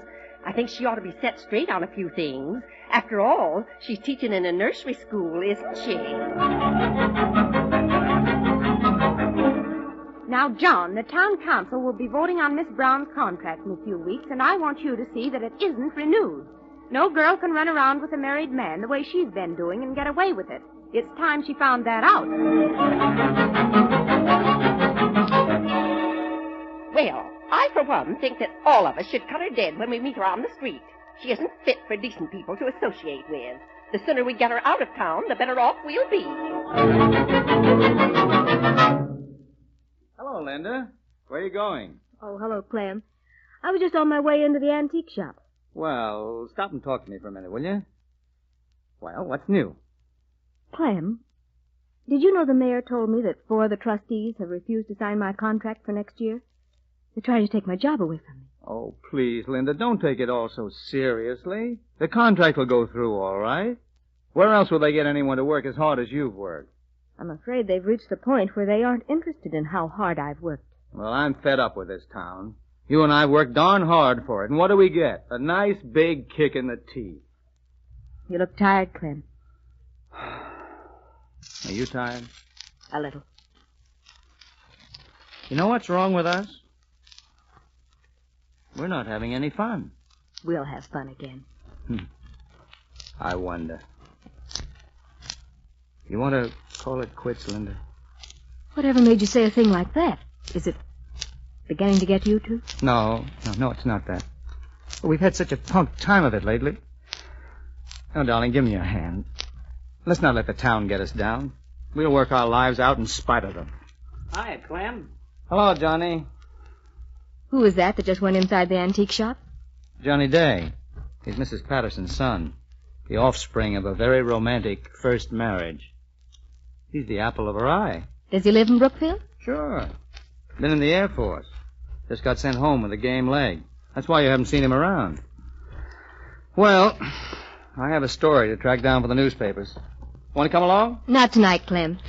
Think I'll browse around the antique shop a little and then turn in early. Okay. Good night, sweet. Good night, Clem. I beg your pardon? Yes? That pickle jar you're holding, are you interested in it? I might ask you the same question about the one you're holding. Well, then I should have to answer yes. And no, because I'm not yet prepared to commit myself. Oh. You must be new around here. You go very well with the scenery, I might say. You haven't any stockings on. Aren't you afraid of catching cold? I have on liquid stockings because of the war.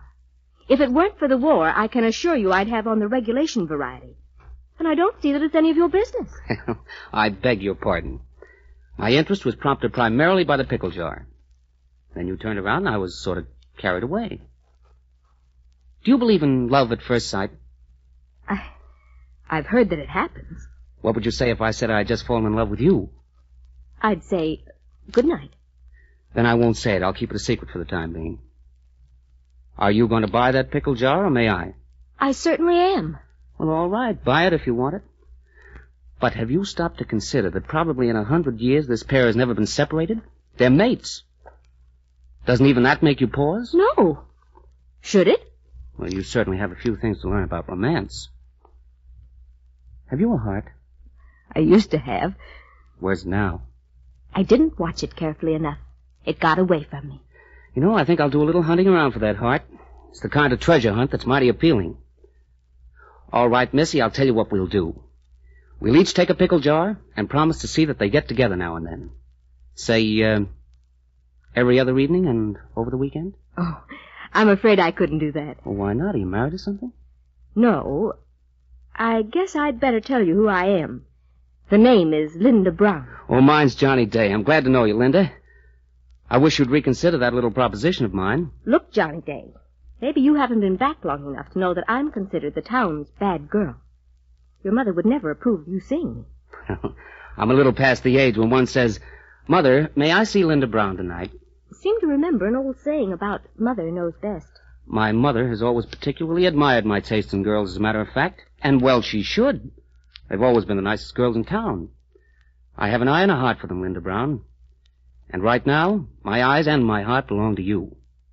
And even Clem Richards isn't going to change it. You'll get over Clem Richards. He's a phase that all the girls in Brookfield have gone through. You've just been having yourself a set of growing pains. Well, for someone who didn't know anything about me, you suddenly seem to know a lot. I intend to know more. Come on, Linda Brown. Break down and be happy. What's there to be happy about? Being alive. Finding 2 pickle jars like these, meeting you, having a date with you tomorrow night? My pickle jar and I do have a date with your pickle jar and you tomorrow night. Don't we, Linda Brown? You'll find us at the Elm Tree Gardens, Mr. Day, duly polished and waiting at 7 o'clock. Hello? Oh, Clem, how have you been lately? Country club dance tonight? Oh, I'm sorry, but I've already promised Johnny. Well, he can't dance much with his leg the way it is, but he can dance some. Sorry I can't make it, Clem. Why so thoughtful, Miss B? It's the music, I guess. I used to be very fond of this piece. Aren't you still? Evidently not. I don't seem to have any reaction at all. Hello, Johnny. Oh, hi, Clem. Isn't this our dance, Linda? I'm afraid this is Johnny's, Clem. Sorry. My mistake. You'll excuse us? Oh, of course. Don't mind me. You know, I don't think he likes me. I hope he doesn't. I'd consider that a very good sign. Of what, Johnny? Of tides and human events and the progress of civilization. You know what I mean? Mm-hmm. I thought you would. You know, you're beginning to be a very smart girl, Linda Brown. And I approve of that. Hello? Oh, Clem. No, I'm sorry I couldn't make it tonight. Johnny and I are going to take a ride in a pony cart. Maybe tomorrow night, Clem. All right, you phone. Well, you certainly don't have to be so huffy about it. I'm not going to break a date just because you call up at the last minute. Don't look now, Linda Brown, but there's a star in your hair. You have 2 in your eyes. That's from looking at you. Do you think the pony's getting tired? I sort of feel as though we ought to get out and pull him for a while. Linda, I wish you'd tell me something. Is it still Clem Richards or no one with you? Or would you rather I didn't ask that question right now? You haven't given me much time to see Clem the last few weeks. Between you and my work, I've been pretty busy. You know, I've even forgotten to worry about whether my contract was going to be renewed or not. There are a lot of things I want to say to you, Linda. It's hard not to say them because they're so important. And yet, I don't want to say them too soon and lose everything. You're so sweet, Johnny. That's all you ever say to me. And that isn't what I'm waiting to hear. What is it you want me to say? I'll never tell you that. I hope someday you'll know it and say it.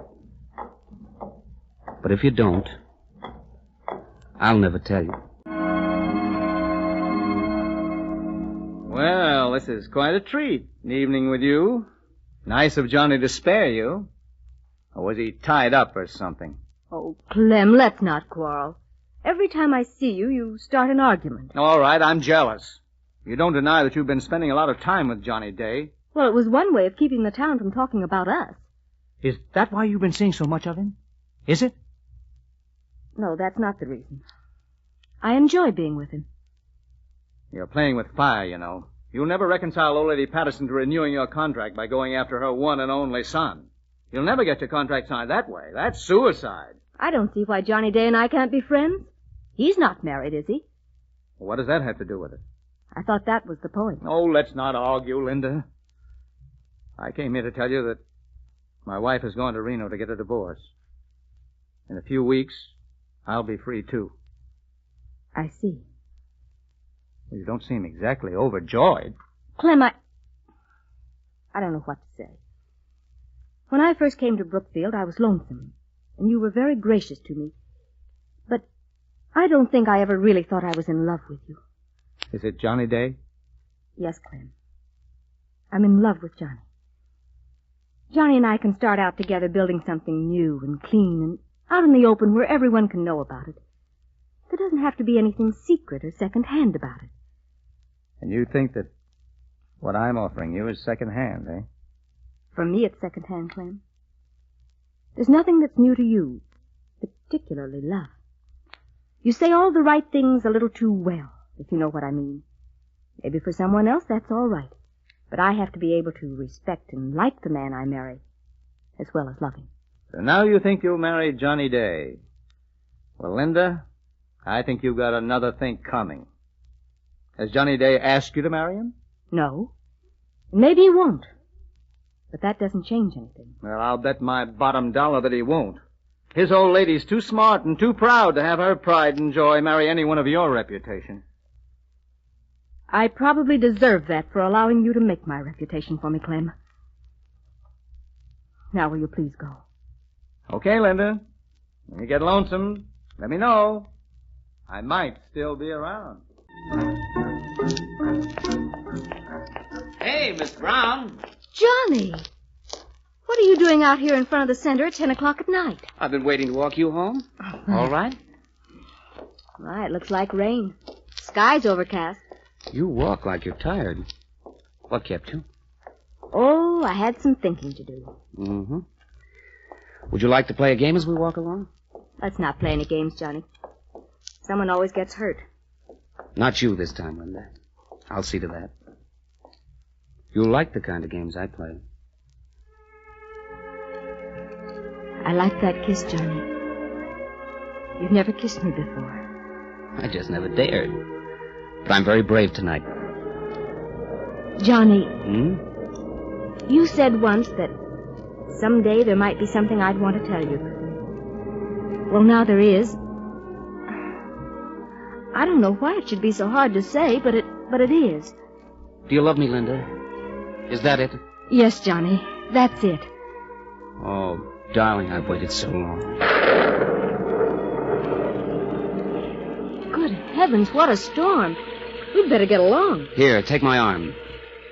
Do you know, Linda Brown, I guess there's half a dozen pictures I have of you that you don't even know about. The rain feels wonderful on your face, doesn't it? I've always wanted to walk in it like this. What are the pictures, Johnny? Well, in one of them, you're standing in the doorway in something pink, waving me off to work. And one is you in something deep and blue sitting beside me looking into a fire. And one, oh, I blush to say, is you with a smudge on your nose scolding 5 little girls of assorted sizes that look a little like me and a lot like you. I have 1 or 2 others, but I'll keep them to myself for the time being. Well, what do you think of my pictures? Well, I blush to say I'd love to pose for them. Well, here's the inn. You're home, darling. Will you come in? No, I'd better get home and get dry. I'll phone you tomorrow, Linda. I'll meet you about 2:15 on the park bench under General Pershing. I'll be there, Johnny. Twice. Once at 2:15 and once in my dreams. Good night. Good night.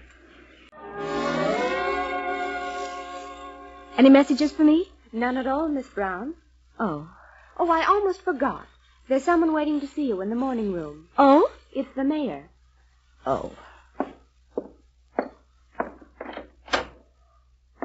Good evening, Mr. Warren. Hello, Linda. I came in to talk to you about the job. I think it's going to be all right for the renewal. Your running around with Johnny Day seemed to fix everything up. You know, folks like Johnny, they figure a girl can make a mistake, especially if she's young and pretty. I made a bad one. You know, my father once told me a very wise thing. He said it was not only important to be a lady, you had to look like one as well. You look a little tired, Linda. Maybe you should take a week or 2 off and get some rest. That would give you and Johnny a chance to be, to do a little stepping. Mr. Warren, I haven't seen Johnny in 3 weeks. He just walked out of my life, said he'd phone the next day, but he never did. Guess I scared him away. How could you do that? I told him I loved him. Well, it's always kind of hard to tell how that'll affect a man. But I thought Johnny was pretty set on you. He hasn't phoned and he hasn't written. So I guess that's that. Excuse me, Miss Brown. Mrs. Patterson's on the telephone. You can take it in here. Mrs. Patterson? Yes? Is this Linda Brown? Yes, Mrs. Patterson. I was wondering if you wouldn't join us for dinner tonight, my dear. Well, thank you. That's very kind of you, but I'm afraid I couldn't make it. We'll make it a late dinner if that'll be more convenient. I'm afraid it's quite impossible, Mrs. Patterson. I'm asking you as a special favor, Linda. All right. You win. I'll be there for dinner. That's John on the table. He tells me you have the mate. Yes, I have. You know, I sent him out to find a pair for me. When he came home, he said he'd met such a beautiful girl he couldn't resist giving her one. Oh? Look here, Linda. My son seems to think I've been persecuting you. He calls it gunning for you. But that isn't so. Why, if you were one of my own daughters, I'd feel the same way about it. You're a leader of young people in this town, and as such, you have a responsibility. There are certain things no girl can get away with, no matter how smart she is, or how hard she works, or how loyal her heart is. Romancing with Clem Richards, you are bucking a convention that's older than either of us.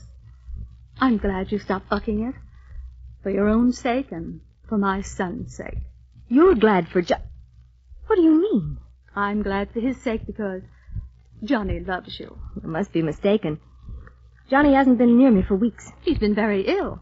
He went out in the rain and got soaking wet and almost got pneumonia from it. Pneumonia? But why didn't someone tell me? Is he all right now? He's standing right behind you. Why don't you ask him yourself? Johnny.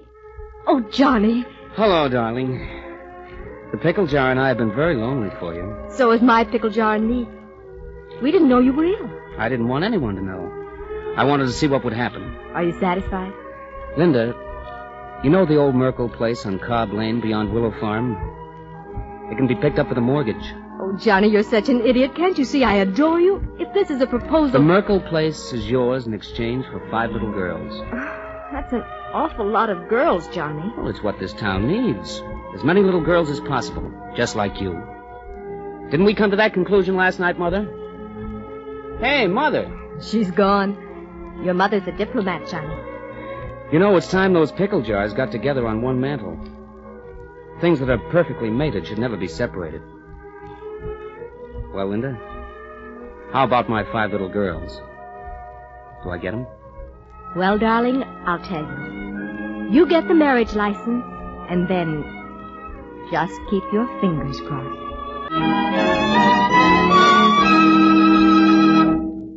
This is Frank Gallup, your host for the evening, bringing down the curtain on tonight's performance of Romance, a program produced each week by Columbia to bring you the great romantic plays and love stories of all time. Romance is produced and directed by Marks Loeb. Music is conducted by Ben Ludlow. The cast tonight included Marion Shockley as Linda Brown, Bill Quinn as Johnny Day, Lane Cordner as Clem Richards, and Reza Royce as Mrs. Patterson. Next week, at this same hour and over many of these stations, we shall bring you another romance. Our play will be My Man Godfrey. Till then, till curtain time next week, this is your host, Frank Gallup, saying good night and wishing you love, happiness, and romance. This is CBS, the Columbia Broadcasting System.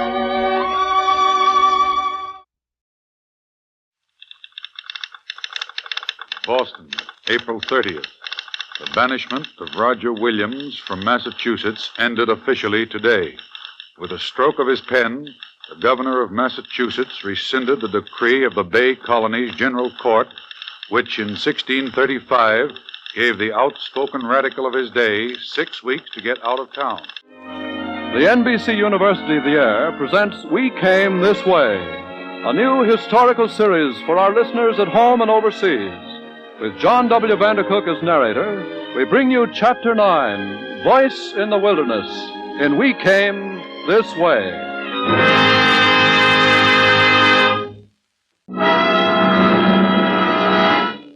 The whir of a fine-edged blade falling in a slot. Of late, the leaden spitting of machine guns in a village square. The low hiss of gas in a sealed-up chamber. All these are the sounds of intolerance. All these and many more. But down through history, one sound above all others has been the symbol of the persecution of man by man. The sound of fire. Sometimes the flames of intolerance have devoured books. Sometimes they have eaten up the houses with which man shelters himself against the storm. And sometimes... There was a boy in London once, 3 centuries ago, whose play in the streets on a windy morning in March was interrupted by... That comes from Smithfield Marketplace. Let's go see.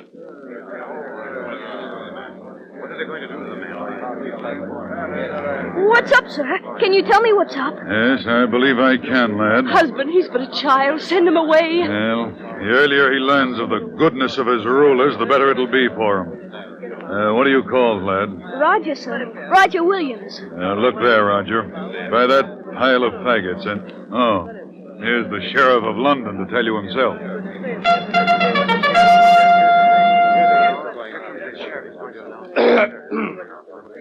Whereas the Reverend Father in Christ, the Bishop of London, hath delivered over one Bartholomew Leggett as a blasphemous heretic to our secular power, to be punished with condign punishment, we, James Rex, therefore, as a zealot of justice and a defender of the faith, command you that the said Bartholomew Leggett, being in your custody, you do commit publicly to the fire before the people in a public and open place in West Smithfield for the manifest example of other Christians, lest they slide into the same fault, and this that in no wise you omit under the peril that shall follow thereon. Bartholomew Leggett, I hold here the king's pardon, to be handed to you in the event that you, even at this last moment, acknowledge your errors and recant your heresies. Bartholomew Leggett, what is your testimony? Humbly and unworthy as I am, I commend my soul to the Lord. Light the fire.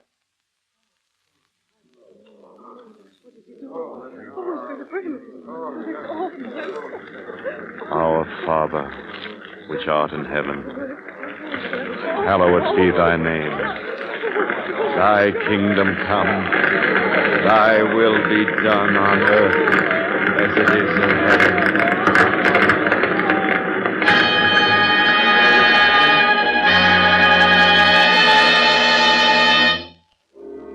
That was the sound of intolerance as it first came to the ears of Roger Williams when he played in the streets of London. And always thereafter, when intolerance spoke, there leaped up in his mind's ear the sound of flames.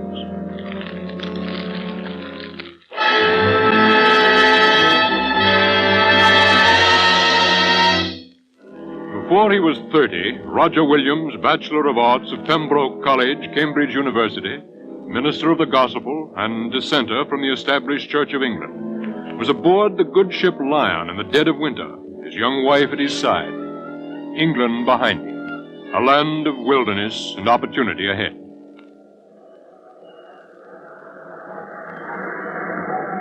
Roger, Yes, dear. do you think... Shall we ever see England again? Aye, if God wills it. When the persecutors are swept from the high places and a man is free to worship in the light of his own conscience. Will that be soon, husband? In the old England, perhaps soon, perhaps late. But the New England, Mary, the New England is such a land now. Look, somewhere ahead of us there, beyond the icy water, a free church waits for us, and a virgin wilderness and barbarous Indians who have never had word of the Prince of Peace. A great work awaits you, Roger. England is a lovely land, even in winter. Aye, even in winter. I take comfort and strength from you, dear husband. For a woman, exile is no easy thing. Exile is no easy thing for a man. It was February 1631 when the good ship Lion, sheeted in ice, docked in Boston Harbor. And soon after, the magistrates of the Massachusetts Bay Colony held a festival of Thanksgiving for the safe arrival of the passengers and supplies. On their way to the meeting house...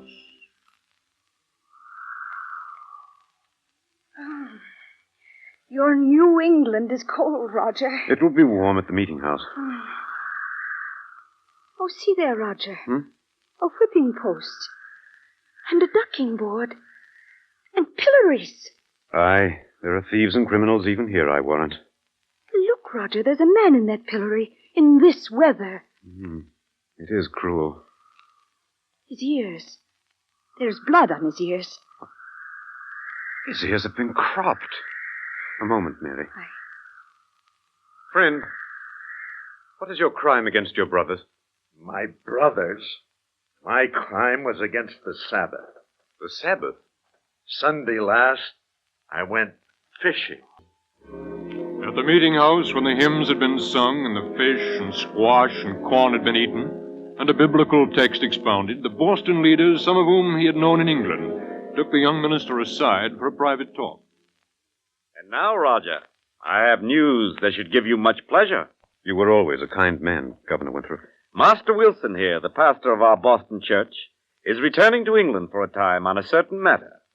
Knowing you for a godly minister and a learned man, I have proposed, and the elders have agreed, that Master Wilson's place be filled by you. The Boston church? Quite a comeuppance for as young a minister as you, Mr. Williams? Not yet 30, and to be teacher of the leading church of the Bay Colony. It is a great trust, Master Wilson. I did not expect so much. Teacher of a free church. Governor Winthrop, on my way here, I passed a man in the pillory with his ears cropped. He said it was for Sabbath breaking. Aye, we have too many such. But is that an offense against the civil government here? What else? How then could we enforce the religious ordinances? But if you punish in even so small a thing, what if there be some who dissent from the tenets of your church? Dissent? There can none dissent here. It is against the law.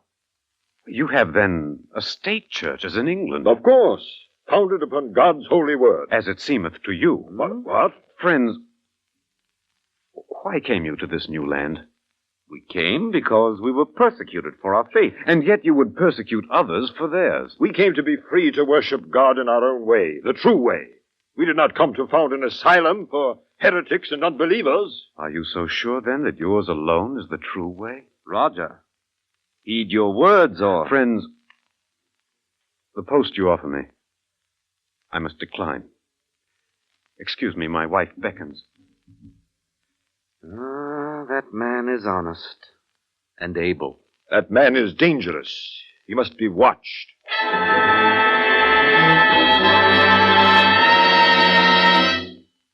So again Roger Williams went seeking. To Plymouth at first, then to Salem, which called him to be assistant to its pastor. There Roger Williams, the minister, was a citizen like any other.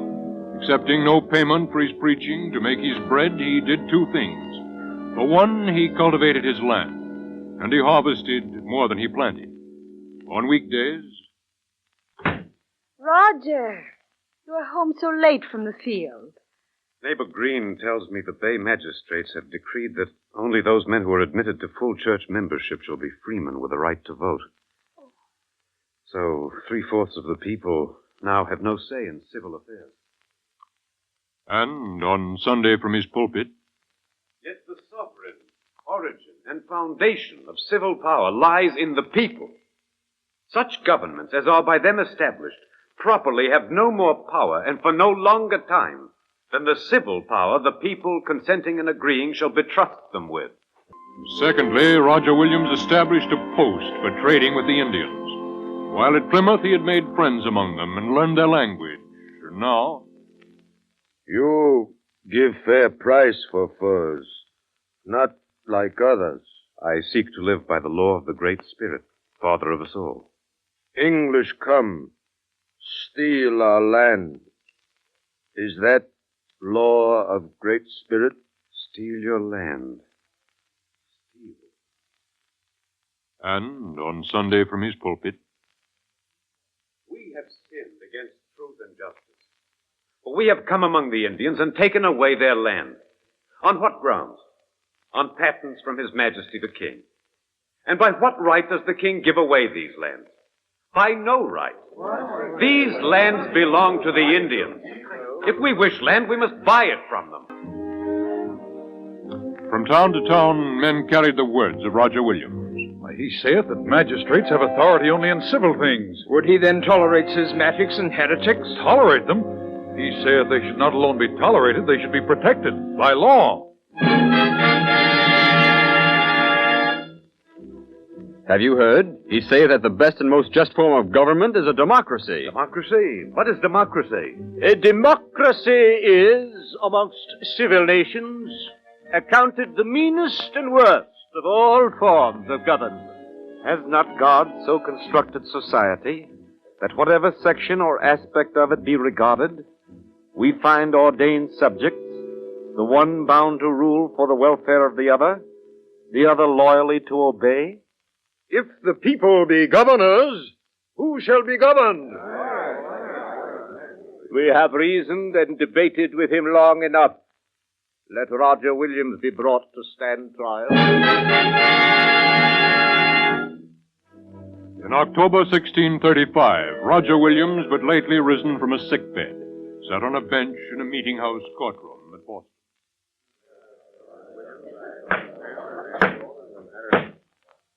Roger Williams, rise and attend the judgment of this court. Aye. Whereas you have broached and divulged diverse new and dangerous opinions against the authority of the magistrates, and also have writ letters of defamation, both of the magistrates and churches here, and yet you maintain the same without retraction, it is therefore ordered that you shall depart out of the jurisdiction within 6 weeks. Friends, my conscience is satisfied. I shall be ready for the same grounds, not only to be bound and banished, but to die. And die he will. In the winter, the wilderness is death.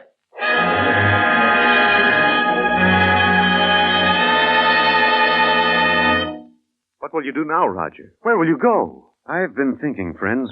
To the south, along Narragansett Bay, out of the jurisdiction of the English, is a fertile country. But the Indians, the savages would kill you. Yes. Oh, the Indians are my friends. They would sell me land. And there no man could seek to compel my conscience. There I should have freedom. Alone, Roger, in the wilderness?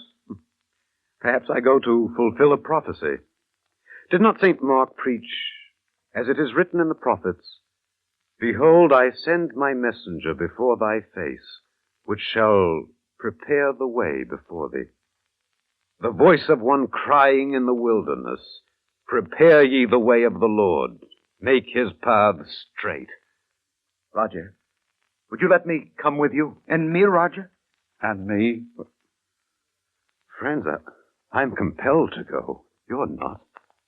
Think, it would be hard beginning life in utter wilderness, hard for you and for your wives and for your children. And is life easy here, where land is sold so grudgingly and a man must fear to speak his mind in many things? It would mean founding a new colony with no charter and only our few selves to rely on. But that's what we need, a new colony. There will be others joining us, for many are discontented with the rule of the magistrates.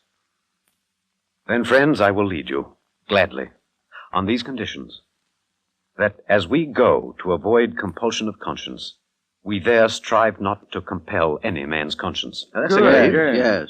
That ours be a government of the people, to act as all or the major part decide. Agreed? Good, yes, by all means. And that we all have equal shares of land, admitting later settlers to equal shares with ourselves, so that no small body of men, however well intended, shall grow powerful to subject the whole body. 30 Salem folk began to prepare for the migration, but it was not to be even so easy. The snow was falling hard on a freezing winter afternoon when... Come in, friend. Roger Williams?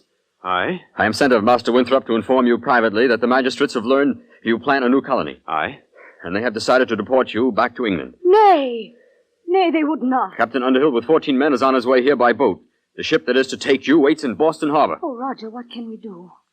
In England waits Archbishop Lord, the arch-persecutor. John Winthrop is still my kind friend, God bless him. Quick, Mary. I must have some food packed and a thick blanket. Open! Open in the name of the government of Massachusetts Bay! Yes? What is it, Captain? Your husband. Where is Master Williams? I know not. What? You think to deceive us? Examine for yourselves, sirs. My husband departed from Salem 3 days ago. As the sun dropped low that bitter cold day, 2 Indians watched from a thicket as a lone, numbed figure dragged through the snow. Look, Englishman. Alone. No gun. Come for no good. Steal our land. Let him die in snow. No. See? He good white chief. Come. Welcome, friend of Indians. Welcome, friends. I seek Chief Massasoit and a fire. Come. Massasoit not far. That winter he spent with the Indians, living in their bare, smoky teepees, eating when they ate, hungering when they went hungry, ministering to them in sickness, telling them about the love of God, who made the men of all nations of one blood.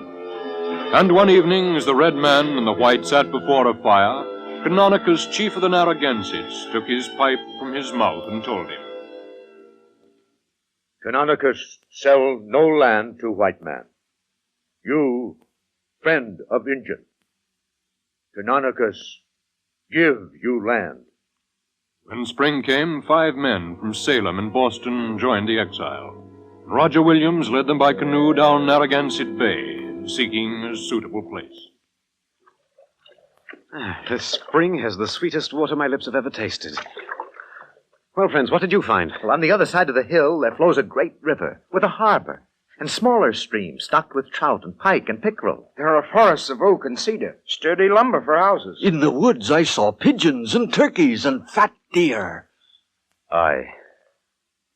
Friends, it must be that the Most High and only wise has provided this country and this corner as a shelter for the poor and persecuted.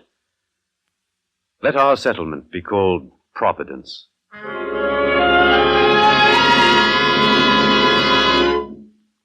In that first year, Providence grew to a population of 13 families. And slowly, more and more of the poor and the discontented kept coming, while the magistrates of the Bay Colony alternated between scorn and dismay at this new and strange society, where the officials had authority in civil things only, and the civil power derived from the consent of the governed. Freedom of conscience, democratic government, bah! If Roger Williams will truly practice what he has preached, the end will be chaos and anarchy. The tests of his preachings and practices began early. You look tired, Roger. Ah, it's pleasant to sit here by the window in the sun. We began the building of a house for neighbor Thomas this morning. It went well, all of us working together. Aye. But sit a while now. I'll bring you porridge fresh from the fire. Roger, where are you going? Keep the porridge hot, dear. There come strangers up the hill. Brethren, on that hillside, Providence Plantation. Think you we will fare better here? For us there is no welcome anywhere in this land. There comes a man from the town. Welcome, neighbors. Hurry not with that word. We have been welcomed elsewhere before we made ourselves known. At Boston we were jailed, banished. Why? Because ours is a different faith, and a dangerous one, or so the magistrates say. We are Baptists. Baptists? Aye. Nor can anything you say or do to us swerve us from the true faith. Why should we swerve you? We have freedom of worship here at Providence. We persecute no one for the cause of conscience. Baptists, eh? Neighbor, I have been seeking truth all my life. Will you tell me about your creed? From New Amsterdam and from old Europe, from another persecuted people, tolerated in very few of the lands of the old world or the new, came a letter. New England will not have us. New Amsterdam permits us to stay, but refuses to allow us our worship. I know it is a great thing to ask, but can Rhode Island, in its mercy, find a little place for the ancient people of Israel? Back went a letter. I conceive it to be the duty of the civil magistrates to break down that superstitious wall of separation as to civil things between the Gentiles and the Jews, and freely, without their asking, to make way for their free and peaceable habitation amongst us. But the greatest test of the principle of freedom of conscience came with the arrival of that denomination whose men took their hats off to no man, and whose women walked abroad crying, Repent, for the day of judgment is at hand. Repent, for the day of judgment is at hand. Welcome, neighbors. We are of the Friends, so-called Quakers. We've heard of you. Thee too mayest whip us and jail us and burn out our tongues. But naught that men can do can hold us from testifying. Repent, for the day of judgment is at hand. Come ye out of the false churches. Let the inner light guide ye in all things. Not these, Roger. These would acknowledge not even elected authority. And if you have yourself condemned their teachings. I hold your doctrines to be much in error, and worse. But by our laws you have full liberty to believe and preach, so long as you keep the civil peace. God be with you, neighbors.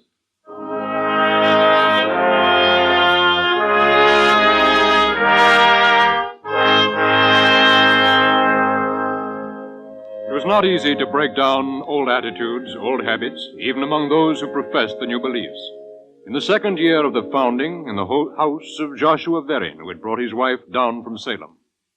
I said, Jane, stay home from the services. Oh, but Joshua, I want to hear the preacher. I am a believer. I said, stay home with me. I cannot, Joshua. My conscience will not let me. Does your conscience let you disobey your husband? Let us see whose conscience Joshua! will prevail. Help! Help! Oh, have mercy!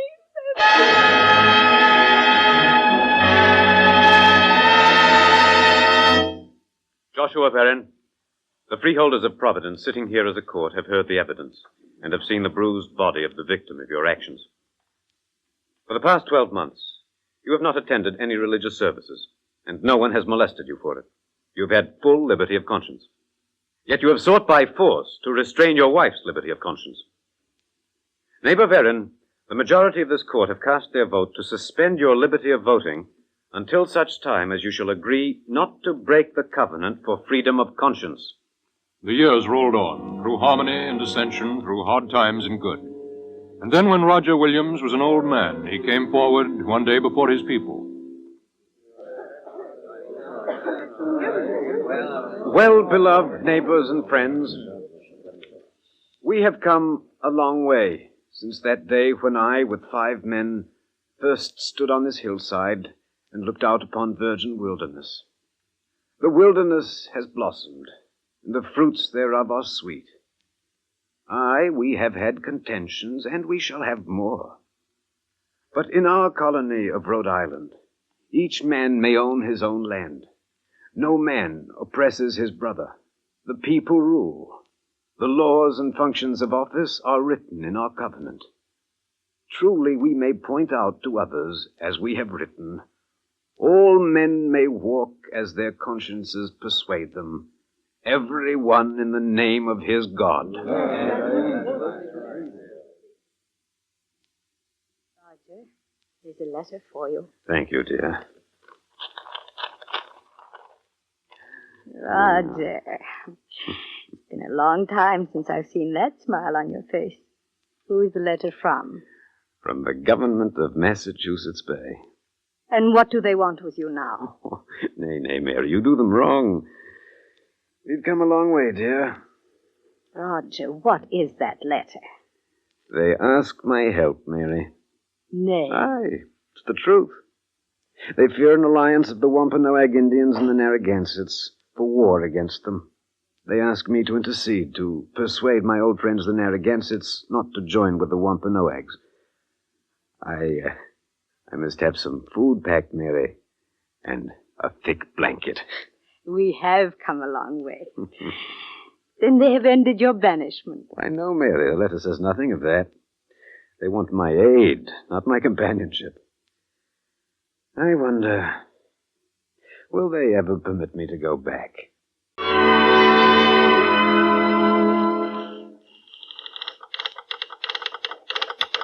Boston, April 30th. The banishment of Roger Williams from Massachusetts ended officially today. With a stroke of his pen, the governor of Massachusetts rescinded the decree of the Bay's General Court, which in 1635 gave the outspoken radical of his day 6 weeks to get out of town. Well, what do you know? Well, what's the matter with that? The date, man, the date. Today is April 30th, 1936. It took them 301 years to pardon them.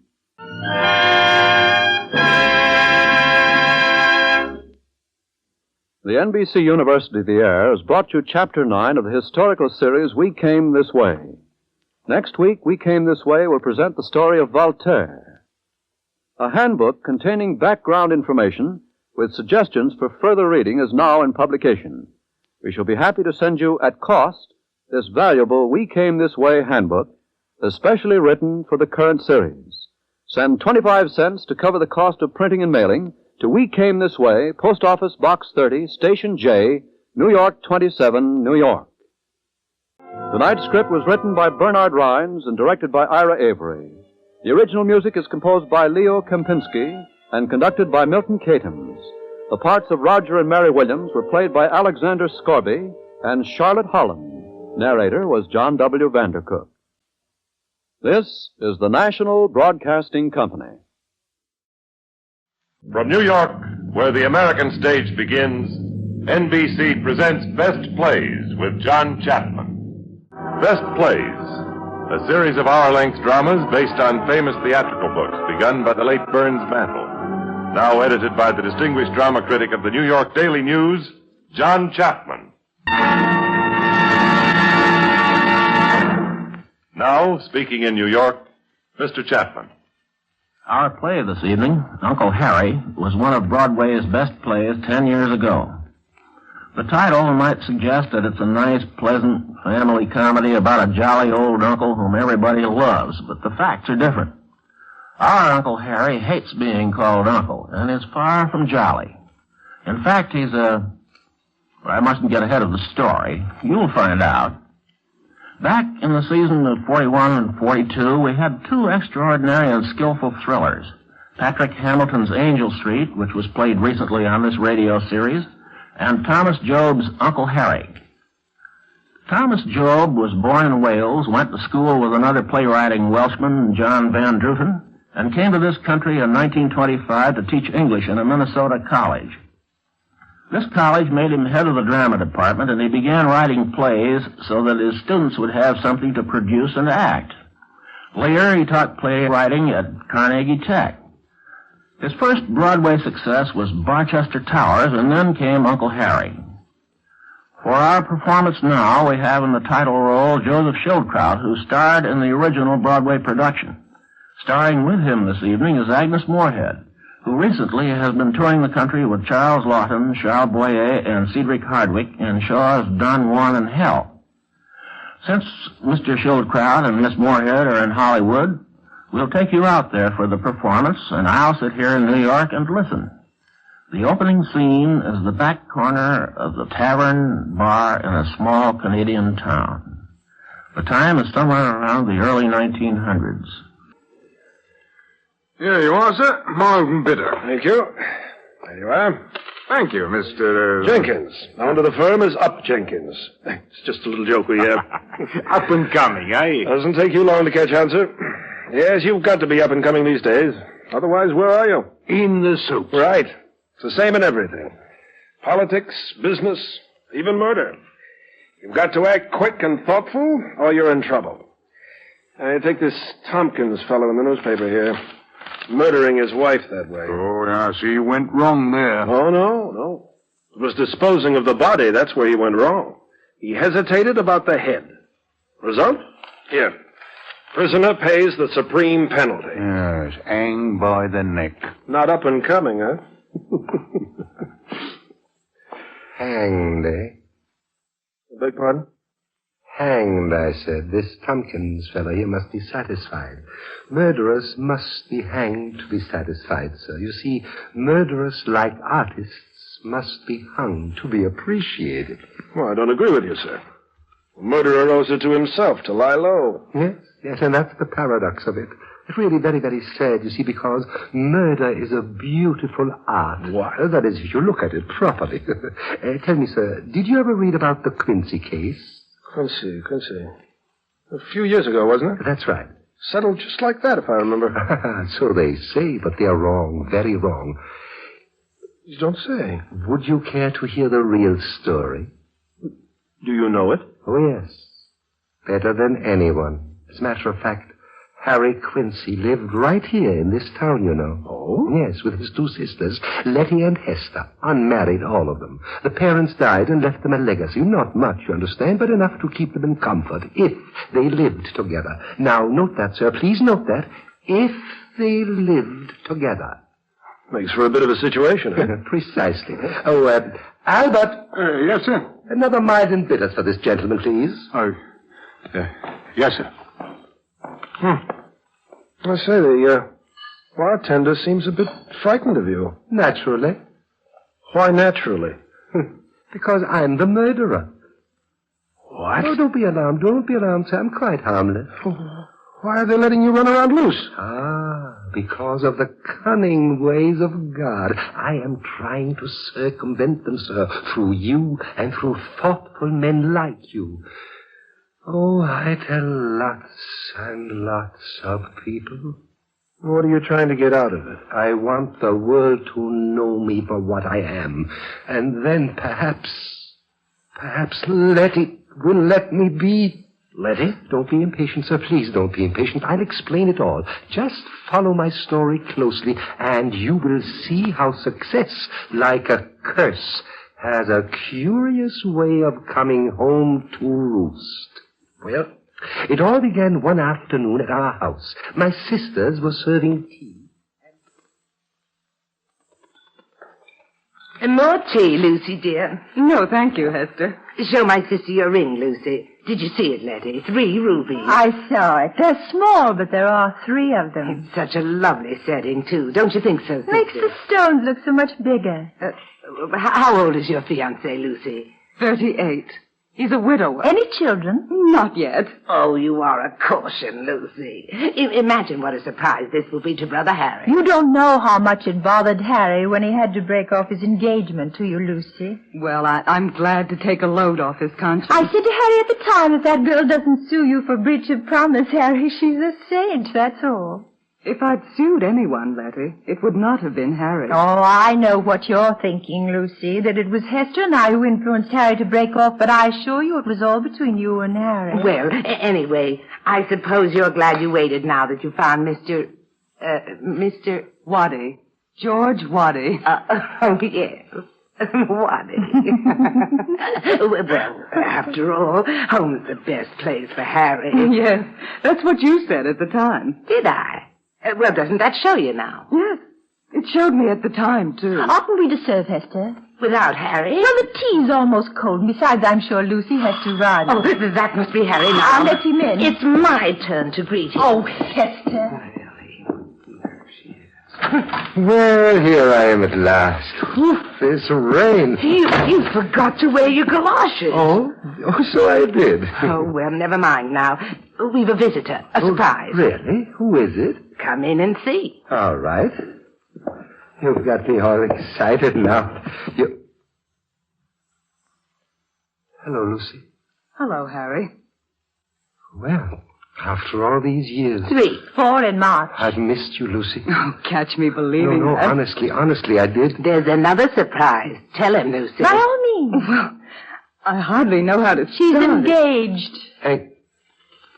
Engaged? To Mr. George Waddy, engineer. Show him your ring, dear. Oh, it isn't much of a ring. 3 rubies. Did you notice, Harry? Yes, I noticed. It's very lovely. Did you come to tell me that, Lucy? I just wanted you to know. Thank you. Very nice of you. Excuse me, please. I'm going upstairs to my room for a minute. Tea's almost ready, Harry, in just a... Well, he turned pale. Did you see, Letty? You just imagined it. He went up to change his wet shoes. Oh, perhaps I shouldn't stay to tea. I'm to meet George at 5:30. Nonsense, Lucy. Bake one of Malaya cakes. And Letty has a pie in the oven. We'll celebrate. Well, perhaps a bite. Fine. Nona! Yes, Miss Hester? Well, Miss Lucy, this is a surprise. Hello, Nona. Never expected to see you in this house again, Miss Lucy. Nice to have you back. Bring in the cake, Nona, and take Miss Letty's pie out of the oven. It isn't finished yet. Another 3 minutes. If you're going to rely on that silly... I didn't rely on anything. You just wanted to be soggy. I was merely trying to help. In or out? Leave it in for another 3 minutes. Yes, Miss Letty.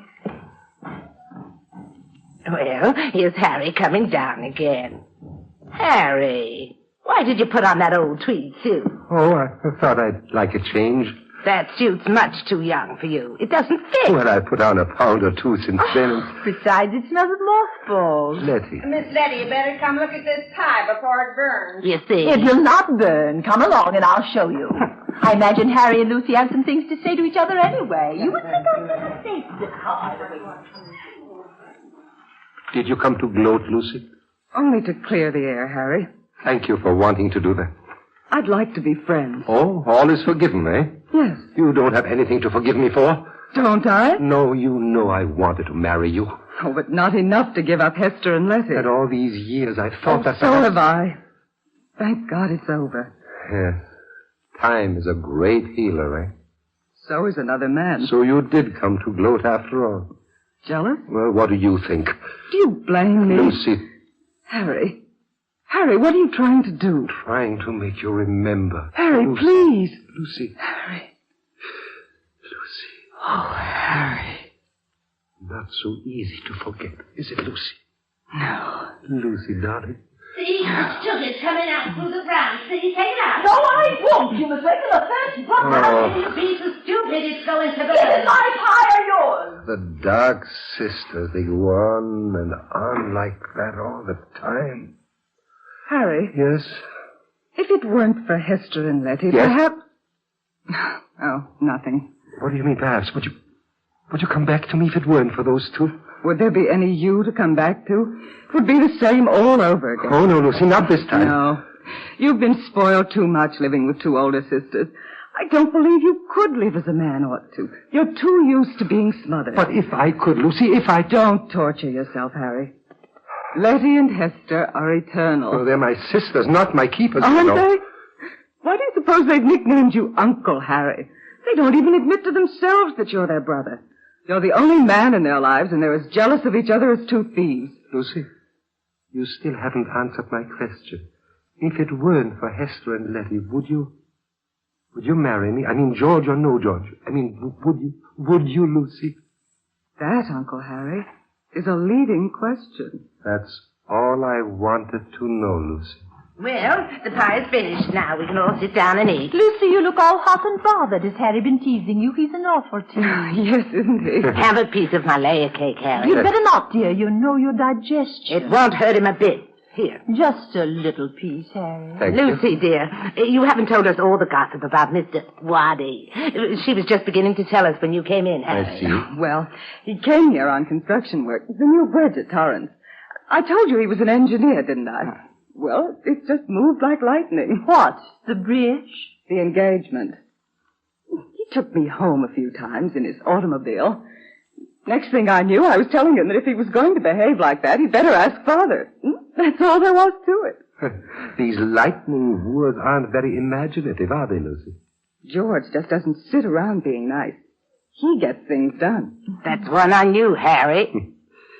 Tell me, are you fond of him? Yes, I am. As fond as you were of me? Well, you were a first love, Harry. And what is George? Well, George is more settled. He wants a home and a family. Oh, a family. Well, no lady is complete without a few babies, you know. Yes, I suppose George is very eager for babies. Why shouldn't he be? Yes. There now. No, what in the world are you doing bringing that dog in here? Well, he wanted to come in and say hello to the visitor. Oh, it's poor old Weary Willie. Harry, I didn't know your dog was still alive. There, old friend.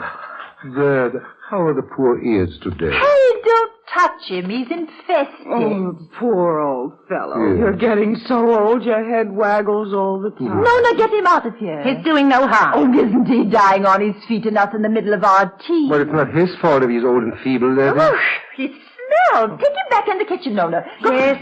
Oh. Thank Oh. heaven. Well, let's cut my pie now, shall we? Yes.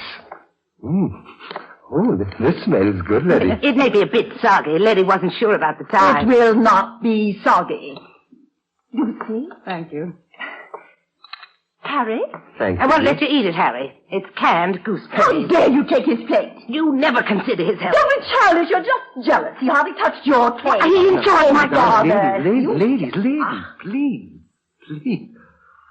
All right, I'll compromise. I'll take a mouthful of Letty's pie and a little mouthful of Hester's cake, all right? Now, who can that be? Oh, dear, that must be George. I asked him to stop by if I hadn't gone by 5:30. I'll answer it. Mr. Waddy, coming here. Yes? Oh, it's Rain. Let's see. You'd be Uncle Harry. My name is Harry Quincy. Then you are Uncle Harry. She's told me about you. I'm George.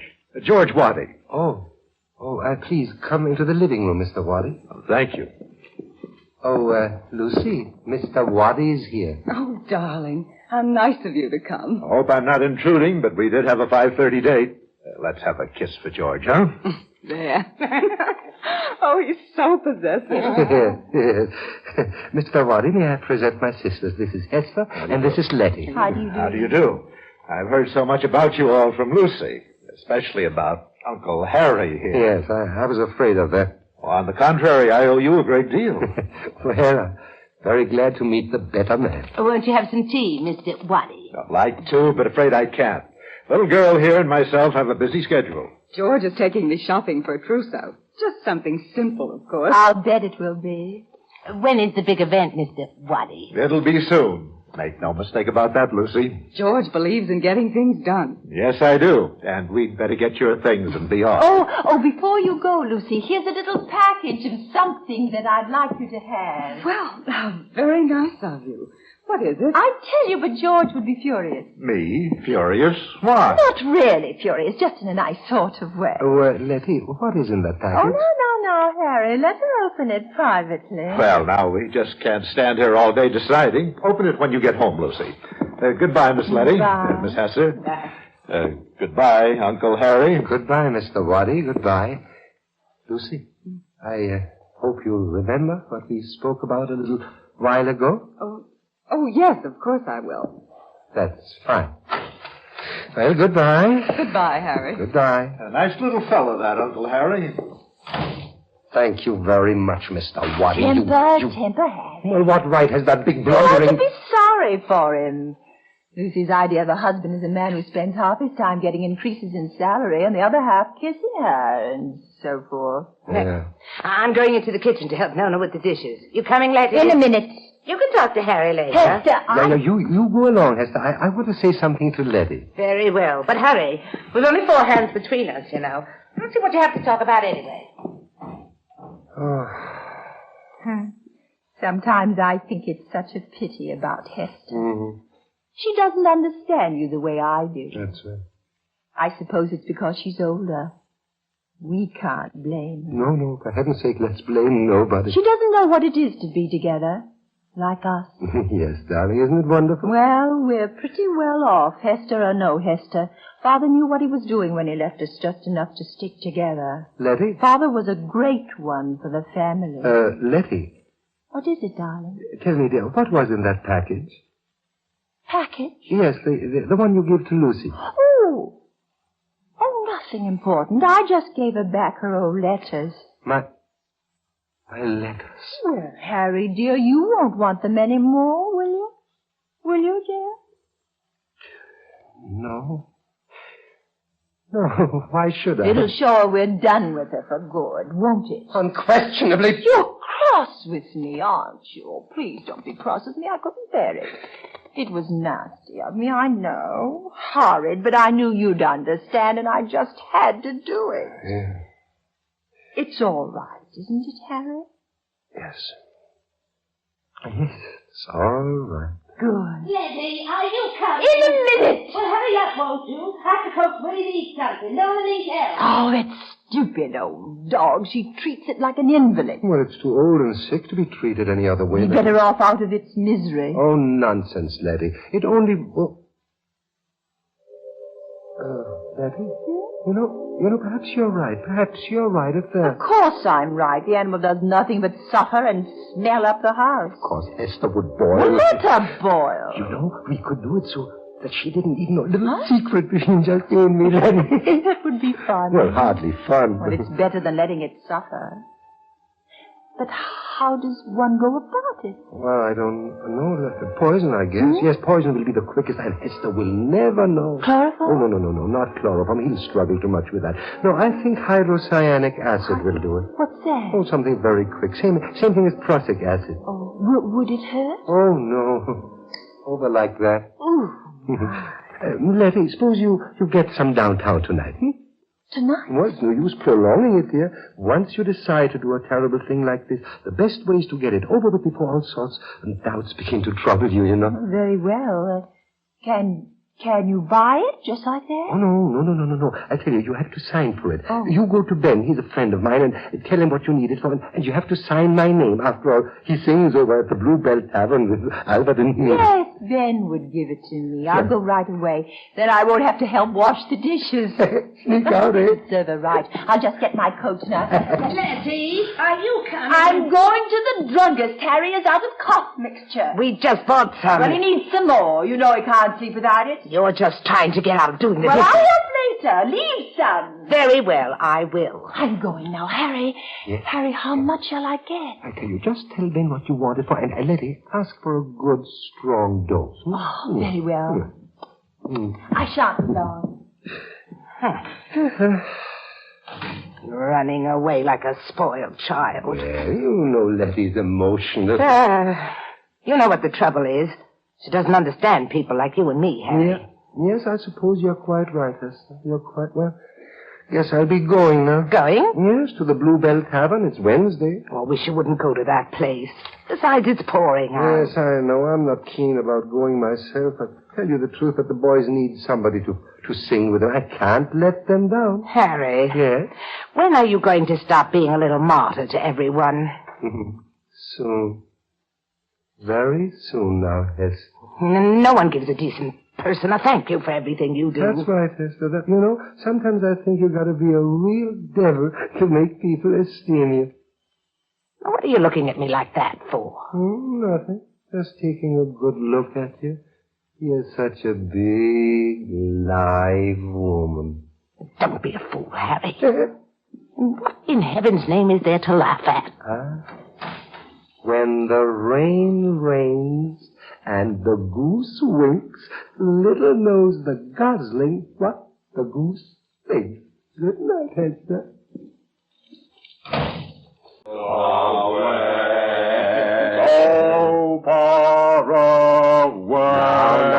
Now, Albert, you see, there you go Americanizing again. I can't help it, Uncle Harry. It comes out with me like that. Well, if you want to sing in this trio, you've got to sing Canadian and God Save the King. That's right. Hey, let's all have another ale. All around, gentlemen. Make mine a Scotch, Albert, will you? A double. Oh, listen to him, will you, Ben? He feels happy tonight, Uncle Harry does. What's the occasion, Uncle Harry? Not happy, but I certainly would like to be happy, Ben. Well, who wouldn't? Now, look, I'm a big jolly man, and I own this here tavern. But I ain't as jolly as some think. Blessed are the meek, they say. Is that so? Oh, you look at Uncle Harry here. He's meek, but where's it got him? Now, if you weren't so meek to your sister... No, Ben, let him talk. Let him talk. Well, you take like tonight. The way Uncle Harry slunk in here, I could tell right off them two had an argument. Right, Uncle Harry? Well, a slight disagreement. There you are. Uncle Harry is a great moral lesson to us, Albert. We all ought to be gentle and kind like him. We aren't, and we don't want to be, but we ought to be. Thank you, gentlemen, but you really exaggerate. It's just that Letty and Hester are too fond of me.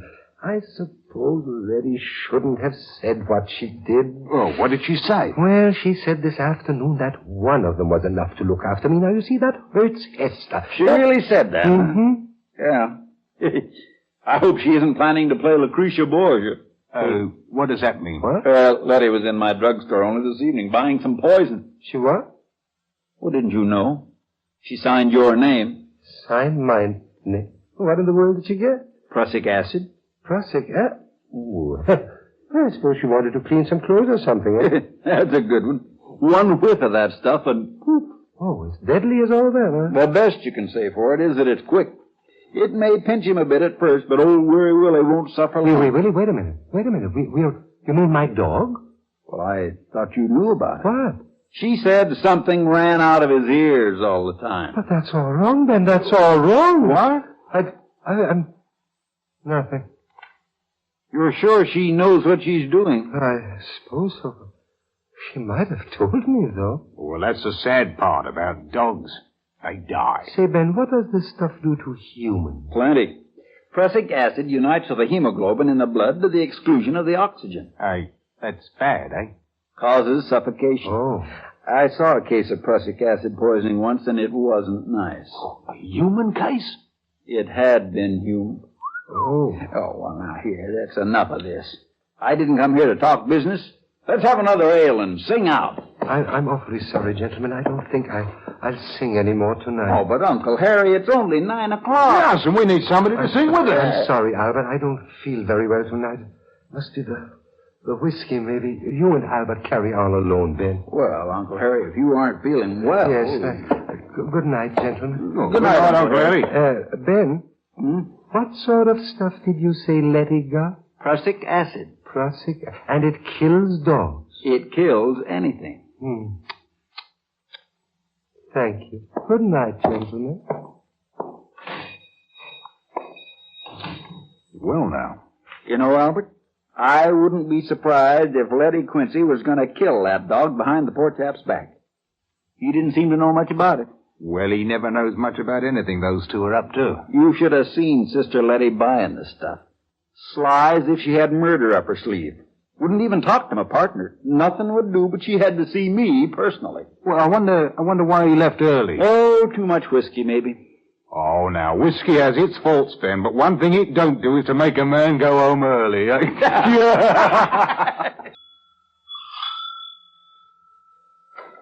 Hello, Letty. Where have you been? Down at the Bluebell. Didn't Hester tell you? Oh, she hasn't said a word to me all evening. Oh? I've been sitting here reading and worrying about you. I could strangle What's her. the matter now? Oh, she found a broken teacup, the second best set. She thinks I did it just to spite her. Did you? Of course not. Let me help you off with your coat. Thank you, darling. Well, where's Madame now? Upstairs in a room. In bed? She's sitting there in the dark in one of her moods again. She feels like a martyr because I didn't help her with the dishes. I wouldn't be surprised if she broke that teacup herself. Say, Letty. Did you get that stuff? Yes, I did, with much trouble. Oh? Ben wouldn't give it to me at first. Finally, I told him what you wanted it for, and he said he supposed you knew what you were about. Isn't that just like Ben? Cautious. Where is it, Letty? Here. Ben said there was enough to settle a whole kennel in that bottle. Such a little thing to cause so much pain. I tell you, Letty, you better put it out of the way until we get a chance to Well, I use it. thought to know. Well, I don't know. Better hide it for the time being. I shouldn't like Hester to see it, and Nona might use it for a cough. I tell you, put it in that jar over there with the matches. I'm the only one who uses it. And, Letty, perhaps you'd better write something on the wrapper. Well, it already says poison. Well, people don't read print. You know that. Here, take this pencil and write danger on it. Don't touch. Oh, very well. Danger. Touch. Yeah. Can't be too careful in these matters. Oh, what have you been reading? Wordsworth. I find him terribly childish. Terribly childish, my dear. Only children and wise old men understand Wordsworth. May I see that book for a moment? Thank you. No motion has she now, no force.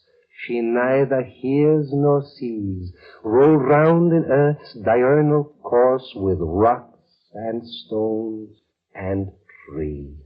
There is simple majesty for you, Letty. Isn't he just saying that a girl is dead? Yes, but still part of the living world. I can't see that does her much good. What are you going to read to me tonight? We'll see, darling. We'll see. We must calm Madame Hester down first. She's really cross because you preferred my pie to her cake. And there's a matter of broken teacup, too. Oh, there's no. Oh, hello, Nona. Good evening, Mr. Harry. Well, how's your fiancé tonight? Hubert was depressed. He's always depressed when it rains. There we stood in the arcade in the pouring rain. And I said, Hubert, what's the use? Kissing or no kissing. That's why I'm home early. I told you may bring Hubert in the kitchen when it rains. He doesn't like it. Says you come in too often. It upsets him. Oh, you should be a little more charitable, Nona. Now, Letty here likes a little excitement, too. Nona, did you see me break a cup? What cup? There. You see, I'm going up and tell her. No, don't quarrel with her, Letty. I'm not going to quarrel, just to tell her.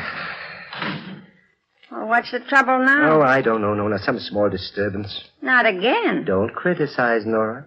None of us is perfect. I don't know how you stand it, Mr. Harry. Well, I managed. Nona, would you be kind enough to reach me a match from that jar over there? Thank you, Nona. Here you are. Well, what's this? A package with writing. Danger, don't touch. Danger? It must be a joke or something. Shall I open it? No. I'll look into it. Oh, that'll be best, Mr. Harry. Even dynamite'd be safe with you. Yeah, that's Miss Letty's writing. Well, we'll have to ask her what it is, eh? The sooner the better.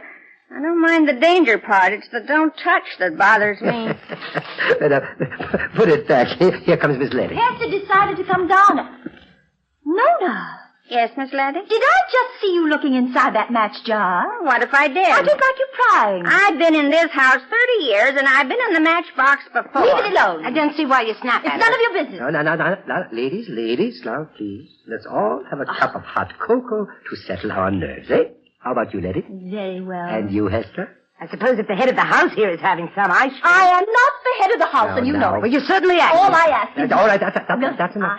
Letty, that's enough. Really, you two, you're going to become the laughing stock of the whole town if you continue this way, believe me. No, now, will you be kind enough and fix the cocoa, please? Yes, Mr. Harry. Thank you, dear. So, now let's all be friends, and tomorrow I shall try to match that broken cup, Hester. Why bother? We have 2 dozen. We never have even a dozen people in the house. That is not the point. The set is supposed to have 24. And besides, it was my mother's child. I like that. It isn't enough you try to have exclusive claim to Harry, and our mother is yours. If you'd come and told me that you broke it instead of sneaking out... I think I'll break it. How would you feel if I were to break this little china dog you prize? Put that down. Suppose I just smashed it. Harry gave me that for Christmas. I'll put it down. Take your hand off my arm. Put it down. You little idiot. Oh, you... Don't you ever dare to strike me again. Cocoa's ready. All right. Thank you, Nona. Just put it down over there and then leave us, please, will you? Yes, Mr. Harry. I must say this house don't lack for excitement of a sort. Now, please come now, both of you. I'm going upstairs. Hester, now you wait a minute. Not another word. I'm going back to my room. There. Oh, I hate her. But she's a child, Letty. You mustn't treat her rather wild. She's a vicious, bad-tempered old woman. I- She struck me. I managed to get along Oh, with she her. doesn't hate you. You're the world to her, and that's why she takes it out on me. Oh, I understand. Letty, darling, love is just as painful as hate sometimes. Look, after all, it was love that kept me here when I could have married Lucy. But I did that, too. Yes, you were even more opposed to Lucy than Hester was, weren't you? And you really wanted to marry her as much as all that. You know that. Oh, poor Harry. Yeah. Poor Uncle Harry. I get the sympathy all right. There's no denying that. Now, look, if you really feel sorry for me, you'll make peace with Hester and let me have a little quiet around There'll here. never be any peace with her. Well, I wouldn't I won't always... apologize if that's what you mean. All I ask is that you act a little kindly. It'll make you a much bigger person than she is. Well, what do you want me to do? Now, look, darling, she hasn't had her cocoa yet now. If you will take it up to I'll her... do no such thing. All right, here, give it to me. I will. No, you shan't go up to her. I'll take it. Oh, good. You are a more generous person, Letty. Do you really think so? Of course, darling. I'll pour it. No, never mind. I'll pour it. I tell you, you get some sugar from the kitchen. She likes it sweet. Oh, she likes it sweet. Very well. Oh. And now, a little drop of comfort for dear Hester. So, and back in the match jar. So. Oh. Here's the sugar. Good. Would you give her a few spoonfuls, please? 1, too. Put another one. She likes it sweet. Very well. Yeah, that's fine. And now, like a good girl, you take it up to her. I will, but I won't kowtow to You her. won't have to. Letty, look, you should do this with forgiveness in your heart. Oh, I'm a Christian, I hope. But I'm a Christian within decent limits. Now, make sure she drinks it. She'll drink it if I have to pour it down her throat after all the trouble I'm going to. Letty, Yes. Letty, if it was just you and me and there was no Hester, We'd be much happier. and suppose I wanted to get married, what would you say? What would become of me? Yeah. Yes, that's what I thought you'd say. What else could I say? Nothing. Go on, dear. Take the cocoa up to her now. Nona! Yes, Mr. Harry? Come in. Would you care to join me in a cup of cocoa? Why, yes. Thank you, Mr. Harry. Good. Sit down. Thank you. Have they gone to bed? Mm-hmm. Miss Hester has. Miss Letty just took a cup up to her. After all that quarrel? After all In fact, she seemed quite anxious to do it. Well, that's hard to believe. No, really. You must have used your blinding. Not at all. Well, the wonders never cease. By the way, Nona, I think you'd better put that little package back. Package? Yes, the little one from the match jar. But I didn't take it, Mr. Harry. What? Miss Letty saw me putting it back. Oh, really? That's strange. I just went over there for a match to light my pipe, and it's gone. She probably hid it somewhere else. Well, I'll have to ask her when she comes down. All right, Nona. Here's to us. What a glorious fuss we can make by just living, eh?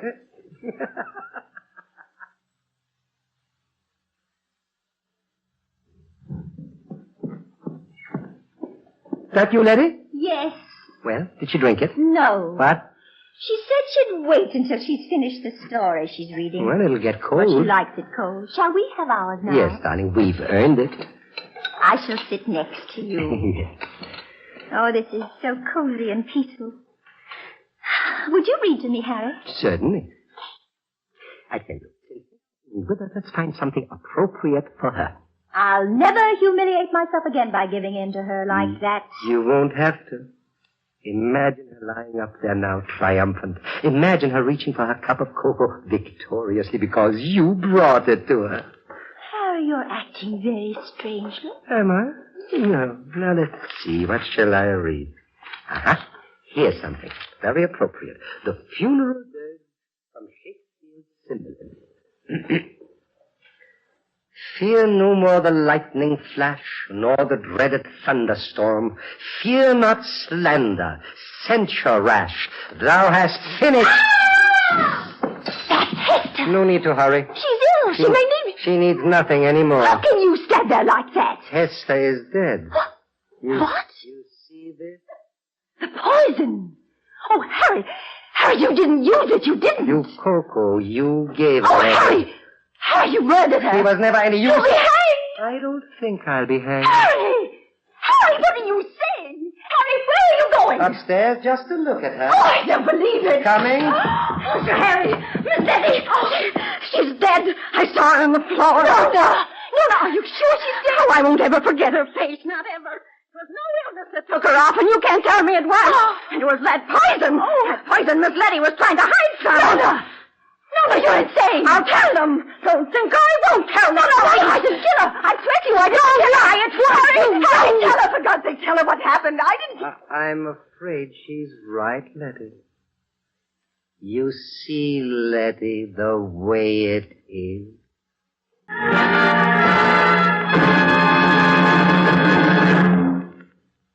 In a moment, we will return with Act Two of Uncle Harry on Best Plays. This is NBC, the National Broadcasting Company. We return to the Best Plays production of Uncle Harry, starring Joseph Schildkraut and Agnes Moorehead. And here again is John Chapman. As we return to this absorbing drama, we move now into a courtroom where a murder trial is in progress. The trial seems to be another work of art on the part of Uncle Harry. The defendant is Letty Quincy. The judge has taken his chair, and the play continues. Order!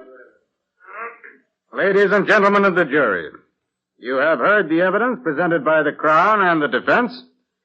The question before you is whether or not Miss Letty Quincy is guilty of the willful murder of her sister, Miss Hester Quincy. You will now retire to deliberate on a verdict.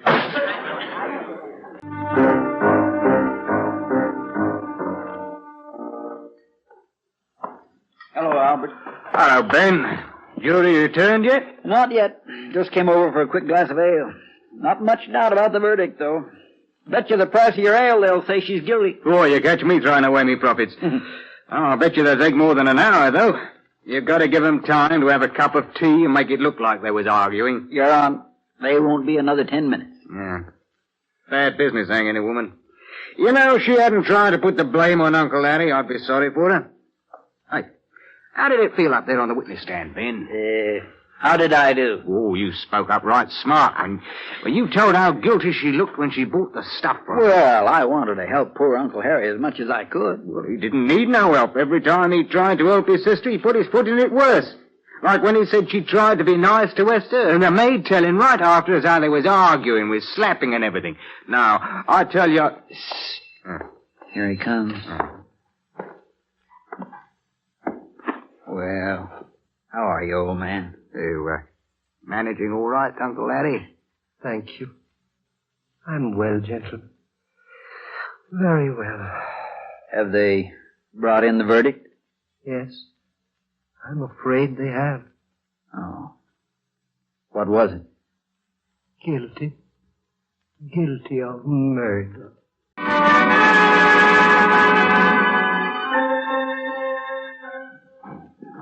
Here's the tea, Mr. Harry. Where shall I set it? Over there on the table, Nona. Thank you. Will that be all? Yes, my dear. Thank you. Mr. Harry. Yes? When is The hanging. Soon, I'm afraid, Nona. It's 2 weeks since the trial. Seems like months. Yes. Oh, that must be Lucy. Will you kindly let her in, Nona? Yes, Mr. Harry. And then I'd like to be left alone with her, please. Yes, Mr. Harry. Thank you, Nona.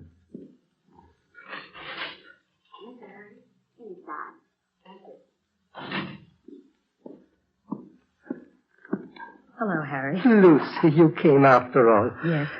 I got your message. How dreadful for you, Harry. I can stand it. I think you were splendid, Harry. Just splendid. Thank you. That moment in the witness box when you said that if there were any justice, you should be in the dock and not Letty. Well, it was the most touching thing I've ever seen. Thank you, my dear. May I pour you some tea? Thank you. I hope you don't blame me for testifying against Letty. I couldn't do anything else, you know. No, indeed, you couldn't. But I wanted you to know, Harry, that I'm with you in your trouble as much as anyone can. Thank you, my dear. Thank you. You don't know how very happy that makes me. It gives one such an inadequate feeling, a disaster like this. Yeah. There's so little one can say. Mm-hmm. But there is one thing. Yes? You can lead your own life now. Exactly, Lucy. Exactly, my dear. You never said a truer word. Not that I'd breathe a word against those poor women. But you're free now. Yes. And you're still young. Yes, Lucy. What a strange business life is, Lucy, isn't it? You go on for years and years and nothing happens. And all of a sudden, bang. Your old life is gone and there's a new one coming up for you. You know, Lucy, once a long time ago I got up at dawn and before breakfast I was on a train 100 miles away. And I thought of my old self lying in bed at home doing nothing. And I could always be doing this and catching a train for somewhere new, somewhere exciting. And now it can be like that for both of us. I need you so, Lucy. You know you can depend on me, Harry. Thank you. Thank you, darling. Oh, Lucy, before you go, what are we going to do about George? George? Yes. Oh, what difference can it possibly make to George? Well, I don't know. It just seemed that he was pretty fond of you, you know. Well, of course he's fond of me. Oh, I see. Yes, well, we'll just have to make him understand, don't we? Understand what? Well, that you belong to me, darling. Harry, Oh, yes, I beg your pardon. I didn't mean to interrupt you. It's a little too early to talk about it. I know, Lucy, but I just can't bear the thought of him seeing you now, Lucy, and kissing you whenever he wants to. Oh, you poor man. No, oh no, Lucy, I'm not a poor man. Not anymore. You're upset, Harry. This tragedy. But it isn't a tragedy, Lucy. I'm free now. Now, you said so yourself. Lucy, darling, remember that afternoon when you came to tea with us, and I asked you then, would you marry me if it weren't for Hester and Letty? Now, do you remember what you said? No, I don't. Lucy, you said that Uncle Harry is a leading question. Well, there's only one answer to a leading question. Yes. Yes. Lucy, I depended on that. Oh, you were terribly mistaken, Harry. Me mistaken? Why, yes. I always intended to marry George. I still do. Oh, no, Lucy. Oh, it's quite final, Lucy, Harry. after what I've done for you? What have you done for me? What have I? What? So George is between us now. But it would be the same, George or no George. But there's nothing to stop us.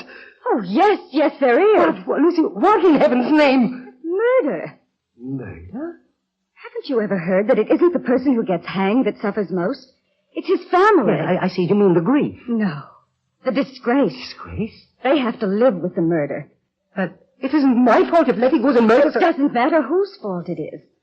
Why, how can you even think of marriage now? What? Well, if any woman were mad enough or selfish enough to do it, think of her children, stared at, talked about. Oh, it wouldn't be fair to them. That's a cruel way to look at it. No, not cruel. Just the ordinary way. Oh? And I'm afraid I'm a very ordinary person, Uncle Harry. I think I'd better leave now. There's nothing else to say.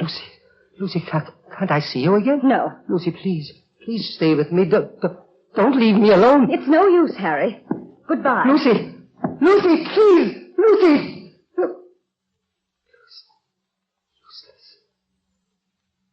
Useless.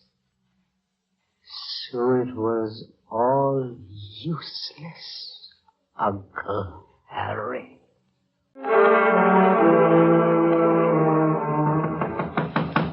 Come in. How do you do? Are you the warden? Yes. My name is Harry Quincy. My sister is to be executed tomorrow. Oh, I assume you wish to see your sister. She's being brought here now. That can wait, Mr. Warden. I wish particularly to see you, sir. Anything I can do to comfort her, of course. It will not be necessary to comfort her. Would you oblige me, sir, by reading this statement here that I prepared? Statement? Yes. Well, it's a bit irregular. Please, sir, please. Very well. Thank you. Following is a transcript of a conversation which took place between my sister Letty and myself in the moments following the murder of Hester Quincy. Letty, that's Hester. Myself, you needn't hurry. Letty, she's ill. She may need... Myself, she needs nothing anymore. Letty, what do you mean? Myself, she's dead. Extraordinary. If you kindly read further, sir, you will see that it was I who murdered Hester Quincy. I entangled my sister Letty in a net of evidence which my own reputation made it impossible for her to untangle. Astonishing. Why are you doing this? Well, there's no point in Letty dying anymore. There's no point in me living. How long will it be before you can release her? Oh, this is quite magnificent of you, Mr. Quincy. No, not at all. The only thing is it doesn't hold water. What? But I consider it a very noble gesture. Mr. Warden, I killed her. I've told you. Mr. Quincy, surely you don't expect the government to hang you on your mere assertion. We need proof. Yes, I know. I thought of it. There. You have it in your hand, Oh, sir. really, sir? Look, Mr. Warden, you have just read the conversation Letty and I had after Hester died. You know that it did not come out in the trial. You must also know that I have had no chance to see her alone. Now, if Letty remembers that conversation as she must, surely it's enough for a retrial, isn't it? Well, I suppose it's worth investigating, Mr. Quincy. Thank you, sir. I hear you're very well liked. Yeah, thank you. I always thought of the other fellow first and lost myself as a result. Nobody knows me, really. Why should they? I hardly know myself. Your sister's refused to see you in the past. Why shouldn't she after what I've done to her, sir? And Letty never forgives a wrong. Very well, Mr. Quincy. Miss Corley, will you bring Letty Quincy in here?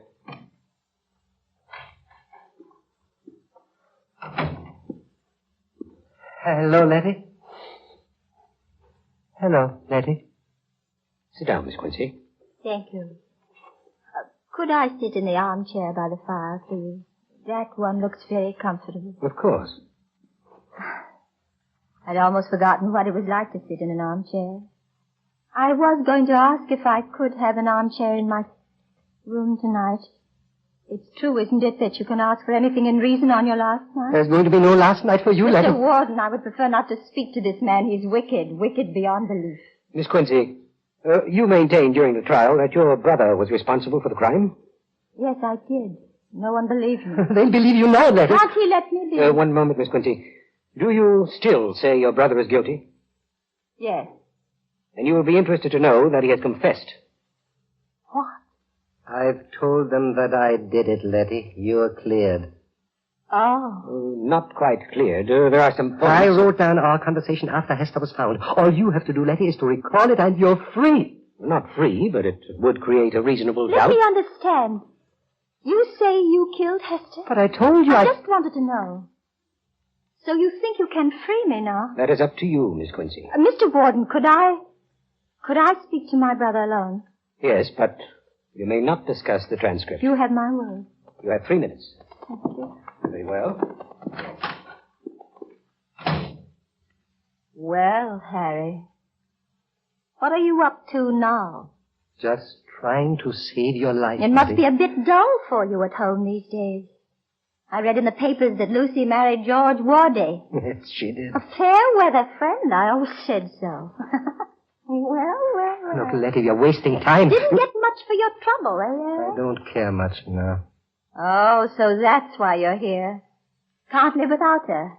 Selfish, Harry. Selfish as ever. What? Do you suppose I don't see through you? It's just like your childish trick of giving away your toys when you'd broken them. And then you'd act so big and generous about it that everyone said what a fine little fellow you were. Now you've broken your life and you want to give that away. But it won't do, Harry. Not this time. You don't want to die, do you, In Letty? the last 3 weeks, I've died over and over again. Tomorrow won't matter. But imagine. If you live, you'll be Lord of the Manor. I thought of that. I thought of you as Lord of the Manor. You who are such a great one for company. But there isn't much company, is there, Harry? You walk down the street and people whisper and cross to the other side. You go home and there's the memory of me at the door to meet you. You sit in an empty room with only horror for company. Oh, no, I wouldn't be in your shoes for anything, Uncle Harry. You can't do this, Letty. You must tell the truth. You must. No. Letty, you've spoiled everything for me all my life. Don't spoil this, please. Please don't spoil this. Well, Mr. Quincy? She won't tell the truth, sir. I did it, and she says no. Of course he didn't do it. Who then? You say I did it? Let it stand that way. Very well. You see, he's always been headstrong, Harry has. Once he even wanted to go to Paris to paint pictures. As if he couldn't paint all he wanted at home. Then he wanted to marry some perfectly ordinary girl. It was hard to make him see sense about it. And now he wants to die. If that's all, Miss Quincy. That's all. Oh, I do hate to leave this fire. I was always like a cat about fire. You won't forget about the armchair, will you? You shall have it. I think you're a brave woman to refuse your brother's sacrifice. Thank you. You wouldn't care to say goodbye, Harry. Mr. Warden, you've got to delay it. She'll talk. I promise you will. I promise you. You see, if she dies, I'll be all alone with what I've done. You see, Harry, the way it is. She said it. Mr. Warden, did you hear those last words? Those are the same words I said to her. You see, Letty, the way. Yeah, that proves it. Here, I'll find them for you in this transcript, right here. Right here. This is the proof.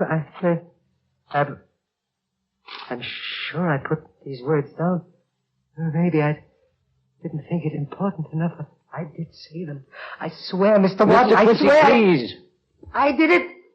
Letty! Letty! Come back. Can't I even have a say in my own life just for once, Letty? Don't you see?